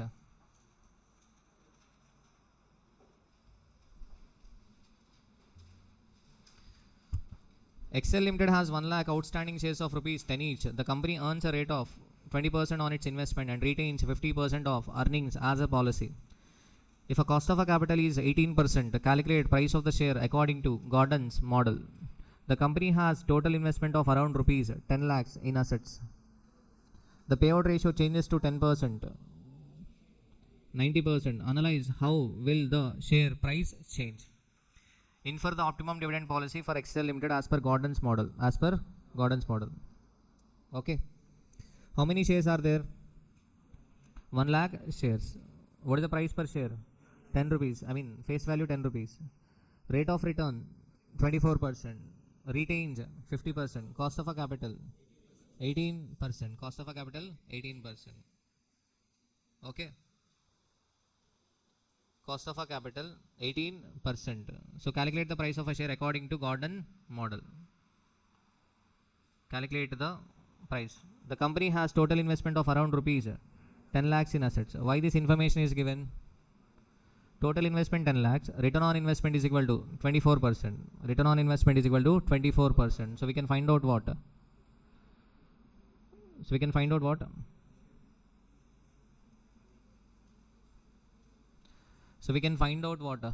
Return on investment is given and investment is given. We can find out what? EBIT. So what is the overall investment? The company has total investment of around 10 lakhs in assets and return on investment 24%.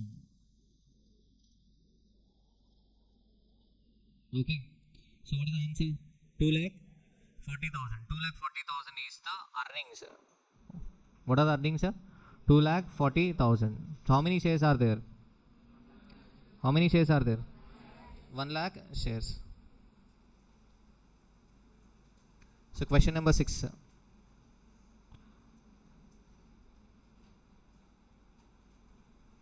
Question number 6.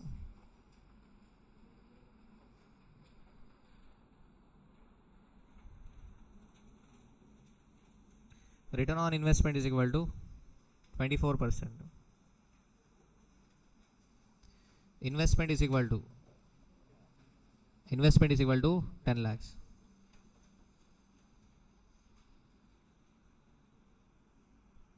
Earnings is equal to 2,40,000.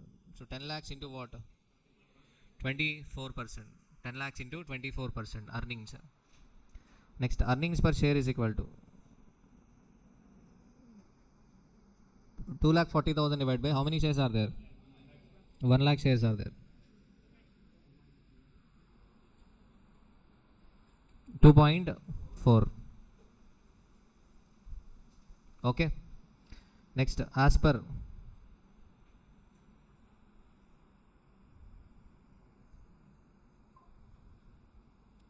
Gordon's model, P naught is equal to what? D1 divided by KE minus G. So D1 2.4 into what is the payout ratio as of now? Retains 50% of earnings. Retains 50% of earnings means pay 50%. So 2.4 into 50% divided by KE. What is KE here? KE is already given in the question. KE is equal to 18%. 0.18 minus growth rate. How can we get growth rate? Growth rate G is equal to B into R. Retention ratio 50%. Return on investment 24%. 12%. So the answer is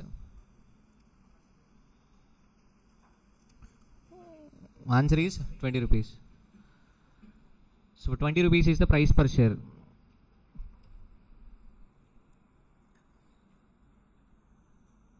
So Gordon's model P naught is equal to D1 divided by KE minus G. KE is already given in the question. Yes or no?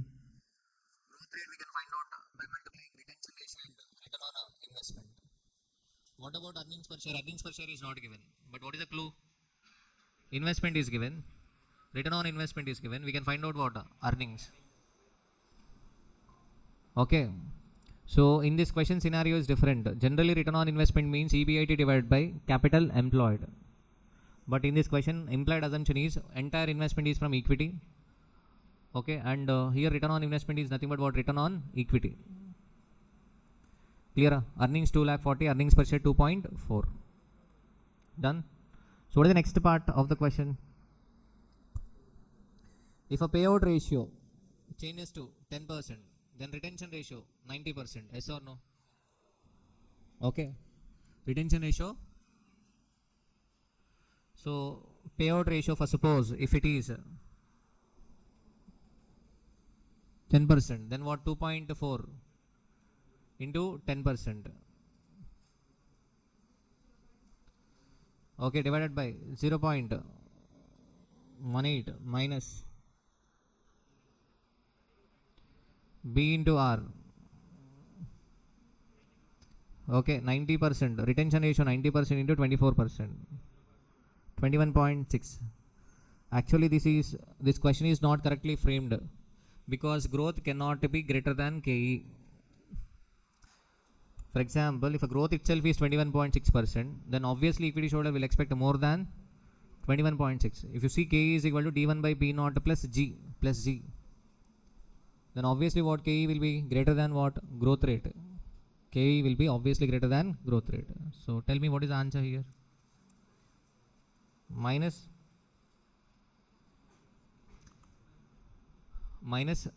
6.67.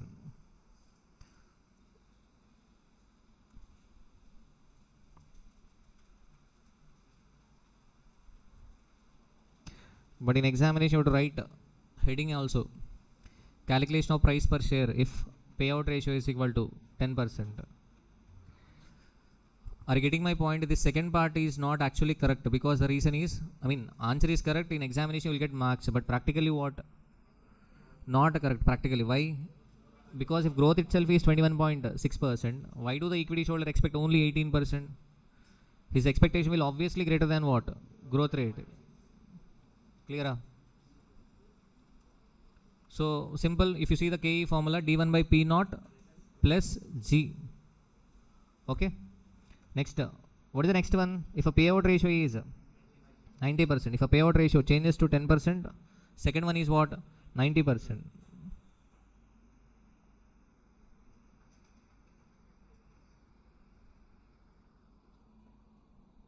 If it is 90%, then what? Okay, P naught is equal to 2.4 into 90% divided by 0.18 minus growth rate is equal to 24% into 10%. 2.4%, 0.024. So the answer is 13. Clear? 13.85 rupees.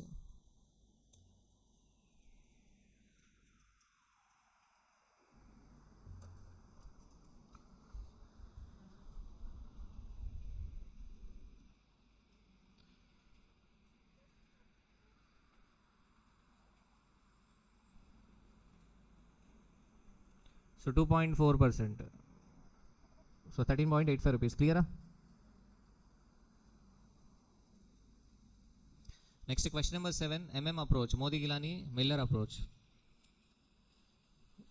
Approach. So we have two questions. So approach. Approach. So Modi Gilani Miller approach. So Modi Gilani Miller says dividend decision is not going to affect the price of a share, whether you pay dividend or not. The price, wealth of a equity shareholder will remain same. Modi Gilani Miller says wealth of a equity shareholder is not going to affect. Wealth of a equity shareholder is not going to get affected because of a dividend decision. So it is an irrelevance theory. Approach is a irrelevance theory. Clear? Okay. So as per Gordon's model, if R is greater than KE, okay, it indicates what? The firm is a growth firm. Hence, according to Gordon model, as the retention ratio increases, the value per share also increases. But if retention ratio becomes 100%, then payout ratio is equal to what? 0. Then we cannot find out price per share. So that is the drawback of a Gordon. But Gordon also saying the same thing. If R is greater than KE, Okay, according to Gordon's model, as the retention ratio increases, price per share increases. Walter also saying the same thing. If R is greater than KE, retain 100%. Payout ratio 0. Clear? See the question number 7. Modi, Gilani, Miller, approach. B limited belongs to a risk class. B limited belongs to a risk class for which the appropriate capitalization rate is 10%. It currently has outstanding 2000 equity shares of rupees 100 each. Capitalization rate 10%. Capitalization rate means nothing but KE. Capitalization rate means nothing but what? KE. Cost of equity, KE. Cut-off rate, opportunity cost. Cut-off rate. Sometimes they might call it as what? Cut-off rate or opportunity cost of a capital. The firm is contemplating the declaration of a dividend of rupees 8 per share at the end of the current financial year.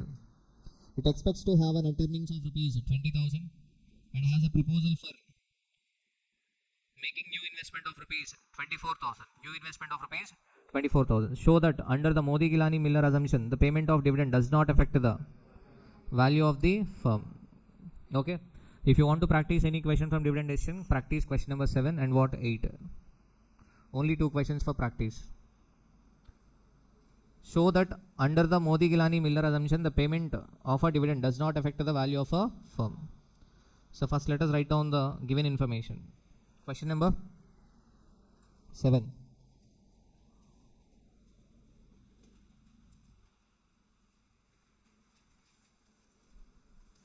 Question number 7. So what is the information given? First one.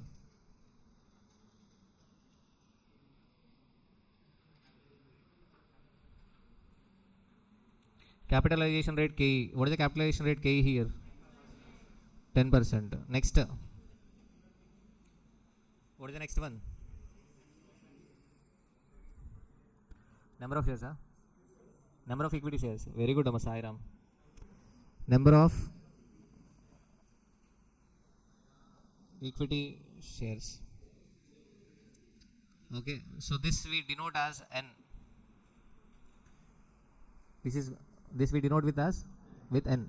Number of equity shares N. How many shares are there? 2,000. Next, what is the price per share as on today? Price per share. It currently has outstanding 2,000 shares of rupees 100 shares. Price per share as on today. Price per share as on today P naught. Price per share as on today P naught. Kaushik, what is P naught? P naught is equal to 100 rupees. P naught is equal to 100 rupees. Okay. What is the other information? Dividend per share.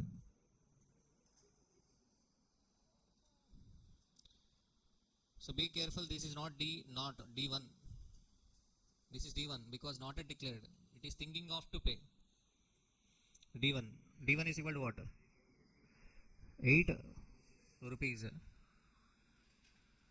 Next, what else is given? Net earnings. Net earnings is equal to. Net earnings is equal to. Net earnings E is equal to 20. 24, huh? 20,000. Investment I is equal to.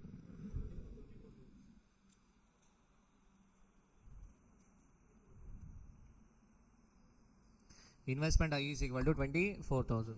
Any other information? Okay. Case 1. What is the case 1, Hansika?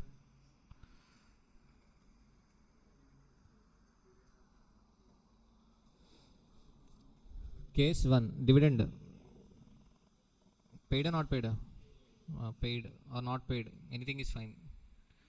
So dividend paid. Case 1. For suppose dividend paid. We are paying dividend.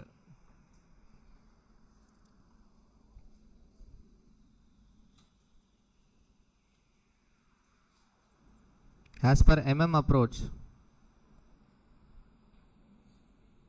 P naught is equal to P1 plus D1 divided by 1 plus KE. So this is not just as per approach. If you see the valuation of asset examples, value of any asset, how can we get value of any asset? We should bring the future benefit to the present value. If you observe this formula, P naught is current market price of a share as on today. For suppose if I have a share as on today, okay, by the end of first year I will get a dividend, plus if I sell the share I will receive P1. P1 means price at the end of the first year. P naught means current market price. Are you getting my point? Understand the logic. P naught is a current market price. If I have a share as on today, if I carry this share for 1 year, okay, in next 1 year I will receive dividend, and if next year if I sell the share I will receive P1. So that means my benefit at the end of a first year is D1 and P1. I should bring it to the present value. Divided by what? 1 plus I power n. 1 plus I power n. Yes or no?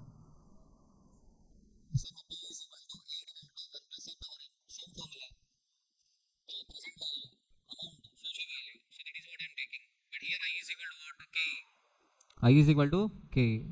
Clear? So P naught is equal to, so what is P naught here? 100. So P1 plus, am I paying dividend or not? Yes, I am paying dividend. Ashrik, I am paying dividend or not? Yes. So P1 plus 8 divided by 1 plus 0. So P1 is equal to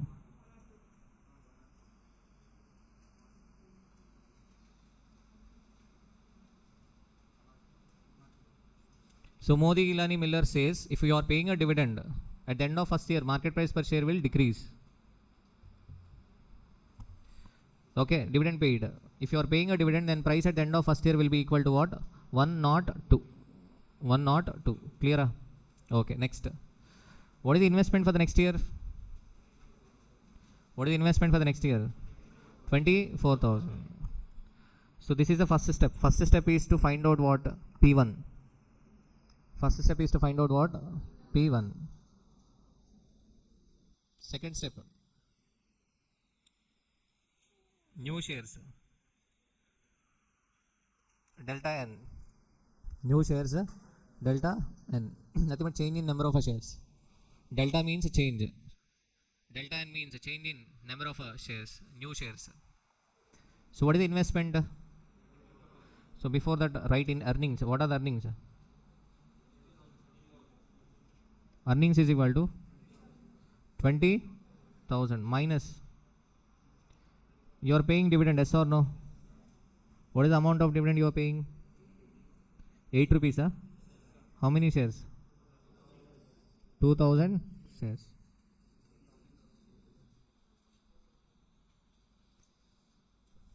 So what is this actually? You have a 20,000 rupees earnings, but you are paying a dividend of rupees 16,000. So that means 4,000 is left for investment purpose.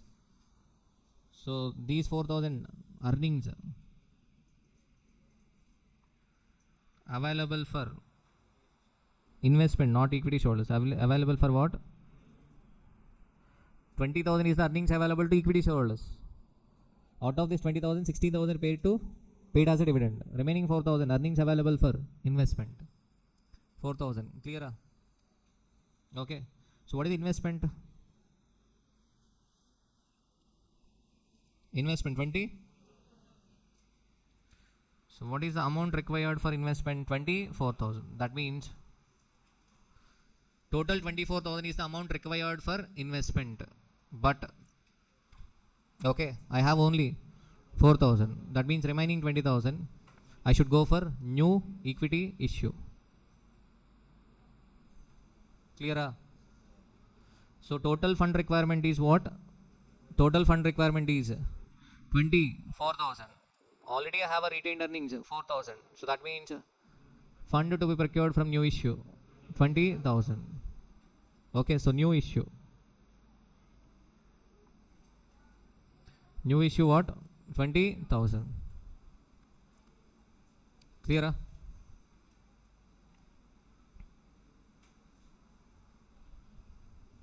Okay. So we have to raise fund rupees 20,000 by new issue. So delta N.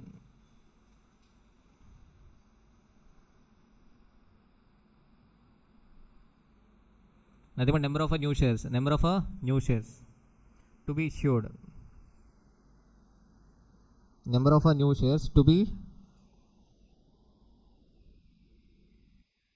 issued is equal to 20,000 divided by 102. Just write 20,000 divided by 102. Do not calculate. So this is delta N. Modi Gilani Miller says whether you pay dividend or not, the value of a firm will remain same. Shareholder wealth is not going to affect. That we are going to prove. We started with first part. What is the case one? Dividend is paid. If you are paying a dividend, then what is the price at the end of the first year? 102. Okay. And at the end of the first year, you are going to make an investment of 24,000. Out of 24,000, already we have a retained earnings of 4,000. What is the fund to be procured from outside? 20,000. So you have to procure 20,000 rupees from the new equity. What is the price at the end of first year? 102. That means how many new shares to be issued? 20,000 divided by 102. Clear? Now third step.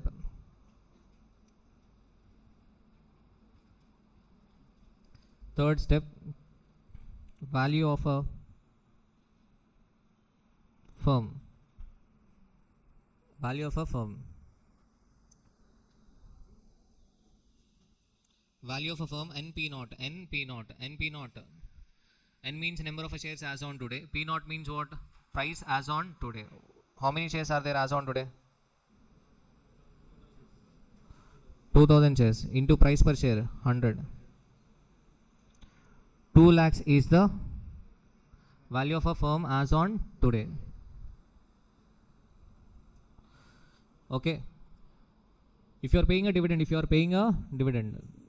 see the next one. NP naught can be calculated otherwise. NP naught is equal to N plus delta N into P1 minus I plus E divided by 1 plus K. If you are paying a dividend at the end of the first year, the price at the end of first year is going to change, yes or no? You are worried about what? Change in value of a firm. If you are paying a dividend, your value of firm will change. That is your worry. అర్థమవుతుందా? మీరు ఒకవేళ dividend pay చేస్తే value of firm effect అవుద్దేమో అని భయపడుతున్నారు, కానీ MM approach ఏం చెప్తుంది? Value of firm effect అవ్వదు అని చెప్తున్నారు. సో వాడు ఏంటి ఎన్పీ నాట్కి ఒక ఫార్ములా ఇచ్చాడు. NP naught is equal to N plus delta N into P1 minus I plus E divided by 1 plus K. So let us understand the logic. What is N? Right now we have a 2,000 shares, yes or no? Right now we have a 2,000 shares as on today. By the end of first year, we are going to issue 20,000 divided by 102. Am I correct? That means by the end of next year, total number of shares will be 2,000 plus 20,000 divided by 102 into what is the price at the end of first year? 102. Price by the end of next year is equal to 102. Clear? So by the end of next year, what is the market capitalization? What is the market capitalization? Total number of shares. And how do we get market capitalization? Market value, number of shares into market price. That is what we are doing here. So 2,000 plus 20,000 divided by 102 into what? 102 minus. Meanwhile, the value will decrease by investment. We are making an investment, yes or no? So what is the investment? Investment is equal to 24,000. By the end of next year, we are investing 24,000. That means there is an outflow. So that's why minus 24,000 plus we are going to receive an earnings also 20,000. So entire numerator is at the end of the first year. The numerator is completely what? At the end of the first year. So that's why we are bringing it to present value. Value of any asset, we should bring the future to the present value. 2,000 is number of shares as on today. What about 20,000 divided by 102? Number of shares to be issued at the end of the first year. So total number of shares into 1 or 2. So that means that is the value of a firm at the end of the first year. So there are adjustments. What is adjustment? Minus investment plus earnings. So numerator is what? Entire value of the firm at the end of the first year. We should bring it to present value. అర్థమవుతుందా? So ఎంత వస్తుంది మీకు? 2 lakhs. 2 lakhs వస్తుంది. You will get exactly what? 2 lakhs. So that means value of a firm is getting affected or not? If you see the value of firm directly, 2000 into 100. 2000 into 100. What is the value of firm? 2 lakhs. You are paying dividend at the end of the first year. Then P1 will decrease to. P1 will increase to what? 1 or 2. But even then what? Value of firm will remain same, 2 lakhs. మీకు అర్థమవుతుందా? నువ్వు dividend pay చేసినా pay చేయకపోయినా value of firm same ఉంటుంది. Present ఇప్పుడు చూసుకుంటే value of firm ఎంత ఉంది? 2000 into 100, 2 lakhs. లేదు నేను డివిడెండ్ పే చేస్తాను సార్, పే చేయి. పే చేస్తే ఏమవుద్ది? P1 1 or 2కి రెడ్యూస్ అవుద్ది. సార్ 1 or 2కి ఇంక్రీజ్ అవుద్ది. 1 or 2కి ఇంక్రీజ్ అయినా కానీ ఓవరాల్గా మళ్ళీ వాల్యూ ఆఫ్ ఫర్మ్ ఎంత వచ్చింది? 2 lakhs వచ్చింది. ఆ ఫ్యూచర్ని ప్రెసెంట్ వాల్యూ తీసుకొస్తే 2 lakhs వచ్చింది. ఇది ఎప్పుడు? When dividend is paid. Second, ఇంకా సెకండ్ ఉందమ్మా. ఇది సింపుల్ మోడలే. ఒక క్వశ్చన్ నేర్చుకుంటే చాలు. 1 question is enough. First time చేసేటప్పుడు ఏదో అనుకుంటారు, సింపుల్గా ఉంటుంది అంతే. Case 2. What is case 2? Dividend is not paid. Next question అయిన తర్వాత బ్రేక్ ఎక్స్పెక్ట్ చేయొచ్చు. మీకు అర్థమైపోయి ఉంటుంది ఆల్రెడీ. ఓకేనా? 11:30 అని ఎక్స్పెక్ట్ చేయకండి. Dividend is not paid. Dividend is not paid. If dividend is not paid, then what? First we should find out what? P1. First P1 calculation. So P0 is equal to, so P1 plus D1 0 divided by 1 plus. అర్థమవుతుందా? P0 100 is equal to P1 plus, ఈసారి dividend ఏంటి? Dividend is not paid, so that's why 0. P1 plus 0 divided by 1 plus 0.1. So P1 is equal to 110.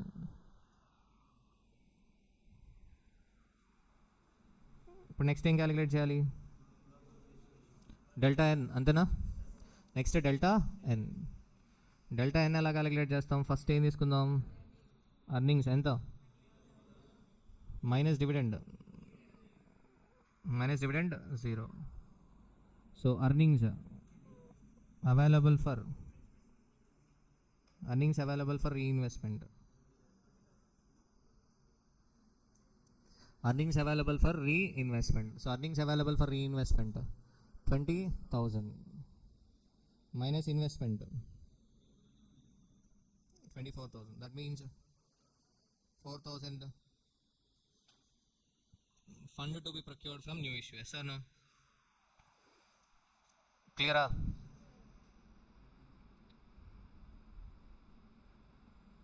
Fund to be procured from new issue. So delta n is equal to 4,000 divided by ఈసారి ఏం చేయాలి? 110. 4,000 divided by 110. Mahesh Babu, clear? Third one. What is the third one? Value of a firm. Value of a firm. What is the value of firm? NP0 is equal to, you know the formula, right? So first we should take n. What is n? 2000 plus delta n. 4000 divided by 110 into 110 minus 24,000 plus here 20,000 divided by 1 plus 0.1.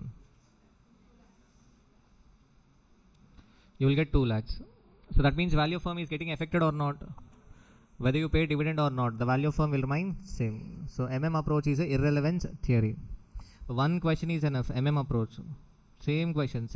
CA inter FM, CM inter FM, in all books same question. Only one question. Numbers might change. That's it. Okay. So value of firm is getting affected or not? No. So that's why it is called as irrelevance theory.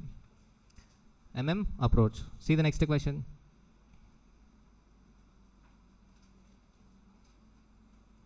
Next question.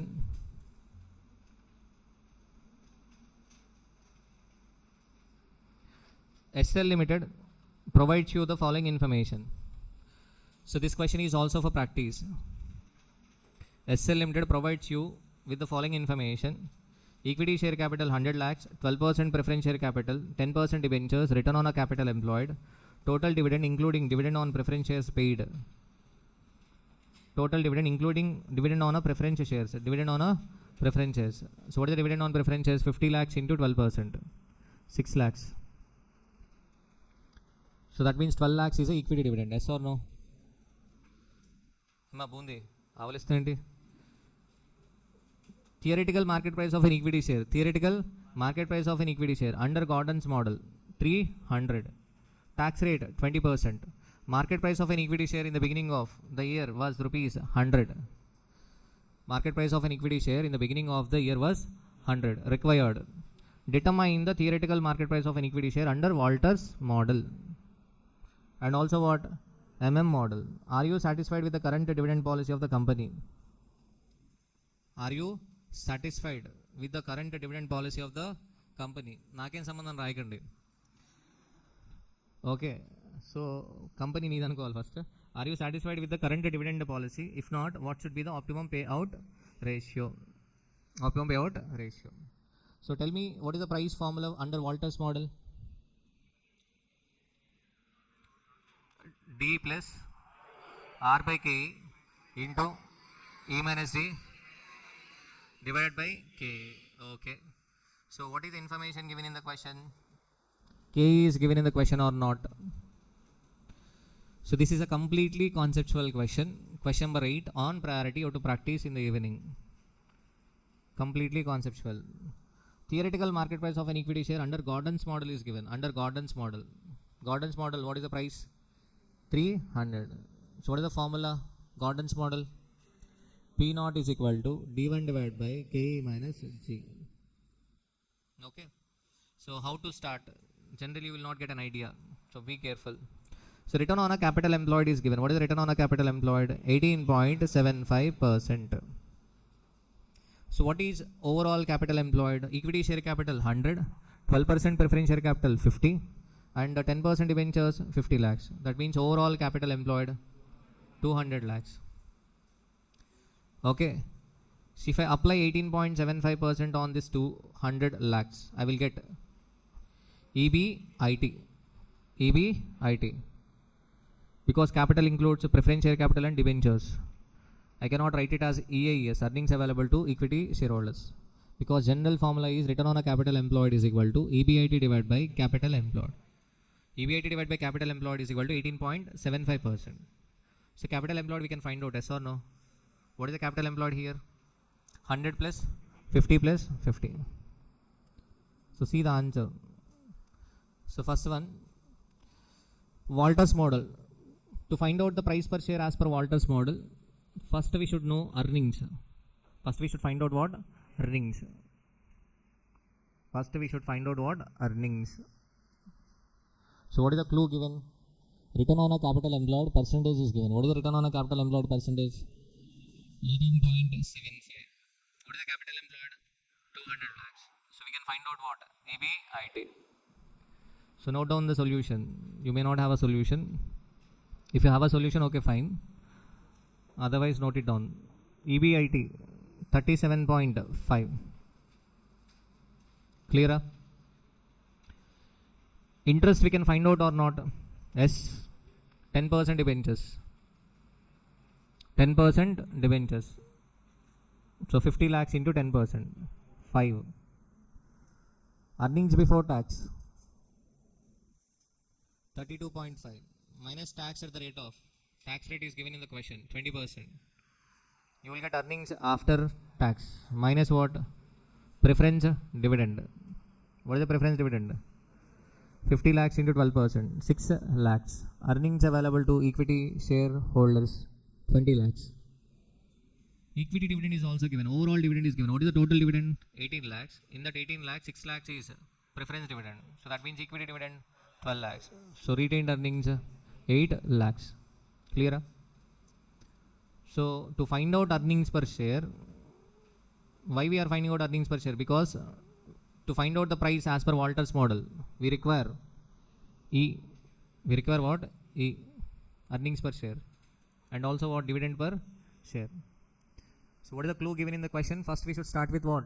Return on a capital employed. Clear? So number of shares. How many shares are there? How many shares are there? How many shares? 1 crore divided by 100 lakhs divided by what? 50. 100 lakhs divided by 50. How many shares? 2 lakh shares. So earnings per share is equal to earnings per share 20 lakhs divided by 2 lakhs 10 rupees.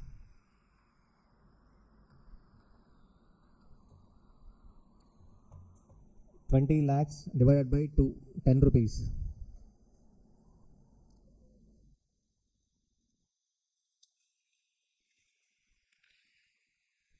Dividend per share. What is the dividend per share? 12 lakhs divided by 2 lakhs. Do we require dividend or not for Walter's model? Yes, we require dividend. Yes or no, Likita?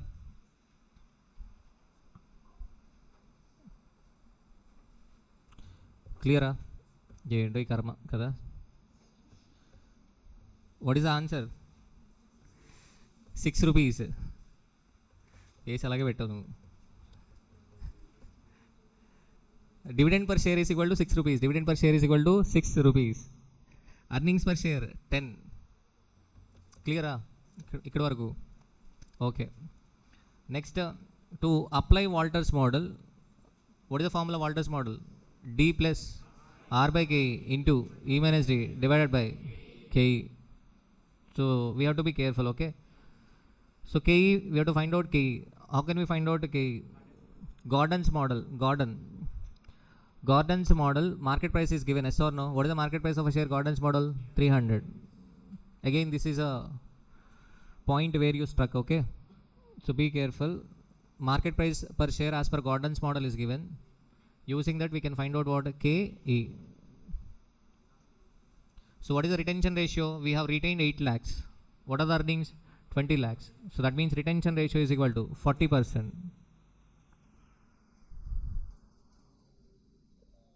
So growth rate, how can we find out growth rate? Growth rate is equal to B into R. B means retention ratio. R means return on equity. Because we have a return on investment as well as return on equity. In that case, we take return on equity. But if a clear information is not given, then we assume return on investment as what? Return on equity.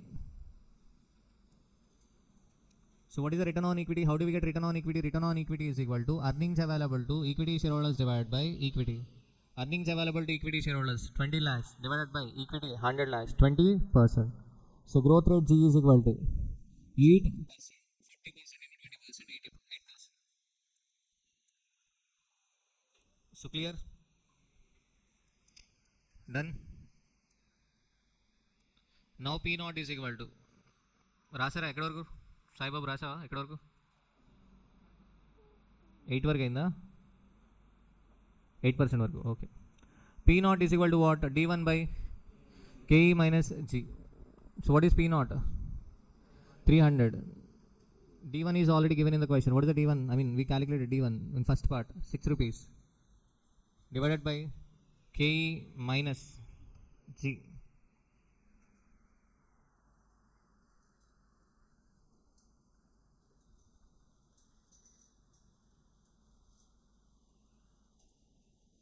K minus G.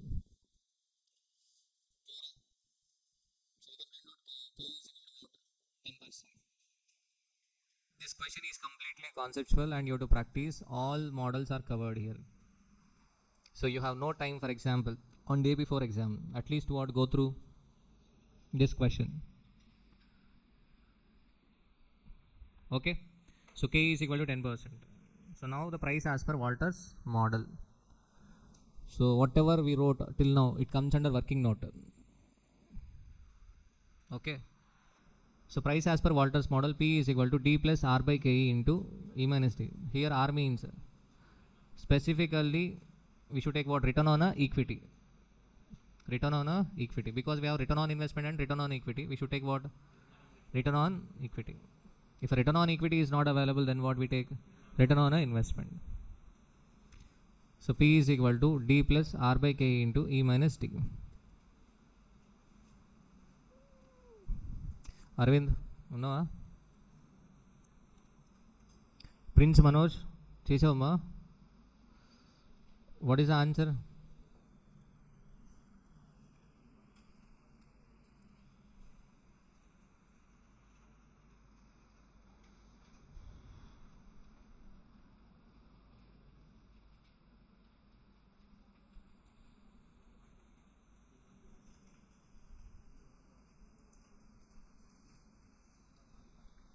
ఎలా ఉంది experience? First బెంచ్లో బాగానే ఉందా? So what is the answer? Price as per Walter's model 140. క్లియరా? Next Modigliani, Miller. So P0 is equal to P1 plus D1 divided by 1 plus KE. Okay. So market price of an equity shares in the beginning of the year is already given. Market price of a share in the beginning of the year was rupees 100. P0 is given. So we have to find out what? P1. P0 100 is equal to P1 plus dividend 6 rupees divided by 1 plus KE 0.1. So P1 is equal to 104. So clear? Shankar అయిపోయిందా?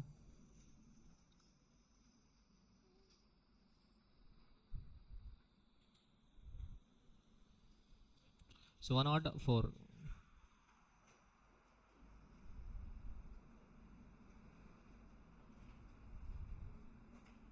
So this question you have to practice, okay? Next, another two models are there, Lintner's model and Graham and Dodd. Lintner's model. So Lintner's model, he has given only formula for D1. He has not given a formula for price. Price formula is not given. Price formula is not given. This fellow has given only what?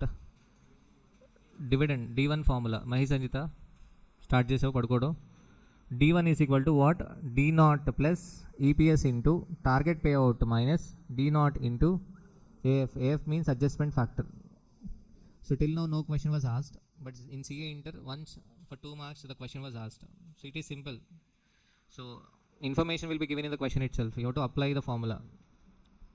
Lintner's model, D0 means last year dividend plus EPS into target payout ratio minus D0 into what? Adjustment factor. So this adjustment factor, again it is subjective concept. Subjective means what? I might take 0.5, you might take 0.6.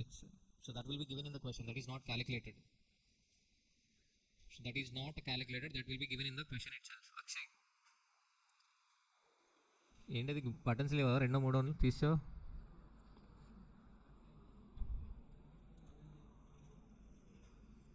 క్లియరా?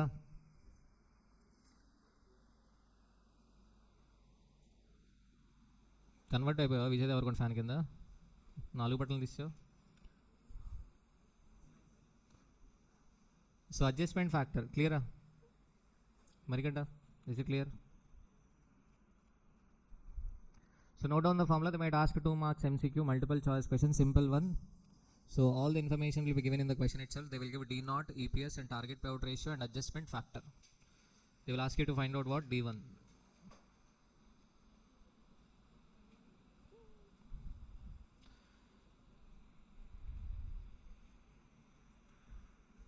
So clear? Next, last one.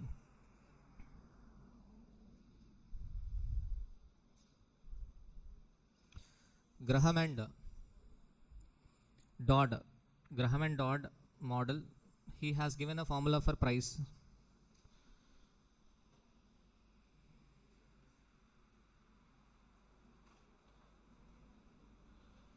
Shankar bhai, రాసావా?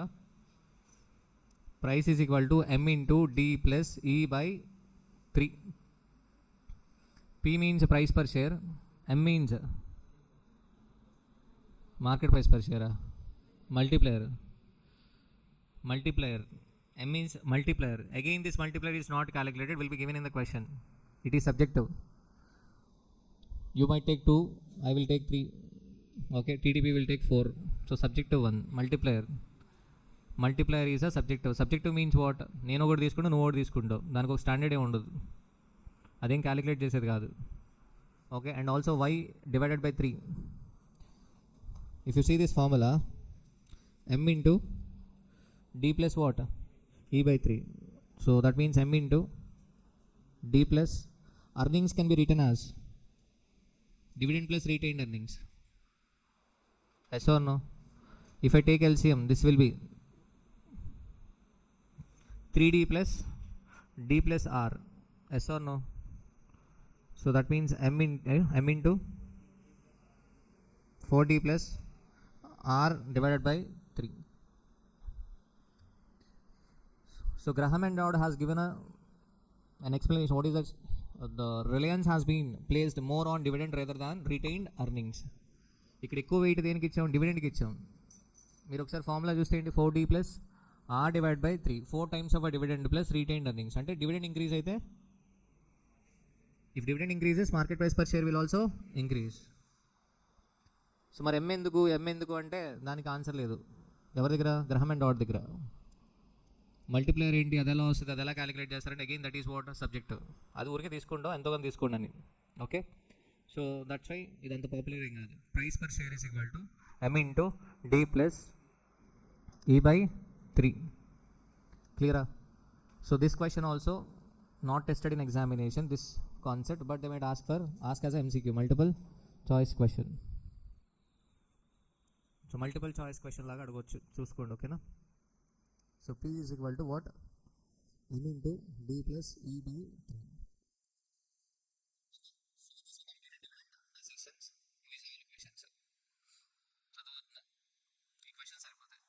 నవ్వుకుంటున్నావు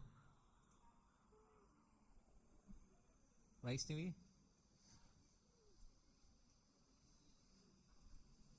పడిపోయాడు మధ్యలో ఏమన్నా?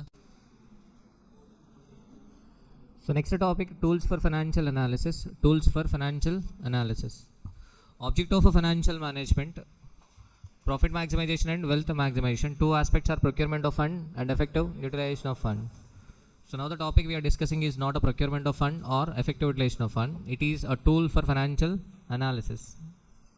It is a part of financial management, no doubt, but it is not on the side of procurement or else on effective utilization of a fund, because for utilization of fund we have 2 chapters. Yes or no? So what are the 2 chapters? Working capital management, capital budgeting. Procurement of fund, cost of a capital structure, leverages, risk and return. So risk and return is a different topic, that is a portfolio decision actually. Okay, so cost of a capital structure, leverages, sources of finance, theory chapter, financial institutions and financial markets. Okay, and dividend decisions, because if you are retaining the money, that is an internal source of finance. Yes or no? Okay, tools for financial analysis.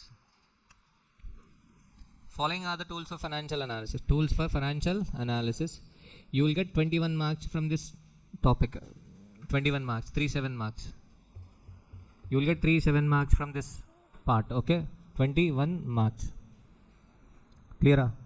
3A, 3B, 4A, 4B cost of a capital. Okay, so 3A, 3B and next what? 4A. And 3A, they will be asking either comparative statement or a common size statement. 4A, 3A, sorry, 3A ratios, 3B cash flow statement or a fund flow statement or Altman G score. Okay, 3A ratio analysis, 3B cash flow statement or a fund flow statement or okay Altman G score.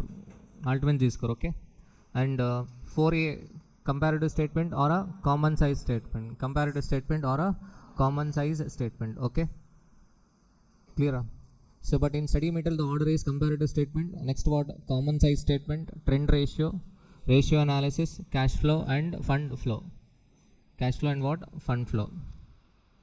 Okay, so 3A ratio analysis. 3A ratio analysis. If you want to answer ratio analysis question, you have to learn cash flow as well as fund flow. Okay, and if you want to answer cost of a capital, then you have to learn comparative statement and common size statement. So third question and fourth question. So to attempt the third and fourth question, you have to learn cost of a capital, common size and comparative statement. Next, what? Cash flow, fund flow, and what? Ratio analysis. So these are the topics. Okay. So what about 5A and 5B? 5A and 5B investment decisions. Capital budgeting. Capital budgeting. 5A, 5B. 6A, 6B. Working capital management. To answer 7A and 7B, leverages, dividend decisions, capital structure. So 7A and 7B, we have completed leverages and dividend decisions. Yet to discuss capital structure. Clear? Okay. So ratio analysis. So not ratio analysis. This is tools for financial analysis. What is the chapter name? Tools for financial analysis. What are the tools for financial analysis? Comparative statement. So comparative statement is simple. So if the financial statement is recasted, so what is financial statement? Financial statement includes income statement, balance sheet, of course cash flow statement, notes to accounts also, but mainly what? Income statement and balance sheet. If the financial statement is recasted, for comparing all the elements of a financial condition from year to year in absolute terms as well as percentage, then the financial statement is called as, recasted statement is called as a comparative financial statement. So here the comparative statement is simple. For example, balance sheet is given, opening values and closing values are given. Okay. So comparative statement means what? We write increase or decrease in absolute amount. Increase or decrease in absolute amount. So first condition, you have to write, first you have to take the existing values. Okay. Showing absolute money values of each element of income statement and balance sheet. So whatever the balance sheet given in the question, we take again. Second, what? Showing increase or decrease in absolute money value. Absolute money value. For example, fixed assets 2021 100, 2022 200. Next column you have to take increase or decrease. So what is the increase amount? 100. Next, what? Percentage. What is the percentage? From 100 it has got increased to 200. That means percentage change 100%. Percentage change is 100%. So that recasted financial statement is called as what? Comparative financial statement. Comparative financial statement. Clear? Okay. So comparative financial statement, they might give balance sheet or an income statement. Balance sheet or a income statement. So three steps, three conditions. First of all, showing absolute money values of each element. Showing absolute money values of each element. For example, 2021, 2022 values are given. You have to take 2021 value and 2022 value. Next, what? Showing increase or decrease in absolute money value. Showing increase or decrease in absolute money value. You cannot directly find out the percentage. First, you have to find out what? Increase or decrease in absolute money value. And then what? Showing increase or decrease in value in terms of percentage. You have to find out the percentage. So that recasted financial statement is called as a comparative financial statement. Clear? So common size means, for example, we take in income statement generally we take what? Sales. Generally we take what? Sales. So sales will be 100. Sales will be 100. So raw material divided by sales 10%. Raw material divided by sales 10%. Okay. Labor divided by sales 20%. So this is called as what? A common size statement. Common size means we are taking common element. What is the common element? Sales is a common element. For example, in balance sheet, a common element can be what? Total assets or a total liabilities. In total assets, what is the percentage ratio of a fixed assets? What is the percentage ratio of a current asset? Okay, that is how we find out the percentage. Comparative statement is different. Comparative statement means year to year. Year to year. Common size statement means what? We take one common element. Generally, for example, that can be a total asset or that can be what? Sales. If it is a balance sheet, what? Total asset or total liabilities. For suppose if it is an income statement, then what? Okay. So common size financial statement is, write down the sentence. For comparative statement, write down one sentence. That is enough. For comparative statement, write down one sentence.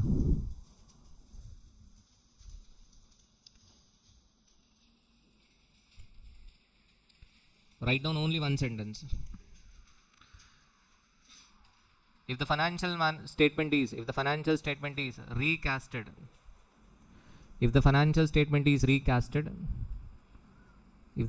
statement is recasted for comparing all the elements of a financial conditions,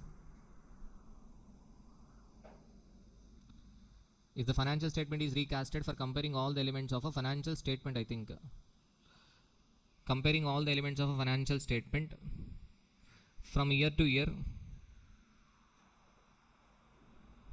if the financial statement is recasted for comparing all the elements of a financial statement from year to year in absolute term means money, in absolute term as well as in percentage,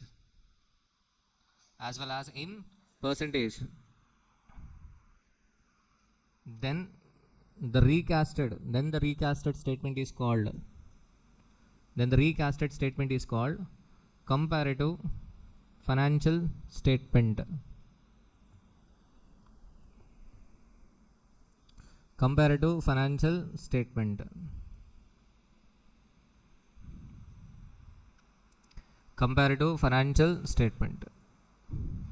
See the sentence, understand the sentence. If the financial statement is recasted, we are recasting the financial statement for comparing what? All the elements of financial statements from year to year. We are comparing from year to year in absolute term. Absolute term means money. For example, fixed asset 100 and 200, increase 100. So, okay, absolute terms as well as in percentage. Then the recasted statement is called comparative financial statement. So write down the next points, how to prepare. This statement is made by first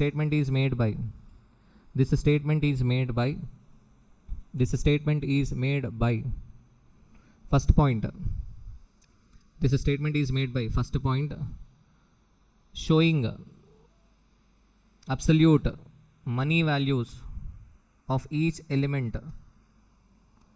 Showing absolute money value of each element.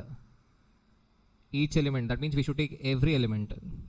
Showing absolute money values of each element of income statement and balance sheet of different periods.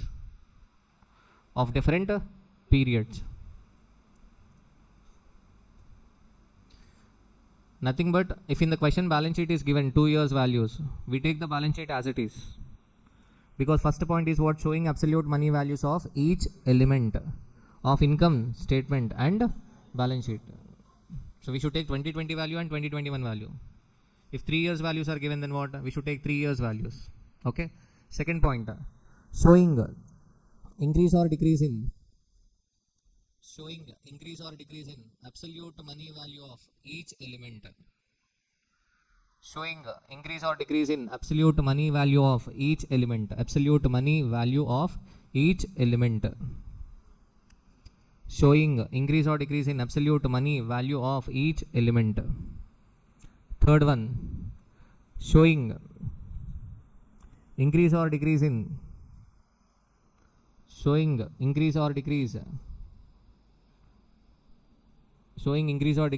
value in terms of percentage.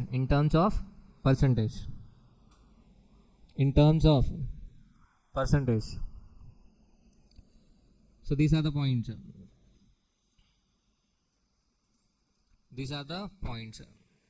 If you see the answer, you will understand the sentences you have written. If you see the question number 1, so this is a past examination question, June 24. If you see the text you have written, understand the concept, okay? Comparative financial statement is a recasted financial statement, yes or no? Recasted financial statement showing absolute values of each element, from year to year. So here 2022, 23, 24 values are given, yes or no? So we are taking those values or not? Yes, we are taking those values. Because first step is what? What is the first step? Comparative statement is made by, what is the first one? Showing absolute values of each element of income statement and a balance sheet. Here income statement is given, yes or no? So we are showing the absolute money values of each element, that is 1890, 2500. What is the second one? What is the second one? Showing increase or decrease in absolute money value. So that is what we are doing, yes or no? 2500 minus 1890. 2500 minus 1890, yes or no? 6, 10. Increase or decrease? Increase. Next what? Showing increase or decrease in terms of percentage. So from 1890 it has got increased to 2500. So percentage change means 610 divided by what? 1890. 32.28. Likewise we have to find out for each element. We have to find out for what? Each element. So why we are preparing this comparative financial statement? What is the chapter name? Tools for financial analysis. To analyze the financial statements. There are tools. What are the tools? First tool, comparative financial statement. So the top level management will not have a time to calculate the percentage change in each element. Yes or no? You have to prepare. The middle level management or a low level management has to prepare the comparative financial statement. Okay. So what we can analyze? If you see here, the profit after tax has got increased by 93.64%. Yes or no? Even though your sales were increased by 32.28, your sales were increased only by 32.28. But profit after tax increased by 93.64. So you can write on your own. You can write your own analysis. Okay. So sales increased by 32.28. But okay, if you see the profit after tax 93.64, if you see the sequence, so sales increased by 32.28, but cost of a goods sold increased only by 26.61. Due to that, gross profit increased by 43.07%. Okay, and operation and administrative and selling expenses also increased just by only 16.30%. Sales increased by 32.28. But your operating expenses increased only by what? 16.30. So that's why your operating profit ratio increased by 62.10. Clear? Non-operating expenses, but here non-operating expenses increased by what? 40%. Non-operating expenses increased by 40%, but operating profit increased by 62.1. Still, so non-operating expenses also there is a less increase, yes or no? Because operating profit increased by 62.1, but your non-operating expenses increased only by 40%. So that's why profit before tax increased by 65.45. 65.45. Clear? And your income tax is also increasing only just by 9.09%. So generally it does not happen. Okay, here question itself may be wrong, because 330, when your profit before tax is 330, you are paying 110. That means you are paying around 33.33%. But when your profit is 546, you are paying tax only 120. Okay, that cannot happen, yes or no? From 33.33% tax rate, so tax rate has got decreased to what? 20% or something. Are you getting my point? Practically this may not happen. But here for the time being, answer you have to write is tax decreased by what? Tax increased only by what percentage? 9.09%. So due to that, again profit after tax increased to what? Increased by 93.64%. So okay, this is what comparative financial statement. Am I clear? Comparative financial statement. Clear? Done. So next, write down for common size. Write down a sentence for common size, okay?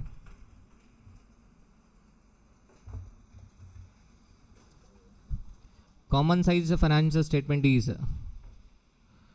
common size financial statement is common size financial statement is recasted financial statement.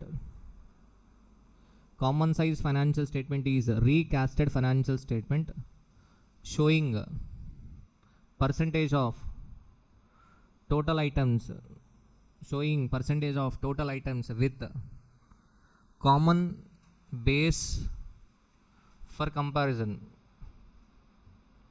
Common base for comparison.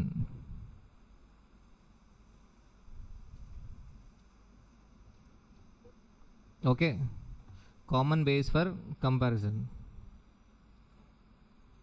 Clear? Common base for comparison. Generally for income statement, what would be the common base?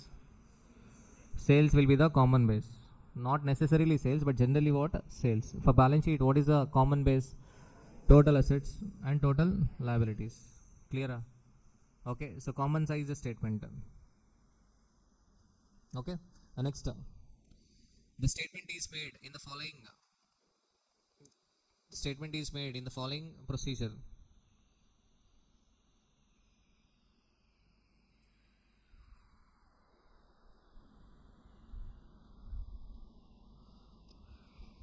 Asset side is classified. Asset side is classified. Asset side is classified into fixed assets, comma investments, comma current assets, and fictitious assets. Fictitious assets means what? Unreal, imaginary. Okay. Rakumaru coming for Vaishnavi. Real or unreal? Unreal, fictitious. Asset side is classified into fixed assets, investments, current assets, fictitious assets, showing individually.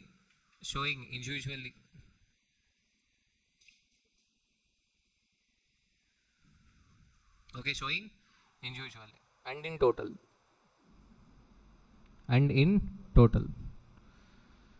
So, okay. Sunday ఏం చేస్తాం?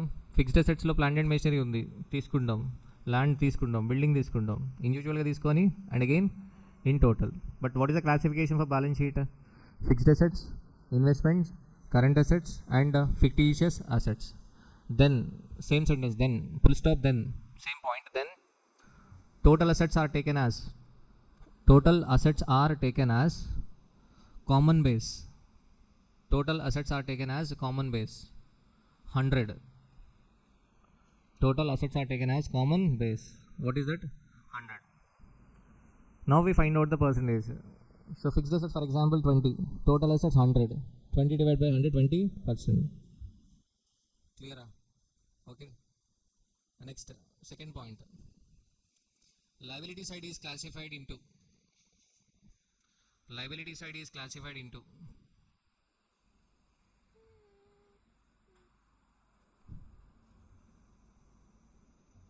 Liability side is classified into proprietor's fund, long-term loan, and current liabilities. Proprietor fund means nothing but what? Equity. Equity includes equity share capital and reserves and surplus. So preference share capital is a hybrid form of a capital.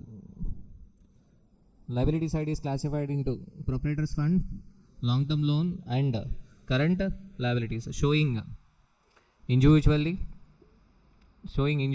and in total. Then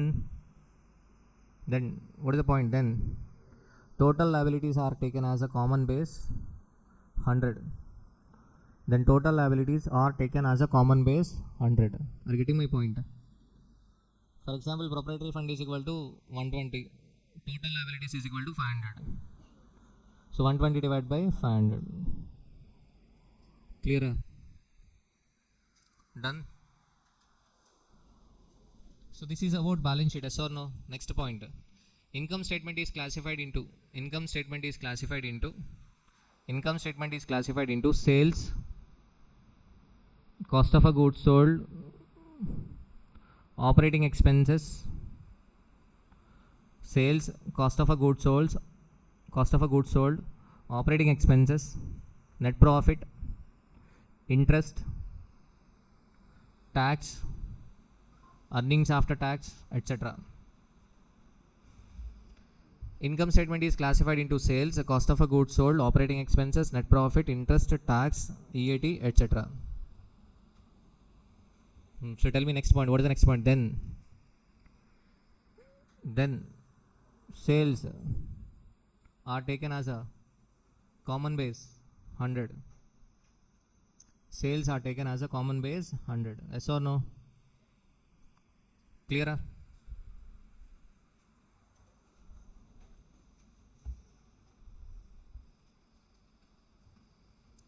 Next, trend ratio. Trend ratio. It is an index number. It is an index number of each financial item. It is an index number of each financial item. It is an index number of each financial item in the financial statement of different periods. It is an index number. It is an index number of each financial item. It is an index number of each financial item in the financial statement of different periods. Next line, trend ratio is equal to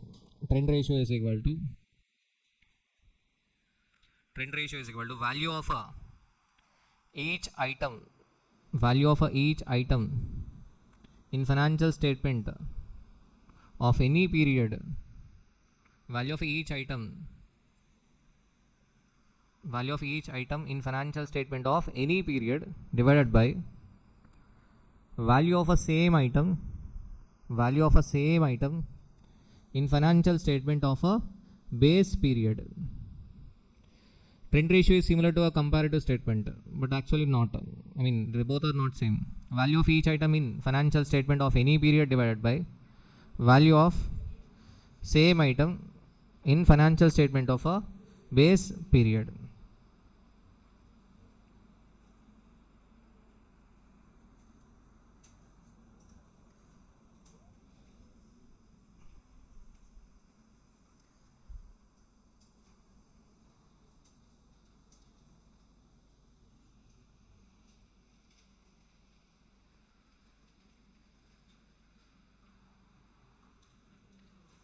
So if you see the question number 6, trend ratio, let us see the trend ratio. Cost of a material consumed, labor cost, other expenses, cost of a sales, profit, sales given. Yes or no? See that formula, trend ratio. How do we get trend ratio? Value of each item in financial statement of any period divided by value of a same item in financial statement of base period. So here the base period is 2019. So see, in 2019, what is the cost of a material consumed? 2 lakhs. So that is base period. So base period, that's why we are taking what? 100. So that is the base period, we are taking what? 100. Okay. So 2020 amount is what? 2,50,000. So 2,50,000 divided by 2 lakhs into 100. You will get 125. So 125 is the index number. You know the index numbers, capital gains.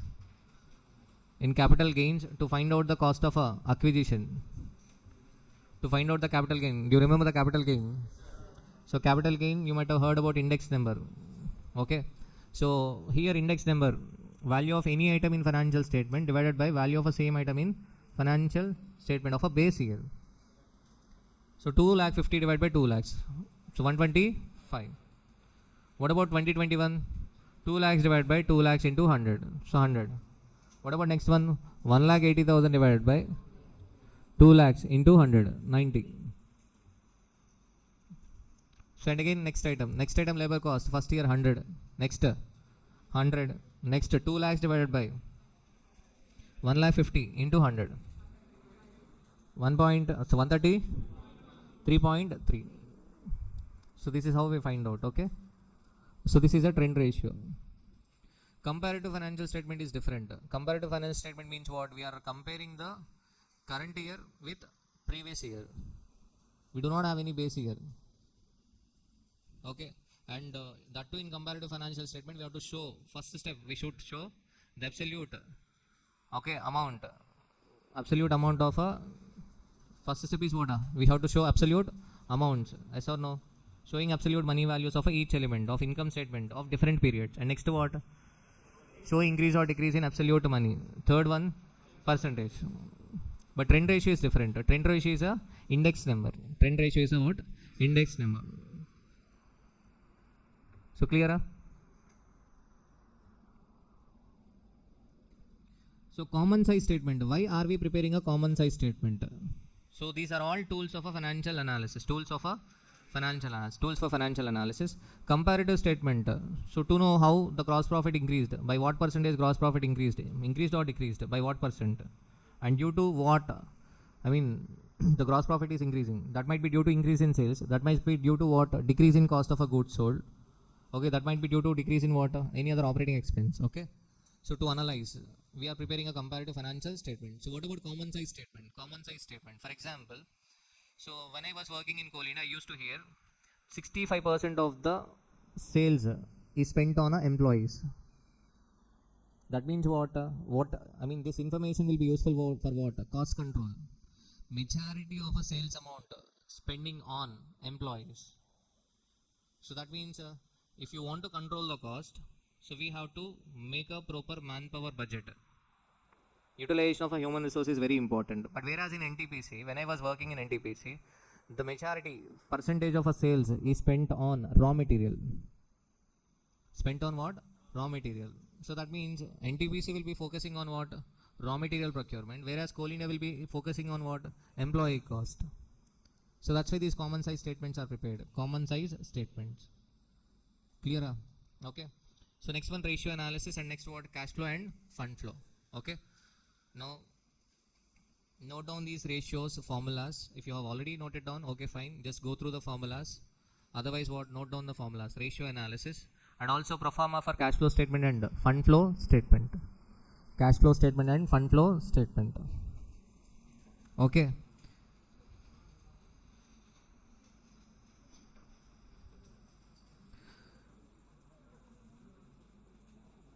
If you have already formulas, then what? Go through formulas, okay? Otherwise, please note down.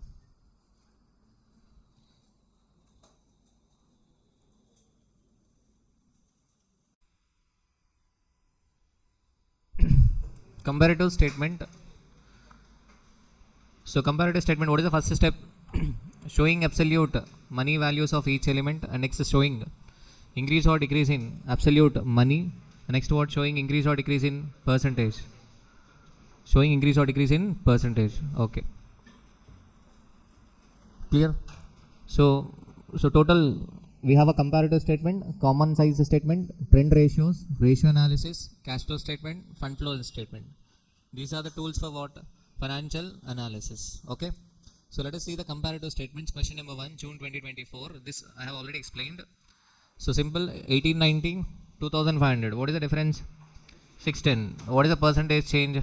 610 divided by 1890, 32.28 percentage. Likewise, we find out for what? Each element of the statement. And you have to write what? If they ask you to comment, you have to write a comment also. Next, question number 2. The following are the balance sheets of Maharaj Limited as on 31st March 2021 and 31st March 2022. 31st March 2022. So balance sheet is given this time. Cash and bank balance, debtors, inventory, other current assets, total current assets, fixed assets, land and building. Likewise, prepare a comparative balance sheet and study its financial position. This time they are asking you to study financial position. So okay. So what is the first item? Current assets. In current assets, first item, cash and bank balance. 2,32,600 is the opening balance. Closing balance 2,000. So increase or decrease in cash? Decrease in cash. Actually, that is 23,600. 23,600. Okay. So 23,600. So cash decreased to 2,000. What is the difference? Minus 21,600. Percentage change. 21,600 divided by 23,600. Minus 91.5%. So the cash balance has got decreased by 91.5%. That means company may face a severe liquidity crunch. Liquidity crunch means what? It may not be able to meet a short-term commitments because the cash balance has got decreased from 23,600 to 2,000. That means percentage decrease is 91.5%. So company may face a severe liquidity problems. Okay. Next what? Debtors. Debtors has got decreased by 9.1%. Okay, this is a positive sign. Maybe our collection has got increased. Collection from debtors. Inventory decreased by 18.8%. So maybe our stock might be moving fast. Our stock might be moving fast. Okay. Clear? Other current assets decreased by 59.4%. Overall current assets decreased by what? 33.99%. You have to read the paragraph below the comparative statement. You have to understand, but you have to write on your own. You cannot by heart, okay? You can write on your own. You can write your own analysis. So clear? Are you able to understand this question? Second question. Next, third one. So question number 3 is a June 2025 question.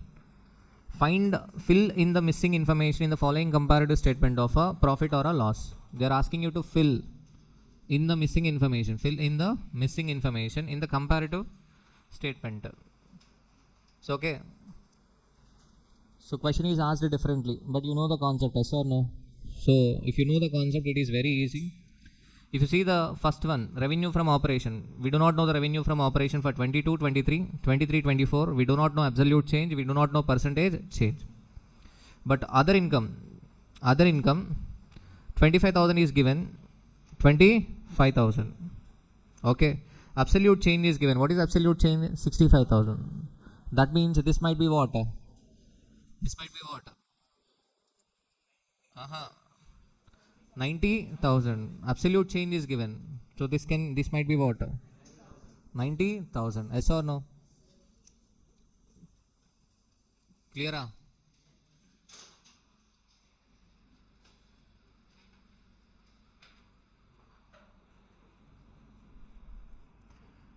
So absolute change is given. Absolute change. We can find out what?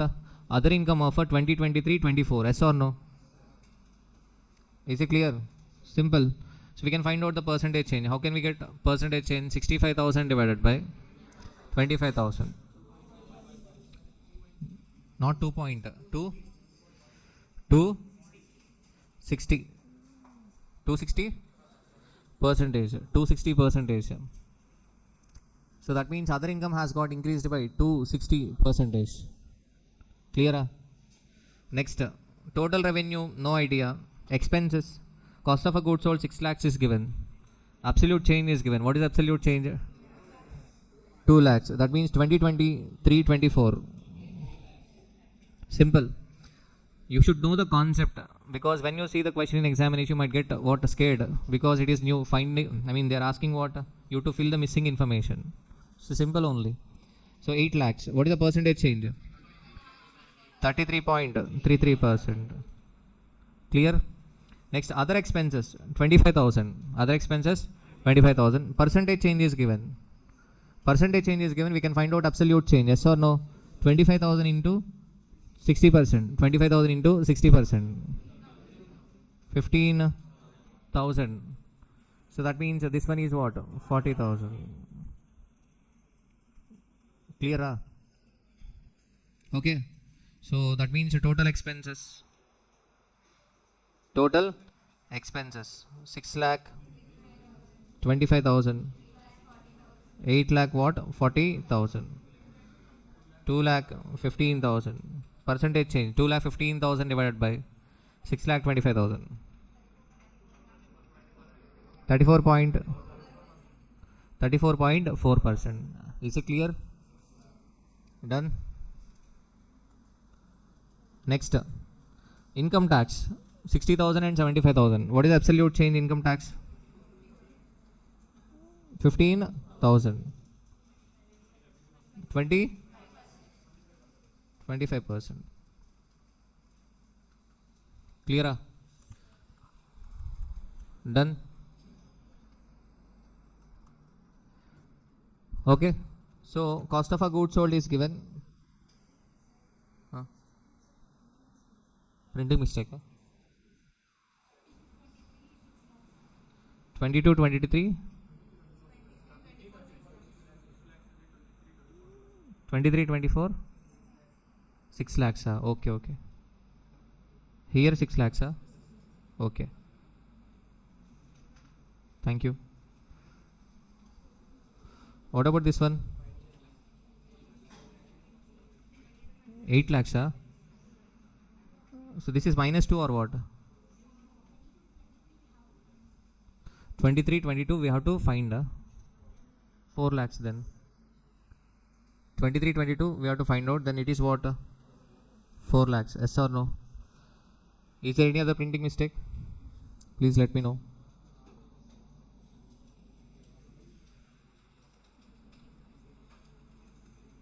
So tell me the percentage.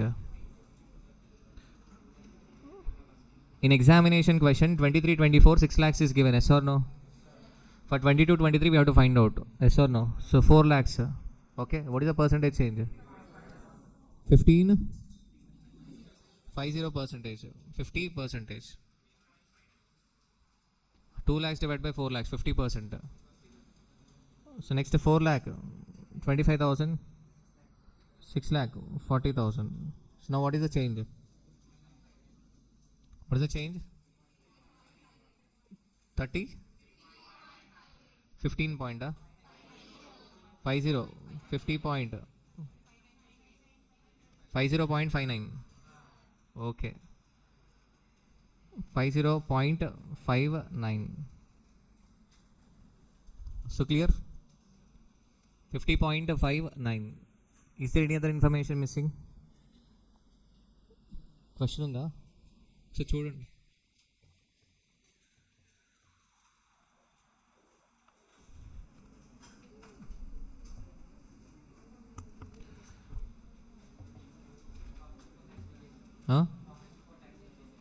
Profit before tax? 60,000.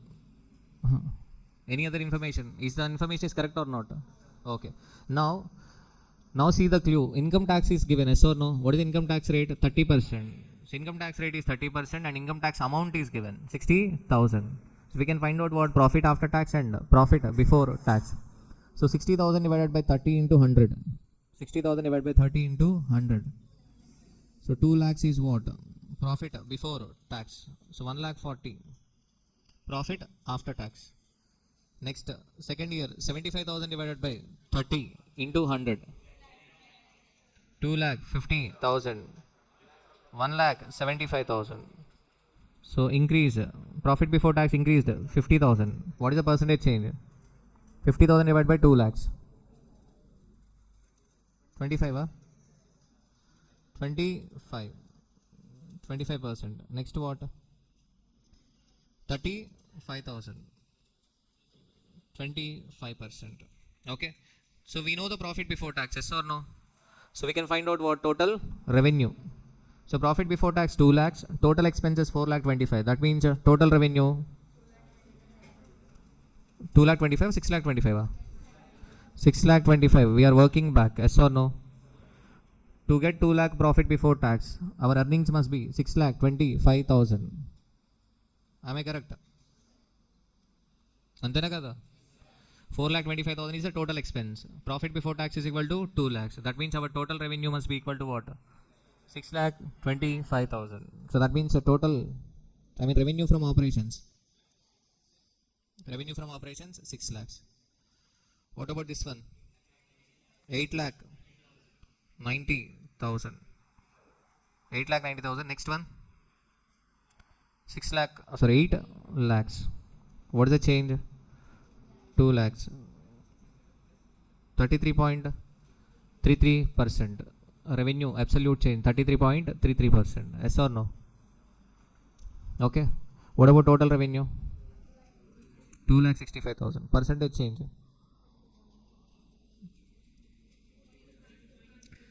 42.4%. Clear? It's like a puzzle. Okay, simple comparative statement, 7 marks. So clear? So profit before tax, you have to use what? Tax rate. So one critical or important point here is tax rate is given. What is the tax rate? 30%. Using the tax rate, we can find out what profit before tax and profit after tax. Tax rate 30 means profit before tax 100, profit after tax 70. So clear? Next, common size. So fourth question.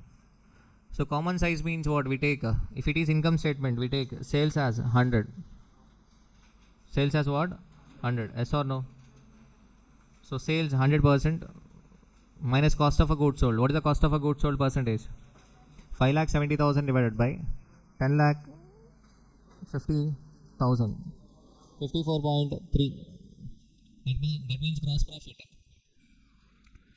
What is the gross profit percentage?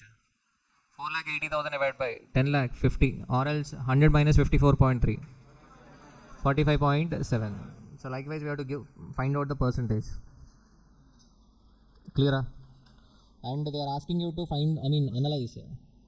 So gross profit increased, yes or no?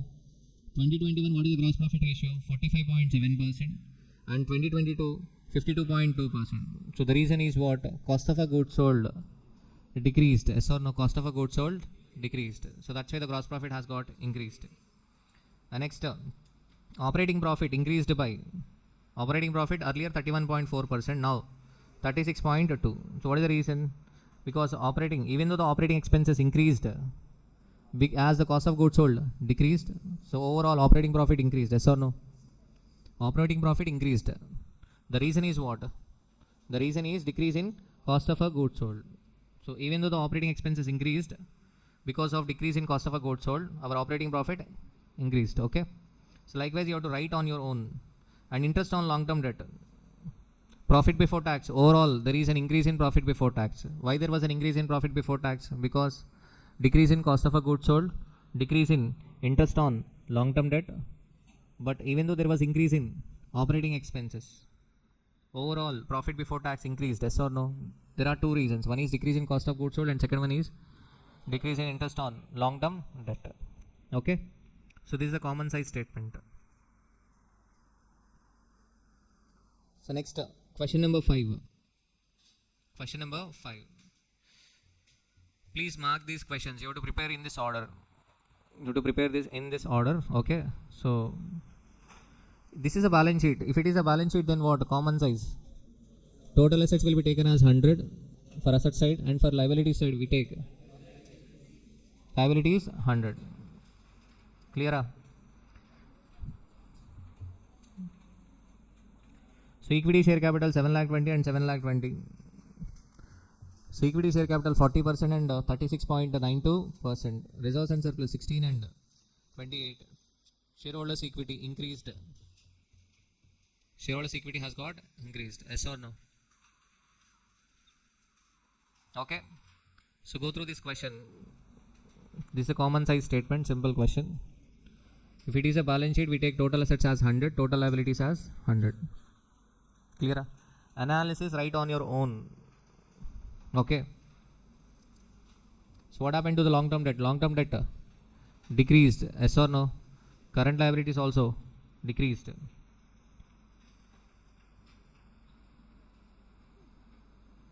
So there was an increase in what? Current liability.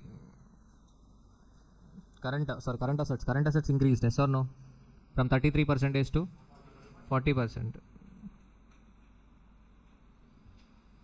What about fixed assets? Fixed assets decreased from 67% to 60%. So that means what is? Okay, by selling fixed assets. By selling fixed assets, the amount might have been invested in what? Current assets. And some part we might have repaid a long-term debt also. So that's why long-term debt reduced from 30% to 26.05%. And we might have repaid some current liabilities. So that's why current liabilities reduced from 13.33 to 9%. So clear? trend ratio already completed, right? Trend ratio. Now comes the ratio analysis. Ratio analysis. First of all, you should know the formulas. Ratio analysis. Ratios do not have a standard. So that's why there will not be any uniformity. So that's why in dividend decision chapter also, sometimes we took return on investment instead of a return on a equity to find out the growth rate B into R. And in Walter's model also, we substituted return on a investment instead of a return on a equity. So ratios do not have a standard. Okay. So types of ratios. First, liquidity ratios or a short-term solvency ratios. Second, leverage ratios or long-term solvency ratios. In leverage ratios, we have a capital structure ratios, and next what? Coverage ratios. Next, activity ratios, efficiency ratio or performance ratio or turnover ratios. Turnover ratios easy to remember. Always the numerator will be turnover, not sales. Turnover. Always turnover. It will be the numerator. For example, creditors turnover ratio. For creditors turnover ratio, we cannot take sales because there is no relation between sales and creditors. We should take credit purchases. In case of a creditors, turnover means what? Credit purchases. So that's why creditors turnover ratio is equal to credit purchases divided by average accounts payable. Okay, and again average accounts payable is equal to creditors plus bills payable. Profitability ratios relating to sales, related to overall return on investment required for, and profitability ratios which are required for analysis from owner's point of view and related to market valuation or investors. First, let us see the liquidity ratios. Liquidity means short-term solvency, means an ability of a business to pay short-term liabilities, not the liabilities. So liquidity means ability to meet short-term liabilities, ability to meet short-term commitments. Liquidity. So liquidity is very important. Liquidity means what? Ability to meet short-term commitment. So some of your friends might having a property, 100 acres land, 200 acres land, but they will not have a cash. That means what? They are facing a liquidity problem. Okay. Some of your friends might be having a debt, but always they will have a cash, 1000 rupees or 2000 rupees. That means what? Their liquidity position is good. They are able to meet short-term commitments. So liquidity ratios are very important. I mean, you must have a liquidity. For example, agri-gold. You might have went to Highland. Agri-gold, it used to do a chits business, yes or no? Chits business, you know the chits business. Nothing but collecting deposits from the public. All this money is invested in lands. Invested in what? Lands. So land is a liquid asset or illiquid asset? Land is a illiquid asset, cannot be converted into a cash immediately. So that too, Agrigold has purchased thousands of acres. Selling thousands of acres is not easy, because if you have 100 square yards or 1 acre land, that can be sold. You can find number of buyers, because you and me will be interested to buy 1 acre or 2 acres, yes or no? If somebody wanted to sell 2000 acres or 3000 acres, we cannot buy number of buyers, yes or no? You will buy 1000 acres or what? No. So there will be hardly 4 to 5 buyers in throughout AP and Telangana, yes or no? So that means what Agrigold has done is, Agrigold has collected deposits from the public and invested in what? Land. So land is a liquid asset or illiquid asset? Illiquid asset. So finally what happened? Agrigold has failed to repay the deposits to the public. Agrigold has failed to repay the deposits to the public, and the company has gone bankrupt. Okay, there might be assets, there might be net worth, there might be wealth, but liquidity is also very important. When opposite person asks you to pay back the liability, you must be able to pay it. Otherwise what? They will go to the court. Okay, debt recovery tribunal. They might file a petition in debt recovery tribunal for insolvency. Court may declare, court may order for winding up of a company. Okay, so here liquidity means what? Liquidity means ability to meet short-term commitment. So what are the liquidity ratios? First ratio, current ratio. Current ratio is very important in every question. Almost every question we use current ratio. Current ratio is equal to current assets divided by current liabilities. So you know current assets. Current assets, example, stock, debtors, cash, bills receivable. These are current assets. So what are the current liabilities? Creditors, bills payable, bank overdraft. These are what? Current liabilities. So current ratio is equal to current assets divided by current liabilities. For example, current ratio is equal to 0.5. What does it mean? Your current liability is 1 rupee, but whereas current assets are only 0.5. Your short-term commitment is 1 rupee, but your short-term availability is only 0.5. So that means company is facing a liquidity problem. Okay, you know the concept of insolvency, insolvent. Okay, in director's chapter, director is disqualified if he is declared as an insolvent. Insolvent is not a person whose assets are less than the liabilities. Insolvent means a person who is unable to pay off the debts. Be careful, insolvent is not a person. You might be thinking like what? If assets are less than the liabilities, that person is an insolvent. That means you and me also insolvent. Because you do not have asset, but you might be having a liability. That means you are an insolvent. You are disqualified to become a director. Yes or no? My assets are less than liabilities. That doesn't mean I am an insolvent. I will be an insolvent if I am unable to pay when they are asking for repayment. Okay, court will declare as an insolvent if I am unable to pay. Sometimes assets may be greater than liabilities, but even then we may be unable to pay back. Then that person will be declared as what? Insolvent. Clear? మీకు అర్థం అవుతుందా? చాలామంది మిస్కన్సెప్షన్లు ఉంటారు, మనకు assets తక్కువ ఉన్నాయి, liabilities ఎక్కువ ఉన్నాయి అంటే మన ఇన్సాల్వెంట్ అని. అలాగా అది కాదు. అలా అయితే నువ్వు కూడా ఇన్సాల్వెంటే కదా. ఒకసారి చూసుకో, ప్రవీణ్ నీకు 1000 రూపాయలు అప్పు ఉందా, అసెట్స్ ఏం లేవు అంటే ఏంటి మనాడు? Insolvent. He is not disqualified to become a director. Correct కాదు అది. అలాగే నా అసెట్స్ కూడా తక్కువ, లయబిలిటీస్ ఎక్కువ ఉన్నాయి, అలా అని చెప్పి నేను ఇన్సాల్వెంట్ కాదు. నేను ఎప్పుడు ఇన్సాల్వెంట్ అవుతాను? వాళ్ళు నన్ను తిరిగి అడిగినప్పుడు నేను పే చేయలేకపోతే అప్పుడు నేను వాళ్ళు కోర్టుకు వెళ్తారు, కోర్టు డిక్లేర్ చేస్తుంది ఇన్సాల్వెంట్ అని చెప్పి, అప్పుడు ఇన్సాల్వెంట్ అవుతాం. అర్థమైందా? So current ratio is equal to current assets divide by current liabilities. Okay, so generally ideal ratio is 2. Ideal ratio is 2. That means if your current liability is 1 rupee, your current assets must be 2 rupees. Quick ratio, this is also a frequently, this ratio we are going to use frequently. Quick ratio. Quick ratio is equal to quick assets divided by current liabilities. So this is also called as acid test ratio. Quick ratio is also called as acid test ratio. It is also called as liquid ratio. Sometimes in question they will mention as a liquid ratio. Liquid ratio means quick ratio. It is also called as acid test ratio. So what is quick asset? What is the difference between current asset and quick asset? So only inventory is not a quick asset. Prepaid expense is also not a quick asset. Okay, why inventory is not a quick asset? Inventory is not a quick asset because first inventory has to be sold to the debtor. Inventory has to convert it into debtors. Yes or no? Inventory means stock. It is sold to what? Customer. Customer will become a debtor. And again the debtor will pay back money. Yes or no? Inventory, debtor, and then cash. So that's why it is not a quick asset. It is not a quick asset. So quick assets is equal to what? Current assets minus inventory minus prepaid expenses. Generally we assume, in most of the questions we assume there are no prepaid expenses.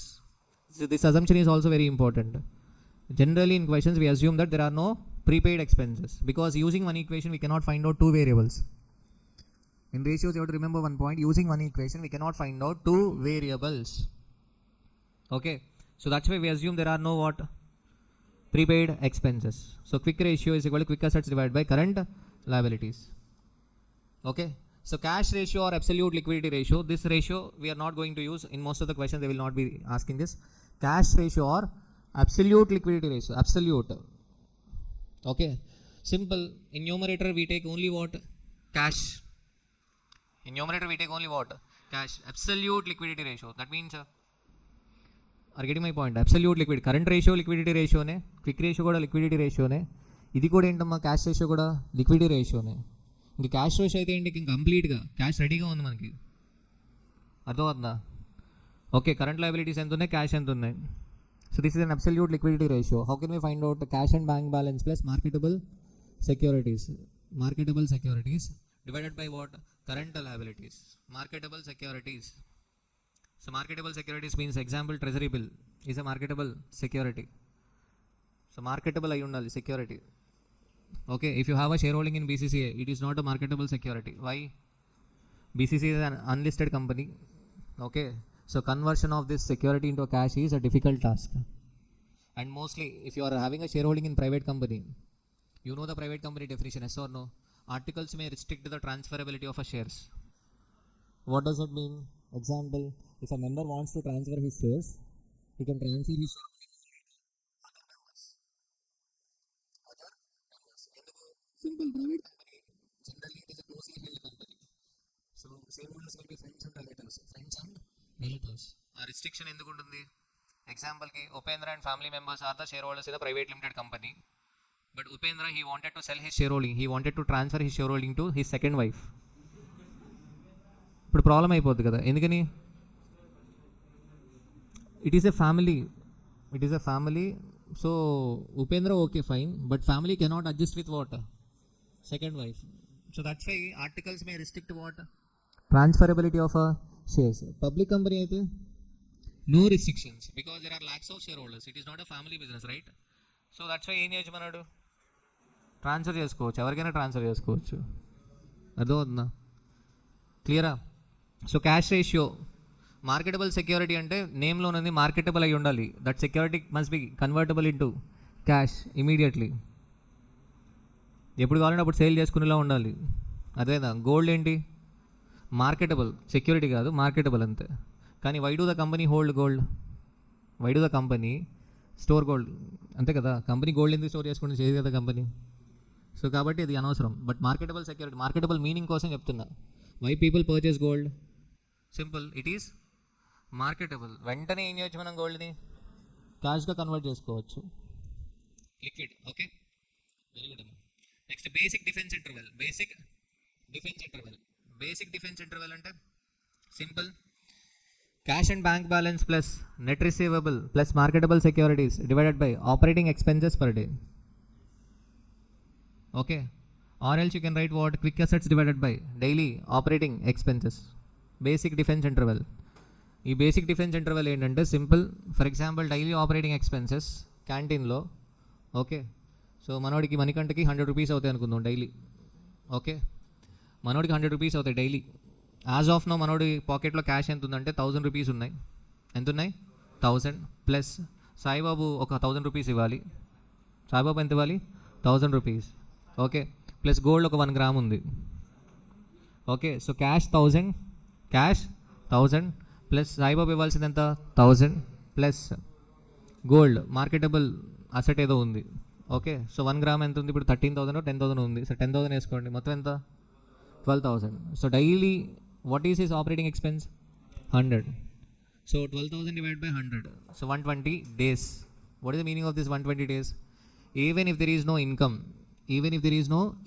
he can survive for next 120 days. So basic defense interval means simple what? Company can operate. For example, basic defense interval is equal to 20 days. What is the meaning of this 20 days? Even if a company is not getting any income further, it can survive for 20 days. So this is not that important. Okay, net working capital is equal to current assets minus current liabilities. Again, this one we are going to use frequently, current assets minus current liabilities. So examination point of view, 3 ratios are very important. One is current ratio, current assets divided by current liabilities. Liquid ratio, quick ratio or asset test ratio. Quick assets divided by current liabilities. Quick assets is equal to current assets minus inventory minus prepaid expenses. But in most of the cases we assume there are no prepaid expenses. Next what? Net working capital is equal to current assets minus current liabilities. Next, long term solvency ratios. Long term. Now we are talking about long term liquidity. So long term liquidity, first one equity ratio or a proprietary ratio. So equity, net worth or proprietary fund, all are same. Equity, net worth, proprietary fund. Equity is equal to equity share capital plus reserves and surplus minus fictitious assets. Equity share capital plus reserves and surplus minus what? Fictitious assets. So net worth ratio is equal to equity divided by capital employed. For example, equity ratio 40%. Equity ratio 40%. What does it mean? 100 rupees is the investment. Out of 100, owner's contribution is 40. Okay. If a net worth ratio is high, that means there is less finance risk. In leverage, we discussed about finance risk. Finance risk means risk arising due to the usage of a debt fund. Higher the net worth ratio, lower the finance risk. Okay. Debt ratio means simple, total debt divided by net assets or capital employed. Debt ratio 60%. What does that mean? If 100 is our investment, debt contribution is 60. Debt to equity ratio, simple, debt divided by equity. Debt to total assets. Debt divided by total assets. These are common. You can write it easily. Next, coverage ratios. Next word, coverage ratios. Okay, it measures the firm ability to service the fixed liabilities. So, okay, fixed claims can be what? Fixed claims can be interest on a loan, preference dividend, and next what? Amortization of a principal. Principal payment. We pay principal, right? Principal, PAL, not PLE. Amortization of a principal. Interest on a loan, preference dividend, principal. So first, interest coverage ratio. Interest coverage ratio. So generally these ratios are used by the lenders before giving a loan. Before giving a loan, credit manager will calculate the coverage ratio, interest coverage ratio. How do we get interest coverage ratio? EBIT divided by interest. Sir, why only EBIT divided by interest? Interest is paid out of the EBIT, yes or no? If you see the income statement, Sneha, if you see the income statement, EBIT, okay, minus interest, EBIT minus interest, yes or no? Okay, interest is paid out of a EBIT. So that's why interest coverage ratio is equal to EBIT divided by interest. For suppose if it is 3 times, what is the meaning of this? Right now our earnings are 3 times of interest. Our earnings covering interest how many times? 3 times. 3 times. So higher the interest coverage ratio, better it is. Higher the interest coverage ratio, better it is. So coverage ratio 10 times undanukondi, meaning enti? Interest 1 rupee unte earnings 10 times undi. Bank will give a loan or not? Yes. For suppose if interest coverage ratio is only 1 rupee, I mean 1 time. 1 time means in what? Interest 1 rupee unte EBIT enta 1 rupee. Loan istada bank? Ivadu. నీకు already ఉన్న interest 1 rupee అయితే ఉన్న ఈబీఐట్ ఎంత 1 rupee, మళ్ళీ loan అడుగుతున్నావు, నువ్వు ఎలా కడతావు interest? Okay, so interest coverage ratio EBIT by interest. Next, preference dividend coverage ratio. Preference dividend coverage ratio. Preference is paid out of, preference dividend is paid out of PAT. So that's why profit after tax divided by preference dividend. Equity dividend coverage ratio. Equity dividend is paid out of EAES divided by equity dividend. EAES divided by equity dividend. Debt service coverage ratio. This is important. Debt service coverage ratio and also interest coverage ratio. They will ask in examination. Debt service coverage ratio. Debt service coverage ratio is equal to earnings available for debt service divided by interest plus installment. Earnings available for debt service divided by interest plus installment. Principal payment. If you are taking a loan, if you are taking a debt service, if you are taking a debt service, hurry. If you are taking a debt service, you have to pay interest and you have to pay installment. Okay, debt service coverage ratio. So earnings available for debt service divided by interest plus installment. How do we get earnings available for debt service? Earnings after tax plus non-cash operating expenses like depreciation plus interest plus other adjustments like loss on sale of fixed assets. Next, turnover ratios. These are simple to remember. You need not by heart. Turnover ratios. Always the numerator is turnover. Always the numerator turnover, but not every time turnover means sales. Okay, total asset turnover, sales divided by total assets. Fixed asset turnover ratio, sales divided by fixed assets. Capital turnover ratio, sales divided by capital. Current asset turnover ratio, sales divided by current assets. Working capital turnover ratio, sales divided by working capital. Inventory turnover ratio. So generally inventory turnover ratio means here finished goods inventory turnover ratio, not the raw material inventory turnover ratio. Okay, inventory can be raw material, work in progress, finished goods. But here generally in ratios, if they are mentioning inventory turnover, inventory means what? Finished goods. Sir, why we should assume it as finished goods only? So practically, for every business there can be a finished good. Okay, but raw material and work in progress will be there only for manufacturing unit. Are getting my point? So that's why if a question is silent, if a question is just mentioning inventory, inventory means what? Finished goods. Very good, Amma Bhavana. So inventory turnover ratio is equal to, simple, what is the numerator? Sales divided by inventory. Okay, so that is rarely used. That is rarely used, but generally we take what? Cost of a goods sold divided by average inventory. Okay, for inventory turnover means what? Cost of a goods sold. If it is raw material inventory, Raw material consumption is the turnover. Okay, how do we get average inventory? Opening inventory plus closing inventory divided by 2. మౌనికి ఏంటి నవ్వుకుంటున్నావు? రాకుమాడా సైడ్కి రమ్మను, highway మీద ఏ lorry కింద పడతాడు. So what is inventory turnover ratio? Cost of a goods sold divided by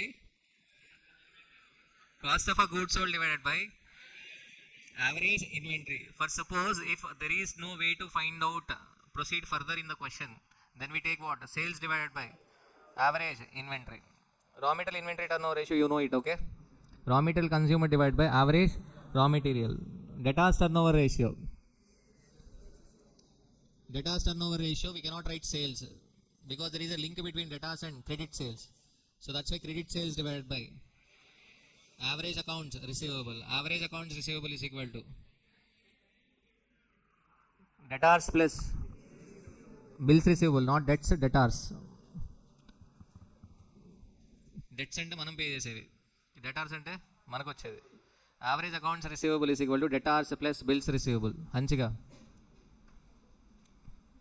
తలెత్తి ఏదో ఒకటి అంటారని చెప్పి చూస్తున్నాం అండి బుక్ వైపు. సర్లే, average accounts receivable is equal to debtors plus bills receivable. Clear? Next, average accounts, okay fine. Next, average collection period. Actually this we are going to discuss in working capital management, but in ratios also they might ask average collection period. How do we get average collection period? Average accounts receivable divided by average daily credit sales, or 12 months divided by debtors turnover ratio, or 52 weeks divided by debtors turnover ratio. If turnover ratio is given in weeks, then 52 divided by turnover ratio. If it is given days, 360 divided by, so 365 divided by turnover ratio. Next, creditors turnover ratio. Credit purchases divided by average accounts payable. So what is the average payment period? Average accounts payable divided by credit purchases per day. Hari, what is the average payment period?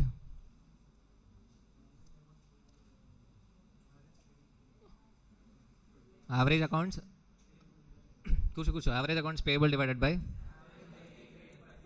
average daily credit purchases. Okay, or else what? 12 months divided by creditors turnover ratio, or 52 weeks divided by creditors turnover ratio, or 360 days divided by creditors turnover ratio. Clear? Next, profitability ratios. You know the gross profit ratio. How do we get gross profit ratio? Gross profit divided by sales. Net profit ratio, net profit divided by sales. Operating profit ratio, operating profit divided by sales. Okay, so operating ratio is different from operating profit ratio. Be careful, in exam they will ask operating ratio is different from operating profit ratio. Operating profit ratio is equal to operating profit divided by sales. Operating ratio is different. కొంతమంది ఏం చేస్తారంటే legends operating ratio అని ఇస్తే printing mistake అయి ఉంటుంది, అది operating profit అయి ఉంటుంది అని చెప్పి operating profit divide by sales చేస్తారు. కరెక్ట్ కాదు. Operating ratio is different. Operating ratio is equal to operating expenses divide by sales. Cost of a goods sold is also an operating expense. Cost of a goods sold plus other operating expenses, actually cost of a goods sold plus other operating expenses divided by sales is operating ratio. మళ్ళీ చెప్తున్నా, operating ratio అని ఇస్తే మనం ఏమనుకుంటాం అంటే అది operating profit ratio అయ్యి ఉంటుందిలే, పొరపాటున ప్రాఫిట్ మిస్ అయ్యి ఉంటుందిలే అని మనం ఆపరేటింగ్ ప్రాఫిట్ రేషియో క్యాలిక్యులేట్ చేస్తాం. కానీ కాదు, operating ratio is different. Operating ratio is nothing but operating expenses ratio. So cost of a goods sold plus operating expenses divided by sales. Yes or no, Monica?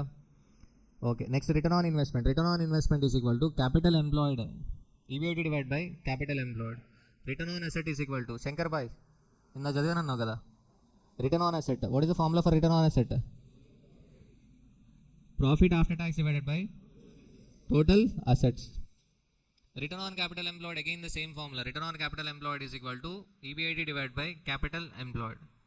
Return on equity using DuPont analysis, DuPont model. DuPont analysis అడిగితే ఒకవేళ అప్పుడు ఏంటి, return on equity formula తెలుసు కదా మీకు. Return on equity is equal to EAS divide by equity. EAS divide by equity. DuPont model కూడా same అంతే, but డిఫరెంట్గా ఇచ్చాడు మనోడు. 3 కాంపోనెంట్స్ అంటాడు. Return on equity is a okay depends on 3 variables. Return on equity depends on 3 variables. So net profit margin, asset turnover, equity multiplier. So how do we get net profit margin? Net profit divided by sales. Profit after tax divided by sales. What is asset turnover formula? Sales divided by assets. Sales divided by assets. Very good Amansika. Sweet voice nidi. Equity multiplier. Assets divided by equity. Assets.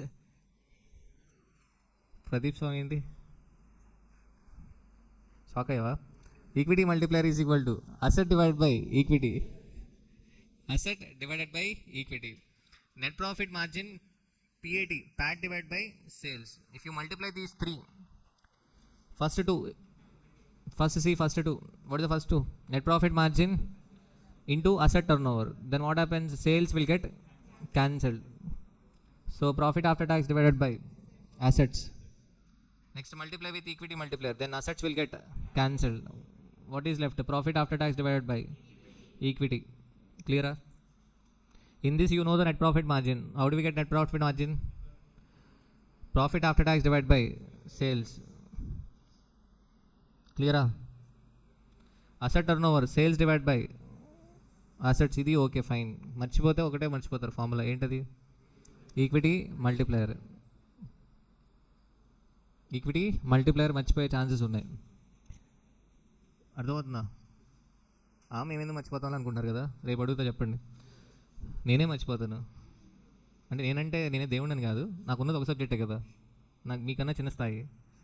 80 marks, మీరు 800 marks, మీలో 10% నేను. Okay. So equity multiplier. Shankar బాయ్, equity multiplier. What is the formula for equity multiplier? Equity, assets divided by equity, equity multiplier. Okay, assets divided by equity. Next, earnings per share. You already know what is the formula for earnings per share. Okay, EAS divided by number of shares. Dividend per share, dividend divided by number of shares. Dividend payout ratio, dividend per share divided by earnings per share. Profitability ratios, PE ratio, MPS by EPS. Yes or no? PE ratio, market price per share divided by earnings per share. Name itself indicates P, price, E, earnings, MPS divided by EPS. Clear? Koti garu. Dividend yield. Dividend yield means nothing but yield means return. Yield means what? Return. D1 by P naught. Dividend yield is nothing but D1 by P naught. DPS by MPS. Earnings yield is equal to E1 by P naught, EPS by MPS. Okay, క్లియరా? అంతా అయ్యాక శంకర్ బాయ్ ఒకసారి revise చేస్తారు మొత్తం formulas. Next market value per share. ఊరికే అన్నానులే. Market value per share EPS into PE ratio. చెప్పాను కదా, PE multiple approach. PE multiple approach, market price per share is equal to EPS into what? PE ratio. Book value per share, book value per share, equity divided by number of equity shares. So మార్కెట్లో కొత్త ratio వచ్చింది, Q ratio. Okay, Q ratio రీసెంట్గా వచ్చింది. Q ratio, market value of company divided by asset replacement cost. Asset replacement cost. Shankar బాయ్, what is the book value per share? Equity divided by number of equity shares. Equity divided by number of equity shares. Q ratio.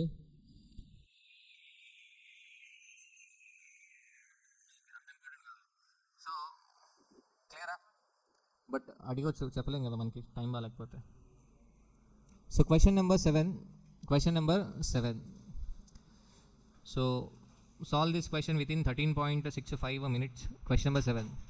Ratio అనాలిసిస్లో నేను చెప్పడానికి ఏమి ఉండదు, first మీరు అది గ్రహించాలి. అర్థమైందా? Ratio analysis, each and every question you have to try on your own. ప్రతి క్వశ్చన్ కూడా ఓకే. ఒక రేషియో అనాలిసిస్ కాదు, ఈవెన్ మార్జినల్ కాస్టింగ్ కూడా అంతే. జనరల్గా ఫ్యాకల్టీస్ చెప్పడానికి ఏముండదు మార్జినల్ కాస్టింగ్లో కూడా. అంటే ఇంట్రొడక్షన్ చెప్తారు, ఫార్ములాస్, ఇన్కమ్ స్టేట్మెంట్ అంతా ఓకే ఫైన్. తర్వాత ఏంటి? Missing figures.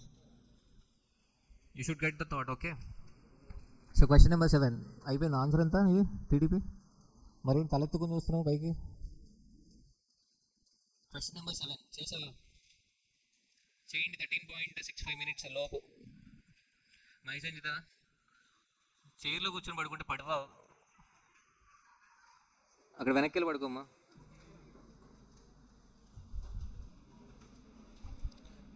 Prince Manoj Vijay. మన గాంధీ అక్కడ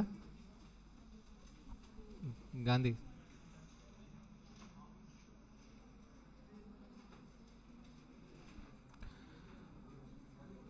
From the above information, you have to calculate earnings per share, book value per share, dividend payout ratio, price earning ratio.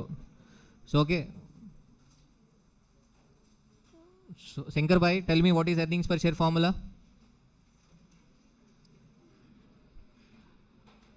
EAS divided by number of equity shares. Book value per share, equity divided by number of equity shares. Dividend payout ratio, DPS by MPS. Price earning ratio, MPS by EPS. MPS is already given. MPS is already given. Okay. Simple question.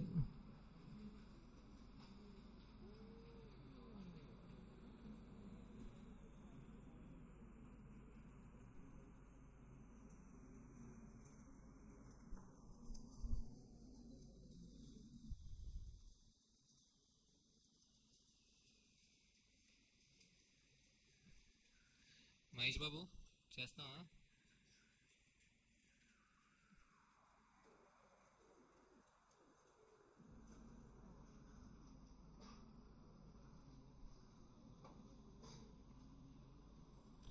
Profit before tax is given.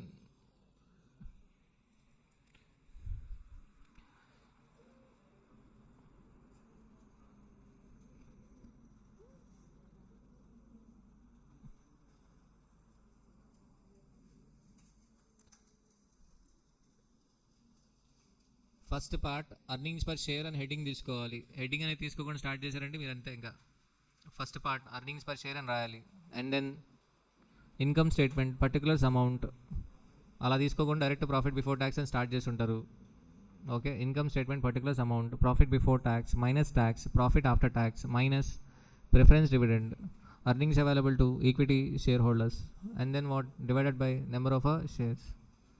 Presentation is very important.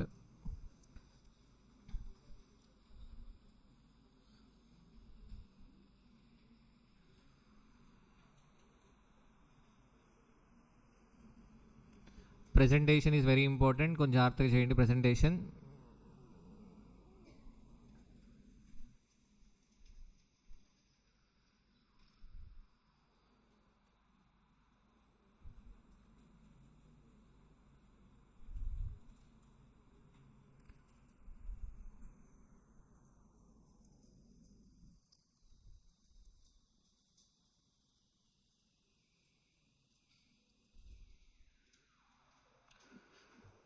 So try these questions today, okay? You try these questions. Mark the questions, okay? First. So this is June 2025 question. June 2025 question. You have to try on your own, okay? Next. See this question where it is. Day sales outstanding, interest coverage ratio, debt ratio, inventory turnover ratio, earnings per share. Please mark these questions. So tell me what is the question number.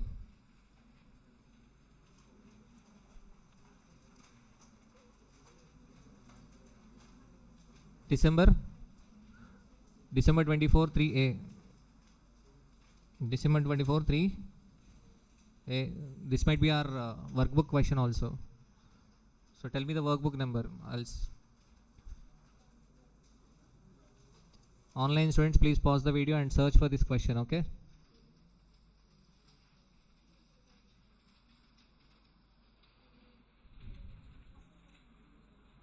First question, huh? Okay. Next, debtors velocity 3 months, stock velocity 8 months. Creditors velocity, gross profit ratio. This question, try this question, June 24 question. And next, try another question. Credit period allowed to debtors 2 months. This might be our workbook question, okay? You have to try this question, ratio analysis.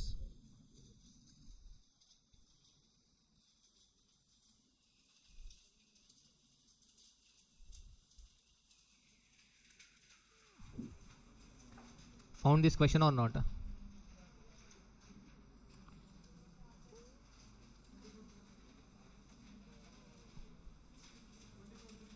Twenty 24 June 3A. 24 June 3A is this question, right?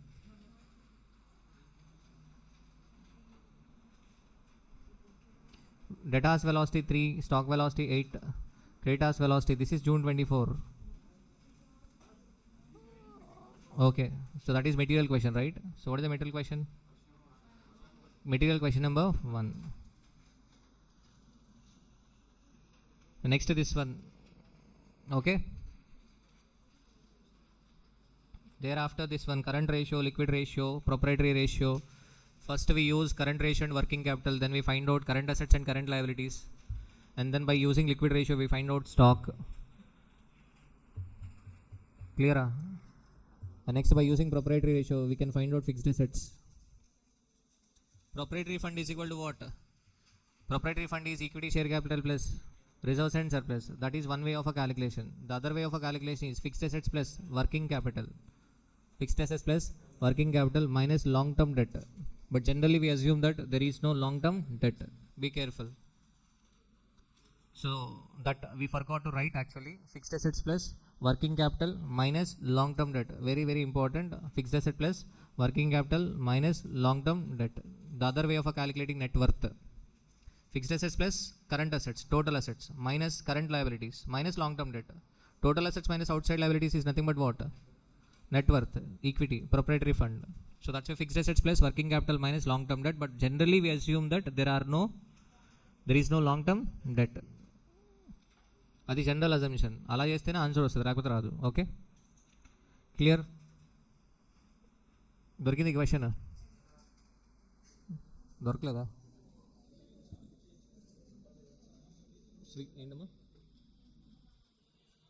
Page number 115, scanner. You're talking about scanner. Page number 115. What is the attempt? 2023 December 3A. Clear? Okay.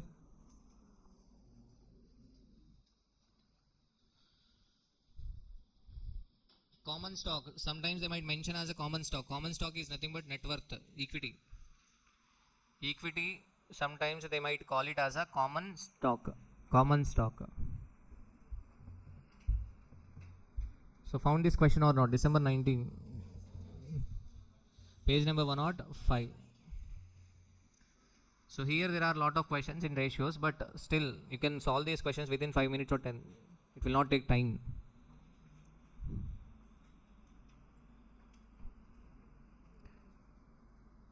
Next, question number 13. Sales to net worth, current debt to net worth, total debt to net worth. Book question. Question number 7.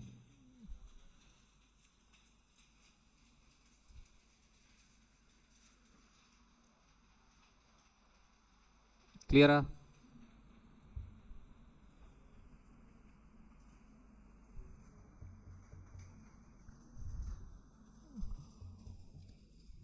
December 21. You have to practice in this order. You have to practice in this order, okay? Same order. Try to practice in the same order.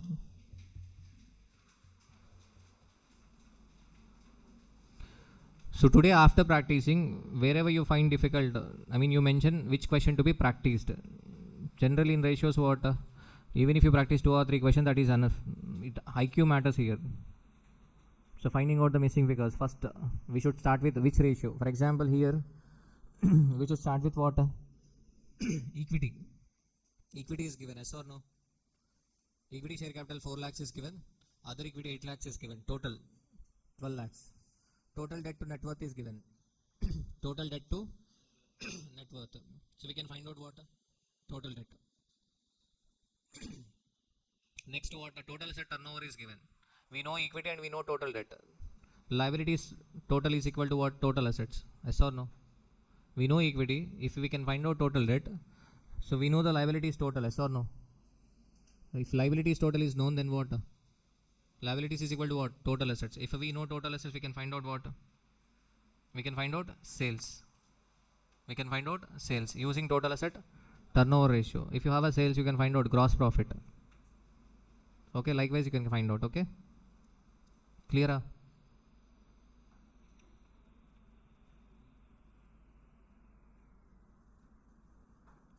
Again this one repeated, right? Same question already.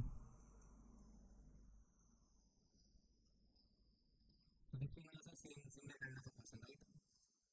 If it is similar, you can leave it. Okay.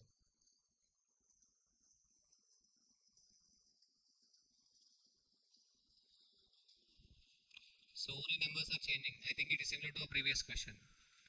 So in previous question 1 is to 3, now it is 1 is to 2. You will find all equations almost similar. Okay.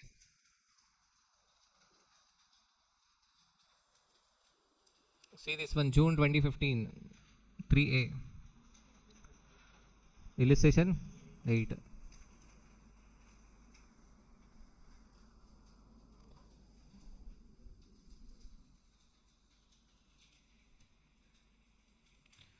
Clear? Try these questions. So note down the capital gearing ratio formula. Capital gearing ratio is equal to capital gearing ratio is equal to capital gearing ratio is equal to fixed charges bearing capital, fixed charges bearing capital, fixed charges bearing capital divided by equity.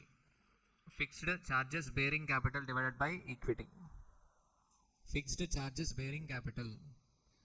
Fixed charges bearing capital means what? Write down the next one. Fixed charges bearing capital divided by equity. In next line, long term debt plus preference share capital, long term debt plus preference share capital divided by equity. It is similar to debt equity ratio. Debt equity ratio means only debt divided by equity. Capital gearing ratio means what? We consider preference share capital as well, because on preference share capital we have to pay fixed financial charges. Ultimately that risk has to be borne by equity shareholders. Capital gearing ratio. Next question number 22. ఈరోజు try చేయండి, రేపు క్లాస్లో discuss చేస్తాం మళ్ళీ. Question 22. See the question number 7. Question number 7. First part earnings per share, second part book value per share, next dividend payout ratio, and next what? Price earning ratio.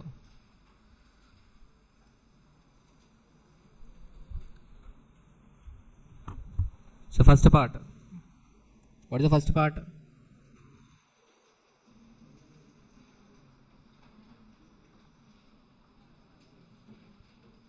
Earnings per share.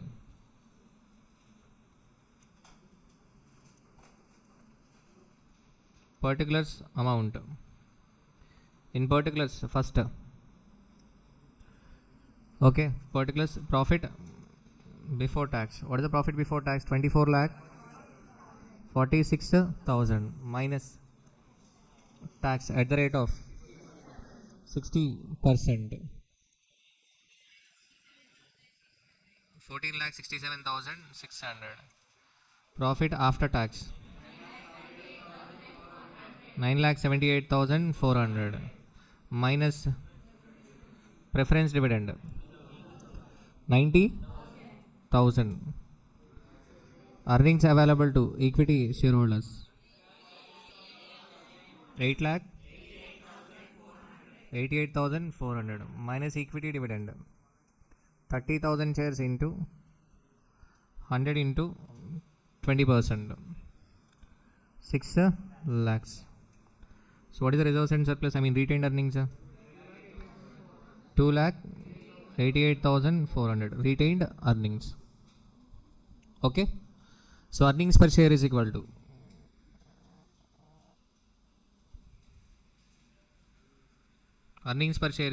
EAES 8,88,400 divided by number of shares 30,000. So answer is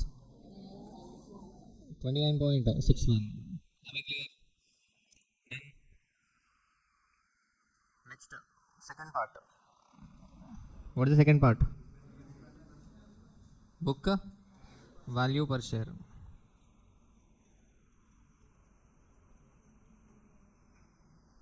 Book value per share.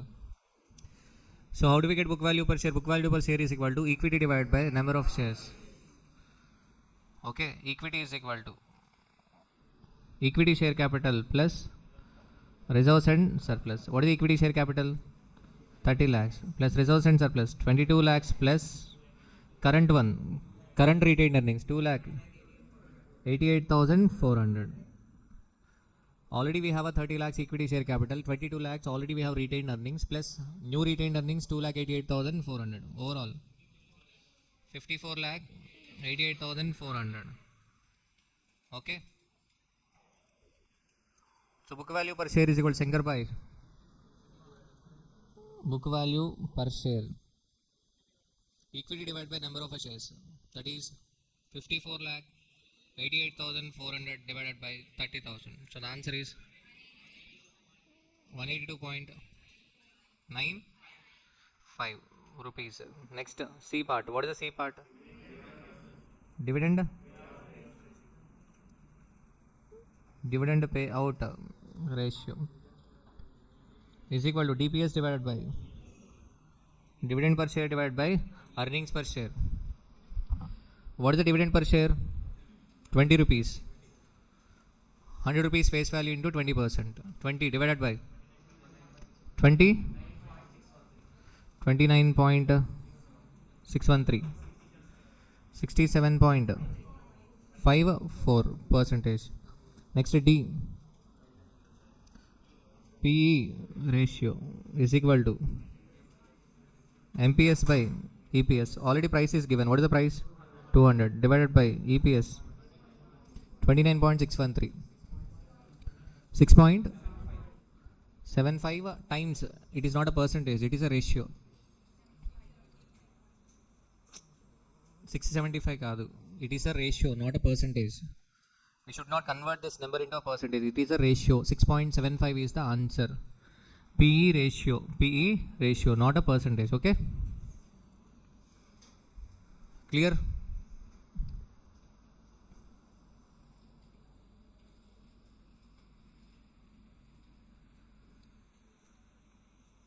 So next question. Accounts payable 100 lakhs. Accounts receivable, average inventory, buildings and land, question mark, cash, cost of a goods sold, EBIT, long-term bonds, price per share, PE ratio, shareholders equity, total assets, total sales, and what? Cash sales. You are required to calculate the following. Day sales outstanding. They are asking you to find out the day sales outstanding, nothing but debtors per day. Day sales outstanding. Accounts receivable is given. What is accounts receivable? 50.48 lakhs. 50.48 lakhs. Accounts receivable. Okay. So what is the total sales? Total sales is equal to 1250. Cash sales is equal to 100. That means the credit sale is equal to credit sales. Credit sales is equal to what? 1150. Here direct answer is given. So but you have to calculate. Okay. In detail. Okay. So total sales 1250, cash sales 100. That means credit sale is equal to 1150 divided by 365. Then you will get credit sales per day. Credit sales per day. Clear? So days sales outstanding. So days sales outstanding. Nothing but number of days sales outstanding. So accounts receivable is given. What is accounts receivable? 50.48.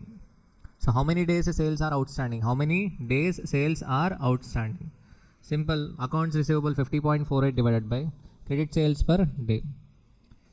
How many days sales are outstanding? 16 days. Next, interest coverage ratio. How do we get interest coverage ratio? EBIT divided by interest. EBIT 180 lakhs divided by interest 250 lakhs into 10%. Clear? 7.2 times. Debt ratio. Debt ratio means debt divided by total assets. Total assets 1000 lakhs, debt 250. Okay, 25%. Inventory turnover ratio. Inventory turnover ratio. What is the cost of a goods sold? 800. Average inventory 300. 800 by 300. Earnings per share. Okay, earnings per share, price per share is given, PE ratio is given. Price per share, NPS is given and also PE ratio is given. NPS is equal to EPS into PE ratio. Yes or no? EPS is equal to what? NPS divided by PE ratio. What is NPS here? 72 divided by PE ratio 18. Earnings per share 4 rupees. Clear? Next, ninth question. The following are the ratios relating to the activities of X Limited. Debtors velocity 3 months. Debtors collection period 3 months. Stock velocity 8 months. Creditors velocity 2 months. Gross profit ratio 25%. Gross profit for the current year ended December 31st, 2021 amounts to rupees 4 lakhs. Gross profit 4 lakhs. Gross profit ratio 25%. We can find out what? Sales. 4 lakhs divided by 25%. 16 lakhs. Clear? Closing stock of the year is rupees 10,000 above the opening stock. Closing stock is above the opening stock 10,000 rupees. Bills receivable amount to 25,000. Bills payable 10,000. Find out sales, closing stock and sundry creditors. First sales, simple, 4 lakhs divided by 25, 16 lakhs. Next, debtors turnover ratio is given. What is the formula for debtors turnover ratio? Credit sales divided by average accounts receivable. Average accounts receivable. Yes or no? So, what are the bills receivable is given? What is the bills receivable? 25,000. Bills receivable 25,000. Yes or no? Okay. So sales, here we know the sales. What are the sales? 16 lakhs. So 16 lakhs sales amount. 16 lakhs sales amount. So debtors turnover ratio is equal to credit sales divided by average accounts receivable. So average accounts receivable is equal to what? Credit sales divided by debtors turnover ratio. That means 16 lakhs divided by what? 16 lakhs divided by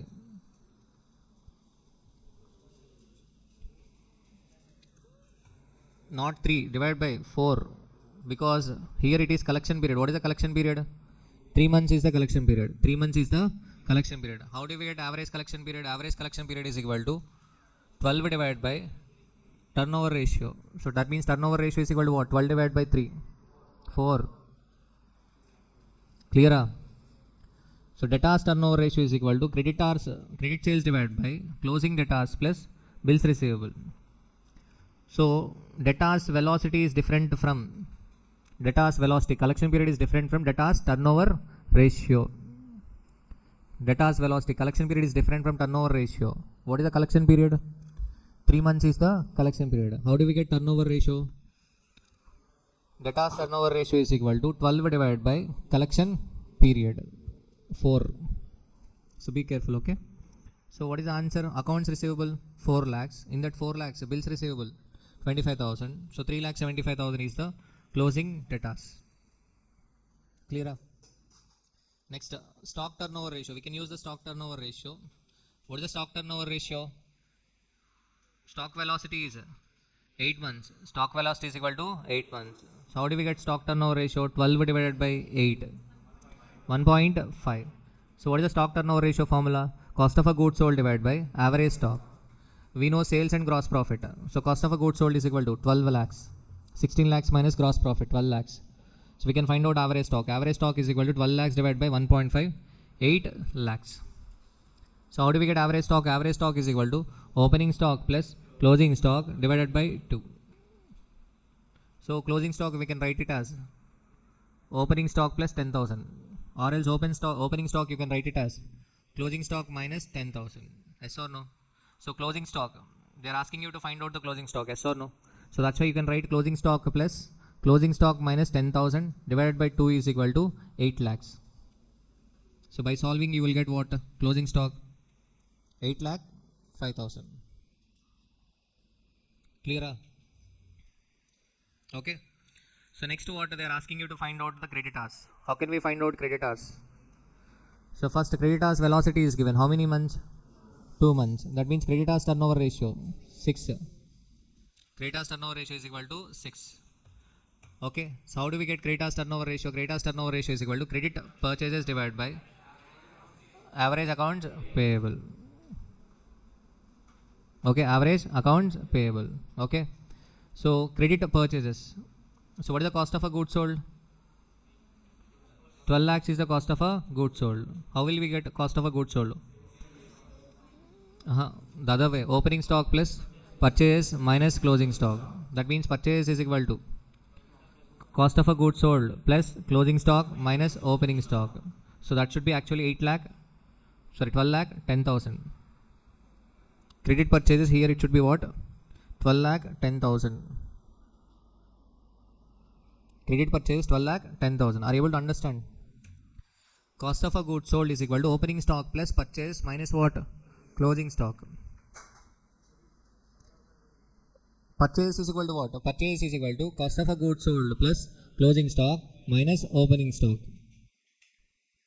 So we know cost of a goods sold. What is the cost of a goods sold amount? 12 lakhs. Closing stock minus opening stock is equal to what? 10,000. So that means you will get 12 lakh 10,000. So here 6 is equal to 12 lakh 10,000 divided by accounts payable. See what is 12 lakh 10,000 divided by 6? 2 lakh 1,667. 2 lakh 1,667 is nothing but accounts payable. Average accounts payable. In that bills payable is equal to 10,000. Bills payable is equal to 10,000. So therefore creditors is equal to what? 1,91,667. 1,91,667. Clear?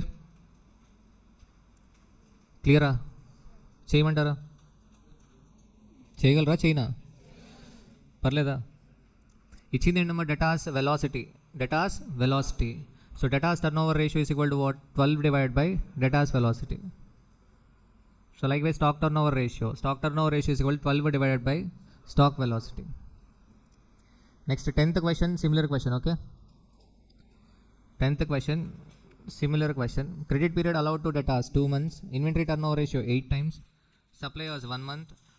Gross profit ratio 25%. Opening inventory 1,05,000.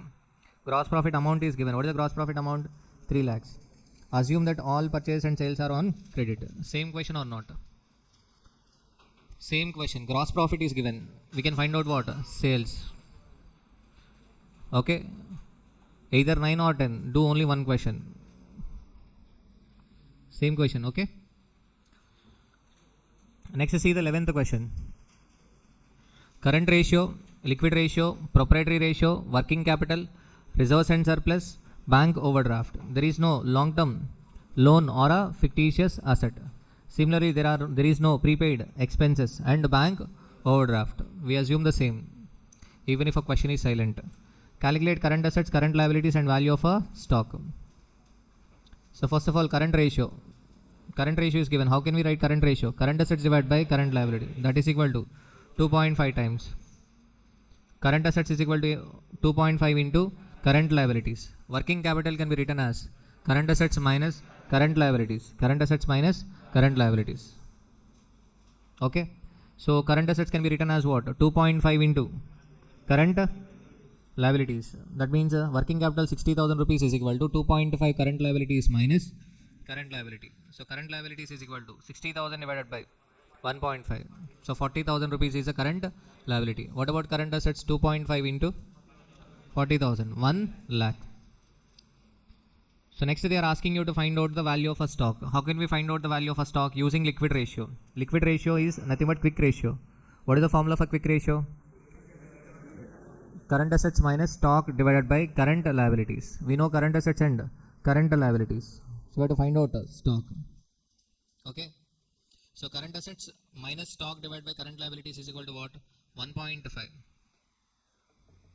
Okay. So nothing but 1 lakh. Current assets 1 lakh minus stock divided by current liabilities 40,000 is equal to what? 1.5. 1 lakh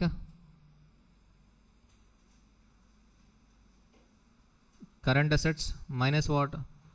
Stock minus current liabilities 40,000 is equal to what? 1.5. So stock is equal to what?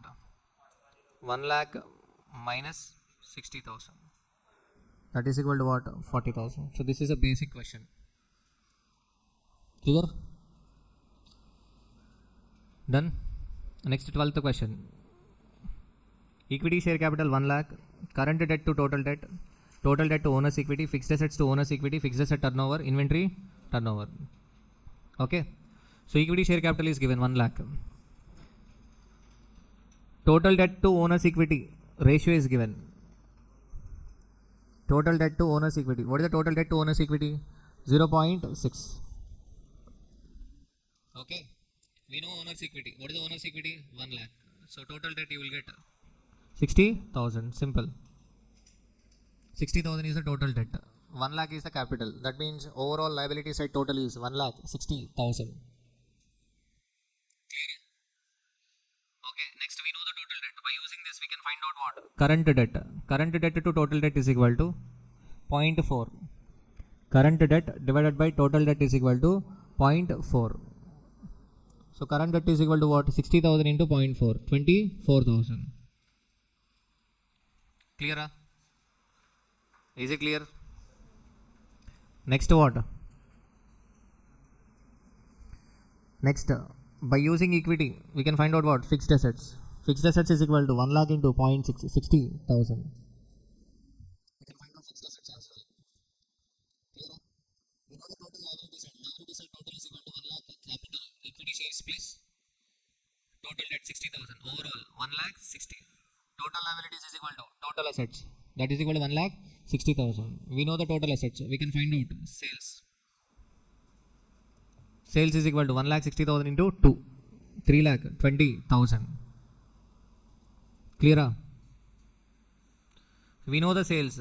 An inventory turnover ratio is given. Inventory turnover ratio 8 times is equal to, generally we should take cost of a goods sold divided by average inventory. But there is no other option, so that's why we can take sales. 8 is equal to 3,20,000 divided by average inventory. Nothing but average inventory is equal to 3,20,000 divided by 8. 40,000. Clear?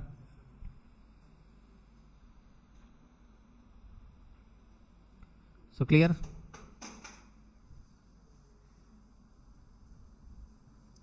Is it clear? So simple question. అర్థమవుతుందా?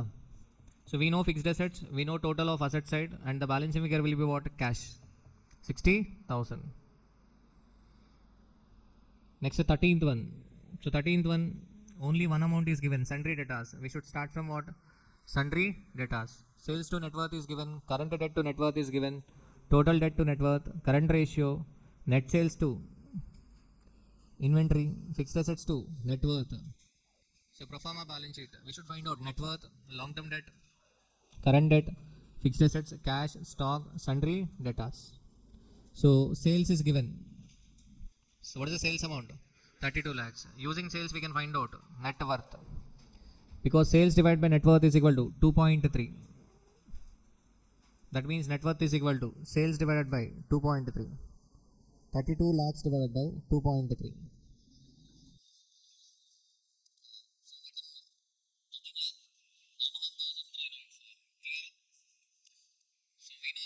We can find out what? Current debt.